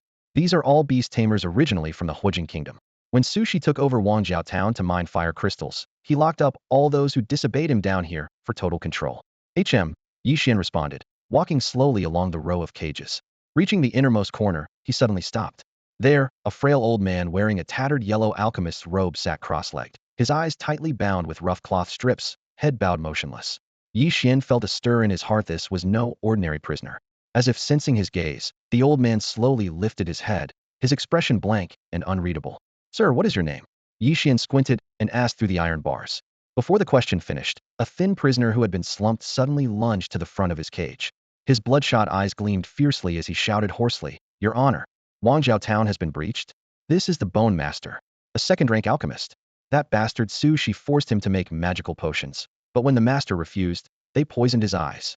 His clenched fist pounded the bars with a clang, his voice thick with emotion. The prisoner's outburst said it all. The so-called Bone Master had clearly been highly respected in Wangjiao town. Ye Xuan's eyes brightened. A second-rank alchemist? This was an unexpected surprise. Alchemists held revered status in the beast-taming world. Their potions could greatly enhance demon pets, making them coveted aids for any tamer.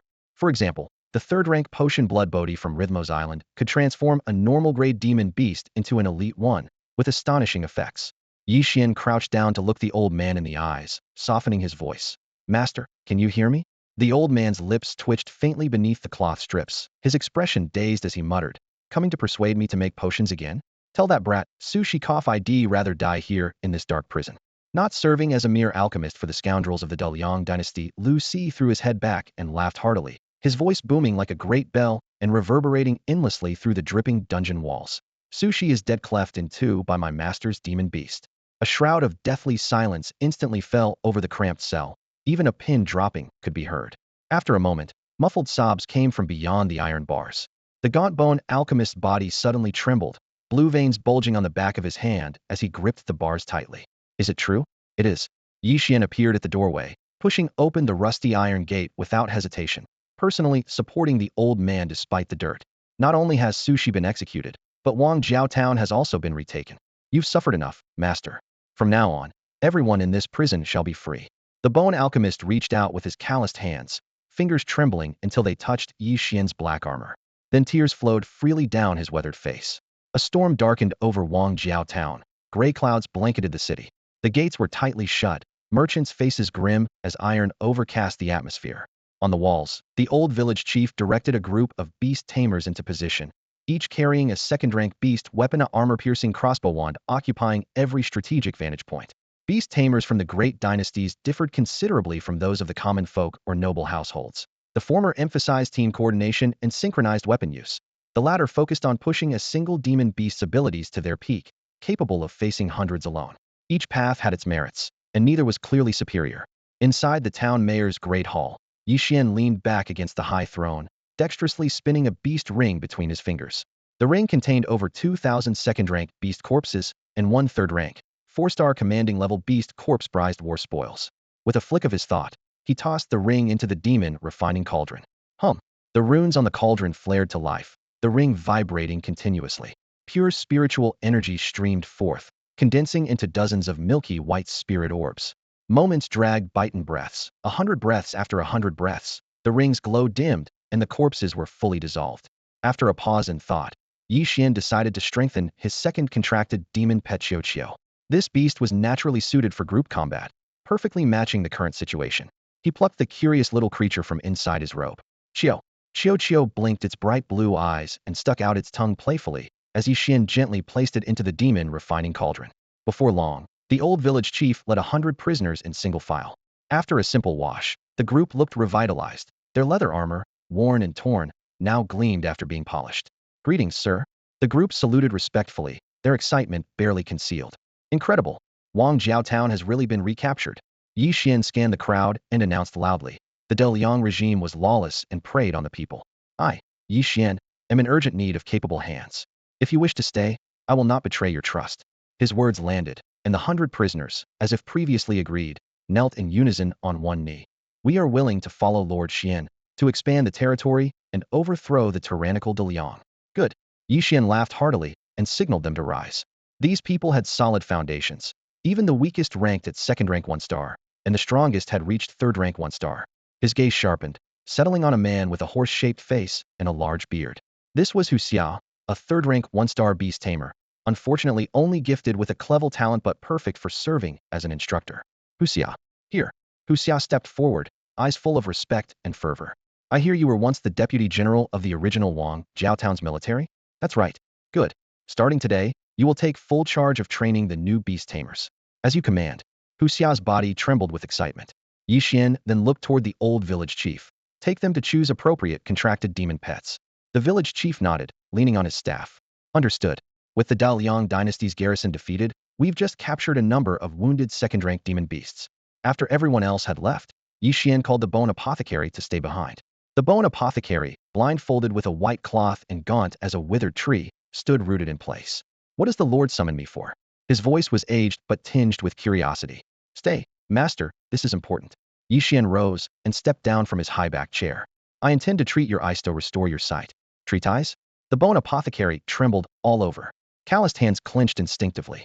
A potion capable of restoring sight to a blind man must be at least 4th rank magic.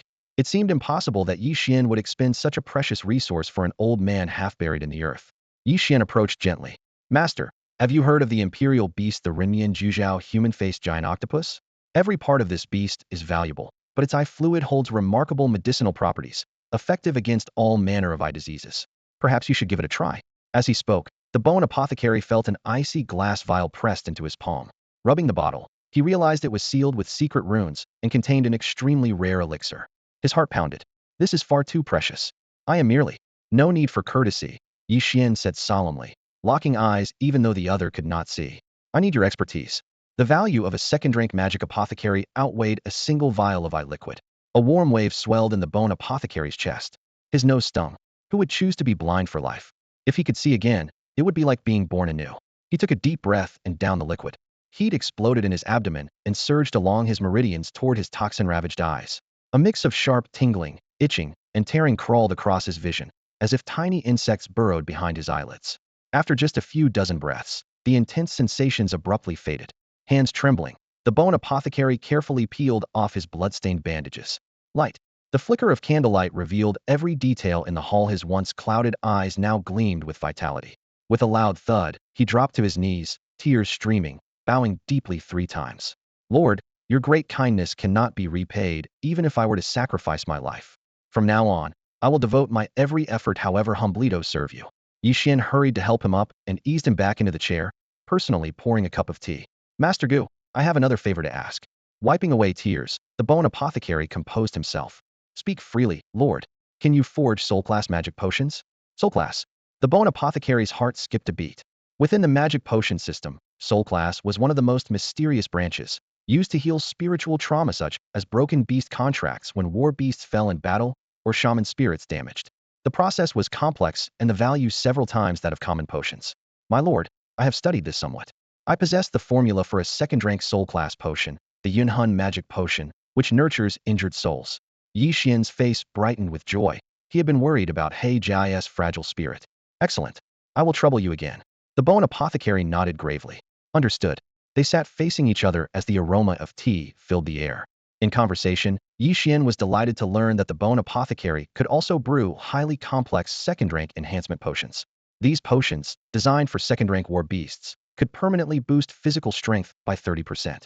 The higher the rank, the weaker the effect, and they could only be taken once in a lifetime. On the battlefield, a side that gains an enhancement potion could turn a 50-50 fight into a decisive victory. This was why magic apothecaries were so sought after by beast tamers. The bone apothecary smacked his gaunt chest with confidence. Rest assured, my lord.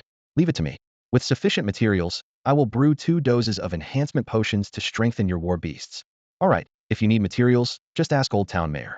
Time quietly slipped by, and night had deepened without anyone noticing. The gates of Wangjiao town were tightly shut, with rows of torches blazing along the walls, casting a fiery glow like daylight. Dozens of beast tamers stood in formation, patrolling vigilantly, their sharp eyes scanning the darkness. In the narrow alleys, torch flames flickered, and the footsteps of patrols echoed intermittently, driving back the shadows of night. The liveliest spot was the temporary conscription office. The faces of young men queued there were flushed red from the campfire's light. Excited whispers rose and fell among them. To the mighty Daliang dynasty, villagers and townsfolk from the Yuanhua Crystal Kingdom were little more than slaves forced to bleed and mine. Yet tonight, by simply signing up to serve in the army, any of these long-oppressed youth could receive an awakening stone for free and train to become beast tamers. How could they not be thrilled? In the town government's backyard hot spring, steam rose in misty clouds.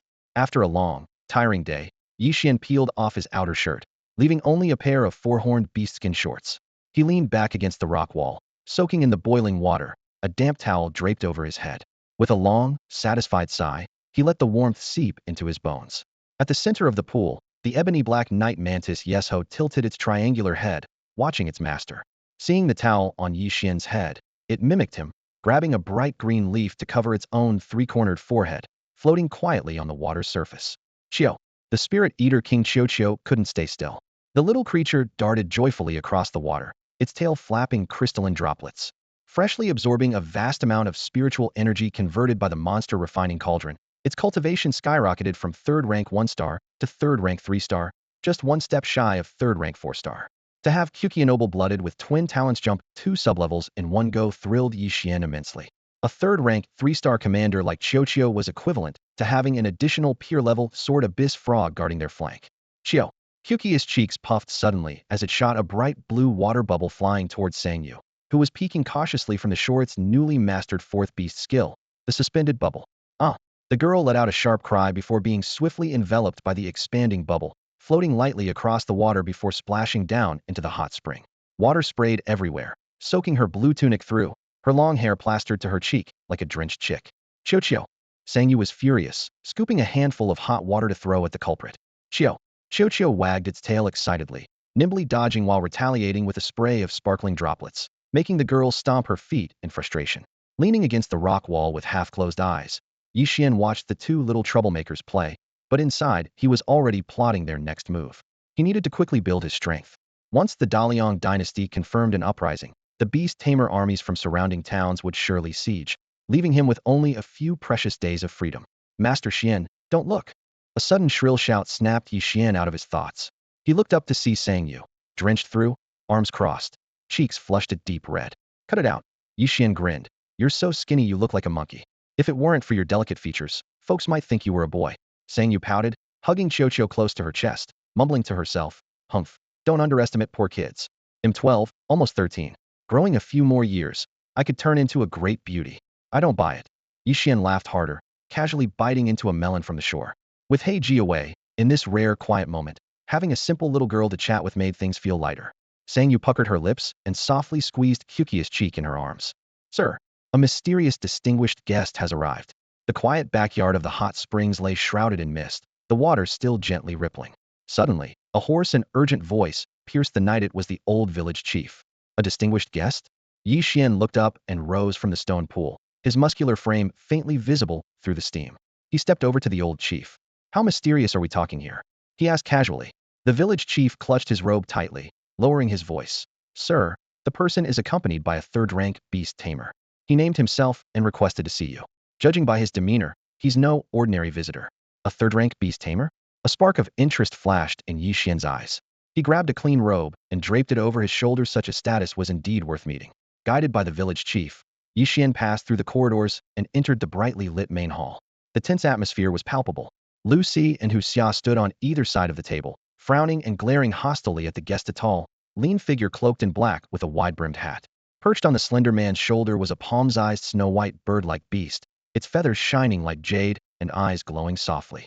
With just a glance, Ye Xuan recognized the species.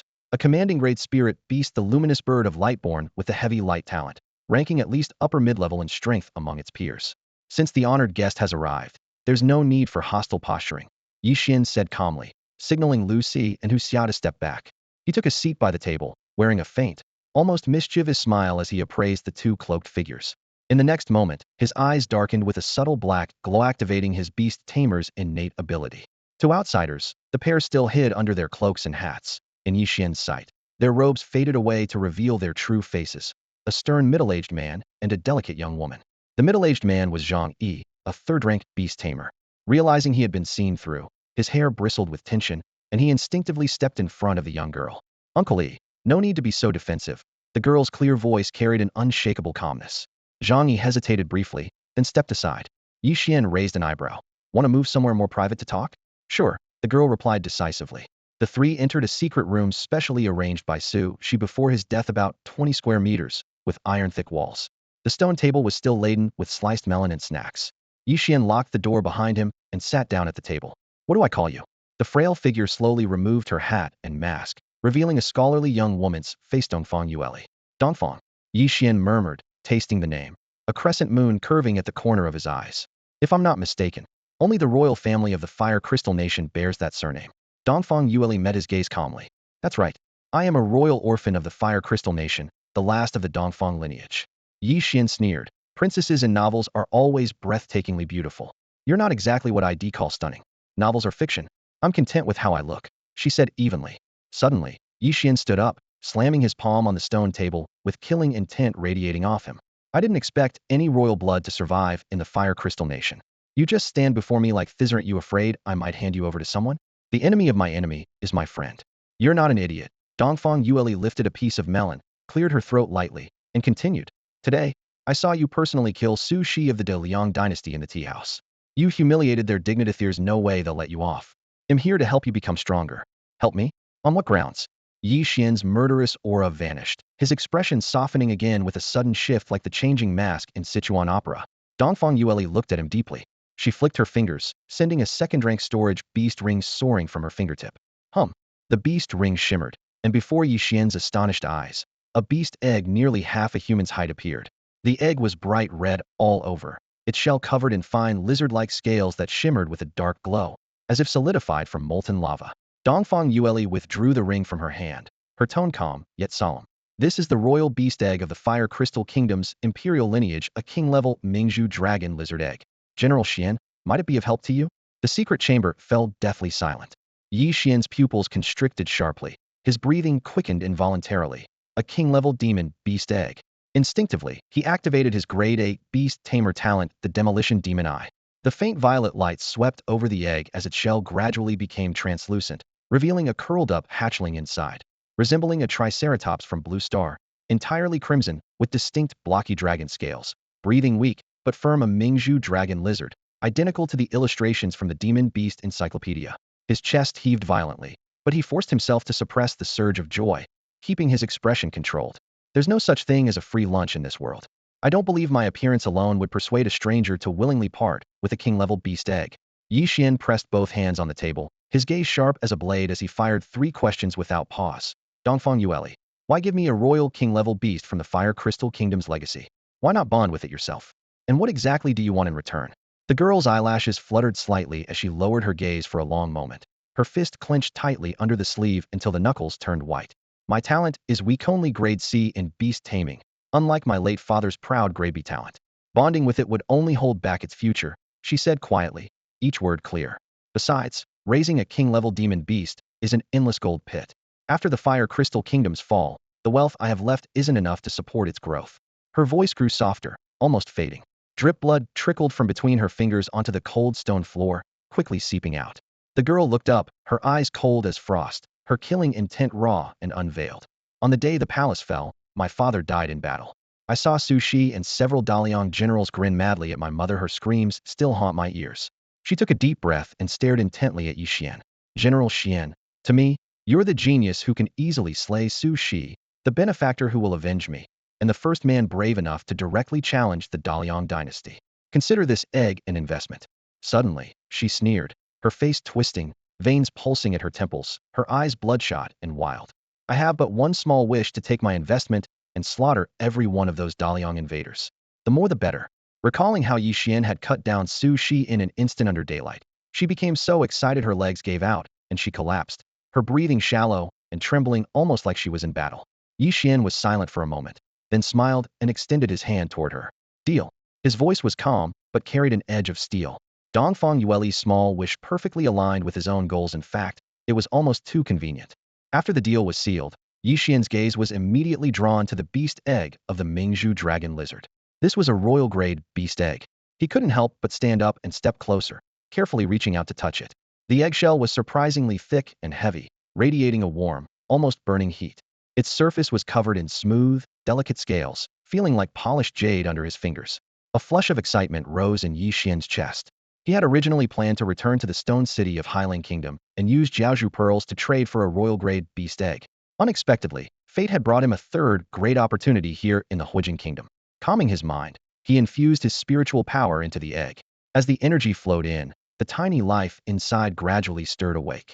Little claws lightly scratched at the shell. One scrape, 2, 3, 100 times. Dongfang Yueli watched quietly as cracks began to spread across the eggshell surface. At last, with a sharp crack, a deep fissure ran along the shell. A small crimson-scaled claw poked out first, its fingertips stained with faintly red amniotic fluid. Then came another claw, the head, and half the body. With a thud, the scarlet hatchling slipped out, a bit clumsy but marking the official birth of the Mingzhu dragon lizard cub. Ye Xuan withdrew his hand, eyes brimming with curiosity as he carefully studied the royal-level cub, about the size of a calf.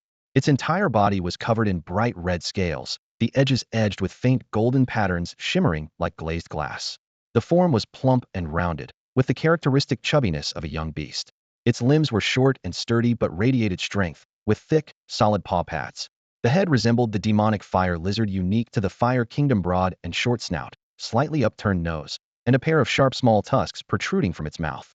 Most striking was the thick single horn atop its head, spiraled at the base and glowing with a molten, metallic red light at the tip. Ye Xuan locked eyes with the bewildered cub. Its eyes were as large as copper bells, pupils vertical slits, and the whites tinged with a faint reddish-gold glow, eyes filled with innocence and lively spirit. Roar! The cub shook its head, looking around first, then lunged at the broken eggshell, beginning to ravenously gnaw on it. Ye Xuan nodded gently, knowing that the shells and amniotic fluid of royal beasts held rich nutrients crucial for their growth. For them, the eggshell was a priceless tonic. The cub's sharp teeth crunched as if eating potato chips, quickly consuming a third of the shell, its aura rising to first rank, 3 stars. When it finished the entire eggshell, its aura suddenly surged to first rank, 4 stars. Its body grew increasingly robust, the thick red scales covering an even sturdier frame. The cub let out a loud burp, shook its head, and rose to its feet, pacing through the chamber like a lion patrolling its territory. Ye Xuan smiled and said, "General Xuan, please take good care of this little one." Dongfang Yueli's expression was complicated but relaxed, brows smoothing as he softly responded. He handed over a thin parchment booklet casually. Curious, Ye Xuan took the booklet and flipped it open. It was a breeding manual for the Mingzhu dragon lizard, a royal heirloom of the Huijin Kingdom, centuries old. The first page detailed the basics of the royal Mingzhu dragon lizard, species name, attributes earth and fire, spiritual energies. The entire scene unfolded tightly and vividly. Each detail, from the texture of the eggshell to the cub's first bites, to its aura changes and growth, clear and immersive. At the end, Dongfang Yueli's measured words and the precious manual laid the groundwork for what was to come. Demonic beasts have a unique talent called core fusion. By devouring fire attribute aura such as the fire crystals native to the Fire Crystal Kingdom's veins, they can convert these into strengthening materials for their own scales, horns, or claws. Their natural lifespan starts at only 300 years, but it can be extended as their cultivation level rises. By nature, these beasts favor heat and avoid cold. Deep down, they possess the territorial, kingly spirit of a lion. Their core diet is voracious. In youth, they must be fed 8 times a day, without fail, including both fire attribute beast meat and fire attribute magical plants. Forbidden foods include any magical plants or beast meat bearing ice attributes, all strictly blacklisted. Ye Xuan closed the thin tome and lightly tapped the cover with his fingertips. The Royal Beast-Taming Handbook, passed down through generations of the Fire Crystal Kingdom's royal family, was indeed thorough and well-crafted, deserving its reputation. Being a beast handler is no easy job, he murmured to himself. Even just daily rations and upkeep costs could make an ordinary cultivator hesitate, let alone the later expenses for magical potions and specialized beast equipment. Thankfully, with his demon refining cauldron, he could save himself much effort in cultivation upgrades. Chomp chomp chomp, little chubby one, it's mealtime. A smile tugged at Ye Xuan's lips as he took out a finger-sized crimson glazed crystal from his beast ring of fire crystal. This very crystal was the root cause of the ongoing feud between the Fire Crystal Kingdom and the Daliang dynasty. As far as he knew, the Daliang General Su Zai's beast ring reportedly stored an entire 5-meter-high mountain of fire crystals, though whether recently mined or secretly stockpiled for profit, no one could say. Roar. Nearby, the Mingzhu dragon lizard cub twitched its nostrils, catching the familiar warmth. Its plump body wobbled as it charged toward Ye Xuan, drooling at the mouth. Ye Xuan flicked his finger, sending the fire crystal flying in a graceful arc. The cub leapt up, catching the stone precisely in its jaws, then settled down and began to chew with narrowed eyes. Seeing its greed, Ye Xuan tossed out a dozen more fire crystals, using the opportunity to close the distance. For a newborn demon beast, food was the best bait and the easiest time to form a contract. Crunch crunch. The hard crystal cracked crisply between sharp teeth. While the cub focused on eating, Ye Xuan squatted and formed a diamond-shaped imprint with his palm, his third beast contract as a Tier 3 beast handler. Snap! The palm imprint landed on the Mingzhu dragon lizard's head, and the contract's power surged into its soul as fine threads. The cub paused mid-chew, its vertical pupils staring blankly at Ye Xuan as if to ask, "Human, what are you doing?" "Good. Relax. This will be over soon," Ye Xuan spoke softly. Suddenly, the Mingzhu dragon lizard shook its head violently, tail sweeping the ground as it sensed something wrong and struggled fiercely. Ye Xuan's heart tightened, but he quickly threw out a handful of fire crystals again. "Be obedient and become my contracted beast. 9 meals a day full to bursting guaranteed." King-grade demon beasts are naturally intelligent. Upon hearing 9 meals a day, the cub's greedy expression returned, drool dripping from its jaw, and its resistance visibly melted away. Half a minute later, Ye Xuan released his palm with a smile. In the vast, pure white beast-taming space, beside the tier leader grade black gold night mantis Ye Xuan and the tier leader grade little sword frog shaman Xiao Qiao, a new glowing form rapidly took shape. A king-grade demon beast, a first-tier 4-star Mingzhu dragon lizard. Little one, go test your abilities. The moment the contract was sealed, Ye Xuan grew increasingly curious about the potential of the young Mingzhu Longxi. He immediately issued orders through the beast contract. A low roar. The cub responded softly, claws pressing on the blue stone as it followed Ye Xuan out of the secret chamber and into the spacious garden of the town chief's residence. Moonlight filtered down. Dongfang Yueli, wearing a bamboo hat, stood by the flower path with several officials, quietly awaiting this special demonstration. "Do your best. Let me see how many beast skills you've learned," Ye Xuan said, his dark cloak fluttering and eyes calm yet focused. The Mingzhu Longxi tilted its head thoughtfully, then suddenly opened its mouth. Whoosh! A grayish-shaped breath shot through the air, engulfing a large patch of flowers and grass. In an instant, leaves and petals were covered with a gray film, resembling stone but not quite rock. Ye Xuan plucked a flower and pinched it between his fingers. The brittle outer shell crumbled, exposing a charred interior blackened by intense heat. Crystallizing breath, dual fire and earth attributes, a pseudo-stone coating combined with scorching. Ye Xuan murmured his evaluation. "Continue." Roar. The cub let out a satisfied burp, fighting off drowsiness. Its gray-red aura suddenly enveloped its whole body before silently sinking into the ground in underground escape technique. The blue stone beneath swelled into small mounds, and its sharp dorsal fin dragged twisting marks behind it. Boom. It thrust its head out, bearing fangs. Uft, uft, uft. Gray-red stone pellets as small as fingernails poured down like a torrential rain beast skill. Scatterstone impact rapidly piercing through a nearby tree trunk twice the thickness of a man's arm, sending wood chips flying. Immediately after, the cub leapt up fiercely, curling into a crimson sphere midair, and landed spinning wildly rolling earth technique. The friction between its tough scales and the blue stone left charred grooves behind. Boom. A cypress tree snapped in half. Crack. The Taihu stone rockery shattered to gravel, sending shards scattering and startling the koi fish to leap from the water. Ye Xuan's eyes burned brightly. A mere rank 1 king-level cub already mastering for major beast skills. Plop. The sphere abruptly stopped. The cub flipped and landed clumsily, shaking its head and tumbling in a faceplant that looked adorably goofy. It scratched its head with a short claw, then scampered back to its master. "Well done. I'll reward you with a large piece of fire crystal later. Now the final test, Ming. Unleash your domain. Charge forward." A gleam surged in Ye Xuan's eyes as he sent the command again through the beast contract. A king beast is born with a domain, a king's domain. The instructor's earth-rending demon rhino possessed a soul devouring domain, which, once activated, continuously drained the spiritual power from enemies within its range. Spirit power was crucial. It's like the mana bar in a certain 5v5 battle game on Blue Star. Once that power was depleted, many devastating beast techniques could no longer be unleashed. A low, confused roar echoed from the dark candle dragon lizard. Its vertical pupils flickered with bewilderment before it closed its eyes, listening to the echoes of the ancestral legacy deep in its bloodline. After just a few breaths, it suddenly opened its eyes and stomped its feet heavily. Boom! A gray-red radiance erupted from its forelimbs, expanding outward in rippling waves. The glowing ring spread visibly 1 meter, 10 meters, until it stretched a full 100 meters, resembling a gray-red halo blooming over the wasteland. What is this? Luce's pupils constricted sharply as he realized he was now inside the domain. His beast tamer realm spiraled out of control, skyrocketing from rank 1 star 1 directly to rank 1 star 5. Every muscle tensed, his hair stood on end. The next moment, a faint red spiritual thread silently pierced his chest. At the same time, all the beast tamers and contracted demon beasts caught within the circle felt their power surge. Those with higher realm levels only rose slightly, while the weaker ones were swept up like in a flood, rising to unprecedented peaks. Lucy was shocked and confused. He hurriedly strode out of the gray-red domain. As soon as he stepped beyond the boundary, the sudden power collapsed instantly, and his aura fell back to rank 1 star 1. In and out, in and out. After several attempts, he finally stood still inside and suddenly understood.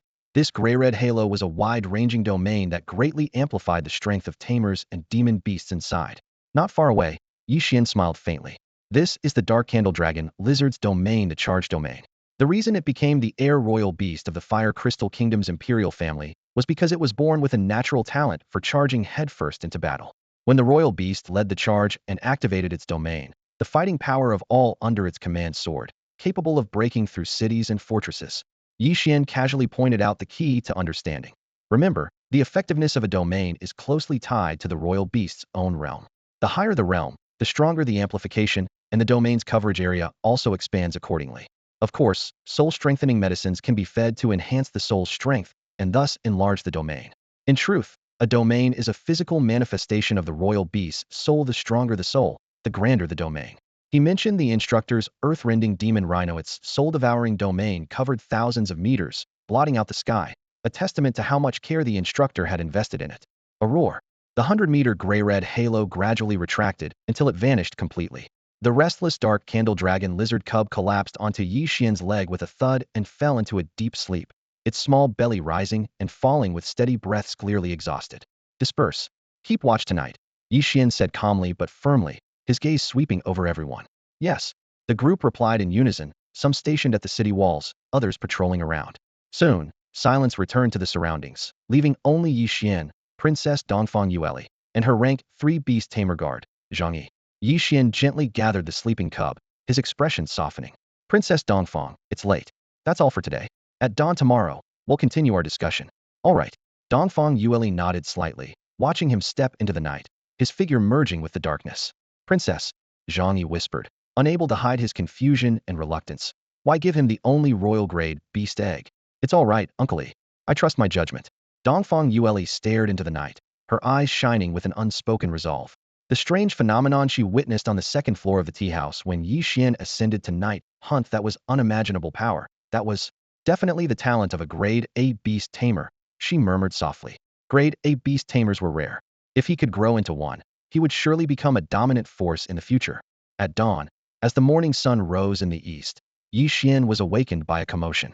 As soon as he opened his eyes, he saw Ye Xuan locked in a playful battle with Ming. Ming was the new name he had given to his third demon PETA, young shadow candle dragon lizard. A fierce roar.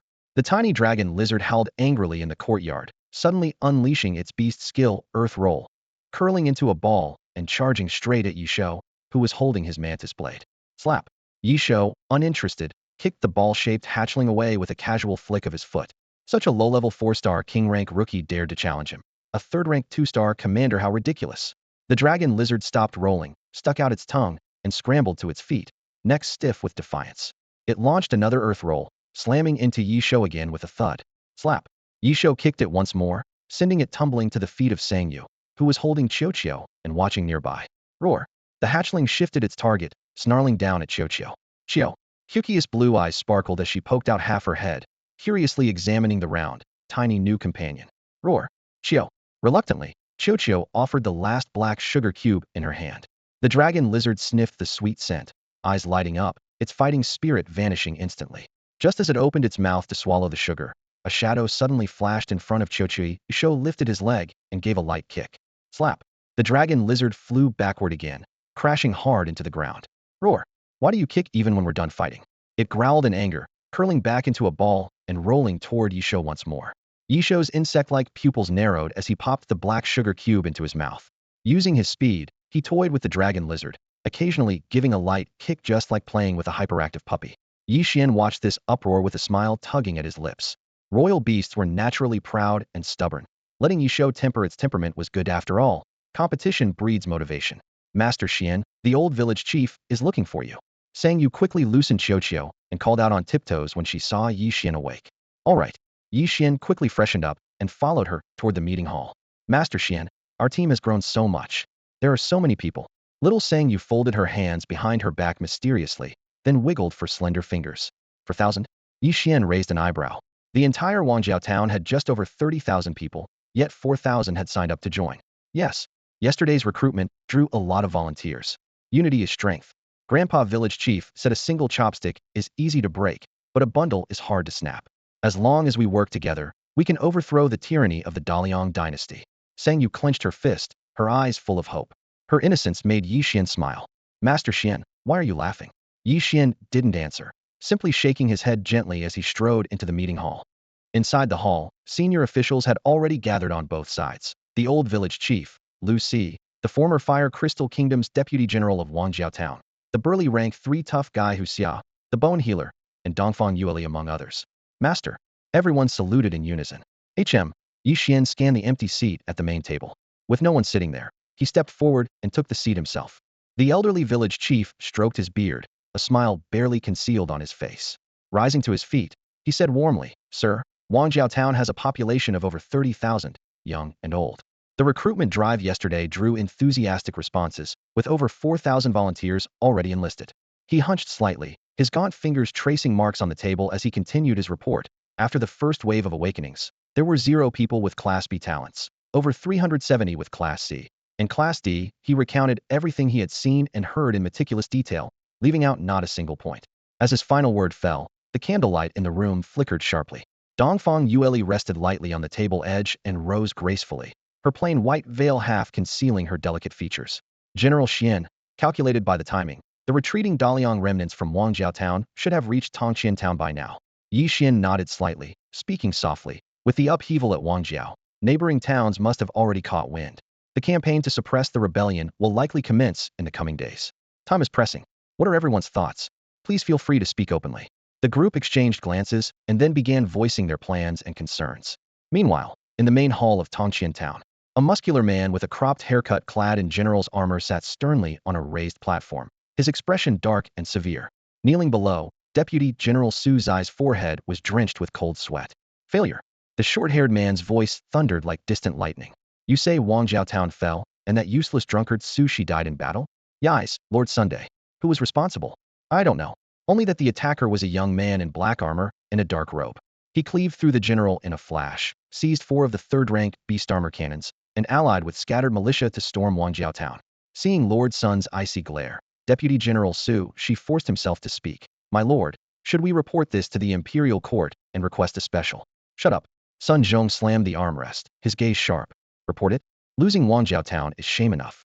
This is an opportunity to make merit by killing the enemy first and reporting later. He snorted coldly, tapping his fingers on the armrest. How dare these lowly fire crystal plebeians defy the might of Daliang? Very well. Let them know once again the pain of a fallen kingdom. A low hum pervaded the hall as the air suddenly thickened, faint howls exploding like thunder. Deputy General Su Zai's vision blurred. 2 massive jade-white demon wolves materialized as if from thin air, their chilling aura freezing the ground beneath. A 3rd-rank commanding beast, the silver snow wolf, his scalp tingled, and he bowed his head quickly, unwilling to meet their gaze. I'm giving you a chance to redeem yourself. Sun Zhong stood with hands behind his back, radiating cold menace. Take the remaining troops and join me tomorrow in the campaign to retake Wangjiao Town and execute the traitors. Yes. Su Shi accepted the pardon with a heavy kowtow. General Sun's Snow Wolf Cavalry Beast Master Corps was a powerful force. In Tongqian Town, over 4,000 elite beast tamers rode on 2nd-rank snow wolves, ready and waiting to strike. The morning in Wangjiao Town was cool. Ye Xuan stepped out of the meeting hall, and the bone alchemist followed closely behind, hunched over, his eyes showing a mix of urgency and hesitation, as if wanting to say something but holding back. Back at Ye Xuan's residence, as the courtyard gate opened, playful sounds of hiss and roar greeted them. The young Ming's Wolongxi lizard pup was chasing and bumping into Knight's Ho, its tail whipping up dust, seemingly determined not to stop until it knocked down the courtyard wall. Knight's Ho stumbled back from the pushes but still protected the little creature tenderly, occasionally using his massive claw to gently nudge aside the pup's head with great care. The bone alchemist squinted his aged eyes, taking in the scene. He then pulled 2 small black, glazed bottles from his robe, the surfaces faintly traced with crimson veins. Sir, the 2 second-rank enhancement potions you requested have been brewed. They can be taken directly. As for the soul-type potion to repair the frail soul, I am still refining it intensively. Thank you, master. A glint of joy flashed in Ye Xuan's eyes. He beckoned the 2 battling pets. Come here. Hiss. Ming let out a sharp cry as he raised his head. Roar. Knight's Ho responded with a low growl. The 2 beasts tugged at each other's tails, but swiftly came to Ye Xuan's feet. Ming puffed out his cheeks, his big round eyes frequently darting to the tall Knight's Ho, as if saying, wait until I reach second rank, then you'll see who's amazing. 1 potion each, drink up. Ye Xuan flicked his hand, and the 2 bottles landed precisely in front of the beasts. There had been 1 bottle prepared for Qiu, but ever since Ming arrived, the little pup had claimed the advantage. Little Qiu lay carefree atop Ye Xuan's head, utterly unconcerned, obediently licking the sparkling black sugar cube in its paw. Around its neck hung a second-rank beast ring filled with mountains of black sugar and nectar, the salary Ye Xuan paid it. Knight's Ho tilted his head back and chewed the entire bottle down in 1 gulp. Instantly, crimson flames spread outward along his fur, muscles and bones cracking as they rapidly reshaped, his physique visibly swelling. Mimicking his example, Ming swallowed the entire bottle opening as well, gulping down the liquid with a soft gulp. Within minutes, Knight's Ho first opened his insect-like pupils, exhaling hot white mist. His vitality surged about 20 higher than before. Ming, still lower in rank, swelled a full 40 in body size, his scales shining with an oily red glow. Ye Xuan quietly marveled at the bone alchemist's terrifying craft. His pet's strength had multiplied in a flash. Unfortunately, the enhancement potion could only be taken once in a lifetime. More wouldn't do much. I think this little one needs another second-rank hormone potion, the bone alchemist said with a smile, gently tapping Ming's head. 1 a day, to build up that skeleton. The bigger the body, the harder the knocks. Master, I'm in your debt. Ye Xuan nodded readily. He was well aware of the side effects, drowsiness, ravenous appetite, and a crazy expense, but he accepted it all for Ming's sake. It is an honor to serve you, sir. The bone alchemist waved his hand, then suddenly clasped his throat and coughed forcefully, spitting out a dark gold beast ring. He shook it gently, and a yellowed booklet slipped out from inside. The old man ran his fingers along the spine, his eyes revealing a complex mix of emotions. Sir, your talent is exceptional and your resolve strong. I have seldom seen the like in my lifetime. Your future may widen beyond imagination. This book contains my lifelong research on magical potions. Rather than giving you fish, I aim to teach you how to fish. I hope it aids you greatly. Ye Xuan was momentarily stunned but took the treasured volume with solemn gratitude. The complete knowledge of a master alchemist was priceless. With this help, his future studies at the academy would surely be much easier. Thank you profoundly, master. Ye Xuan bowed deeply, his words heavy with meaning. Please, you flatter an old man too much, sir. A person of both wisdom and bravery who dares to stand up against tyranny alone, leading us in rebellion against the oppressive Dalong regime. Such a person truly deserves all honor. The bone alchemist forced a bitter smile, bending even lower at the waist. Looking at the elderly man before him, whose hair was streaked with gray, Ye Xuan quietly accepted the potion master's insights in person. As noon approached, the long-sealed gates of Wangjiao town finally creaked open. Inside the government office, bright lights filled the main hall. Ye Xuan sat calmly at the center, having already ordered that all merchants stuck in town be summoned immediately. Never underestimate this group of merchants. City taxes and trade depend entirely on them. Below the hall, dozens of richly dressed traders stood in neat rows, bowing their heads and clasping their hands, though anxiety flickered across their faces. I hear this is the ruthless man who assassinated Sushi. He looks so young. Could he be scheming to target our goods? Whispers quickly spread, heavy with unease, stirring silent complaints from the crowd. Ye Xuan lifted his gaze and smiled faintly. There's no need to worry, everyone. The reason I've gathered you today is to cooperate. I am prepared to purchase complete carcasses of monster beasts from all levels at market price, plus a 20 premium. With a snap of his finger, a beast coin shimmered through the air before he caught it again. Remember, however many you have, I will buy them all. A 20 premium. The merchant's pupils contracted sharply. The first to react was the leader of the southern merchants. His eyes brightened, and he spoke aloud, seeking confirmation. Lord Xian, is this really true? Absolutely. Ye Xuan raised his wine cup and declared loudly, honesty is the foundation of business. Besides, I myself was once a merchant. All of you here today, when my mission succeeds, will receive tax reduction tokens. Anyone holding this token will enjoy half the commercial tax in the Huijing territory. He roughly sketched a clear plan of profit next to the wine table. Merchants, driven by gain, needed no more persuasion. Suddenly, the hall grew tense with sharp breaths. Several merchants trembled as they gripped their cups, spilling tea onto the floor and their boots, too eager to care. The temptation of having their taxes inflamed their blood even more than a mere 20 premium. To the cause. I'll risk my life alongside you. The southern merchant leader clenched his silver teeth and, after a moment's thought, suddenly raised his cup. Slosh. Cups lifted together. The merchants' attitudes instantly united. Ye Xuan laughed heartily, clinking cups with the invisible air before drinking deeply. At that moment, the lure of high profits overwhelmed any lingering fears of the Dalong dynasty, and the merchants stood firmly on Ye Xuan's side. Lord, I happen to have 300 beast carcasses on hand. Lord, Zhao here has stockpiled a fair amount as well. After the brief warmth at the wine table died down, murmurs of tentative offers and inquiries began buzzing. Ye Xuan knew full well their thoughts. With a grand gesture, he offered immediate payment in Huijing Kingdom's signature Huijing mineral stones instead of beast coins. The glowing red crystals sparkled dazzlingly as they clattered onto the table, sealing the deal.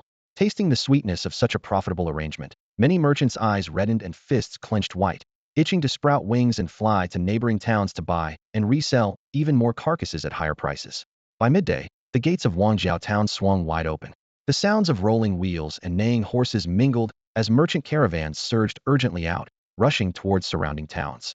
From the city tower, Ye Xuan stood with hands behind his back, eyes narrowed slightly, silently watching their departing figures. With these profit-driven merchants running errands everywhere, he need not leave Wangjiao town himself. Using Huijing crystals to repeatedly acquire batches of monster carcasses came at virtually no cost, just minerals temporarily and used by the kingdom. By refining these carcasses in his monster refining cauldron to convert them into spiritual energy, then using the spiritual energy to nurture contracted beast pets and accelerate their cultivation realms, he had created a wonderfully positive cycle. Returning to the courtyard, Ye Xuan toyed with the beast ring in his hand. In that recent deal, he had acquired over 700 beast corpses in one go, about 90% of which were ordinary first and second-tier monsters. At his current cultivation level, the spiritual energy extracted from such low-grade remnants was almost negligible. But just like those upgrade-heavy online games on Blue Planet in his past life where the experience gained from common mobs versus elites differed vastly, even small gains added up over time. The real surprise was that the wandering merchants had also handed over more than 30 elite-level second-tier Chikai lizards, which was a much more valuable haul. Feeling pleased, Ye Xuan immediately settled into a cross-legged posture and activated his beast refining cauldron. A green glow swirled at the cauldron's mouth as it devoured each beast corpse, instantly converting them into pure spiritual energy that flowed into the runes etched around the cauldron's inner wall. Come here. Ye Xuan opened his eyes and looked toward the young Mingzhu dragon lizard. Roar. The creature flailed its four limbs energetically, swiping its large tail as if expecting to be fed again. Ye Xuan reached out and gently tapped its forehead, drawing it into the cauldron to undergo refining and enhancement. King-level beasts with high-grade bloodlines required far more resources to break through than commander-level monsters. He had originally estimated this round of refining would only push Mingzhu up to first-tier 7 stars. But within less than the time it took an incense stick to burn, his own calculations were proven wrong. Mingzhu leapt 4 stars at once, skyrocketing to first-tier 8 stars. Roar, the young beast, just released, had already grown significantly, its height nearly reaching Ye Xuan's chest. It swung its single horn to rub against his breastplate, then curled into a ball and activated its beast skill Earth Rolling, barreling toward Yesho in a playful but forceful Mi-Teg Spring Onion combo attack. The Bone Alchemist had been right. The bigger the size, the deadlier this move. If it truly grew into a giant beast, imagine it charging through thousands of troops. Just the thought sent chills down his spine. It would be a military-grade killing machine. Ye Xuan gently ruffled Qiuxia's little head and began planning its future training path when his trusted aide Lu Si suddenly burst in, stumbling. My lord, it's bad. Speak. Scouts report that a force of snow wolf cavalry beast tamers is approaching from 50 miles out, around 4,000 riders. They're moving this quickly? Ye Xuan sprang to his feet, recalling 3 playful beast companions. Hiss, a first-tier 2-star commander-level Yesho. Xiao, a first-tier 3-star commander-level Xiao. Roar, a first-tier 8-star king-level Mingzhu. With a flick of his hand, all 3 beasts vanished back into the beast ring. A cold smile curled at the corner of his mouth. Proceed according to plan. Yes, sir. As evening approached on the open plains 30 miles away, a formation of blue-armored troops surged forward in a left-pointing wedge, the pounding of their iron-shod hooves shaking the ground. Thick mist churned in the sky as a giant white-feathered Qingming bird flapped desperately, with Ye Xuan sitting cross-legged atop its back, commanding the battlefield. Activating his Grade A Beast Tamer talent Doomsday Demon Eye, his vision multiplied tenfold, revealing every detail like brush stroke. She could see each strand of fur on the enemy's wolf mounts waving clearly in the wind. Major General leads from the front. I, Zhang Yi, salute you as a true man. Today, I will fight alongside you, said Zhang Yi, a third-tier beast tamer escorting Dongfang Yueli in the air, his voice filled with admiration. Thank you. Ye Xuan smiled lightly and pulled out a 5-meter-long silver giant crossbow from the beast ring, the third-tier fortress beast weapon steel beast cannon crossbow. As soon as the massive crossbow appeared, the Qingming bird groaned under the weight, beating its wings to generate a fierce gust just to keep steady. Ye Xuan tilted the crossbow grip, his sharp eyes locking onto the center of the wolf cavalry. There, hundreds of snow wolves pulled 5 enormous silver siege devices. Their steel cables taught these were the third-tier siege beast weapons steel beast catapult siege wagons, deployed by the military of the Great Liang dynasty. A chill ran through Ye Xuan's heart. It was hard to imagine the terrifying destruction these machines could unleash on castle walls, and even the lives in Wangjiao town once they fired from a distance. Humph, the military doesn't harm civilians. Yet this bunch of scoundrels dares to deploy such a deadly weapon, clearly aiming to make an example of us and slaughter everyone in Wangjiao town. Zhang Yi lowered his voice, barely able to contain his shock and anger, his fingers turning pale from gripping tightly. No matter, he'll handle this. Ye Xian's voice was calm, yet unmistakably resolute. He focused his breath and channeled his energy, as surging spiritual power flooded into the third-tier beast weapon, the steel beast crossbow. The giant octopus eye fluid still churned within his body, granting his enhanced eyes the ability to pierce through the twilight. Within a radius of 10,000 meters, every leaf and blade of grass was clear as day. Coupled with the desolation demon eyes that extended his vision tenfold, Ye Xian's gaze became a pair of sharp, dark red blades, emitting a chilling light. A hum resonated as spiritual energy flowed through the crossbow, bathing its silver frame in shimmering light, the metal skeleton emitting a low, sonorous vibration. The setting sun stained the sky blood red, while ominous clouds churned overhead. Ye Xian stood firm atop the Qingming bird, his fingers weaving spiritual threads around the crossbow. 5 towering trebuchets appeared beneath the desolation demon eyes like an exposed mechanical model, revealing every weak point with perfect clarity. First target, the fulcrum, he murmured to himself and pressed the trigger. Boom! A thunderous explosion tore through the air. The massive crossbow bolt trailed a blazing white plume as it sliced through the sky, instantly shattering the forged steel load-bearing axle of the first trebuchet. The towering 20-meter steel beast's backbone snapped, collapsing with a deafening crash. 5 snow wolf cavalrymen, riders, and wolves alike were crushed into a mist of blood. From thousands of meters up, one shot, one hit. Third-tier beast tamer Zhang Yi stood dumbfounded. Shouts of alarm erupted through the ranks. Enemy attack. High-altitude strike. The snow wolves howled in terror, and the cavalry formation broke apart. Ye Xuan had already drawn his second shot. The bowstring screamed as the arrow tore through the air again, piercing the second trebuchet's axle in the blink of an eye before smashing through its powder magazine. Boom! A fireball soared, metal shards and flames scattering in all directions, once more tearing the cavalry apart into charred fragments. Zhang Yi felt a chill run down his spine. The first shot could have been luck, but the second? This youth was clearly a born aerial marksman. Third shot. Ye Xuan narrowed his eyes, pulling the trigger at the third trebuchet. The arrow screamed like a dragon, hurtling straight toward its target. In a flash, 2 silver-white giant wolves burst forth, trampling the encampment. The wolf heads lifted in an eerie howl, a cold wave sweeping through the air. Humming ice crystals condensed in the atmosphere, rapidly forming 3 layers of glistening snow shields. Sun Zhong's snow-silver wolves. Zhang Yi recognized them immediately and warned out loud. Bang! The first snow shield shattered. The second cracked like a spiderweb. The third, however, stopped the crossbow bolt mid-flight. The massive arrow's momentum exhausted, it spiraled down in a dusty fall. Brazen. Boy, hiding in town might let you survive, but daring to attack from the sky? Sun Zhong, commander of Tongxian town, stood atop his wolf. Beneath his fang-like faceplate, his eyes gleamed coldly as he locked his gaze on the clouds. The clouds parted, revealing Ye Xuan and the Qingming bird gradually emerging. He gave no reply, only a faint smile as he continued drawing the mighty bow, spiritual energy surging like waves. Swish, swish, swish. Giant crossbow bolts roared down in rapid succession, a terrifying display of power. Bang!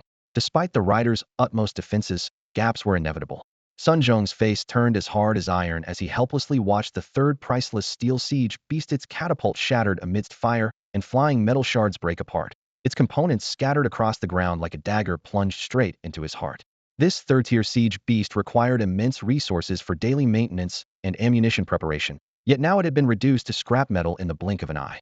High above, crossbow bolts once again locked onto the remaining machinery, screaming downward as if with eyes of their own. Unable to restrain himself, Sun Zhong howled toward the sky, his voice shaking the plains. Boy, if I don't cut you down today, then my name Sun Zhong might as well be written backward. With his roar, he slammed a palm onto the shoulder blade of the silver-furred snow wolf beneath him.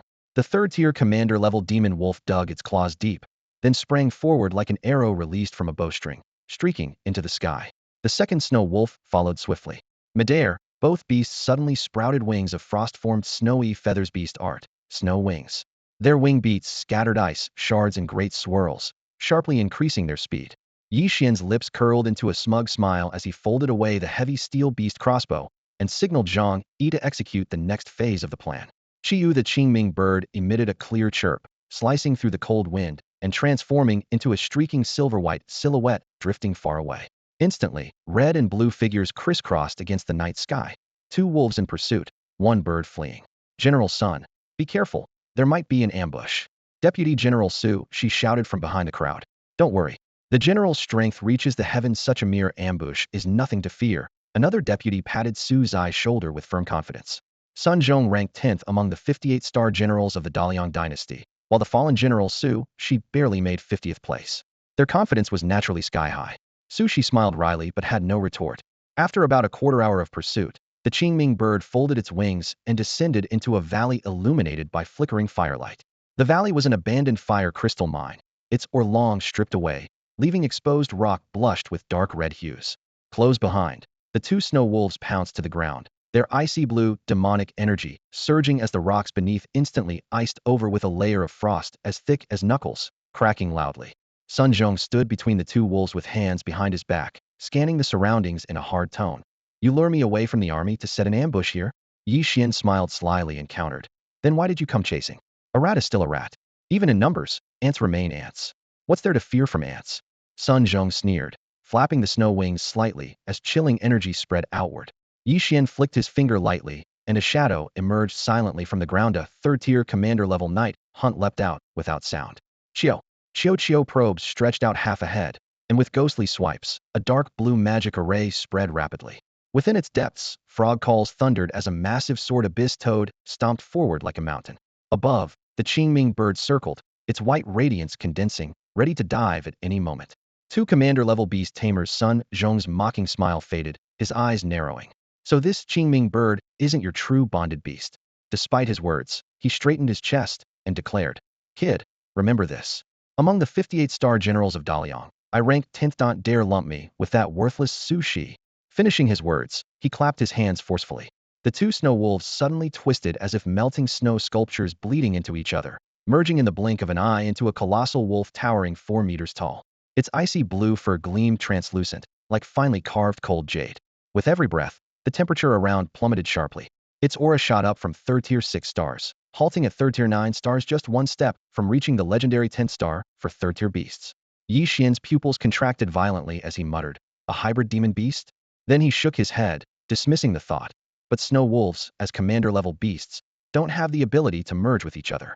That could only mean one thing, a rare hybrid dual-gifted demon beast like Ye Xuan.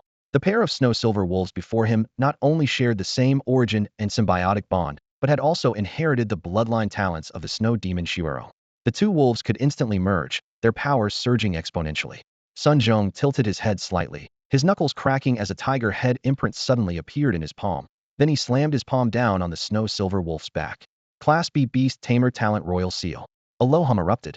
A blast of freezing energy exploded outward, the snow-silver wolf's aura skyrocketing from 3rd rank, 9 stars to 3rd rank, 10 stars, while a radiant king character solidified on its forehead. You brat, I'm going to freeze you into an ice statue as a tribute for the prince. Frost, ice storm. Sun Zhong sneered, his voice razor-sharp. The snow-silver wolf howled toward the sky, its spine arching suddenly as hairs stood like steel needles. Its claws swiped through the air, sending a bone-chilling chill rippling outwards. Boom! An ice-blue tornado formed in midair, spinning with a piercing shriek that shattered all in its path into glittering ice shards, sweeping toward Ye Xuan and his group with overwhelming force. Qingming, light burst. Zhang Yi's heart sank as he activated his beast contract. The Qingming bird cried out sharply, golden feathers unfolding as it charged a blazing white orb of light to meet the ice storm. Ye Xuan's face remained expressionless, his mind focused. Yeso, cross slash, genuine frog, sword drill. Yeshao's eyes flared crimson, thrusting off the ground with a powerful kick that cracked the stone floor beneath him. Two decapitation blades crossed before his chest, a dark golden energy wave tracing a deadly cross. The genuine frog's eyes burned fiercely, the sword drill atop its head buzzing to a sharp point as it surged, throwing a deadly spear of light right into the icy dragon tornado. Boom. Light burst, cross slash, sword drill, and ice storm collided midair, locking briefly before erupting into a cloud of shattered ice crystals. Frost quickly coated the red stone ground beneath. That's all. The 10th of the 58-star generals, nothing more. Ye Xuan narrowed his eyes and sneered coldly, his gaze sharp and calculating. He already had most of Sun Zhong's tactics figured out. Senior Zhong, retreat to the town. Begin the next phase. Understood. Stay sharp.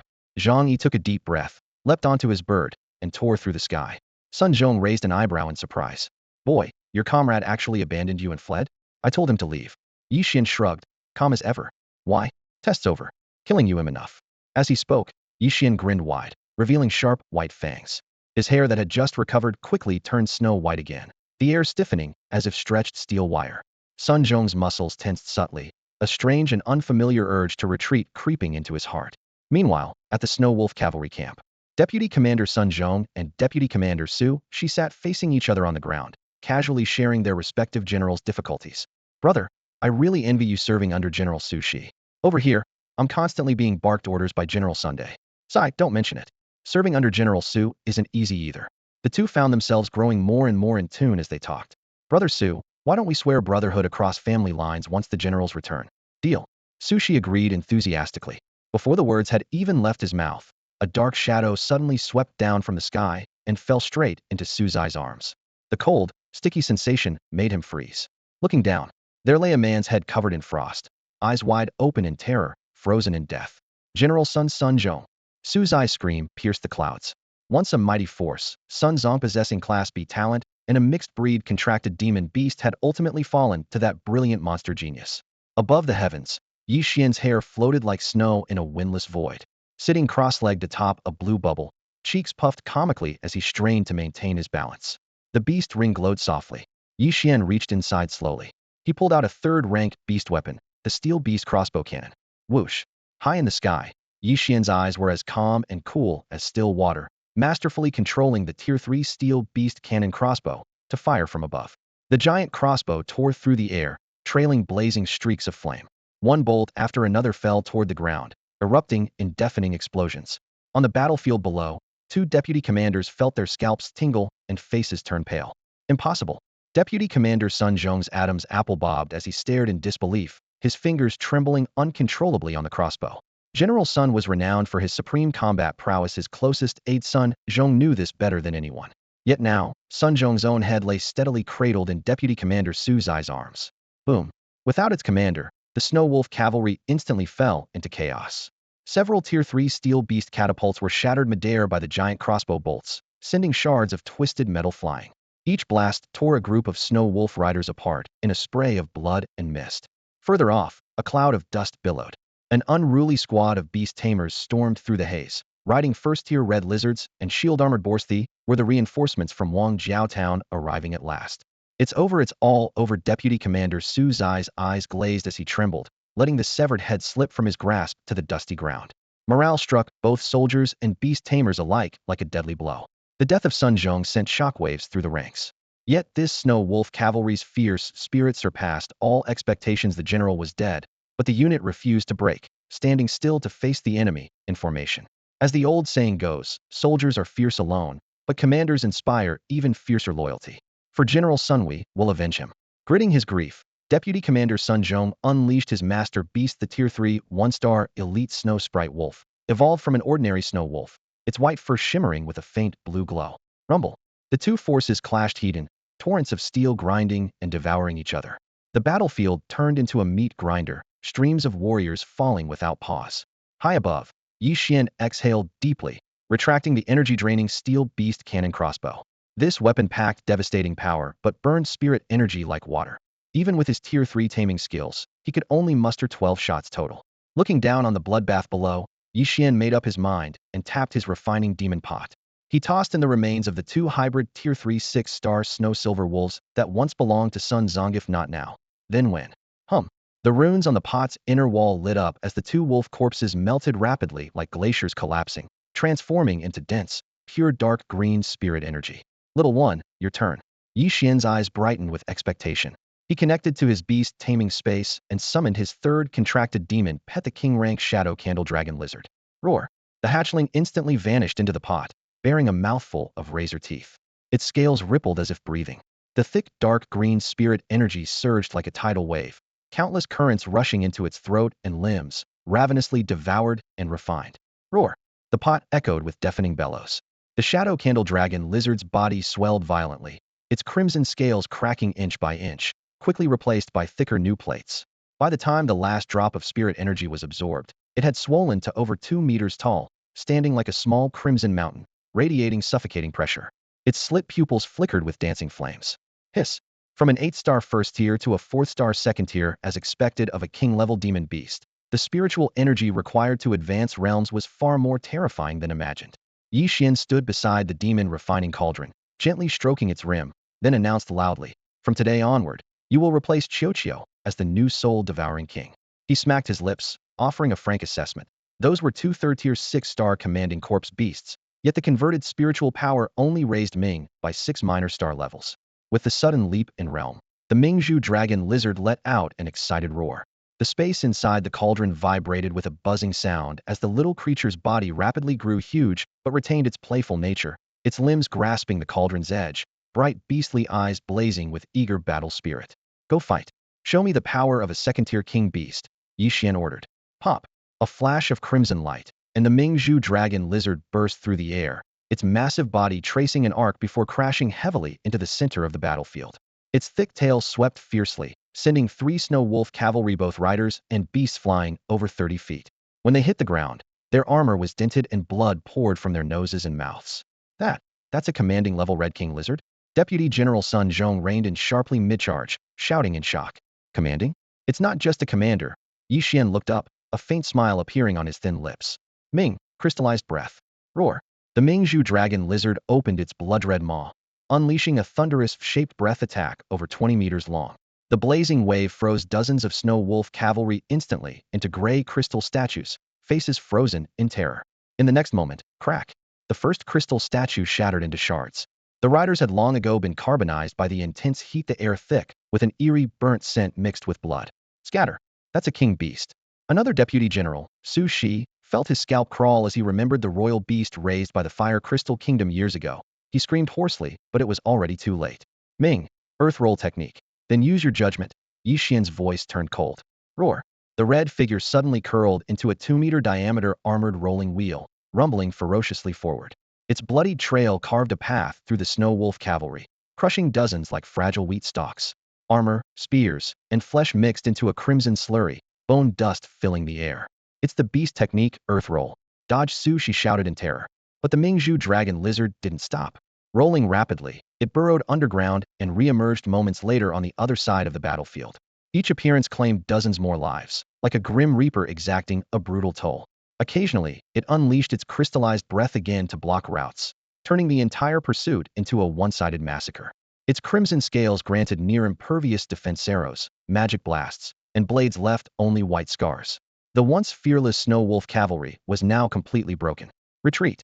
The front line instantly collapsed. The wolf riders scattered like a broken dam's floodwaters, their morale shattered. Meanwhile, the allied forces surged with renewed confidence, pressing their advantage. On a hill to the east, Dongfang Yueli stood with her veil, her eyes wide with shock. Is this still the same little king beast? How did it grow this huge? And advance to second tier in such a short time? What method did Ye Xuan use? Atop Jin Yuan's broad head, Ye Xuan stood with his hands behind his back, overlooking the chaotic battlefield, nodding slightly. The fully grown king-level demon beast was indeed formidable, the true power of battlefield dominance, single-handedly turning the tide. As night fell, everyone cleaned up the battlefield and returned to Wangjiao town laden with spoils. Despite the interference of the royal beast, the Black Candle Dragon Lizard, the fight remained brutal. The two sides were mismatched in strength, and Wang Jiaotown paid a heavy price. Ye Xuan's rough count revealed that over 1,000 newly minted beast tamers had died in battle. In the face of large-scale beast-tamer wars, life was as fragile as a dying ember in the wind.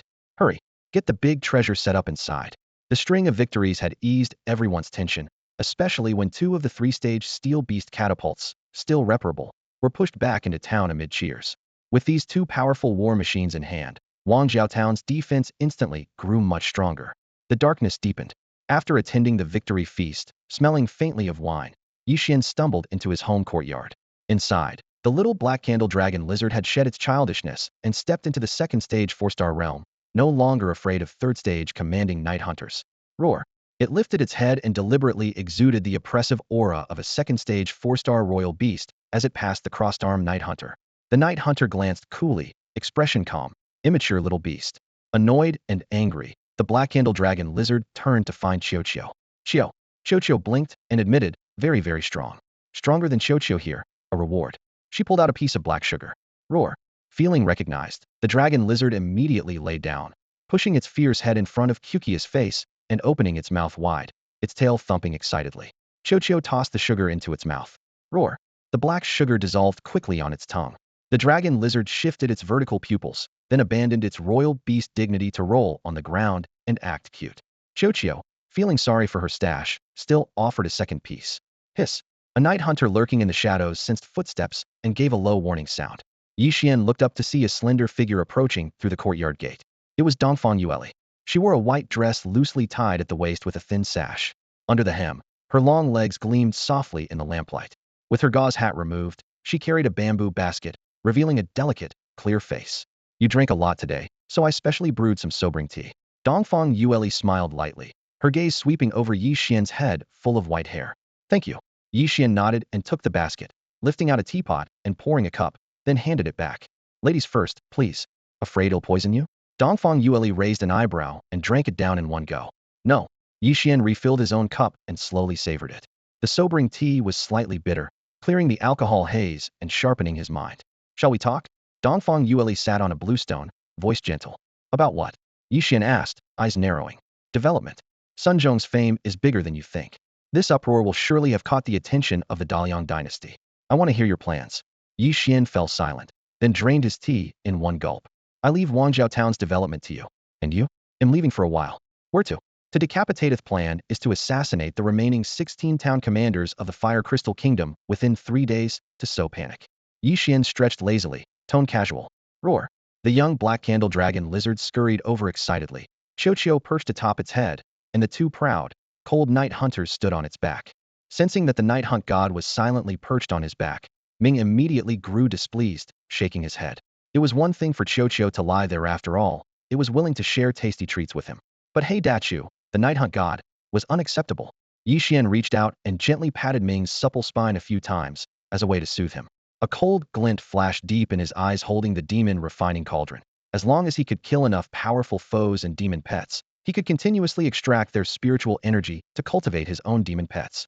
This was his greatest trump card and the confidence he relied on against the remaining 16 town guardians. Alright, Dongfang Yueli took a deep breath, then took over the affairs left behind after the guardian's capture. Her expression instantly calmed, and the atmosphere in the room grew quiet. After a moment, she propped her chin in her hand and studied Ye Xuan, unable to hide her curiosity. Can I ask you something? This little one jumped all the way to tier 2 in just one day. How did you raise it? You want to know? Ye Xuan raised a brow. Yeah, 1,000 beast coins. He held out his hand. Dongfang Yueli twitched at the corner of her mouth, but still pulled out a heavy pouch. The copper beast coins clinked crisply as they hit each other. Ye Xuan took the pouch and toyed with the coins between his fingers, smoothly lying. Actually, I'm a double-talented beast tamer. The second talent gives me an advantage in growth speed. Double talent? Dongfang Yueli's pupils contracted sharply, and she covered her crimson lips in shock. Ye Xuan gave a faint smile, offering no further explanation. The secret of the demon refining cauldron would never be revealed. Dongfang Yueli snapped back to attention, her eyes burning. Slightly double-talented beast tamers were as rare as phoenix feathers and unicorn horns. If one could grow strong, they could become an unstoppable ruler in their region. The history books of Huojing Kingdom, spanning centuries, never mentioned such a person. A bold thought flashed through her heart. If she could bear offspring with a man like this, perhaps the imperial bloodline could be revived. She felt her breath quicken and lightly licked her lips. Interested in spending the night? She stepped forward, her voice soft as silk and rapid. Ye Xuan glanced sideways. The other woman was delicate-looking, but unremarkable. He shook his head. No interest. With Sun Yutong's youthful charm in front of him, he wasn't desperate. Dongfang Yueli froze, touching her cheek, then peeling off a mask as thin as cicada wings. Beneath it, her fair face held a hint of alluring charm. She leaned in, gently placing Ye Xuan's rough palm against her cheek, whispering like an orchid, "How about now? I have no feelings for you." Ye Xuan withdrew his hand. "Neither do I," Dongfang Yueli smiled. "But if you sleep with me, Huijing Kingdom's future becomes your private garden. You'll control the fire crystal veins, and no one will dare gossip behind your back." With this hefty offer laid before him, Ye Xuan didn't hesitate. All right. He strode forward, picking up the unresisting Dongfang Yueli and pushing open the inner door. As the door closed, 3 demon beasts outside tilted their heads in unison, puzzled by their master's actions. At dawn the next day, Ye Xuan geared up and, with 3 demon pets trailing behind, set off on his journey with light steps. As for Wangjiao Town, it was temporarily handed over to Dongfang Yueli's management. After Ye Xuan left, Wangjiao Town temporarily came under Dongfang Yueli's control. The town's ancient walls had long since been reinforced. Several newly repaired, third-rank, beast weapon steel cannon siege engines stood guard at each corner of the ramparts. Their black muzzles pointed skyward like lurking iron beasts, silently adding an aura of deterrence to the town's defenses. The next morning, the Wangjiao Town meeting hall was brightly lit. Dongfang Yueli, deeply engaged in discussion, paused for a moment as the spiritual pattern on her brow flickered. A vivid mouse-shaped image appeared in her pupils, her remote soul connection with the spirit-seeking mouse. She took a deep breath, scanned the gathered senior leaders, and spoke with a clear yet weighty tone. "I have both good news and bad news. Which would you like to hear first?" "The good news." The elderly village chief quickly responded, stroking his beard with grave seriousness. "Ye Xuan has slain 2 garrison commanders. Those of Yuhing Town and Qixing Town have become lost souls." Dongfang Yueli calmly reported the battle outcome. A ripple of astonished murmurs spread throughout the hall, pupils dilating in shock. The old village chief grew tense and pressed for the bad news. Ye Xuan is now officially wanted by the Dalian Kingdom, with a 3 million beast coin bounty placed on his head, Dongfang Yueli said, her expression complex. That sum alone is enough to put him on Daliang's wanted list. Meanwhile, several hundred miles away in Sudong Town, the bustling marketplace sat beside a steamy, packed noodle restaurant. Ye Xuan, cloaked in black, sat quietly in a corner savoring hot soup noodles and tempered iced wine. Perched atop his head was a plump, white hamster with snow-white fur and round cheeks. The little creature's mischievous black eyes darted about as it sniffed the air. On top of the hamster sat a palm-sized gray-green sword frog priest Chio. The little sword frog pulled out a black sugar cube, feeding it with its short forepaw to the hamster below. The fat mouse munched crunchily without hesitation. Despite its slow-witted appearance, it was actually a commanding-class spirit beast, a spirit-seeking mouse with unparalleled scent ability, able to precisely track targets buried under 100 meters of magical plants. Ye Xuan flicked the mouse's back with a fingertip. "Use our soul bond to inform your master I've arrived in Sudong Town." Chirp. The clever mouse promptly agreed and mentally connected to Dongfang Yueli. At that moment, bang, the noodle restaurant's slightly ajar door was violently kicked open. Several armored beast tamers of the Dalian Kingdom burst in, their armor plates reflecting the lamplight with an intimidating aura. The diners shivered and quickly averted their eyes, lowering their heads. Even the sounds of clashing chopsticks and porcelain bowls quieted down in nervous caution. "The manager, come out." The lead soldier barked. Coming, Sir Captain." The restaurant owner greeted them with a forced smile. The soldier unfolded a wanted poster and handed it to the owner. "There's been rebel activity lately. If you see this man, report him immediately." The poster displayed a lifelike image of a handsome young man, Ye Xuan himself. The owner quickly nodded and folded the notice, tucking it safely away. "Rest assured, sir, if I spot the traitor, I'll report him truthfully." "Bring 2 pots of wine," the lead soldier said, shaking his armor.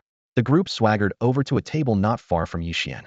The leader tossed his sheathed sword on the table, kicked off his boots, and propped up his large, sweaty size 45 feet, nostrils flaring. "The war front with the Daqing Kingdom has become intense. I said the rebel spies are sure to take advantage of this chaos." "Just as expected," a comrade agreed.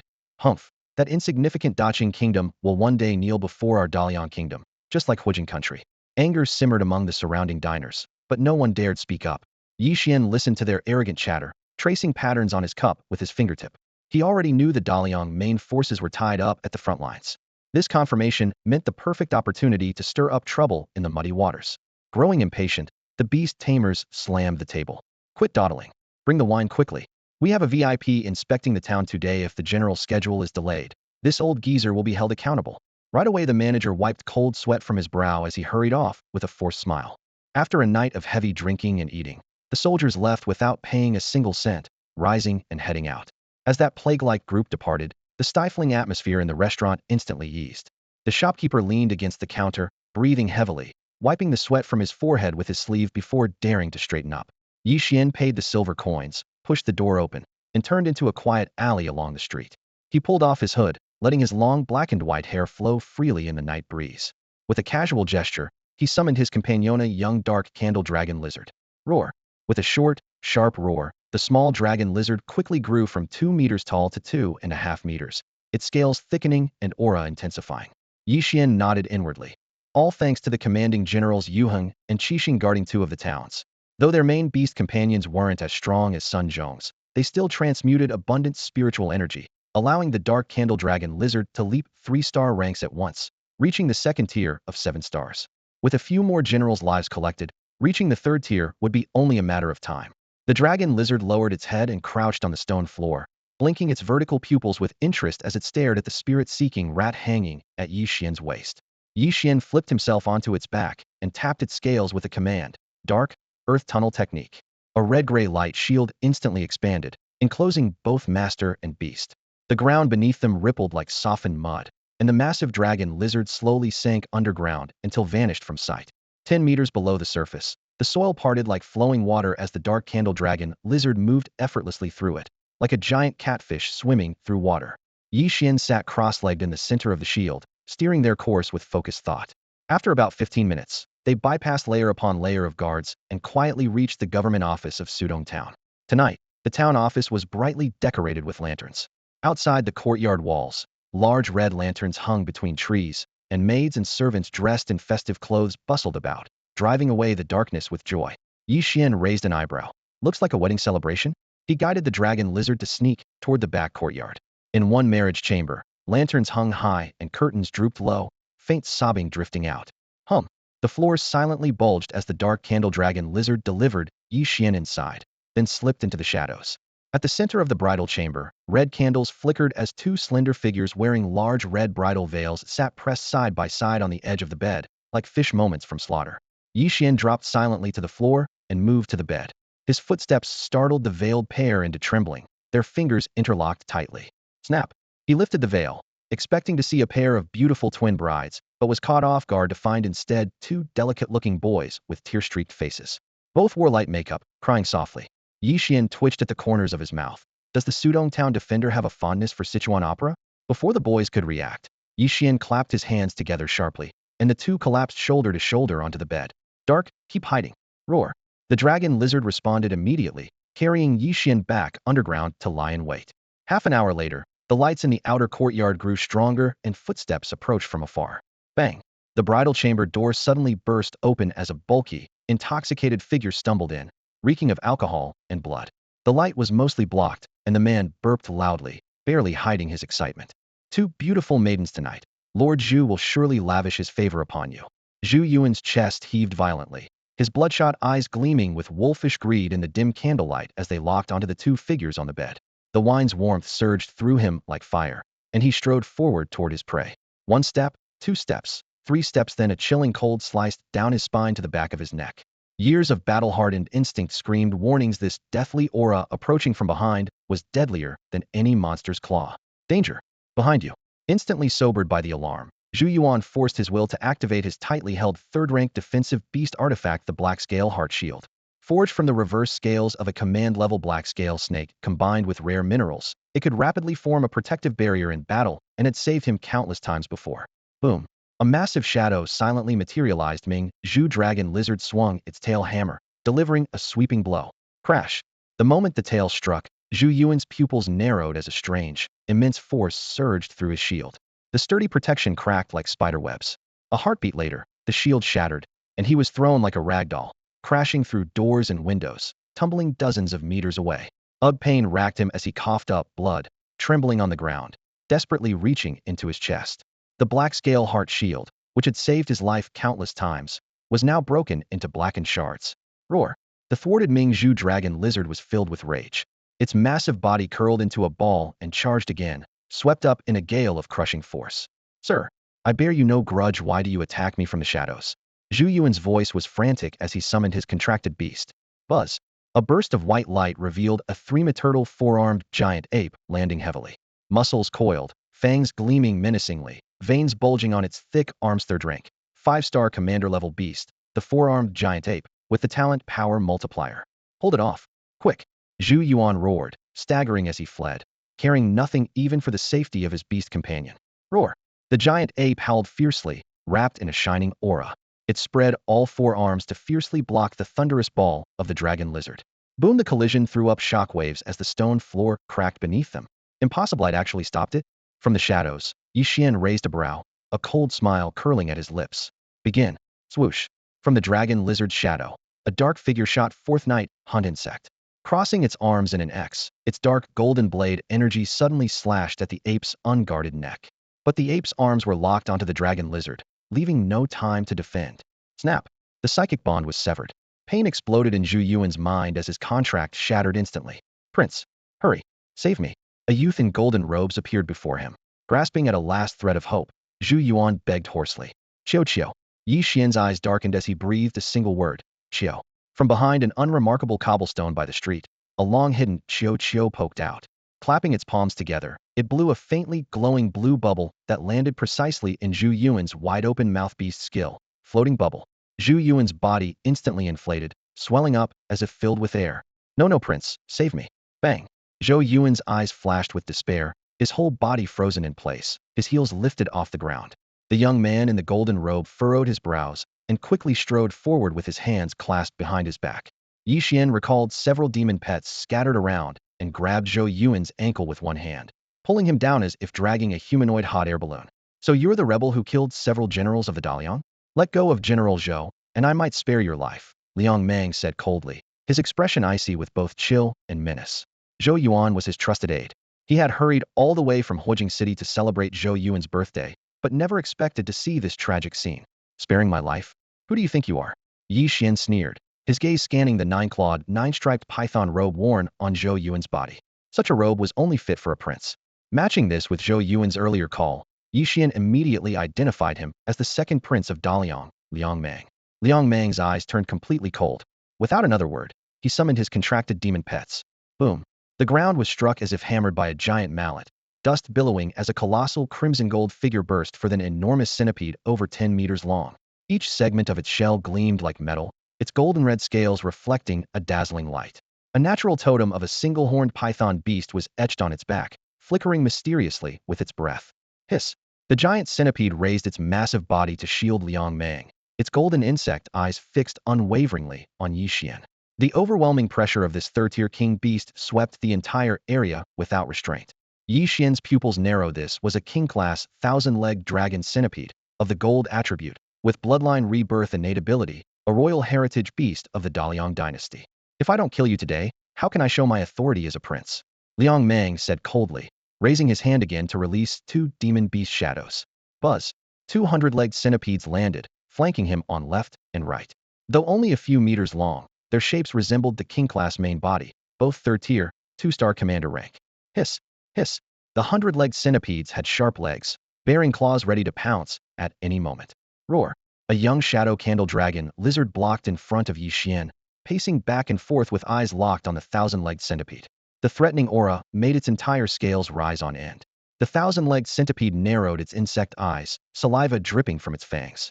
It remembered clearly the sweet taste of the shadow candle elder dragon lizard it swallowed years ago at Huijing City.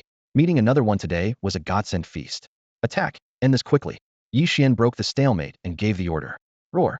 The young shadow candle dragon lizard suddenly curled into a teal-brown flesh ball, rumbling as it rolled forward, charging straight into the 1,000-legged centipede. The centipede didn't dodge, its long body twisted like a golden python, enduring the collision before suddenly coiling tightly around the dragon lizard.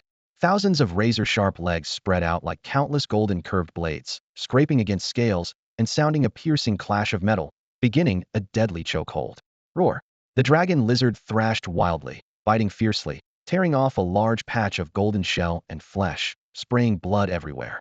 Night Show quietly moved, his figure splitting into 3 indistinguishable afterimages midair, launching a direct assault on the 200-legged centipedes, preparing to take them on 2 at once. Qiu. Qiao lay still with vigilant blue beast eyes, perched atop Ye Xuan's head, ready to protect. When Ye Xuan chose to take on two opponents at once, the young man in the golden robe, Liang Meng, laughed bitterly with anger. Such arrogance nowadays. Any stray cat or dog dares to step on him. Liang Meng. Across the battlefield, Ye Xuan calmly held the floating Ye Xuan with one hand, watching the chaotic fight with cold eyes. The shadow candle dragon lizard and the thousand-legged dragon centipede were locked in a brutal contest, pure, raw physical combat, with no flashy moves. The shadow candle dragon lizard was tangled into a deadly knot by the centipede's countless legs, sharp pain igniting savage ferocity deep in its bones. Its dark, golden vertical pupils shrank suddenly as it snapped, its jaws wildly crack. Golden blood spurted, loosening the centipede's grip slightly. Muscles bursting with force, it broke free, swinging its iron tail in a vicious arc across the centipede's side. Sparks flew, and the clash sounded like thunder forged in metal. The thousand-legged creature twisted its body, furiously exhaling a cloud of molten gold venom. The poison hissed and corroded the ground wherever it drifted. Ye Xuan's gaze darkened as he commanded through his soul beast pact. Retreat, crystallized breath. The shadow candle dragon lizard bounced back, spewing out a red-gray flame mist. The two energies collided heat-in and erupted in a massive blaze, shockwaves blowing up chunks of stone.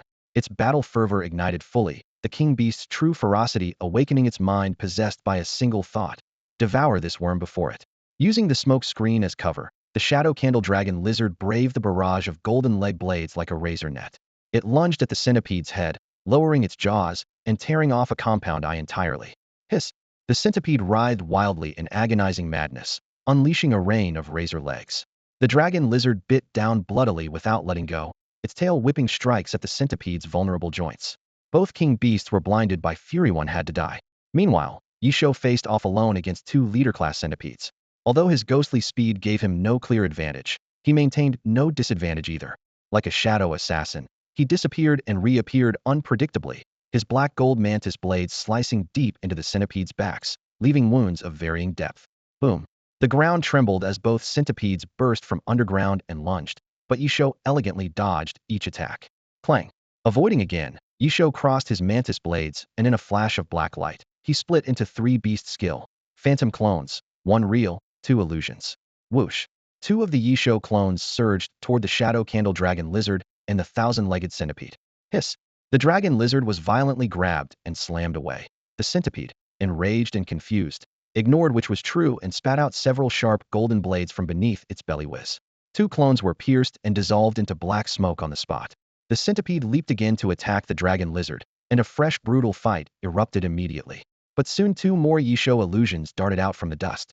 Furious and humiliated, the centipede swung its tail wide, scattering the black smoke clones again. Are you trying to gross me out or what? Several breaths later, Ye Xuan blocked with his mantis arms, taking the combined charge and bites of two leader centipedes and staggering back dozens of meters. Recovering his stance, his spiritual power surged, and he split into three again. Whoosh!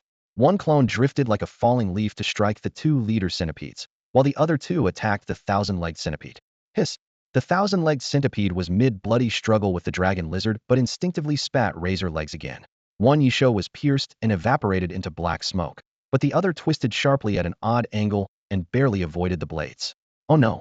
Liang Meng's pupils constricted sharply, his heart pounding wildly. At last, he realized this was for real.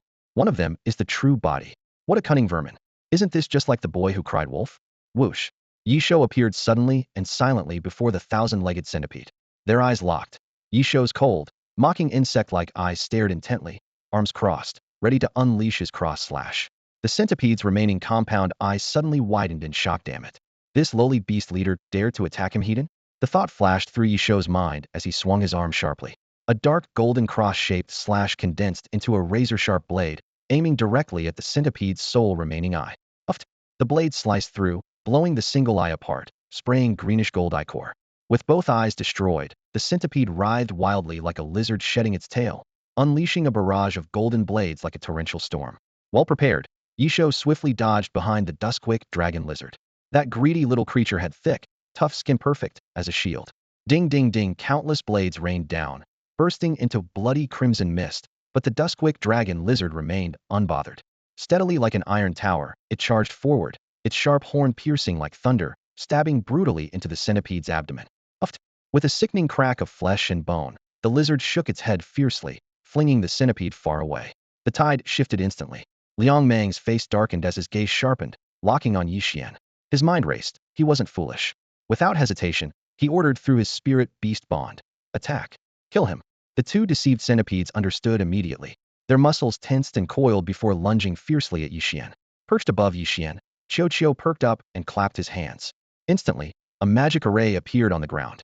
A third rank, 3-star sword abyss frog jumped energetically, croaking defiantly as it engaged the centipedes. Liang Mang was stunned, never expecting Ye Xuan to have such a powerful trump card. Humph, fall back. HSS. The thousand-legged centipede struggled to its feet with difficulty, retreating alongside the two smaller centipedes back to Liang Mang's side. TCH, the second prince of the great Liang dynasty, that's all you are. You rely on amassed resources, but are essentially worthless, far inferior to the crown prince. Lacking both experience and virtue, your life is destined to be this pitiful, Ye Xuan sneered, folding his arms. Heh, filth, you really think you can beat me? Liang Mang's laugh twisted with fury, his eyes cold as ice cubes. His fists clenched tightly beneath his sleeves. Having lived basking in the limelight, he loathed being compared to the crown prince. Beat you? Filth, I'm just playing with you. Open your dog eyes wide and look carefully, Ye Xuan said dismissively. Enraged, Liang Mang slammed his hand hard onto the centipede beside him. Buzz. A sudden transformation occurred. Golden light shimmered across the scarred, eyeless centipede's body. Time seemed to reverse as wounds rapidly closed and blind eyes regrew, restored to their original state. This was the king-level thousand-legged centipede's innate talent, blood and marrow nirvana. By devouring monster flesh and blood, it accumulated special marrow, allowing it to heal quickly when injured. Filth. He'll pull your bones out one by one and hang them on the walls of Fire Crystal City for 3 days. The dignity of the great Liang dynasty is not something scum like you can desecrate. The centipede roared in fury, its golden armor trembling as waves of golden toxic mist spread from its body. This was the thousand-legged centipede's golden poison domain. Night Xian's lips curled into a slight smirk, his expression calm and composed as if all this had been anticipated long ago. He understood perfectly the innate talent and territory of the royal-grade beast, the thousand-legged dragon centipede. Liang Mang, you'll never be more than a python in this lifetime. I'll never become a dragon. Facing Liang Mang's grim and fierce face, Night Xian unhesitatingly reached out and grabbed third-rank beast tamer Ye Xuan. Ye Xuan's pupils contracted sharply. Panic and fear filled his face as his trembling voice asked, What are you going to do? I'm going to eat you. A sinister glint appeared between Night Xian's brows. He licked his lips and twisted a strange, eerie smile. To be honest, this is my first time trying to eat a person. Ye Xuan trembled violently. The moment he made contact with Night Xian, he felt an irresistible force relentlessly devouring him. What was it? His lifespan. His life force was draining rapidly, like a well running dry. The brutal truth became undeniable. Ye Xuan's body suddenly swelled, then shriveled at a terrifying speed, wasted away to skin and bones.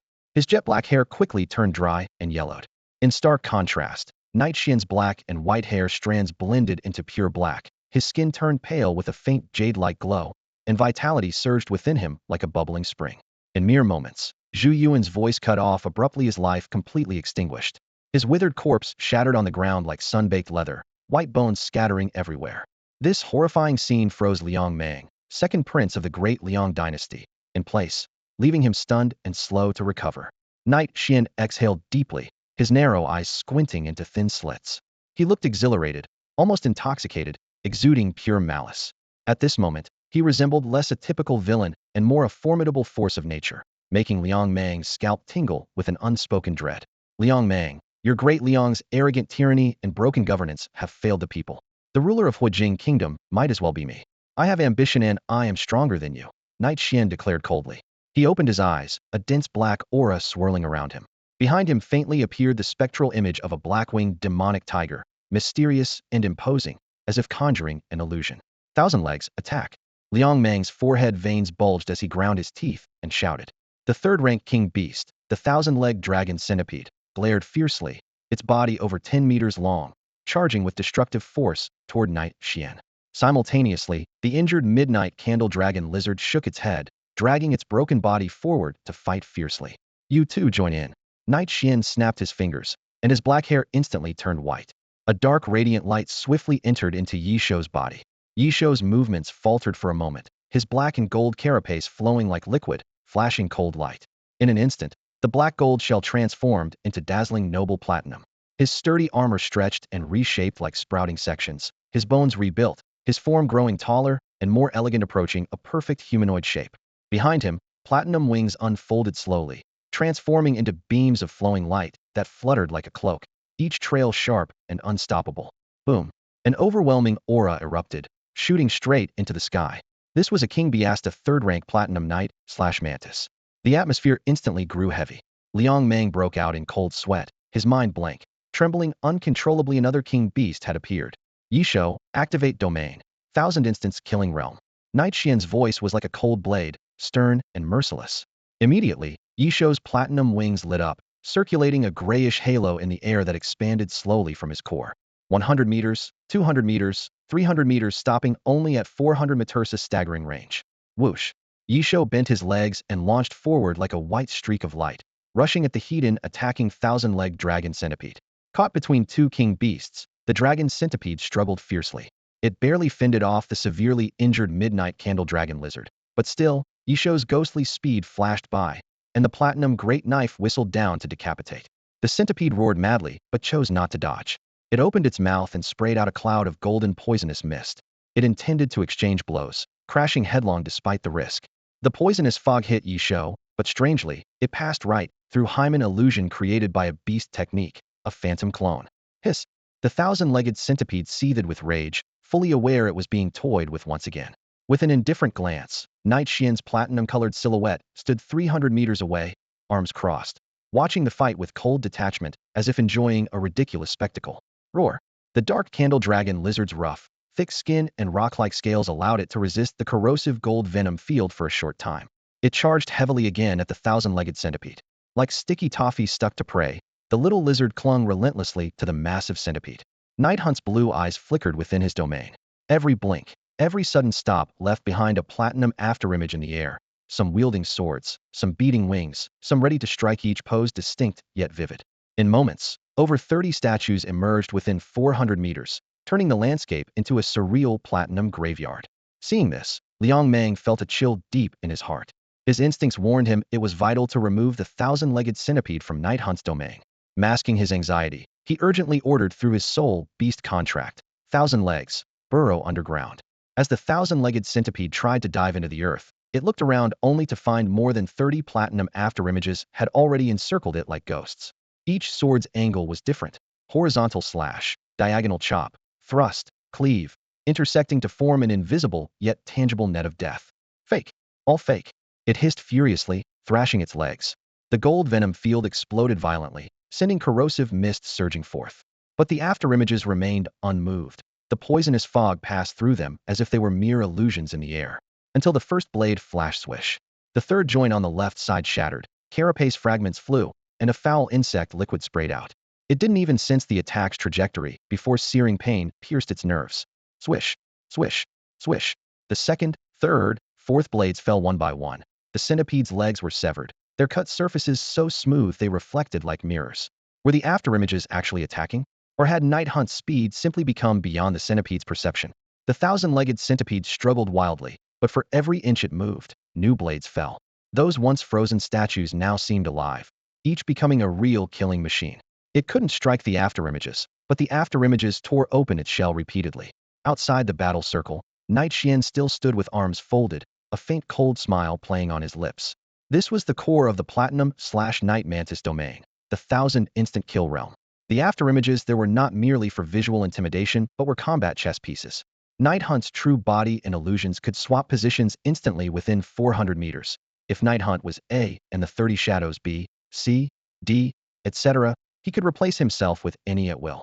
Enemies thought they struck an illusion, only to find the real Night Hunt in a lethal position the next second. That was the heart of the 1000 instant kill realm. Roar! The dark candle dragon lizard seized the moment to leap fiercely, slapping heavily onto the centipede's back, cracking its armor instantly. And at that very moment, clang! A dazzling platinum streak cut through the sky, piercing the entire battlefield. Night Hunt appeared above the thousand-legged centipede's head, holding the massive platinum beheading blade high. Intricate honeycomb golden light flowing across its edge. The blade fell. Time seemed to freeze in that instant. Snap! A massive platinum blade sliced down like a bamboo stalk being cleaved, and the giant millipede king's body suddenly stiffened. Within moments, its corpse was severed cleanly in two. Nearby, Liang Meng stood frozen in shock. his face turning ashen and nearly gray. He simply couldn't believe that this mighty millipede king had already fallen in battle. A low growl escaped from the small darklit dragon lizard, its breath ragged as it prepared to roar in anger. But then it suddenly recalled Ye Xuan's orders. The centipede never truly dies. Its head must be sealed with crystallized breath to prevent it from faking death and striking back. Alert! The little dragon lizard opened its mouth, releasing a thick, gray-red mist that quickly spread and sealed the millipede's head completely. Sensing the worsening situation, Liang Meng panicked and tried to flee. Unexpectedly, he commanded one centipede to charge at Ye Xuan, while mounting another giant centipede himself, attempting to escape underground using the burrowing technique. Whoosh! Whoosh! Two streaks of platinum-colored blade energy flashed, striking the two centipedes and instantly shredding them into segmented limbs scattered on the ground. Liang Meng's reflexes lagged behind, his face drained of color, and his legs gave way as he collapsed to his knees. Staring at the advancing Ye Xuan, his trouser legs damp and body trembling, all his former arrogance vanished. For now, I'll spare your life, Ye Xuan said coldly, stepping forward to deliver a fierce kick to Liang Meng's chest. The world darkened for Liang Meng as a faintly sweet taste rose in his throat, and he collapsed unconscious. Withdraw. After clearing the scene, Ye Xuan took the unconscious Liang Meng and slipped underground. Long after, a team of royal beast tamers from the De Liang dynasty hurried in. Facing the chaotic courtyard, each one was dumbfounded. The general has been assassinated, someone shouted. Seal off the area immediately. A young soldier glanced unintentionally at a withered corpse, its delicate, rebellious face instantly blanching. It was the very person known for selling hooks to Ye Xuan. Unmistakable, even though Ye Xuan was now dust. After a thorough investigation, the group's shock deepened. The soldier had found a red jade pendant engraved boldly with Liang Meng. This is the prince's jade pendant? They gasped. Could the prince also have been attacked? In an instant, the guards felt as if trapped in an icy abyss, despair settling over every corner. If the prince was lost, none would escape punishment. Notify all commanders guarding the towns of the Fire Crystal Kingdom immediately, someone ordered gravely. The news spread like wildfire. With a royal figure targeted, the entire Fire Crystal Kingdom erupted like a boiling cauldron, flames blazing fiercely. By evening, commanders everywhere were enraged, shouting, "How dare they assault a De Liang royal in broad daylight? Investigate thoroughly. The prince must remain unharmed." Their furious cries stirred waves of tension throughout the kingdom. One day later, in a secluded alley of Fire Crystal City, the ground trembled slightly. Cloaked, Ye Xuan quietly rode in on the darklit dragon lizard. He withdrew the beast into his spatial pocket and stepped out of the narrow alley to the bustling street ahead. The Fire Crystal Kingdom consisted of one city, 18 towns, and hundreds of villages. The capital far exceeded expectations for prosperity. Laughter and crowds filled the streets of Qing Alley, while horse-drawn carriages occasionally thundered by. Compared to towns and villages, Fire Crystal City's infrastructure was far more sophisticated. The Beast Tamer Alliance's branch towers stood tall, alongside small auction houses, lively beast equipment shops, potion stores, and magical plant shops forming a vibrant microcosm of human-beast civilization. Standing at the alley's mouth, Ye Xuan's expression was somber as the breeze brushed against his robe. Soon, a troop of soldiers thundered past on heavily breathing mounts, snapping him back to the present. He stretched lazily and entered a brightly lit red mansion. After days of exhausting travel, he could finally rest for now. In this bustling, willow-lined quarter, guests registered to stay at inns, but wandering the market was free and unburdened. "Young master, come play?" At the entrance, several merchant women clutching pipa instruments brightened their eyes and eagerly approached, competing to hook their arms around Ye Xuan without any pretense of politeness. A sly, faux seductive smile tugged at the corner of his mouth as he let these unruly merchant women forcibly pull him inside. On the second floor, in an elegant private chamber, Ye Xuan immediately refused the flute performances offered by two of the thunder merchants, coldly tossing out dozens of beast coins to signal them to leave. With a sharp clap, the door shut, and the room instantly fell silent again. Ye Xuan silently reached out to close the doors and windows, then smoothly drew down the bamboo curtain, dividing the chamber into a secluded space. He softly called out to his three demon pets. A roar sounded. The midnight candle dragon lizard lifted its head proudly, full of imposing aura, and greeted Ye Xuan. "Your performance yesterday was excellent." Ye Xuan smiled warmly, offering sincere praise. Immediately, the little midnight candle dragon lizard excitedly rolled back and forth on the floor, joy radiating from every movement. It was happier than if it had just eaten honey. As it tumbled, it sneakily glanced at Ye Xuan with eyes like a student who scored full marks on an exam, eagerly seeking the elder's approval of its performance this time. Ye Xuan nodded faintly, reluctantly admitting that the little midnight candle dragon lizard had grown up, no longer the mischievous little beast it once was.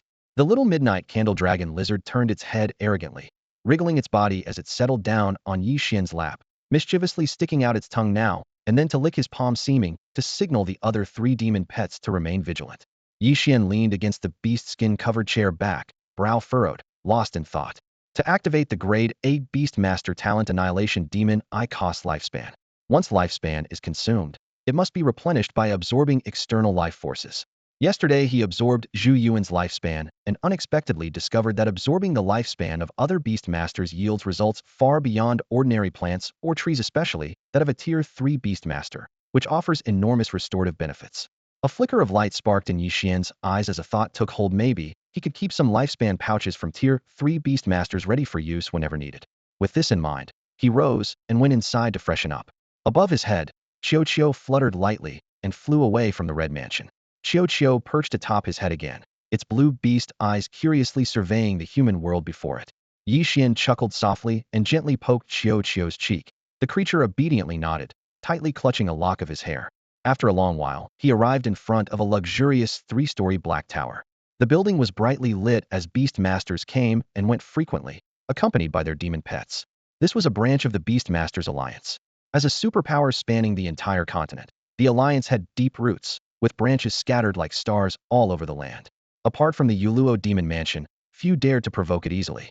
Over the course of history, the alliance had produced several 8th-tier beast masters, some bonded with saint-level contract beasts, becoming legendary heroes forever recorded in the annals. In comparison, the local stronghold Yi family in a corner of Shicheng was like a single flicker of fire in the dark night. After all, the current strongest figure, Ye Xuan's nominal father, was only a 4th-tier king-class beastmaster. Such a rank was viewed as mere ants by the upper echelons of the Beastmasters Alliance. Standing before the Black Tower, Ye Xuan's gaze was heavy with a mixture of melancholy and longing.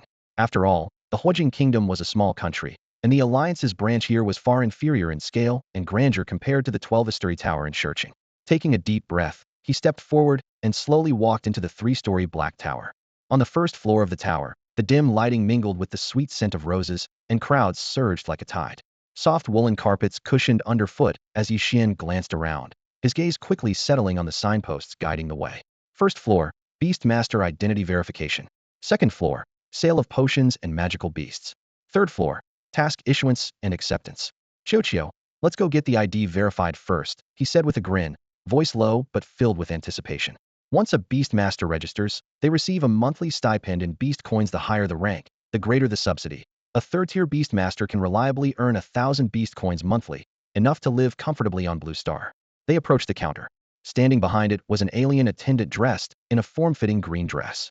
Her pointed ears and green eyes held a distinct otherworldly allure, her slender waist straight and chest pronounced, pushing out a deep, enticing curve. On her shoulder, a plump, white dove lowered its head to preen its feathers. Aliens were exceedingly rare, only one born per million. Ordinary people with lifespans 2 to 3 times longer than humans and bodies often bearing beast-like traits, as shown clearly by her ears and eyes. Hello, I would like to verify my Beastmaster identity. Ye Xuan spoke softly, sliding a beast coin across the counter. Ding! The gold coin spun, shining with ripples of golden light. One moment, please. The attendant smiled gently, retrieving a blue crystal and a piece of parchment. Place your hand on this and channel your spiritual energy to verify your realm. Ye Xuan pressed his palm to the stone, surging with spiritual power. A hum rose as the blue light shifted from dim to bright, revealing 3 neat lines. The attendant covered her mouth, clearly surprised. An 18-year-old 3rd-tier beast master emerging from such a remote place. Passers-by nearby glanced over, some in respect, some envy, others jealousy. Name? Ye Xuan. Age? Just turned 18. The attendant's pen danced across the parchment, then suddenly paused. Beastmaster talent level? Ye Xuan hesitated, then activated his fast runner graded talent, and a white light flashed above his head. Grade D. The attendant sighed softly. Grade D was limited, unless one had a miraculous potion to boost talent. She seemed to recall something, blinking, then gestured subtly towards the 2nd floor. There's a rare 4th-tier mutated potion upstairs. She lowered her voice. Swallowing it has about a 30 chance to upgrade a graded talent to grade 6, like rewriting fate, if you have enough beast coins. A 4th-tier mutated potion? How much? The attendant leaned on her hand, dipping her fingertip in tea as she wrote a 1 on the counter. Ye Xuan's eyebrow shot up. 10 million beast coins? That's right. Rarity drives the price. 10 million. The sum shot through Ye Xuan's mind, not even accounting for the follow-up expenses in cultivation. 1,000,000 beast coins could buy a pretty decent command-level beast egg. Being an alchemist really has its perks. Ye Xuan sighed, pointing to the neatly arranged shelves of liquor behind the counter. 2 bottles of plum wine, 10-year aged. 10 years, 2 bottles, 3,000 beast coins. The attendant reported the price. Without hesitation, Ye Xuan threw a bag of gleaming gold beast coins onto the counter. The crisp clatter of coins against wood drew a few sidelong glances. He took the 2 palm-sized Celadon wine flasks from the attendant, then pushed one back with a smirk. This one's on me. The exotic-haired attendant's eyes narrowed slightly as she appraised the white-haired youth in black robes before her. Suddenly, she tilted her head and grinned mischievously. What, little brother, trying to hit on big sister? Leaning on the counter with her cheek resting on her hand, her gaze was teasing, deliberately emphasizing the impressive curves beneath her. Her wavy dark hair swayed gently with the movement, framing a small black mole on her collarbone like a star shining in the night, capturing attention completely. Ye Xuan shook his head, voice firm. I'm not interested in women right now. I just need a favor, errand posted. Errand, go on. Send your fastest high-tier beast tamer to the Ye family in Shurcheng, Heilong Kingdom. Deliver this message. Ye Xuan hesitated slightly, then whispered, Father, your son Ye Xuan is unfilial and about to die in the Fire Crystal Kingdom. Please come and collect my body. With that, he revealed his beast ring and dumped a mound of beast coins on the counter as payment for the errand. 500,000 coins. Wow, flashy little guy. The attendant dropped her playful tone, readily agreeing. By the rules, I take 5% as commission, the rest goes all into the bounty. She deftly flipped open a thin ledger, scribbled the order, then folded and handed the note to a snowy white dove perched on her shoulder. The dove took wing, flying towards the elite commission office on the 3rd floor. Ye Xuan picked up the remaining flask of plum wine and pocketed his ID, leaving without hesitation for the 2nd floor.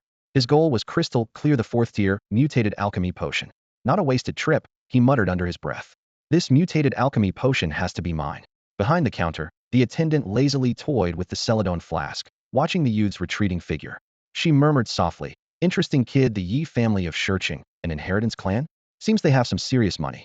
After a moment's thought, she beckoned a passing short-haired attendant. Master, you called? The attendant greeted with respect. That white-haired, black-robed kid earlier, she instructed, if he's really buying a 4th-tier mutated alchemy potion, give him a 5% discount. Yes. The short-haired attendant bowed again and hurried off. Master Myth, newly appointed 4th-tier potion master rumored to have reached this level before turning 30, was like a rising star with boundless promise. Meanwhile, the 2nd floor market for potions and rare beasts bustled with many times the crowd of the 1st floor. Beast tamers of all stripes hurried between 2 main zones, their eyes fiery with desire, like flames licking precious trophies, drooling almost ready to drip. Yet, despite such fervor, even the deepest greed was kept tightly in check. This was the Beast Tamers Alliance branch. The Aliancino one dared act recklessly here. Even if the Iron Cavalry of the Daliang dynasty conquered Fire Crystal City, even if the Daliang Emperor himself happened to pass by, he would dismount politely and salute at the gate before passing through this branch's threshold. You can cause trouble anywhere in the Fire Crystal Kingdom without the Alliance intervening. But if you dared cause chaos here, slap the Alliance's face before a day passed, Imperial level, or even Saint level beast tamers would descend from the heavens, wiping out your entire Daliang dynasty in the blink of an eye, leaving scorched earth for 1,000 miles, not a blade of grass left alive. Fist hats, the true power backing a mega force. On the 2nd floor, Ye Xuan began to wander around. The beast section took up a whole half floor, with transparent glass display cases stretching end to end, each housing a young demonic pet still in its juvenile stage. With a casual glance, Ye Xuan recognized several rare breeds: the elite white-crowned scorpion from the desert, an elite mirage demon, and even a cub of the commanding class, a new hound. TCH, no wonder this is a branch of the Beastmaster Alliance, he thought to himself, slowing his pace slightly, observing each display with growing interest. Xiao was perched atop his head, tugging at a lock of his white hair with tiny hands, her round eyes glued to a palm-sized sword frog priest behind the glass. It's one of our own. She excitedly tapped on the glass. The sword frog priest turned its head slightly, giving Xiao a cool glance before closing its eyes. Its serpent tail hung behind, a mask half shielding its face, exuding an aloof do not disturb vibe. Hukia's shoulders drooped in disappointment as she withdrew her claws sulkily. Ye Xuan suddenly stopped. Inside a glazed display platform ahead, a winged girl sat quietly, short snow-white hair, pure white wings sprouting from her back, clad in a feathered miniskirt. Knees pressed together in a duck-like sitting posture, she raised her head to observe the crowd. Her golden eyes were clear and pure, giving a fragile, pitiable first impression. From the western region, a special demonic beast, the Elegy Wing Maiden, light attribute, commanding class bloodline. typically dwells atop high mountain peaks. Next to Ye Xuan, a burly traveling merchant with his head wrapped in bandages muttered to himself, "Don't be fooled by her holy, harmless look. She's extremely deadly. She's bloodthirsty and drinks only human blood. Her talent, elegy, lets her manipulate minds. Historically, many beast masters have unknowingly been turned into slaves by her mind control. So don't get tricked." As the merchant finished, the winged girl's expression suddenly changed. Blue veins bulged on her forehead, lips curled back revealing sharp fangs, and her golden eyes locked fiercely on the burly man. Manipulate minds? Interesting. Ye Xuan propped his chin on his hand, his curiosity piqued even more. Noticing his gaze, the merchant laughed heartily. "So, young brother, you looking to buy? With all this info, I'm guessing it's your consignment?" Ye Xuan raised an eyebrow. The merchant paused, then folded his arms with a booming laugh. "Exactly. This Western beast pet is on consignment here. The sales split 9-1 with the Beastmaster Alliance. If you're interested, I can give you a friend's discount 9.9 off." Ye Xuan glanced at the price tag. 3 million beast coins. Humanoid beasts were truly expensive, almost twice the price of a regular commanding class beast. After a moment's thought, he sighed like making a hard decision. "Brother, how about trading beasts? Don't worry, I guarantee no loss actually. You'll make a steady, long-term profit." "Oh." The merchant's eyes lit up immediately, clearly intrigued. Without another word, Ye Xuan snapped his fingers, summoning a beast ring. An ice crystal about a fist size dropped onto the counter with a ping. Within the icy blue crystal was a translucent girl figure, her lower garment like mist, no feet, clutching a bone scythe, long black hair drifting with the fog. The merchant furrowed his brow, leaning closer, curiosity shining in his eyes. Ye Xuan smiled lightly and explained, "Elite class demonic beast, the Phantom Maid, dark attribute, with the talent spirit form. They only rarely originate from ancient millennial tombs. Phantom Maid, so that's what she is." The bearded man looked thoughtful, then his expression darkened as he hesitated before saying, "Little brother, are you planning to trade me this elite for my leader-level beast? If that's the case, wouldn't I be at a loss?" Ye Xuan didn't answer. He simply raised his hand and flicked his fingertips against the beast ring. Buzz, buzz, buzz. 9 cold flashes appeared one after another. 9 ghostly maidens, each coated in a thin layer of ice, instantly lined up in a row. Their skin was as white as snow, their expressions hauntingly melancholic, surrounded by misty frost-like 9 cold, elegant candles. Including the one from before, there were exactly 10. "Brother, he'll trade you these 10 elites for your 1 leader-level beast," Ye Xuan said calmly. The bearded man froze, his face twitching with tense thought. As a shrewd merchant, he instinctively began weighing the pros and cons. If he didn't trade, he might break even. But if he did, these 10 stunning ghost maidens could perform in the marketplace, earning dozens of beast coins each show, raking in hundreds every day. After barely 2 breaths, he grit his teeth and said, "Fine, he'll trade." Straightforward. Ye Xuan smiled faintly and slapped palms with the bearded man, sealing the deal. The bearded man happily left the guild hall cradling the 10 ghost maidens. Inside the counter, the leader-level elegy wing maiden now belonged to Ye Xuan. A soft whimper escaped. The ice-encased elegy wing maiden revealed an innocent expression, curling up in a corner with her black wings partially shielding her body. Ye Xuan crossed his arms and quietly watched her feign weakness. Originally, he had planned to use Liang Mang as a counterweight against the feudal lords of the Fire Crystal Kingdom, but at that moment, inspired by the elegy wing maiden, a new idea formed. Perhaps he could directly control Liang Mang using her. Xiao. Qiu hopped over to the glass cabinet, holding Black Fong Tang, cluelessly greeting her. Whimper whimper, the elegy wing maiden's eyes glistened with tears as she responded enthusiastically. Ye Xuan raised an eyebrow. "What's she saying to you?" Qiu struggled to repeat in human language. "Qiu says Qiu is amazing and cute. Asks if Qiu wants to run away with her." Heh, flattering words only. Ye Xuan's gaze turned cold. A twisted soul like that needs a lesson in beast mastery bullying before it'll behave. With that, he opened the cabinet door, grabbed the elegy wing maiden by the wings, and tossed her into the beast ring. Suddenly, the surroundings shifted, and she found herself in a dark, boundless space. Roar? Nearby, the small dark-fire candle dragon lizard playing with Ye Xuan tilted its head, sniffing an unfamiliar scent. Unable to detect its owner's mark, it immediately judged this intruder as a wild monster. Whimper. The elegy wing maiden's legs weakened, and she sank to her knees, trembling. Boom. The candle dragon lizard swiped its tail, scooping her up and flinging her around like a rag doll, showing no restraint whatsoever despite being a second-tier, 7-star king beast, arrogantly declaring, "I'm king here." She tried to beg, but all she heard was the roaring wind by her ears.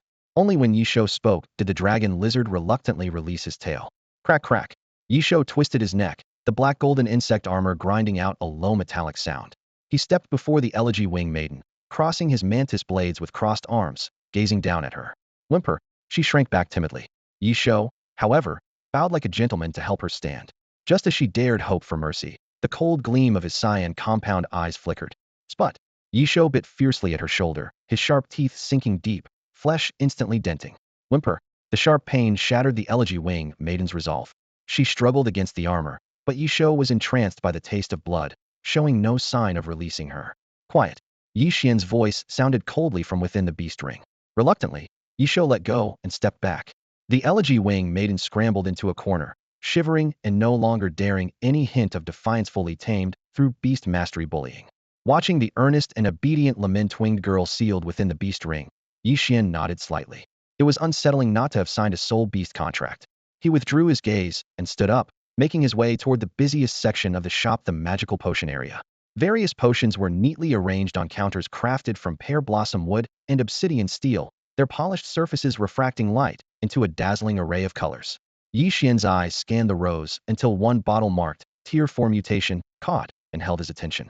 The counter was already crowded with beast tamers, their eyes burning with eagerness. Mutation potions could defy fate. Upgrading the potential of a level D beast tame ran effect nothing short of a dream come true. But the 10 million beast coins price tag stood like an iron wall, blocking 99% of buyers. Ye Xuan was the exception, for he had the money. Expensive? Expensive, my foot, he chuckled inwardly. Fu Ru Liangmang, second prince of the De Liang dynasty, had greatly enriched him with war spoils. Just in his beast ring lay 15 million beast coins. Excuse me. Ye Xuan pushed forward calmly to the front, slapped the counter, and tossed down a level 2 beast ring. They'll take that mutation potion. Instant silence fell, all eyes fixed on the slightly oversized black robe he wore. The counter attendant blinked in surprise, instinctively closing her eyes to scan the beast ring. Moments later, her pupils brightened, and her professional smile softened into a warm expression, revealing 2 adorable little fangs. Wow, a wealthy young master. Please hold on, I'll prepare it for you right away. There's a 5 discount today, which saves you 500,000. Her voice was like a spark thrown into dry tinder, igniting a flurry of whispers. 10 million coins, really? Who is this guy? Keep an eye on him, maybe there's an opportunity here. Greed and curiosity pricked at everyone like needles. Ye Xian's face remained hidden beneath his hood, unreadable and still. After paying, he pocketed the Tier 4 mutation potion and walked straight out of the crowd. Back on the first floor, he spotted the sharp-eared exotic attendant again. The woman rested one hand on her cheek, the other holding a slender wine glass filled with pale blue liquid flickering in the dim light. A jade-colored bracelet gleamed around her wrist. She smiled warmly at Ye Xuan, her expression cutting through the noise. He gave a slight nod in return and quickly took his leave. Watching his retreating figure, the exotic attendant sipped her drink, thoughts stirring with intelligence. Reports Ye Xuan, the illegitimate son of the Yi family from Shiqing, had suddenly vanished months ago and now appeared in Huijing Kingdom. What was he after? The Beast Tamer Alliance's intelligence network easily tore apart his background. A dark alley in Huijing City. Ye Xuan stopped, furrowing his brow. Buzz.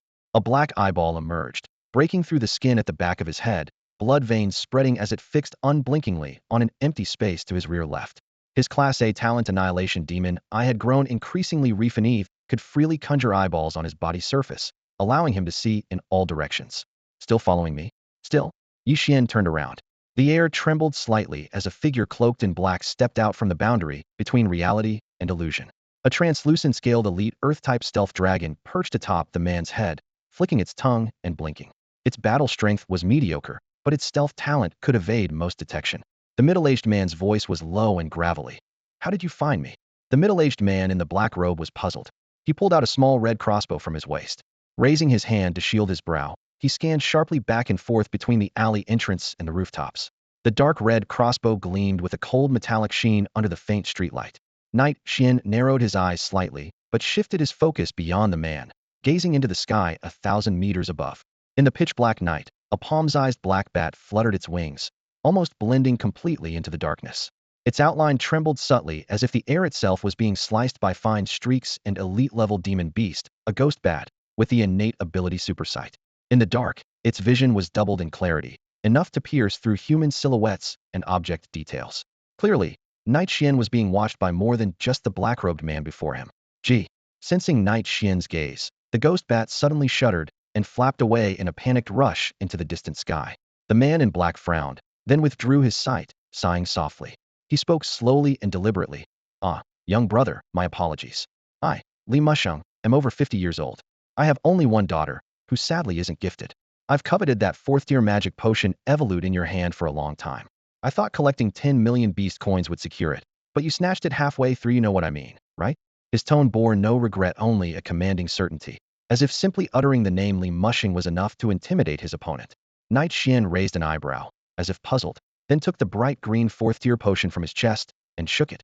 You want this? Li Mushing said nothing, but his eyes instantly ignited with burning intensity. The pressure of a 3rd-tier beast master surged out like a hammer striking Ye Xuan. Ye Xuan smirked lightly, flicked open the bottle cap with his fingers, tilted his head back, and gulped down the potion. His Adam's apple bobbed as he savored it, then casually tossed the empty bottle toward Li Mushing. Here you go. I'm scared now. Will you let me live? Or how about introducing me to your daughter? They'll call you father-in-law. But you need to give me 5 million beast coins and 5 properties first. In 10 months, I promise you'll have a chubby grandson.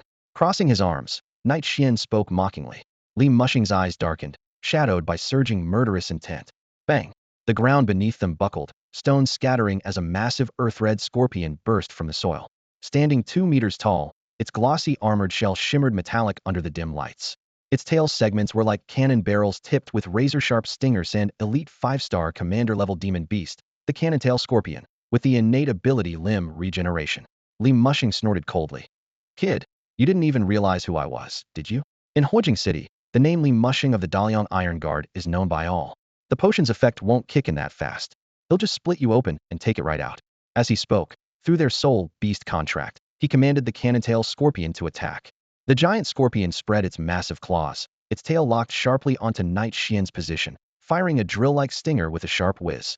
Ye Xuan smiled slightly, snapped his fingers, and his royal-grade lesser midnight lamp dragon lizard thundered into the alley. The narrow brick walls cracked under its massive black crystalline shell as the monstrous beast settled in. Bang! The stinger struck the lamp dragon lizard's thick armor, sparking showers of light. You dare hit me? The lizard tilted its head, amber vertical pupils flashing with rage. In an instant, it unleashed a dazzling crystalline breath attack from its open jaws. King! Li Mushing's heart raced with terror. Trapped in the narrow alley with nowhere to retreat, he scrambled behind the Cannontail Scorpion. Still, one leg was grazed by the breath, instantly encased in a thick crystal layer. King! A king-level beast, you're a king-tier beast master. Li Mushing's voice trembled. His mind was thrown into chaos. A nobody kid commanding a king-level demon beast? Ye Xuan licked the corner of his mouth, revealing a row of white teeth in a sinister grin as he advanced relentlessly, like a wolf stalking the alley in the dead of night. Li Mushing's scalp tingled. He suddenly poured spiritual energy into his red crossbow. Blood patterns roiled at the handle, and a blood-red, demonic eye snapped open. Whoosh! The crossbow bolt screamed as it streaked through the narrow alley, tracing a strange trail of bloody light. The lamp dragon lizard raised its claw to strike, but the bolt seemed to have eyes of its own, sharply curving and narrowly passing the huge claw, plunging straight toward Ye Xuan. Thwack! A crossbow bolt pierced through Ye Xuan, striking violently against the wall behind, causing it to tremble. Li Mushing held his breath, only to feel his heart drop into an icy pit the next moment. It was just an illusion that had been pierced. A faint hum, the shadow 6 meters away rippled slightly, and Ye Xuan reappeared like a fish silently surfacing in water. His Class C amplification beast tamer talent shadow shuttle allowed him to move freely within a 10-meter radius of any shadow, with the only limitation that shadows must exist in that range. Compared to Class DS run fast, Ye Xuan was thoroughly satisfied with this new gift. At the thought, a black glimmer spread from beneath his feet, and the second shadow shuttle activated instantly. Shadows churned in the alley like waves, and Ye Xuan became ghost-like, appearing before Li Mushing in the blink of an eye, pressing a palm against the man's head. Don't move. It'll be quick. Li Mushing's pupil shrank as he had no time to evade, and the world around him plunged into darkness. A moment later, a white-haired, dried-up skeleton appeared in the alley, skin shriveled and lifeless. Yet the white strands at Ye Xuan's temples had turned halfway back to black. He shook off the skeleton, muttering to himself, looks like 2 Class 3 beast tamers are enough to restore the lifespan I spent. Then he pulled out a handkerchief and wiped his palm clean. Finished, he tapped the refining demon pot pendant on his chest. A faint glow flickered as a figure was pulled out. Liang Meng, blindfolded and gagged with thick black cloth, panicked helplessly, feeling trapped in total darkness. Ye Xuan snapped his fingers, summoning a commander-class demon beast, the Dirgewing Maiden. Whimpering, the bloodthirsty creature shrank and trembled at the sight of the nearby dark candle dragon lizard. Control him. Make him obey my orders, Ye Xuan said softly, pointing at the writhing Liang Meng on the ground. The dark candle dragon lizard growled in warning. wrapping its thick tail around the dirge-wing maiden, who quickly nodded and clasped her hands together, chanting on the spot. Crystalline white light transformed into runes, floating from her mouth and entering Liang Mang's body. Get off! What the hell is crawling into my head? Get out! Liang Mang roared in fury, struggling. Ye Xuan coldly kicked him in the shoulder. Shut up! Liang Mang's neck twisted, and he immediately fainted. With his consciousness gone, he ceased resisting and soon fell fully under the dirge wing maiden's control. Fire Crystal Kingdom Imperial Palace. Nightfall loomed low, palace lamps blazed like daylight, and bronze-armored guards patrolled in formation. Liang Mang, cloaked in gold robes and pale as stone, was followed closely by a masked figure in black. Hearing their second prince had returned safely, the court officials prostrated themselves low in welcome. Prince, it's such a relief you're unharmed, an old eunuch sobbed as he crawled forward, clutching Liang Mang's thigh tightly. Useless. All of you are useless. Liang Mang bellowed, kicking the old eunuch's throat, eyes sharp as a tiger's scanning the assembly. If not for my benefactor's intervention, I'd have been killed by those traitorous scoundrels long ago. The officials grew silent as death, knocking their heads on the jade steps, uttering, Prince, please forgive us, we. Get lost. Leave me be. Liang Mang shut his eyes and led the black-cloaked man deeper into the hall. The high-ranking officials gradually dispersed into the pitch-black night, as if granted a grand pardon, their figures vanishing without a trace. Inside the Panlong Hall, once splendid and magnificent, now sat completely empty except for a single figure draped in black robes resting on the golden dragon throne. Ye Xuan slouched lazily against the chair's back, looking somewhat uncomfortable on the hard surface, far less cozy than a simple wooden seat. His enthusiasm was thin, his gaze fixed on Liang Mang, who knelt before him with reverent submission. The terrifying power of the Wailing Wing Maiden's gift was clear. She could manipulate the minds of the living, reaching a level of brainwashing and control. Liang Mang appeared utterly indoctrinated, calling Ye Xuan Godfather and speaking in a low voice. Godfather, I have 300 concubines in my harem. Would you like to sample some? Among them are foreign beauties with golden hair and blue eyes. Liang Mang's attitude shifted abruptly. He bowed and scraped before Ye Xuan, clearly bound tight by invisible shackles, devoted to the point of desperation, willing even to offer his harem's beauties to please Ye Xuan. Ye Xuan shook his head with a wry sigh. Big boy, I understand. I'm not exactly into married women. Big boy, come keep Godfather company, Ye Xuan said lazily. Yes, sir. Liang Mang respectfully rose and saluted. Ye Xuan propped his chin on one hand and leisurely began chatting with Liang Mang. After several cups of tea, Ye Xuan suddenly frowned, a dark surprise stirring in his heart. Liang Mang inadvertently revealed a bombshell. Godfather, the ruler of Huijing Kingdom, is not dead. Though severely injured, he's been saved and is now imprisoned deep underground in the dungeons of Huijing. You mean, Dongfang Yin is still alive? A flicker of surprise crossed Ye Xuan's eyes. Exactly, Liang Mang said in a somber tone, explaining slowly, you may not know, but that old immortal used to be close friends with my father. Years ago, they adventured together and by chance obtained 2 mysterious keys. Have you heard of the 4th-rank beast tamer, known as the Ghost King? No, I haven't. The Ghost King was an imperial-level beast tamer, controlling the imperial-grade demonic beast Ashura Emperor, an unmatched power. When the Ghost King grew old, he left behind a secret legacy. Those 2 keys unlocked that very legacy, located near the imperial city of the Daqing dynasty. Ye Xuan was silent, deep in thought. Now that the Daliang and Daqing dynasties were locked in war, could the source of their conflict be this Ghost King legacy? Liang Mang sighed. Once someone grows powerful, ambition follows. Even with 7/10 of the women's beauty at his disposal, he craves more. The Ghost King was an imperial beast tamer, and his tomb must hold countless treasures. My father's greed blinded him, forcing him to try to monopolize the entire legacy. He paused, lowering his voice. Years ago, that old man received a formula from a mysterious master and became addicted. The alchemists brewed nonstop day and night, and actually produced 3 rare elixirs. Taking one temporarily breaks the limit of a 3rd rank, 10-star classification, allowing short-term promotion to 4th rank. Thanks to one of those potions, he transformed into a 4th-rank beast tamer, defeated Huijing's ruler Dongfang Yan, and led the army to conquer Huijing Kingdom. Out of old friendship, he spared Dongfang Yan's life, merely imprisoning him in the dungeons of Huijing City to fend for himself. Liang Mang's expression grew complex. Take me there, Godfather. Hearing this, Ye Xuan's interest in Huijing's ruler Dongfang Yan surged far beyond that of the mysterious Ghost King legacy. After all, only days ago he had a complicated encounter with Dongfang Yan's daughter, Dongfang Yueli. As for the Ghost King legacy, perhaps he could let his surrogate father, Ye Hu, concern himself with that matter. The damp underground cell was gloomy and stifling, dimly lit by a flickering light. The walls were crumbling and reeking faintly of mildew, causing an involuntary frown. Liang Mang led Ye Xuan along the narrow, humid corridor. The iron bars caught the faint glow, rows of cages silent and grim. At last, they stopped before the cell at the very end. Inside, a middle-aged, burly man sat cross-legged, shirtless, his hair disheveled and falling over his face. Though his tousled hair obscured much of his face, his deep, weary black eyes could not be hidden. This was Dongfang Yin, a Tier 3 10-star beast tamer, one step shy of Tier 4. Old dog. Liang Meng barked sharply, then kicked the iron chain locking the door. The clang of metal echoed loudly. Godfather heard you're still alive and came to see you. Aren't you going to greet your godfather properly? Dongfang Yin seemed not to notice. He kept his head down, fiddling with the specially made shackles on his wrists. Ye Xuan stood with his hands behind his back, gazing through the rust-streaked bars at the lion in slumber.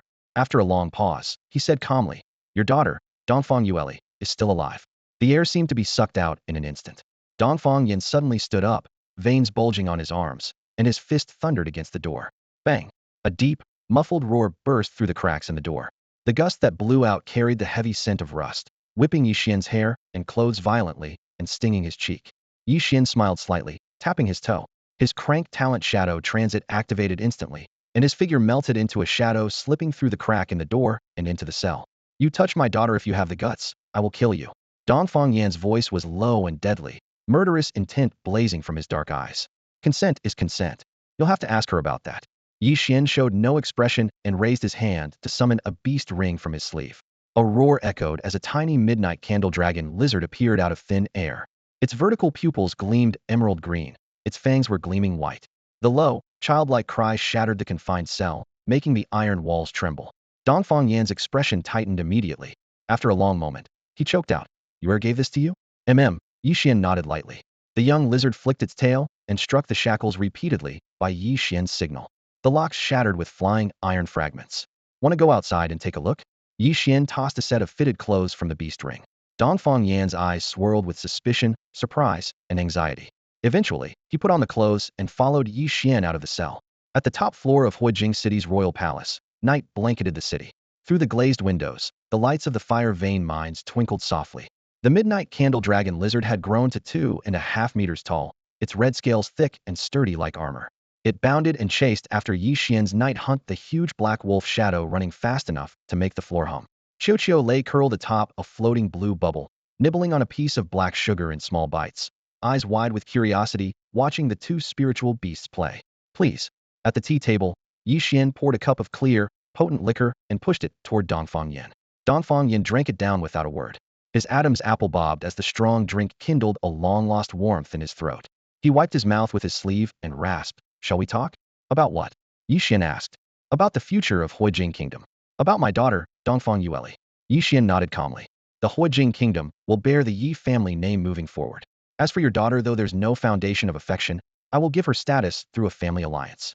Dongfang Yin scoffed, his broad chest rising and falling. "Never thought the Yi family of Shiqing, one of Black Liang's top 3 clans, would set their sights on this backwater place. You know well that Huijing still belongs to the great Liang dynasty." Ye Xuan was unperturbed. "If I hadn't saved you, you'd still be a prisoner under Great Liang." Dongfang Yin went silent, gazing out the window with a trace of melancholy in his expression. "I saved you. What will you do now?" Ye Xuan pressed. "Even a starving camel is bigger than a horse." Dongfang Yin crushed his cup quietly, letting the liquor spill through his fingers. "Even if I die as a beast tamer in battle, I am still a Tier 3 peak beast tamer. For Yuer's sake, in this time to come, I'll lend you my strength." "Good." Ye Xuan filled his cup again, and the two spoke in low voices. A quiet growl little midnight candle dragon lizard wriggled like a caterpillar and crawled to Ye Xuan's side, its vertical pupils curiously scanning the middle-aged Dongfang Yin. For some reason, it caught a familiar scent from this man. Dongfang Yan's heart skipped a beat. As if drawn by some unseen force, he turned his face sideways and locked eyes with the little Mingzhu dragon lizard. Surprise, nostalgia, and an indescribable complexity flickered in his gaze. The little creature's father, the old Mingzhu dragon lizard, had once been his contracted demon pet, but tragically died in that battle. The cub became an orphan right after birth, truly pitiful. Thinking of this, Dongfang Yan's expression softened. He crouched down and gently poured a cup of wine, pushing it toward the little one. The Mingzhu dragon lizard tilted its head slightly, its vertical pupils flashing alertness.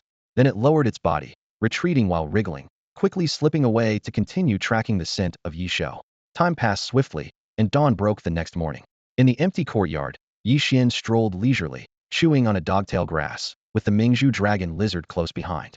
But now it was a completely different creature from last night, standing 3 meters tall, muscles coiled and thick, its entire body covered in bright red scales that sparkled like gems in the early sun. With each step, thin wisps of grayish mist escaped its nostrils. Last night, it had absorbed a third-rank royal-level centipede from Liang Mang's forces, along with several third-rank commanding-level monsters, advancing rapidly from second-rank 7-star to third-rank 3-star. Reaching third-rank 3-star was a crucial breakthrough, dramatically expanding the Mingzhu dragon lizard's domain to a radius of 500 meters. Ye Xuan patted its thick neck shield and sighed. You little glutton, you really know how to eat. It took most of my spiritual power just to get you to third rank. You better pull your weight from now on. The Mingzhu dragon lizard gave a dog-like roll of its eyes, then flopped onto the ground, sprawling out and rolling twice, as lazy as a fat dog sunbathing. Ye Xuan chuckled and ruffled its head. While Ye Xuan carefully nurtured the Mingzhu dragon lizard, far away at Qingfeng town in the Fire Crystal Kingdom, a group of dusty, unexpected visitors arrived. At the town's entrance, before the wanted posters on the city wall, a middle-aged man with a purple robe and distinctive mustache stood with his hands behind his back, fixated on one of the portraits, the very image of Ye Xuan. The weathered wall couldn't obscure the sharp, striking features of the black-haired young man in the painting. Though the man wasn't tall, his mere presence caused a no-approach radius of several meters. Merchants entering the city saw the purple figure from afar, and all took detours, as if that spot held an insurmountable mountain. No need for arrogance, his commanding sovereign aura alone instilled fear in all who saw him. After a short while, an elderly man with graying beard arrived, leading several followers. The elder bowed slightly, clasping his fists. Master, this land belongs to the Daliang dynasty. The young master is very likely hiding inside Fire Crystal City. The purple-robed man nodded slightly, then suddenly coughed violently. Palificita, clear sign of an old wound not fully healed. When the coughing subsided, he stared back at the wanted poster and murmured, Fu Bo, I am Ye Hu. Of my 3 sons, only this youngest was born motherless, all alone and pitiful. When he was 3, he secretly hid outside the wet nurse's door. When I found him, he was clutching half-eaten milk cake, crying as he hugged my leg, asking why hasn't mom come back yet. A gust of wind swept by, scattering his words. His gaze darkened abruptly, and he slammed a fist against the city wall, sending stones flying, his voice low and grim. I have been both a strict father and a compassionate mother, raising him with all my heart until he was 18, only for him to be kidnapped. And now he's a wanted criminal with a million beast currency bounty. A cold smile crept across his lips. Huh, my son wanted in this tiny speck of land. Damn it, you got some nerve. With those words, Ye Hu's anger exploded into laughter tinged with fury. The terrifying aura of a 4th-rank 10-star beast master burst forth, erupting like a volcano, wild, suffocating power filling the air. Apologies, my head's a bit dizzy. They'll make up the missing Tuesday chapters tomorrow. You all have been acting suspicious, hammering the walls one moment, muttering to yourselves the next. Are you trying to sneak off to relieve yourselves? Several guards rushed over at the noise, their eyes cold and hostile beneath their iron helmets. The terrifying aura around Ye Hu instantly vanished, replaced by a cold, calculating gaze locked onto them. Creeping around like this, I suspect you're connected to wanted criminals. Under the laws of the Liang dynasty, you'll need to come with us back to the Beast Garrison, the lead captain said, eyeing Ye Hu greedily. His lust for easy profit was obvious. Ye Hu's fine robes clearly marked him as a wealthy merchant. They could hold him briefly to intimidate, then squeeze some silver before releasing him.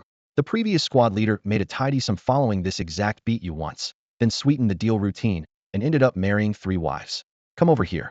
Expressionless, Ye Hu raised a finger adorned with a purple gold beast ring and beckoned softly. The captain mistook the gesture for a bribe and puffed out his chest, confidently stepping forward. Before he could finish his thought, a sharp slap cracked across his face.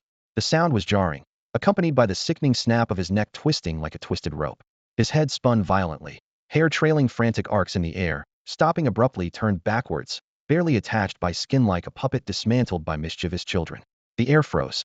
The soldiers wide-eyed, backs chilled through and through, staring at their captain's grisly state. Someone snapped back, shouting, Alert! Alert! Enemy attack! In an instant, alarms blared throughout Qingfeng town. The beast tamers patrolling the walls immediately went on high alert. Humph! Ye Hu snorted coldly. From the sky came the piercing cry of an eagle, and a massive shadow stretched across the land. Everyone looked up to see a giant eagle with a wingspan over 30 meters circling overhead, blotting out the sun and clouds. Its spiral-crowned horns were fierce and thunder crackled around it. Every flap unleashed countless electric serpents that lit up 100 yards around. Its claws shone like steel, and its eyes burned a menacing blood red. A deafening screech swept through Qingfeng town, causing all the demon beasts to bristle with fear, huddling low to the ground. The weakest even lost control of their bowels. The city guards lost all will to fight in an instant. That's the king beast, Thunder Crown Eagle, a 4th rank king-level demon beast. One beast tamer gasped, pale as death, his legs buckling as he fell to his knees, soaking his pants. Others around him collapsed one after another like dominoes, wailing and begging for mercy. Inside the town magistrate's office, the commanding officer sat ashen-faced. Once a 4th rank king beast unleashed its domain, Qingfeng Town's destruction would be swift and total. The Thunder Crown Eagle dove, beating its wings and kicking up 1,000 layers of dust. No time to waste. We're heading to Fire Crystal City to find your third brother. Ye Hu folded his arms behind his back and mounted the eagle's back. Yes, father. A handsome young man replied, followed closely by Fu Bo and the others climbing onto the eagle. Old servant Fu Bo beamed with pride, his chest swelling with bravado.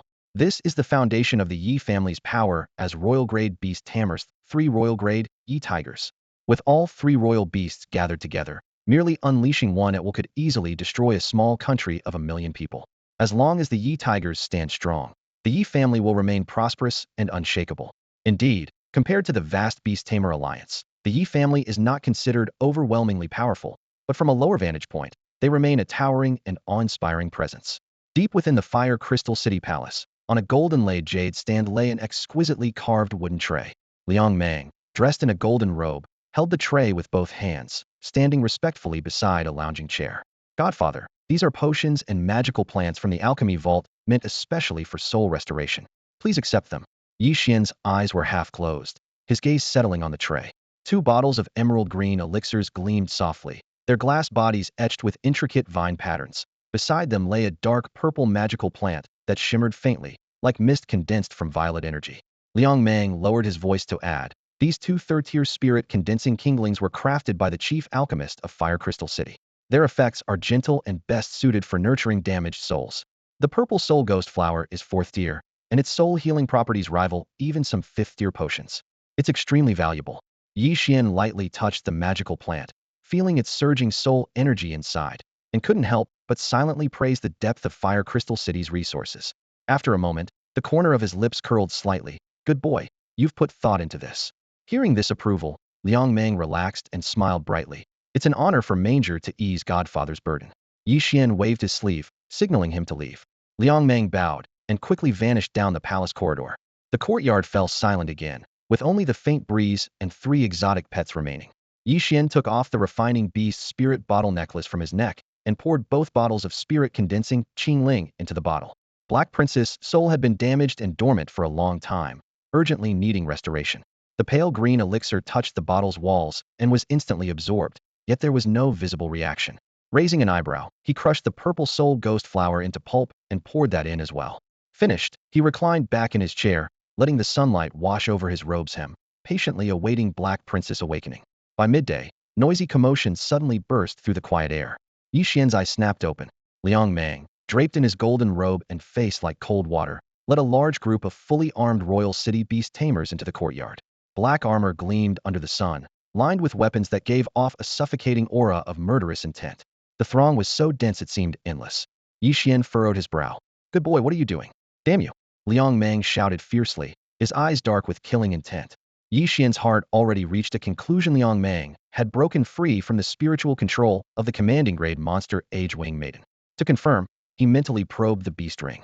Inside, Age-Wing Maiden was curled up in a corner, pale and weak, her wings hanging limply. She was clearly unconscious from hunger. Ye Xuan chuckled to himself, had completely forgotten to feed her. Monsters need to eat too. Missing even one meal weakens them, let alone days of fasting. Since beasts also rely on food to sustain life, Age-Wing Maiden's unconsciousness naturally caused the domination and brainwashing effects on Liang Mang to weaken accordingly. Liang Mang's forehead veins bulged with fury.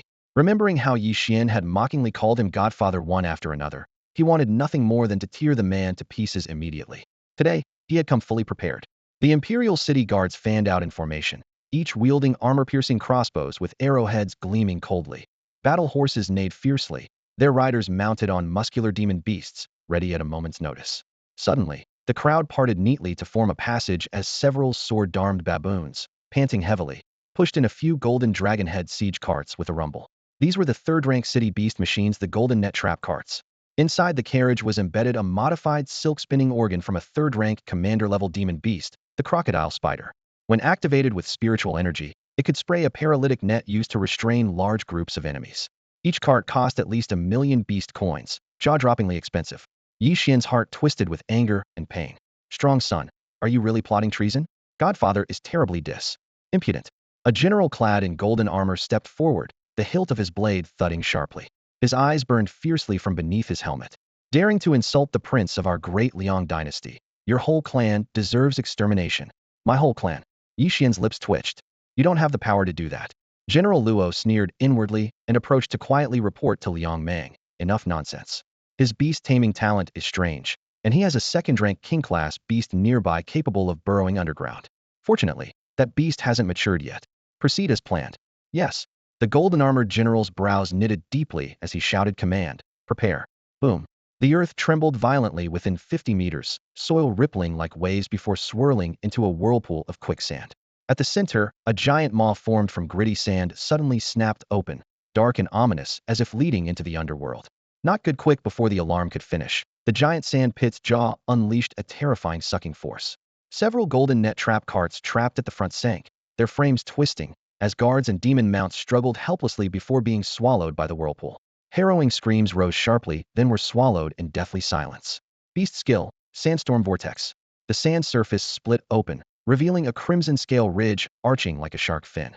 The subterranean Mingzhu dragon lizard poked out its head, its eyes glowing golden red as it unleashed a crystallized breath attack.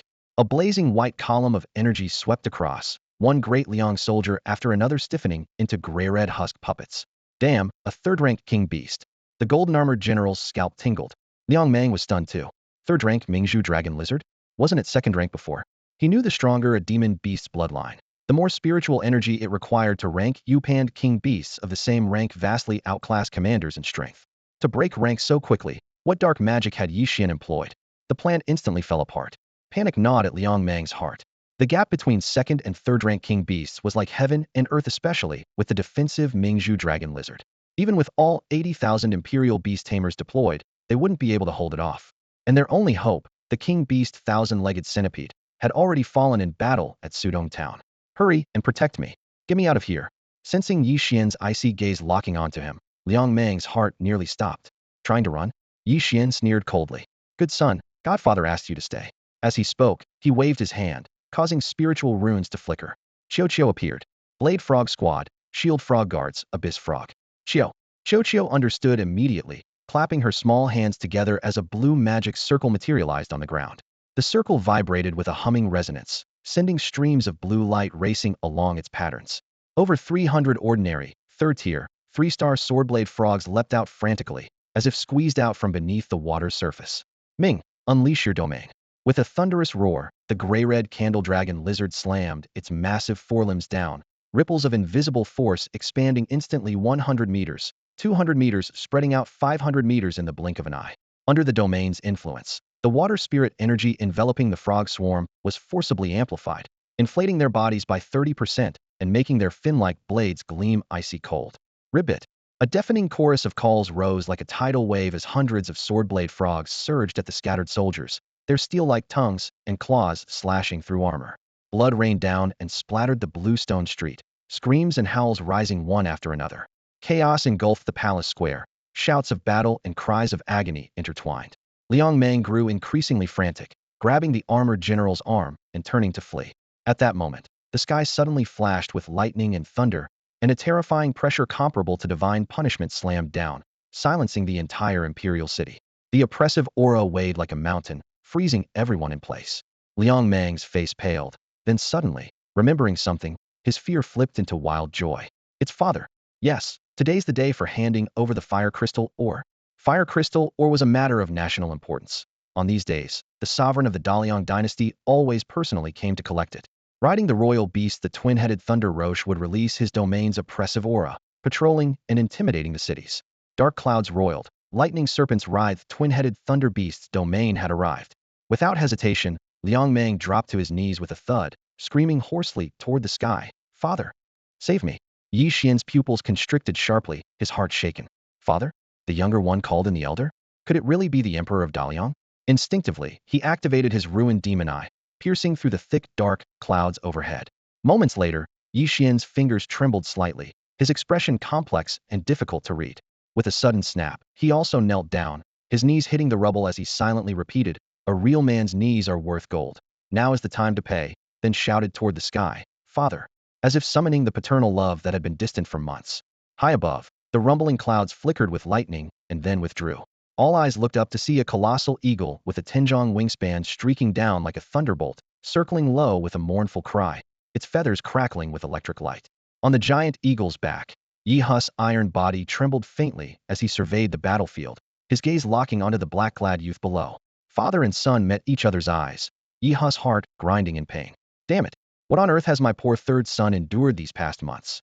At 18, the youth should have been full of ambition and pride, but Ye Xuan's eyes only reflected coldness and sorrow, like a barren well on a wasteland deeply wounding Ye Hu.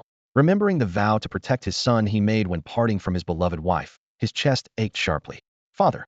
Ye Xuan bowed his head again, secretly relieved 50,000 for a courier fee was not wasted.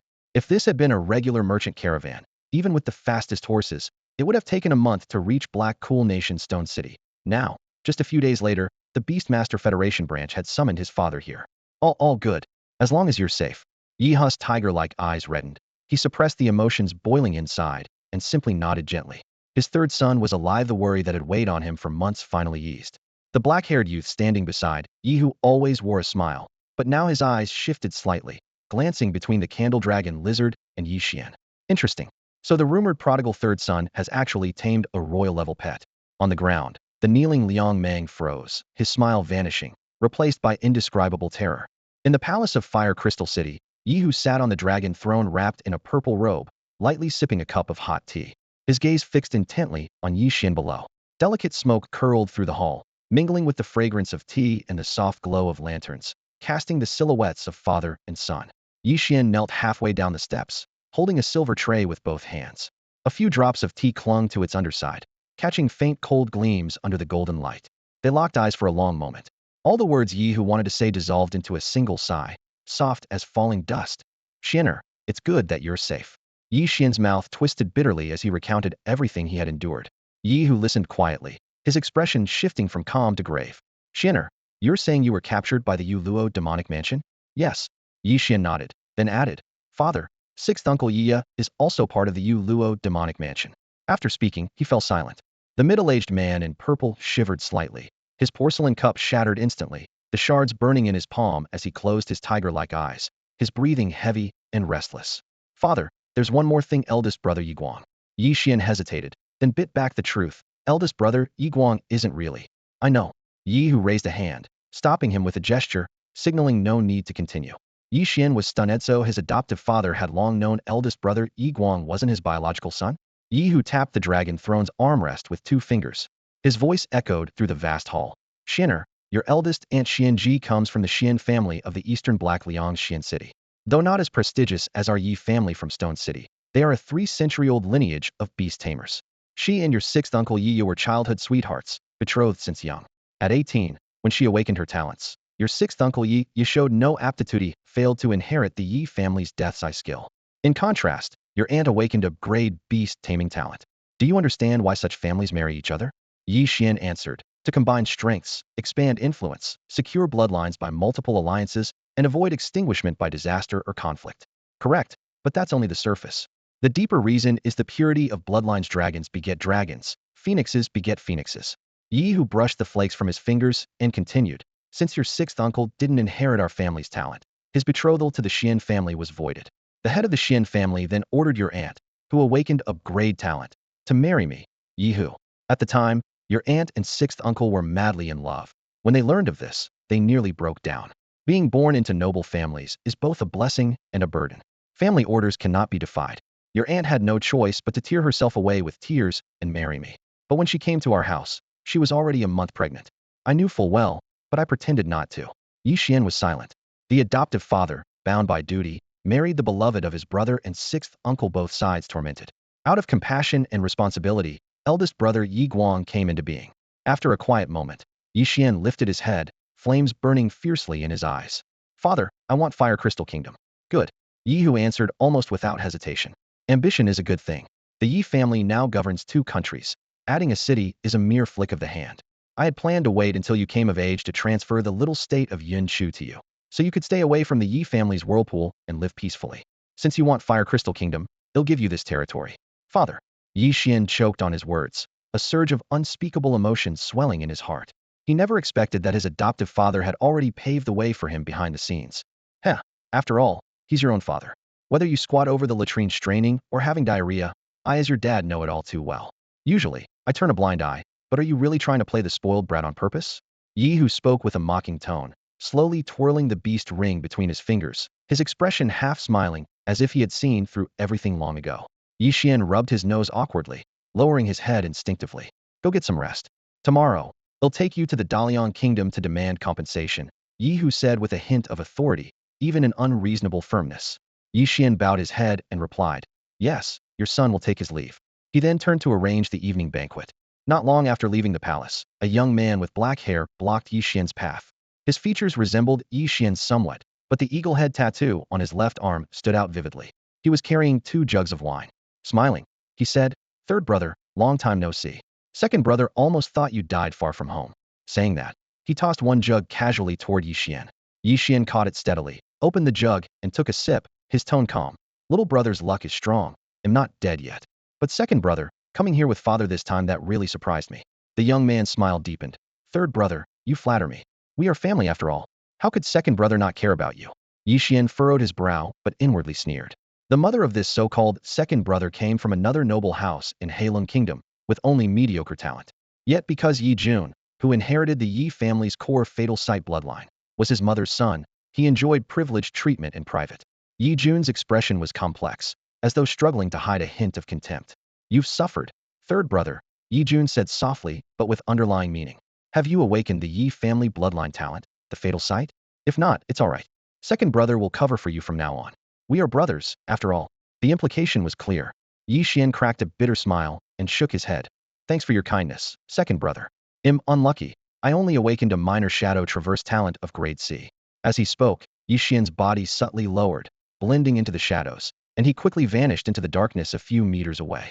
Seeing this, Ye Xuan laughed, but the excitement in his throat instantly cooled. He thought to himself, this third brother has always been a spoiled failure, unable to awaken even the family's most essential bloodline talent. A hopeless case should have never held any hope. Farewell. There are plenty of pretty young girls in this Huijin kingdom. If second brother is interested, third brother can introduce a few. Ye Xuan's tone was lewd, clearly trying to provoke. Ye Xuan smiled faintly. No need for trouble, third brother. Father and I have important matters to discuss. There'll be plenty of time later. The brothers exchanged words with practiced ease, both smiling composedly, but hiding their true thoughts as they passed each other. Inside the palace, Ye Xuan knelt on one knee, his voice firm and resolute. Father, I have already investigated. This Huijin kingdom holds immense potential. Though its population is only about 1 million, it owns 98 fire crystal mines, yielding substantial annual profits. Ye Hu, sitting in high command, arched an eyebrow. Indeed impressive. I dare to ask father to grant me this Huijin kingdom.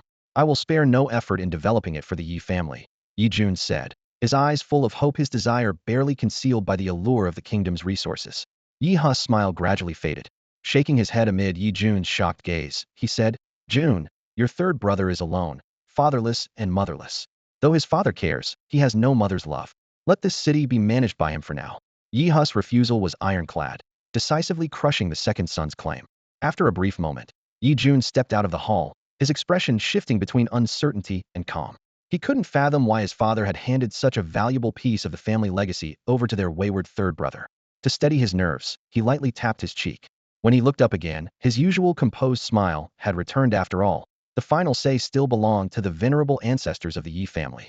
Those revered forebears had fought bloodily for the clan's glory and commanded unmatched respect. As soon as the matter was raised among them, they would surely compel their father to reconsider. The elders knew very well which talents grade or crade mattered most.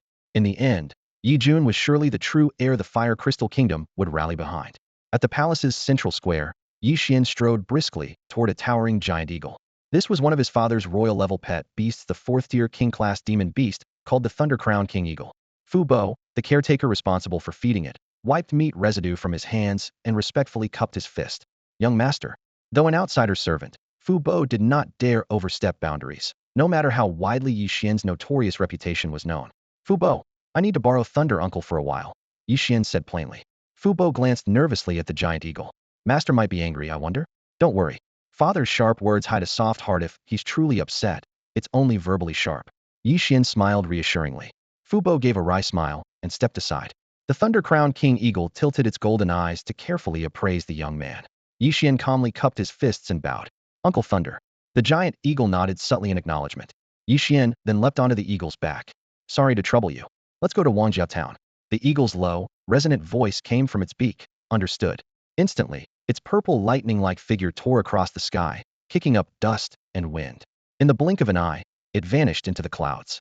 High above, a small frog priest gripped Ye Xuan's head with its claws, puffing out its round cheeks to stabilize its balance.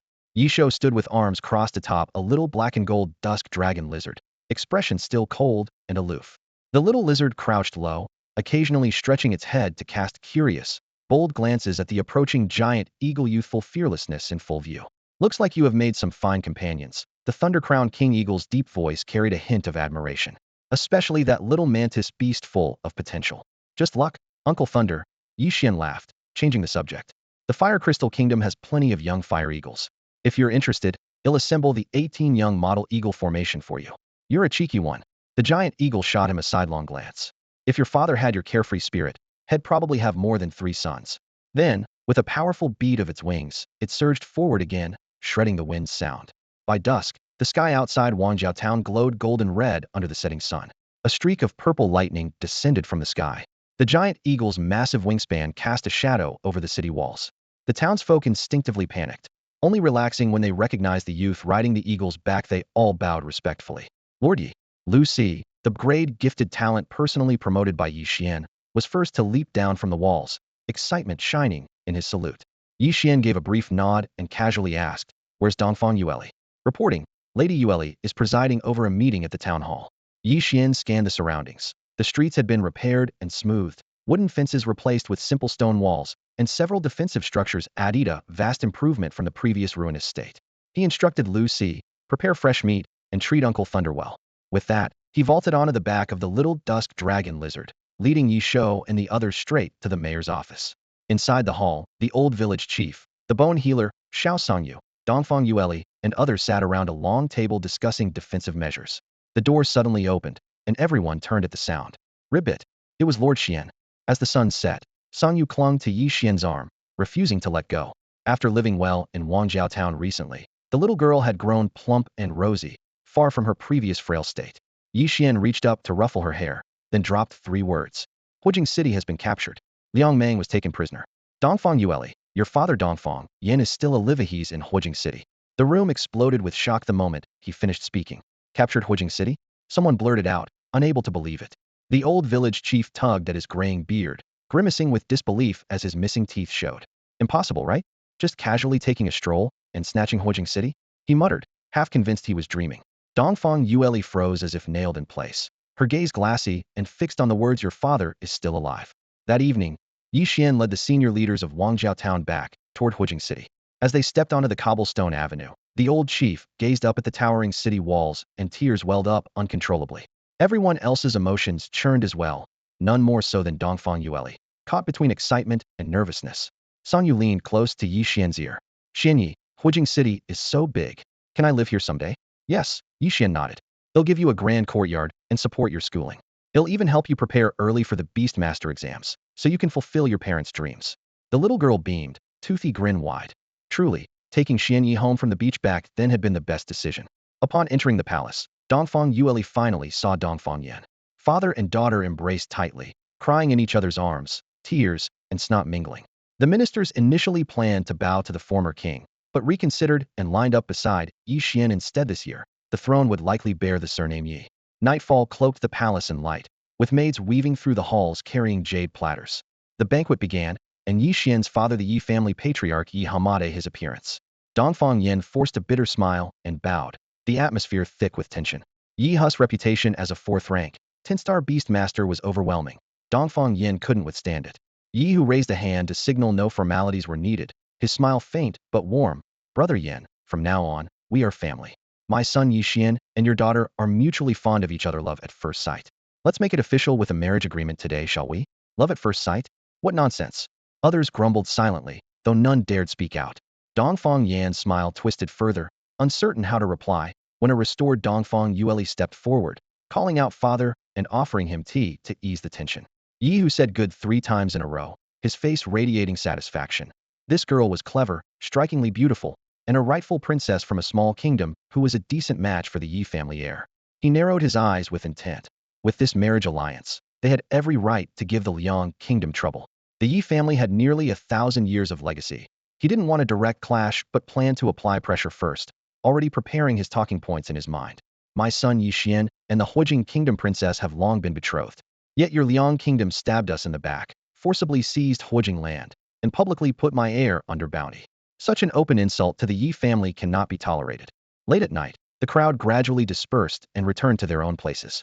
On the raised platform, Ye Hu called out to Ye Xuan just as he was about to leave. He raised his hand and tossed a beast ring to him. Xianer, this is your Kamingafage gift worth 100 million beast coins. Consider it from your father. Take this money and go explore with young Yuli. I have some matters to discuss with Yin. 100 million. Ye Xian's heart thundered as he quickly caught the beast ring and bowed in thanks. Such a huge sum could easily buy a promising king-class beast cub at the Stone City Beast Tamer Alliance branch. He silently made up his mind right then. The little guy on his head, Sang Yu, tilted his head and blinked wide-eyed, stunned by the number. 100 million beast coins. Wow, Grandpa Xian's dad is seriously loaded. The streets of Fire Crystal City grew quiet under the dusk.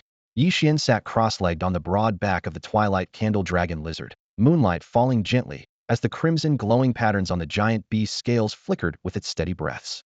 In front of him, Dongfang Yuli knelt with her knees together, bathed in moonlight that gave her an ethereal silver glow. The young woman had just finished her bath, her face fresh with only light makeup. Her cascade of dark hair was pinned up with a rosewood hairpin, a few delicate strands framing her porcelain neck, softly swaying with the dragon lizard's steady gait. She wore a flowing moon-white silk dress that fluttered in the breeze, star patterns faintly shimmering on the fabric. Her slender waist was cinched delicately. Over-thinny sable boots accentuated her graceful calves.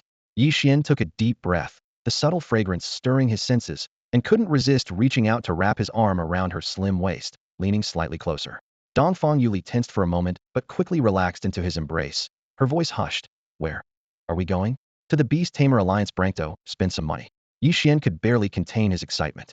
Old Deng rarely splurges 100 million beast coins. We're going to enjoy ourselves today?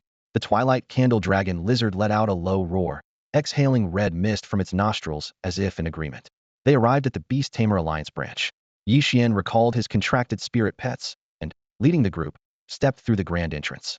Though the ground floor lobby was still bustling under the night sky, the expression on the faces of merchants and travelers revealed obvious unease. Today's turmoil at the Fire Crystal Palace had impacted Fire Crystal City too. They had temporarily taken refuge here, hoping to stay alive. Ye Xuan scanned the surroundings. By an oak counter, a point-eared exotic maid leaned lazily against it, her deep emerald velvet gown hugging her slender figure. The plunging neckline revealed striking curves. She casually held a crystal glass, amber liquor swirling within, condensation forming on its surface.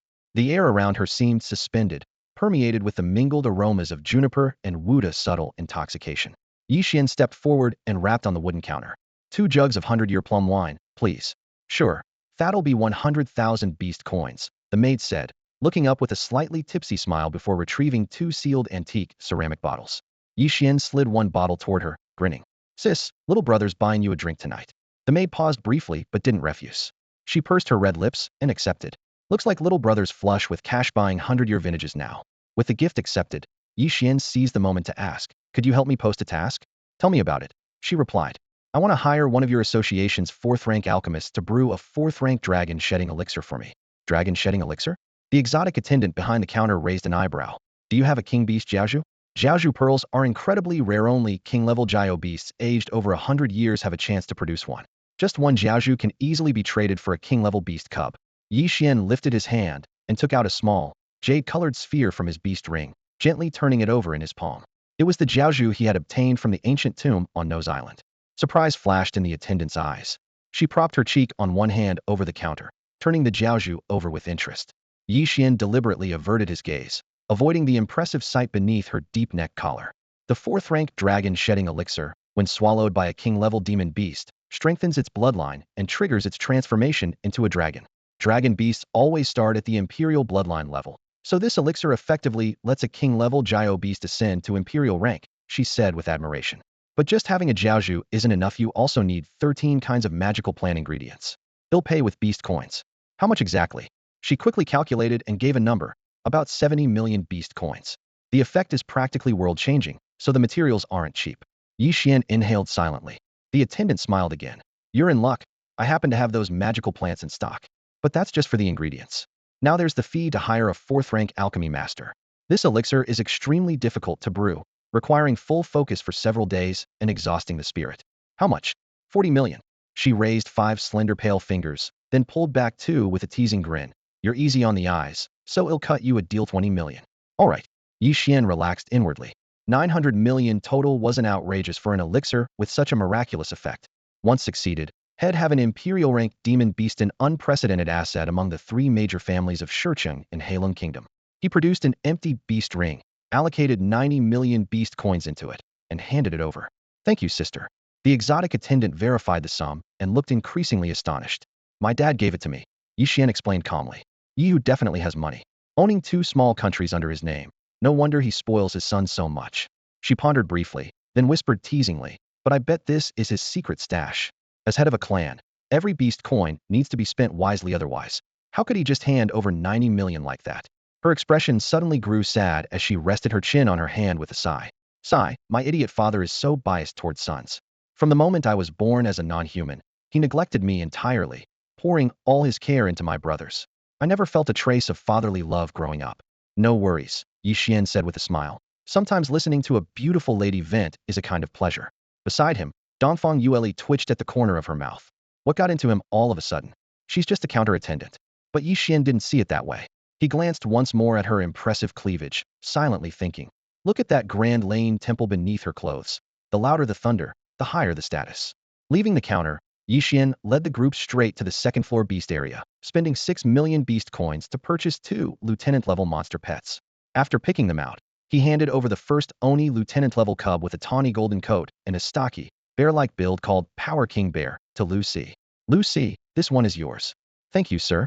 I will train diligently to repay your kindness. Lucy, gifted at level B, trembled with excitement, his thick fingers shaking slightly. A smile tugged at Ye Xuan's lips. He knew Lucy came from humble beginnings, and it was precisely his courage and loyalty standing out among commoners and joining the raid on Wangjiao Town as soon as he became a beast tamer that Ye Xuan valued most. Then Ye Xuan bent down and petted the little girl beside him with big, blinking eyes. Xiaosanyu. He handed her another PETA pure white small sword frog priest with a silver line on its forehead. This one's for you. Take time to bond before contracting it when it grows up. Thank you, Master Xian. Sanjia's eyes darted about, seeming to search for the most respectful words. After a long moment, she blurted out, Master Xian, please accept Sanjia's bow. I vow to serve you wholeheartedly, devoted to the very end. Ye Xuan chuckled and lightly tapped her head. Learn some writing next time, don't embarrass me. Oh yes. The little girl nodded vigorously. They leisurely strolled around the Beast Tamers Alliance branch office, buying some gifts along the way. When they returned to the palace, the pockets that had once held 1 billion beast coins were nearly empty, only a few beast coins left. Yet Ye Xuan was not disheartened. The 4th-tier dragon transformation elixir was already being brewed by the master alchemist. Now all that remained was to secure a king-class flood dragon beast. These creatures were extremely rare. His only hope lay with the Alliance branch in Shicheng, Black Liang Kingdom. Late at night, the lamp flickering low, Ye Xuan sat lost in thought at his desk. Suddenly, soft footsteps approached. Dongfang Yueli entered, her loose silk nightgown tracing her slender figure. Calm yet direct, she asked, Want me to sleep with you? All right. Ye Xuan looked up and beckoned her over. At dawn's first light, Ye Xuan was startled awake by a sudden scream. In his arms lay the soft, warm form of Dongfang Yueli, her skin smooth as lamb fat. When he looked up, a massive black tiger's head was already peering over the bed's edge, the bold king mark clearly visible on its forehead. Roar! The tiger lowered its head submissively. Its rough yet soft barbed tongue dribbled saliva all over Ye Xuan's face. Uncle Jun, stop it! Ye Xuan grimaced as he gently pushed the creature away. This was the 4th-tier king-class beast Night Mountain Lord, the contracted monster of the Night Tiger back in the day. Its combat power surpassed even the Thunder Crown King Eagle. Rumor had it that when Ye Xuan's mother was forced to leave long ago, she personally gifted Night Mountain Lord to the Night Tiger as a parting present. Courageous and clever, Night Mountain Lord was unfortunately mute by nature, frustrating both Night Tiger and Ye Xuan. Seeing his master awake, Night Mountain Lord retracted its tongue, coiled its thick tail around Ye Xuan, and lifted him up before dashing out the door. Only Dongfang Yueli remained under the covers, her black hair tousled, staring blankly. Uncle Jun slowed down. Put on some clothes. Ye Xuan awkwardly shielded his waist, clad only in a pair of quadruped-skin shorts. Roar! Outside the palace steps, Night Mountain Lord pushed off with his hind legs, shooting upward like a shadow in an instant. Boom! The huge sound echoed as he became a streak of black light, soaring straight into the clouds. Above the cloud layer, the fourth-tier king beast Thundercrown King Eagle spread wide its wings. Night Tiger sat cross-legged astride the eagle's head, serene and composed, holding a cup of nourishing herbal tea with steam rising gently. A mighty roar echoed in the air. Lord Ye Xuan approached Ye's side, black mist rising from his limbs. The mist coalesced into thick clouds, supporting Ye Xuan's massive frame. Father. Ye Xuan pulled out a set of jet-black battle armor from his Qian Kuan pouch, slipped it on with a flick of his wrist, then clasped his fists and bowed respectfully. Yehu responded briefly, raising a finger. Beneath him, the Thunder-Crowned King Eagle spread its wings and shot into the northwest sky. Lightning arcs crackled over the eagle's feathers, tearing the air like a shattered veil. Seeing this, Lord Ye Xuan also stepped onto the clouds and gave chase, his enormous figure shrouded in dark mist trailing close behind. The two fourth-rank king beasts flew one after another, their piercing cries churning the clouds above. As they flew so fast the air was left streaked with long afterimages. After flying swiftly for some time, the howling wind was finally cut by Ye's voice, deep but clear, slipping into Ye Xuan's ear. Xuaner, here, father. Heaven rewards diligent effort. In beast-taming, talent is only the foundation. Hard work is the backbone. Even the most gifted cannot achieve greatness without 99 parts sweat. Yehu spoke gently, clearly trying to advise his son. I understand. Ye Xuan's lips twitched slightly in silent amusement. The clan prized bloodline talent above all, yet his father was now emphasizing diligence, probably because his outspoken second brother had bragged about Ye Xuan only awakening the crank-taming talent Shadow Shuttle. Ye Xuan licked his lips, but said nothing about secretly having awakened a double talent. Not out of distrust, but because the time was not yet right. In the Ye family, who was truly sincere had to be tested in the future. Seeing Ye Xuan remain composed, Yehu smiled with satisfaction. That's my son with backbone. Xuaner, present. Do you know where I was the day you were kidnapped? Ye Xuan shook his head. No, but Uncle Fu said you went to visit an old friend you hadn't seen in years. Yes. Ye's gaze darkened as he recalled.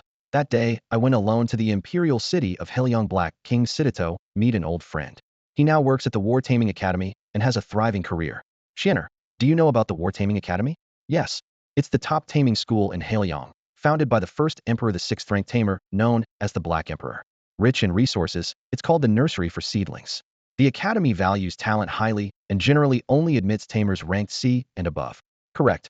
Yehu nodded. Your father graduated from the inner academy there. Recalling the past, Ye's eyes glinted with nostalgia, and he chuckled self-deprecatingly. Back then, I was quite the star. Who knows how many senior and junior sisters I charmed. Forget it, old stories. He shifted tone. I've secured you and your second brother spots in the inner academy.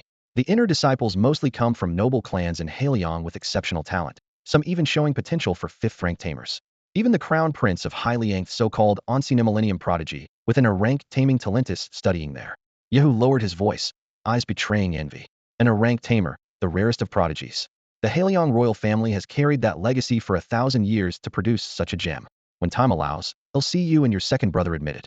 All right. Ye Xuan did not refuse.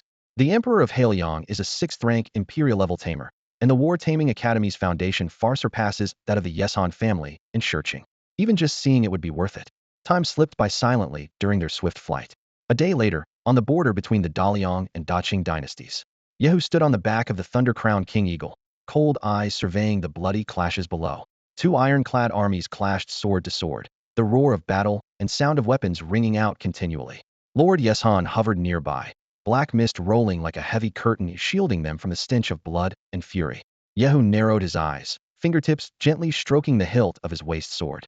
His voice dropped to a whisper, as if speaking to himself or issuing a decree. Some things it's time to settle them once and for all. Kill. On the border, two torrents of steel, one brown, one white, clashed heated. Warhorses neighed and blades rang out, deafening the ears. Watching from high above, Ye Xuan's heart stirred. The 200,000 wolf beast cavalry of the Daliang dynasty surged like a brown tide, wolf howls rising and falling. At the moment of charge, it was like a dam breaking, so grand it stole one's breath away. Facing them was the white tide of the Daqing dynasty, each knight fully armored, their snow-white plate shining coldly in the sun. Beneath them, the unicorn steeds breathed icy mist, equally awe-inspiring. After a brief observation, Ye Xuan remembered a crucial matter and bowed slightly, speaking softly. Father, the Daliang Emperor holds clues to the fourth-tier Imperial Beastmaster's Ghost King legacy.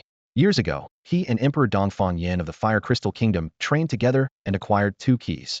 This campaign against Daqing aims to open the Ghost King legacy within the realm.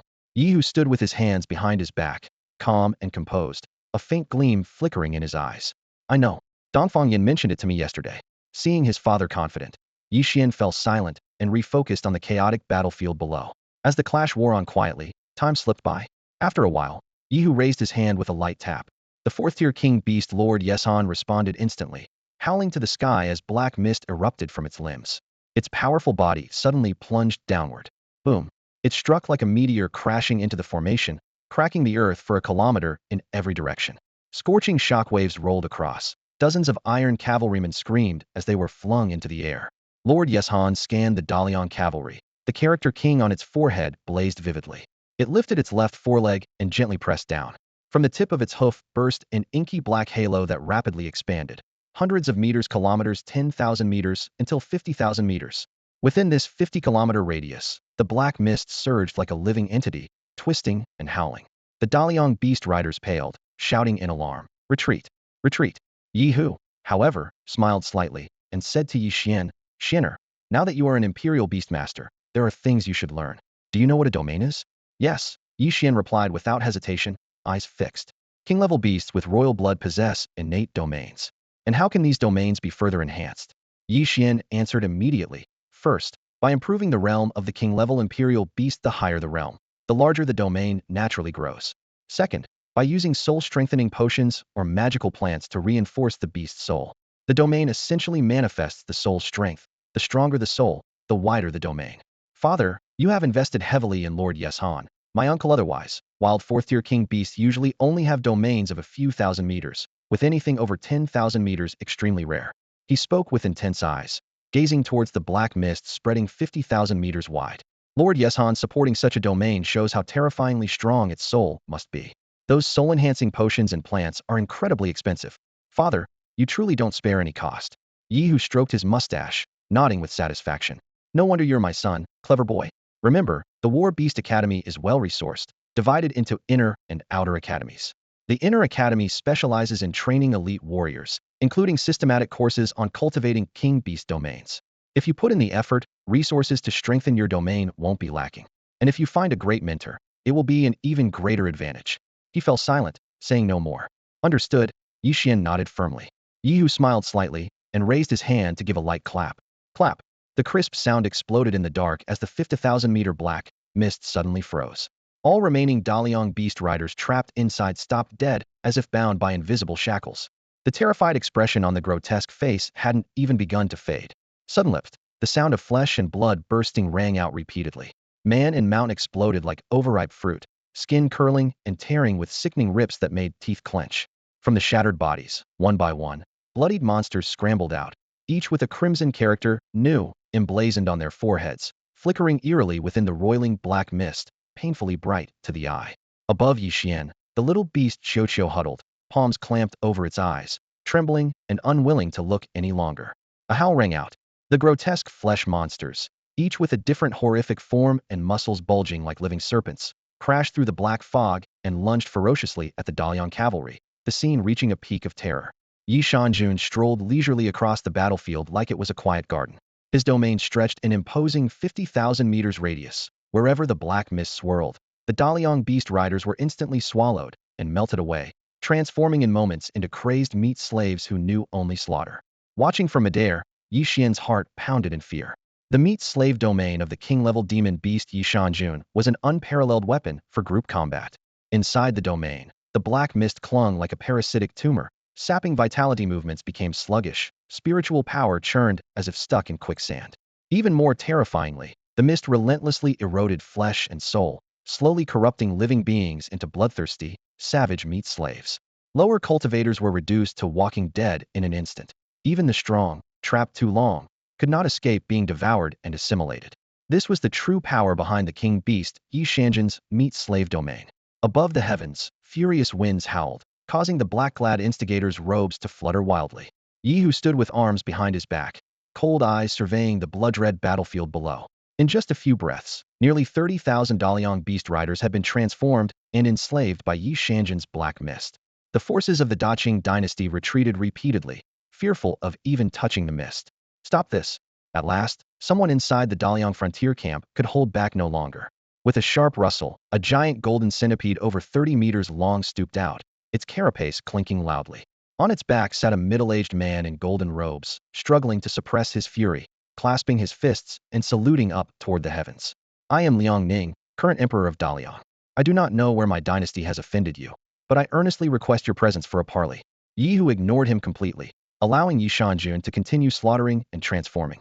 Gritting his silver teeth, Liang Ning raised his voice again. I am Liang Ning, heir of the four-stage golden centipede family of the Xuanyu Empire. I implore you to show yourself. Only then did Ye Hu raise a single brow, expressionless, as he summoned the thunder-crowned war eagle and descended. His dark robes whipped around him as he overlooked the crowd. Liang Ning's eyes flickered with apprehension, his mind scrambling desperately to recall the enemy's name, but the face before him was unfamiliar. Quickly, he gave up, was no fool, and he knew better than to provoke a powerful beastmaster. The tense atmosphere bristled as Daliang's commanders suppressed their fear, forming a protective circle around Liang Ning to show their loyalty. After a moment, Ye Hu pointed toward Ye Xuan. This is my son, Ye Xuan. By age, he has reached adulthood, but in my heart, he is still a child who will never grow up. Liang Ning furrowed his brow in confusion. May I ask what you mean? Ye Hu sneered and tossed out a wanted poster. Instinctively, Liang Ning caught it, and when his eyes fell on the words below the image Daliang wanted reward, his pupils shrank to pinpoints. Night Tiger's tone shifted smoothly, neither rushed nor slow. You want to know what I mean? Heh. My son has barely stepped into the world, just turned 18, and he's still a naive, ignorant child.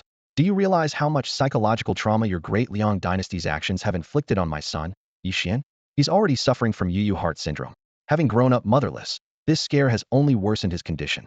My son is being bullied, so how could I, as his father, just stand by and do nothing?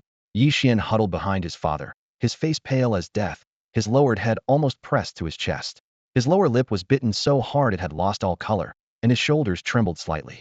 He didn't dare raise his eyes to look at Liang Ning, a perfect picture of a frightened, bullied child.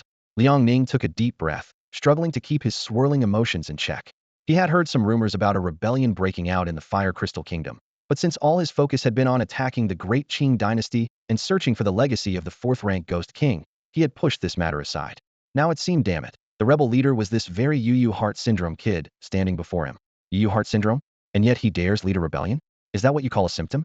Liang Ning cursed quietly, his mind racing but still unable to grasp the real motive behind Ye Tiger and his son. Conspiracy? Extortion? A test? Liang Ning, you've left my son like this. How do you plan to compensate?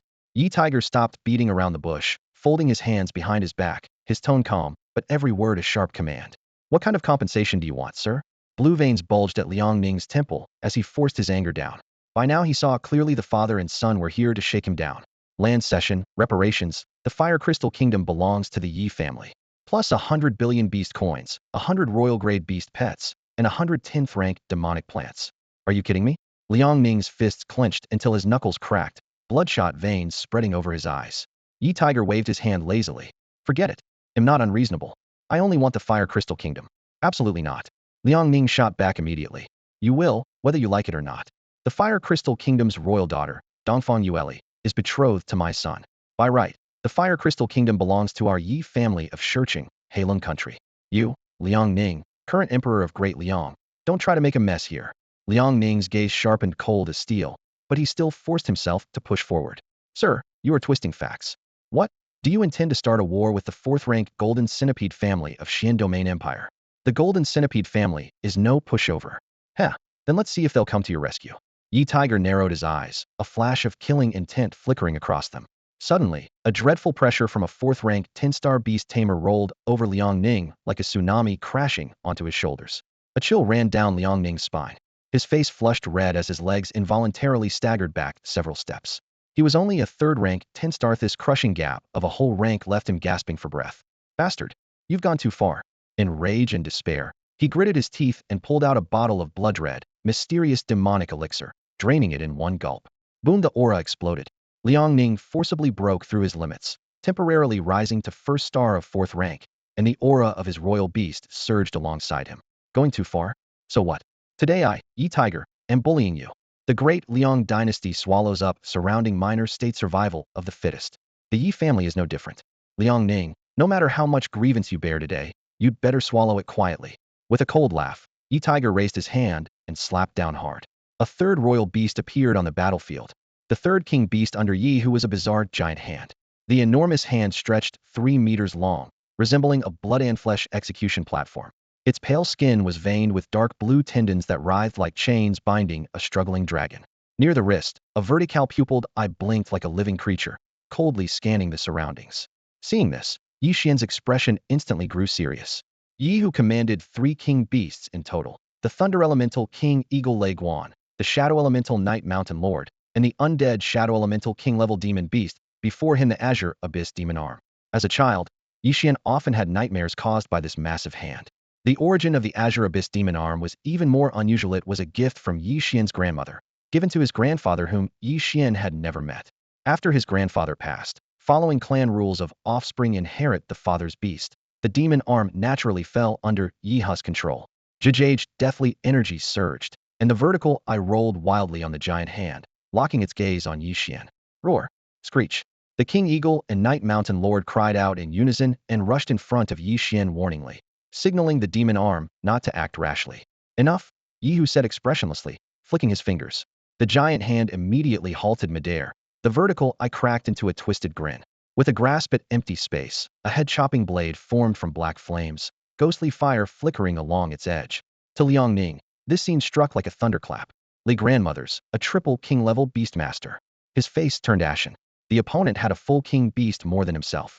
2 king beasts, with magic potion boosts, might hold out against Ye Hu briefly, but 3 king beasts, plus Ye Hu's own strength, instantly filled him with despair. Liang Ning, you have 3 breaths to decide. Ye Hu narrowed his eyes, tone low and steady. On the first breath, sweat rolled down Liang Ning's forehead. On the second, he quickly pulled out a blackened compass etched with centipede patterns, pouring his 4th-rank spiritual power into it. Humming, the compass flared brilliantly. This paired compass was a Tier 3 beast communication device, forged from the remains of the king-level demon beast mirror demon and various rare minerals, capable of long-range calls.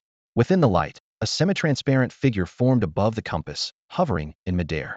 Liang Ning immediately clasped his hands, bowing low. 7th son, Liang Ning pays respects to father. A villain abuses power to seize my inheritance. I earnestly beg father to intervene. Ye Xuan watched curiously, eyes fixed on the image. It was a handsome youth with red lips and white teeth, waist-length white hair flowing loose, sitting serenely before a giant centipede pond. Tens of thousands of golden centipedes writhed and clashed in the water, their shells tinkling like a shower of golden jewels, turning the entire stone pond into a writhing golden inferno. The youth opened his eyes and locked gazes calmly with Ye Hu across the distance. After a long moment, a faint smile curved his lips, as if recognizing him. His voice was mellow. Ye Hu, current head of the Yi family in Stone City, Helion Kingdom? You know me? Ye Hu's expression remained neutral. I know your father. By generation, you should call me Uncle Liang, the youth said leisurely. Back then I trained in the Black Frost Kingdom's War Master Academy inner courtyard, crossed paths with your father, even fought him in the arena. Ye Hu, how has your father Ye Yu been recently? You ask with knowing eyes, Ye Hu said coldly.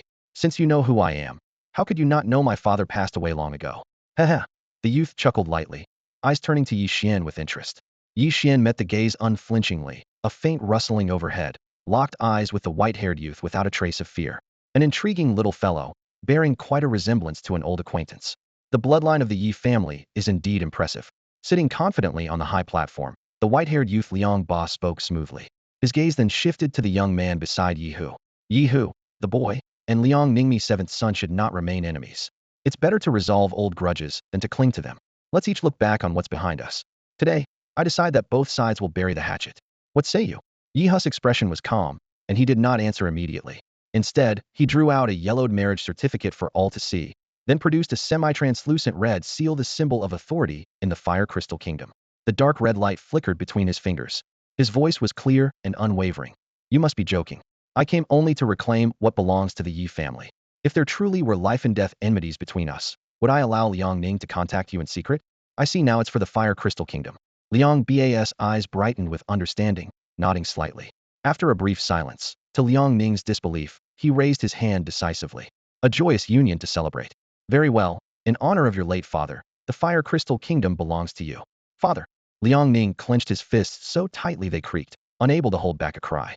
Liang Ba narrowed his eyes coldly, his gaze as chilling as ice. Liang Ning shivered and hastily covered his mouth. Thank you. Ye Hu smiled faintly as he tucked the seal away and lightly tapped a large black bracelet on his wrist. With a hum, the bracelet emitted a streak of dark light, and several figures bound tightly with colored ropes tumbled onto the ground in disgrace. A fourth-rank living beast artifact bracelet of the void, someone exclaimed. This bracelet could contain not only demonic beasts but also human captives for short periods, its internal space far exceeding that of first to third-rank beast cages and rings. The first figure to catch everyone's eyes was Liang Meng, his tangled hair hiding his face. Bloodshot eyes widened desperately as he saw Liang Ning and wriggled urgently to crawl forward. Ugh ugh, manger. Liang Ning's face turned pale as he hurried to him. Ye Hu's voice was steady and unangered. Brother Liang, I, Ye Hu, am not unreasonable. I treat others with kindness and have not harmed your son in the slightest. From now on, the Fire Crystal Kingdom falls under the Ye family's banner here in Hailiang Stone City. Gentlemen, farewell. As he spoke, the roar of a tiger eagle pierced the air. Ye Hu mounted his beast, and with Ye Xuan beside him, ascended into the sky, leaving Liang Ning sullen and bent over to free Liang Meng from his constraints.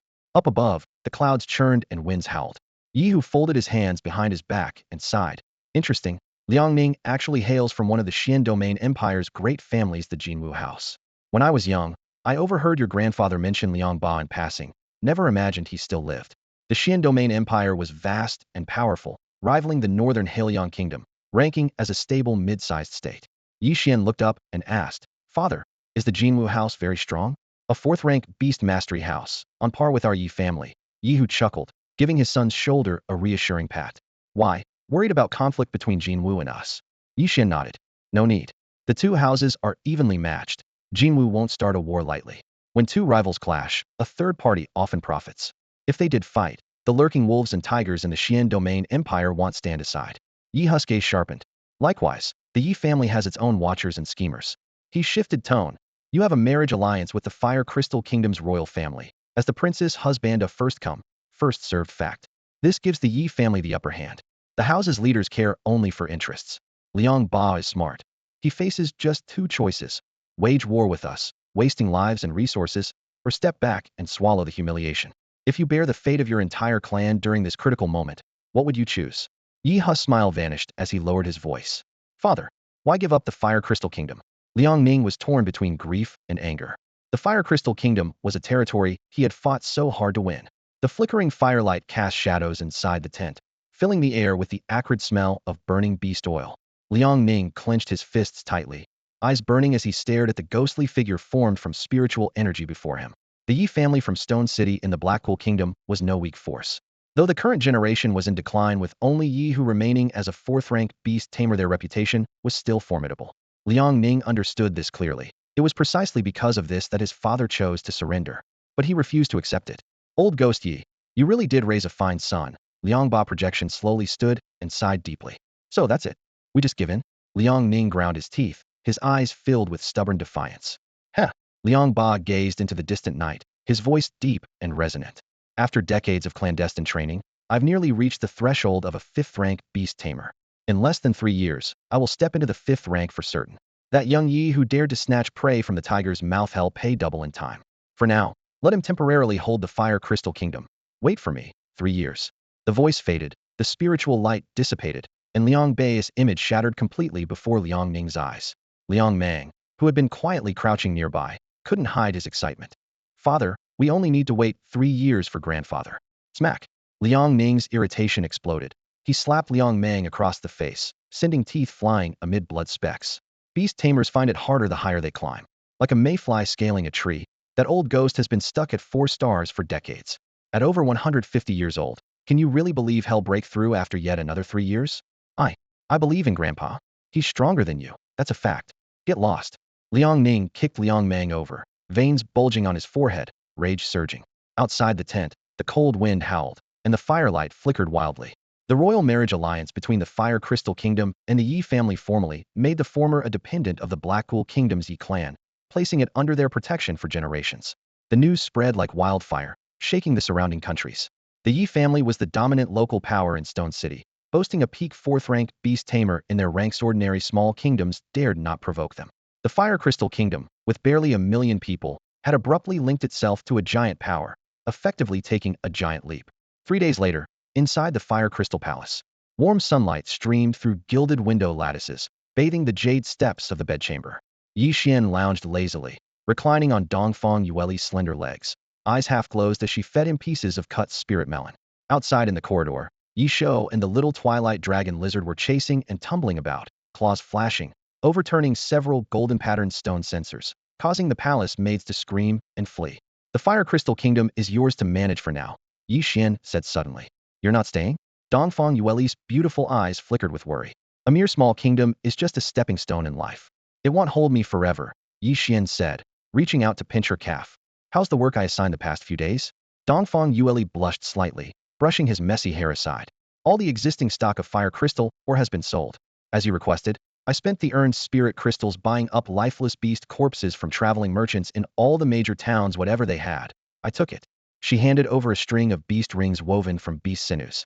Ye Xuan took one, scanning with his divine sense. Inside each ring lay a chaotic pile of bodies, blood frozen in cold vapor, over 50,000 in total. He quickly categorized them. More than 30,000 first-rank common corpses, over 10,000 second-rank commons, and more than 2,000 third-rank commons. Additionally, dozens of third-rank commander-level corpses missing limbs appeared surprising and precious finds. Keep buying. Supplies in Fire Crystal towns are running low now, Dongfang Yueli asked softly. Ye Xuan closed his eyes, pondering. Focus on development first. Dongfang Yueli sighed in relief, gently massaging his temples. Ye Xuan sighed. The Fire Crystal Kingdom was, after all, just a small place with limited resources. Most traders were petty merchants, few high-rank beast corpses were available. He didn't expect to obtain many from such small traders either. High-level beast corpses are incredibly valuable and in short supply. The abundant spiritual energy contained within beast meat benefits both humans and beasts who consume it. Some rare high-tier beast corpses are even prized ingredients for refining powerful magical potions. Even when high-level beast corpses occasionally appear on the market, merchants rush to deliver them to the major hereditary families in the great cities. These families have vast wealth and long-term partnerships yield huge profits. Ye Xuan was already planning in his mind that he must return to the Yi family in Shichang of Heilong Kingdom in a few days. He closed his eyes, savoring the soft fingertips of Dongfang Yueli gently massaging his scalp. In this world, talent is not the most important factor. The demon refining furnace is his true reliance. As long as there is enough spiritual energy, whether human or beast, there are no limits or bottlenecks. Night fell, stars dotted the sky. On the bed, Dongfang Yueli was drenched in fragrant sweat, a hint of desire still lingering on her brow. She silently wrapped the thin blanket tighter around herself. As an intelligent woman, she knew exactly how to capture a man's heart. If she could bear Ye Xuan in air, her status would be unshakable. Ye Xuan stood shirtless by the window, rolling his eyes as he looked at the jade-green ghostly hand repeatedly tapping on the window frame. At this late hour, that thing tapping the window was definitely annoying. Ha ha ha. The sovereign beast Qingming demon arm let out a grating, eerie laugh, flipping Ye Xuan a rude middle finger before continuing its patrol above Fire Crystal City. Ye Xuan took a deep breath and sank his consciousness into the demon refining furnace. Right now, the furnace was running at full power, frenziedly refining over 50,000 beast corpses. Hundreds, thousands. Every little bit counts. Watching the growing spiritual energy inside the furnace, a smile curled at Ye Xuan's lips. At this rate, all the demon corpses would be fully refined by tomorrow the latest. With that thought, he turned toward Dongfang Yueli, ready to contribute to the Yi family's future by expanding its lineage. The next morning, after working late into the night, Ye Xuan slowly woke up. He'll sleep a little longer. Dongfang Yueli's face was written with exhaustion, her tousled hair clinging to her temples. Ye Xuan got up eagerly to check on the furnace. The night before, he had already placed his 3 contracted demon pets Ye Shou, Qiu Qiu, and Ming Zhu Longxi into it to cultivate. At this sight, Ye Xuan couldn't hide his smile any longer. Among the 3 demons, Ye Shou had improved the most. Lacking Qiu Qiu's twin-born talent and not a sovereign beast like Ming Zhu Longxi, it nevertheless leapt an astounding 8 stars from rank 3, star 2, all the way to rank 3, star 10. Its realm had been maxed out. With the significant breakthrough, Ye Shou's body became even more compact, from 2 meters down to 1.8 meters, covered in black gold armor. The golden honeybee emblem on its chest gleamed brilliantly. Every inch of it radiated power, like a mountain leopard poised to spring. Hiss! Ye Shou swung its mantis-like blade with joyful insect eyes and greeted Ye Xuan. The slash sent a flash of black light through the air with a sharp wind sound. A speed of advancement like this was beyond even its dreams. Ye Xuan shifted his gaze to the corner where the great soul devourer, Qiu Qiu, lay. Qiu's rank only rose by 2 stars, from rank 3, star 3 to rank 3, star 5. Looks like most of the spiritual energy was absorbed by Ye Xuan. Qiu blinked its big blue eyes, and also greeted Ye Xuan. Morning, Ye Xuan replied, then withdrew his consciousness from the furnace. He dressed and stepped outside, barely a few steps when the old village chief arrived in a hurry with several elders. Sir, early in the morning, aren't you cold? A bit cold. Ye Xuan instinctively tightened his black shirt. After staying up most of the night, he felt physically weak. Haha, wear this, and you won't feel cold anymore. The village chief stroked his beard with a smile, then mysteriously pulled out a black gold dragon robe. That's all for today. Thank you so much for watching. I hope you guys enjoyed. If you wish to have another part of this recap, please give us at least 1,000 likes. Please don't forget to comment and subscribe to our channel for more content like this. Until next time.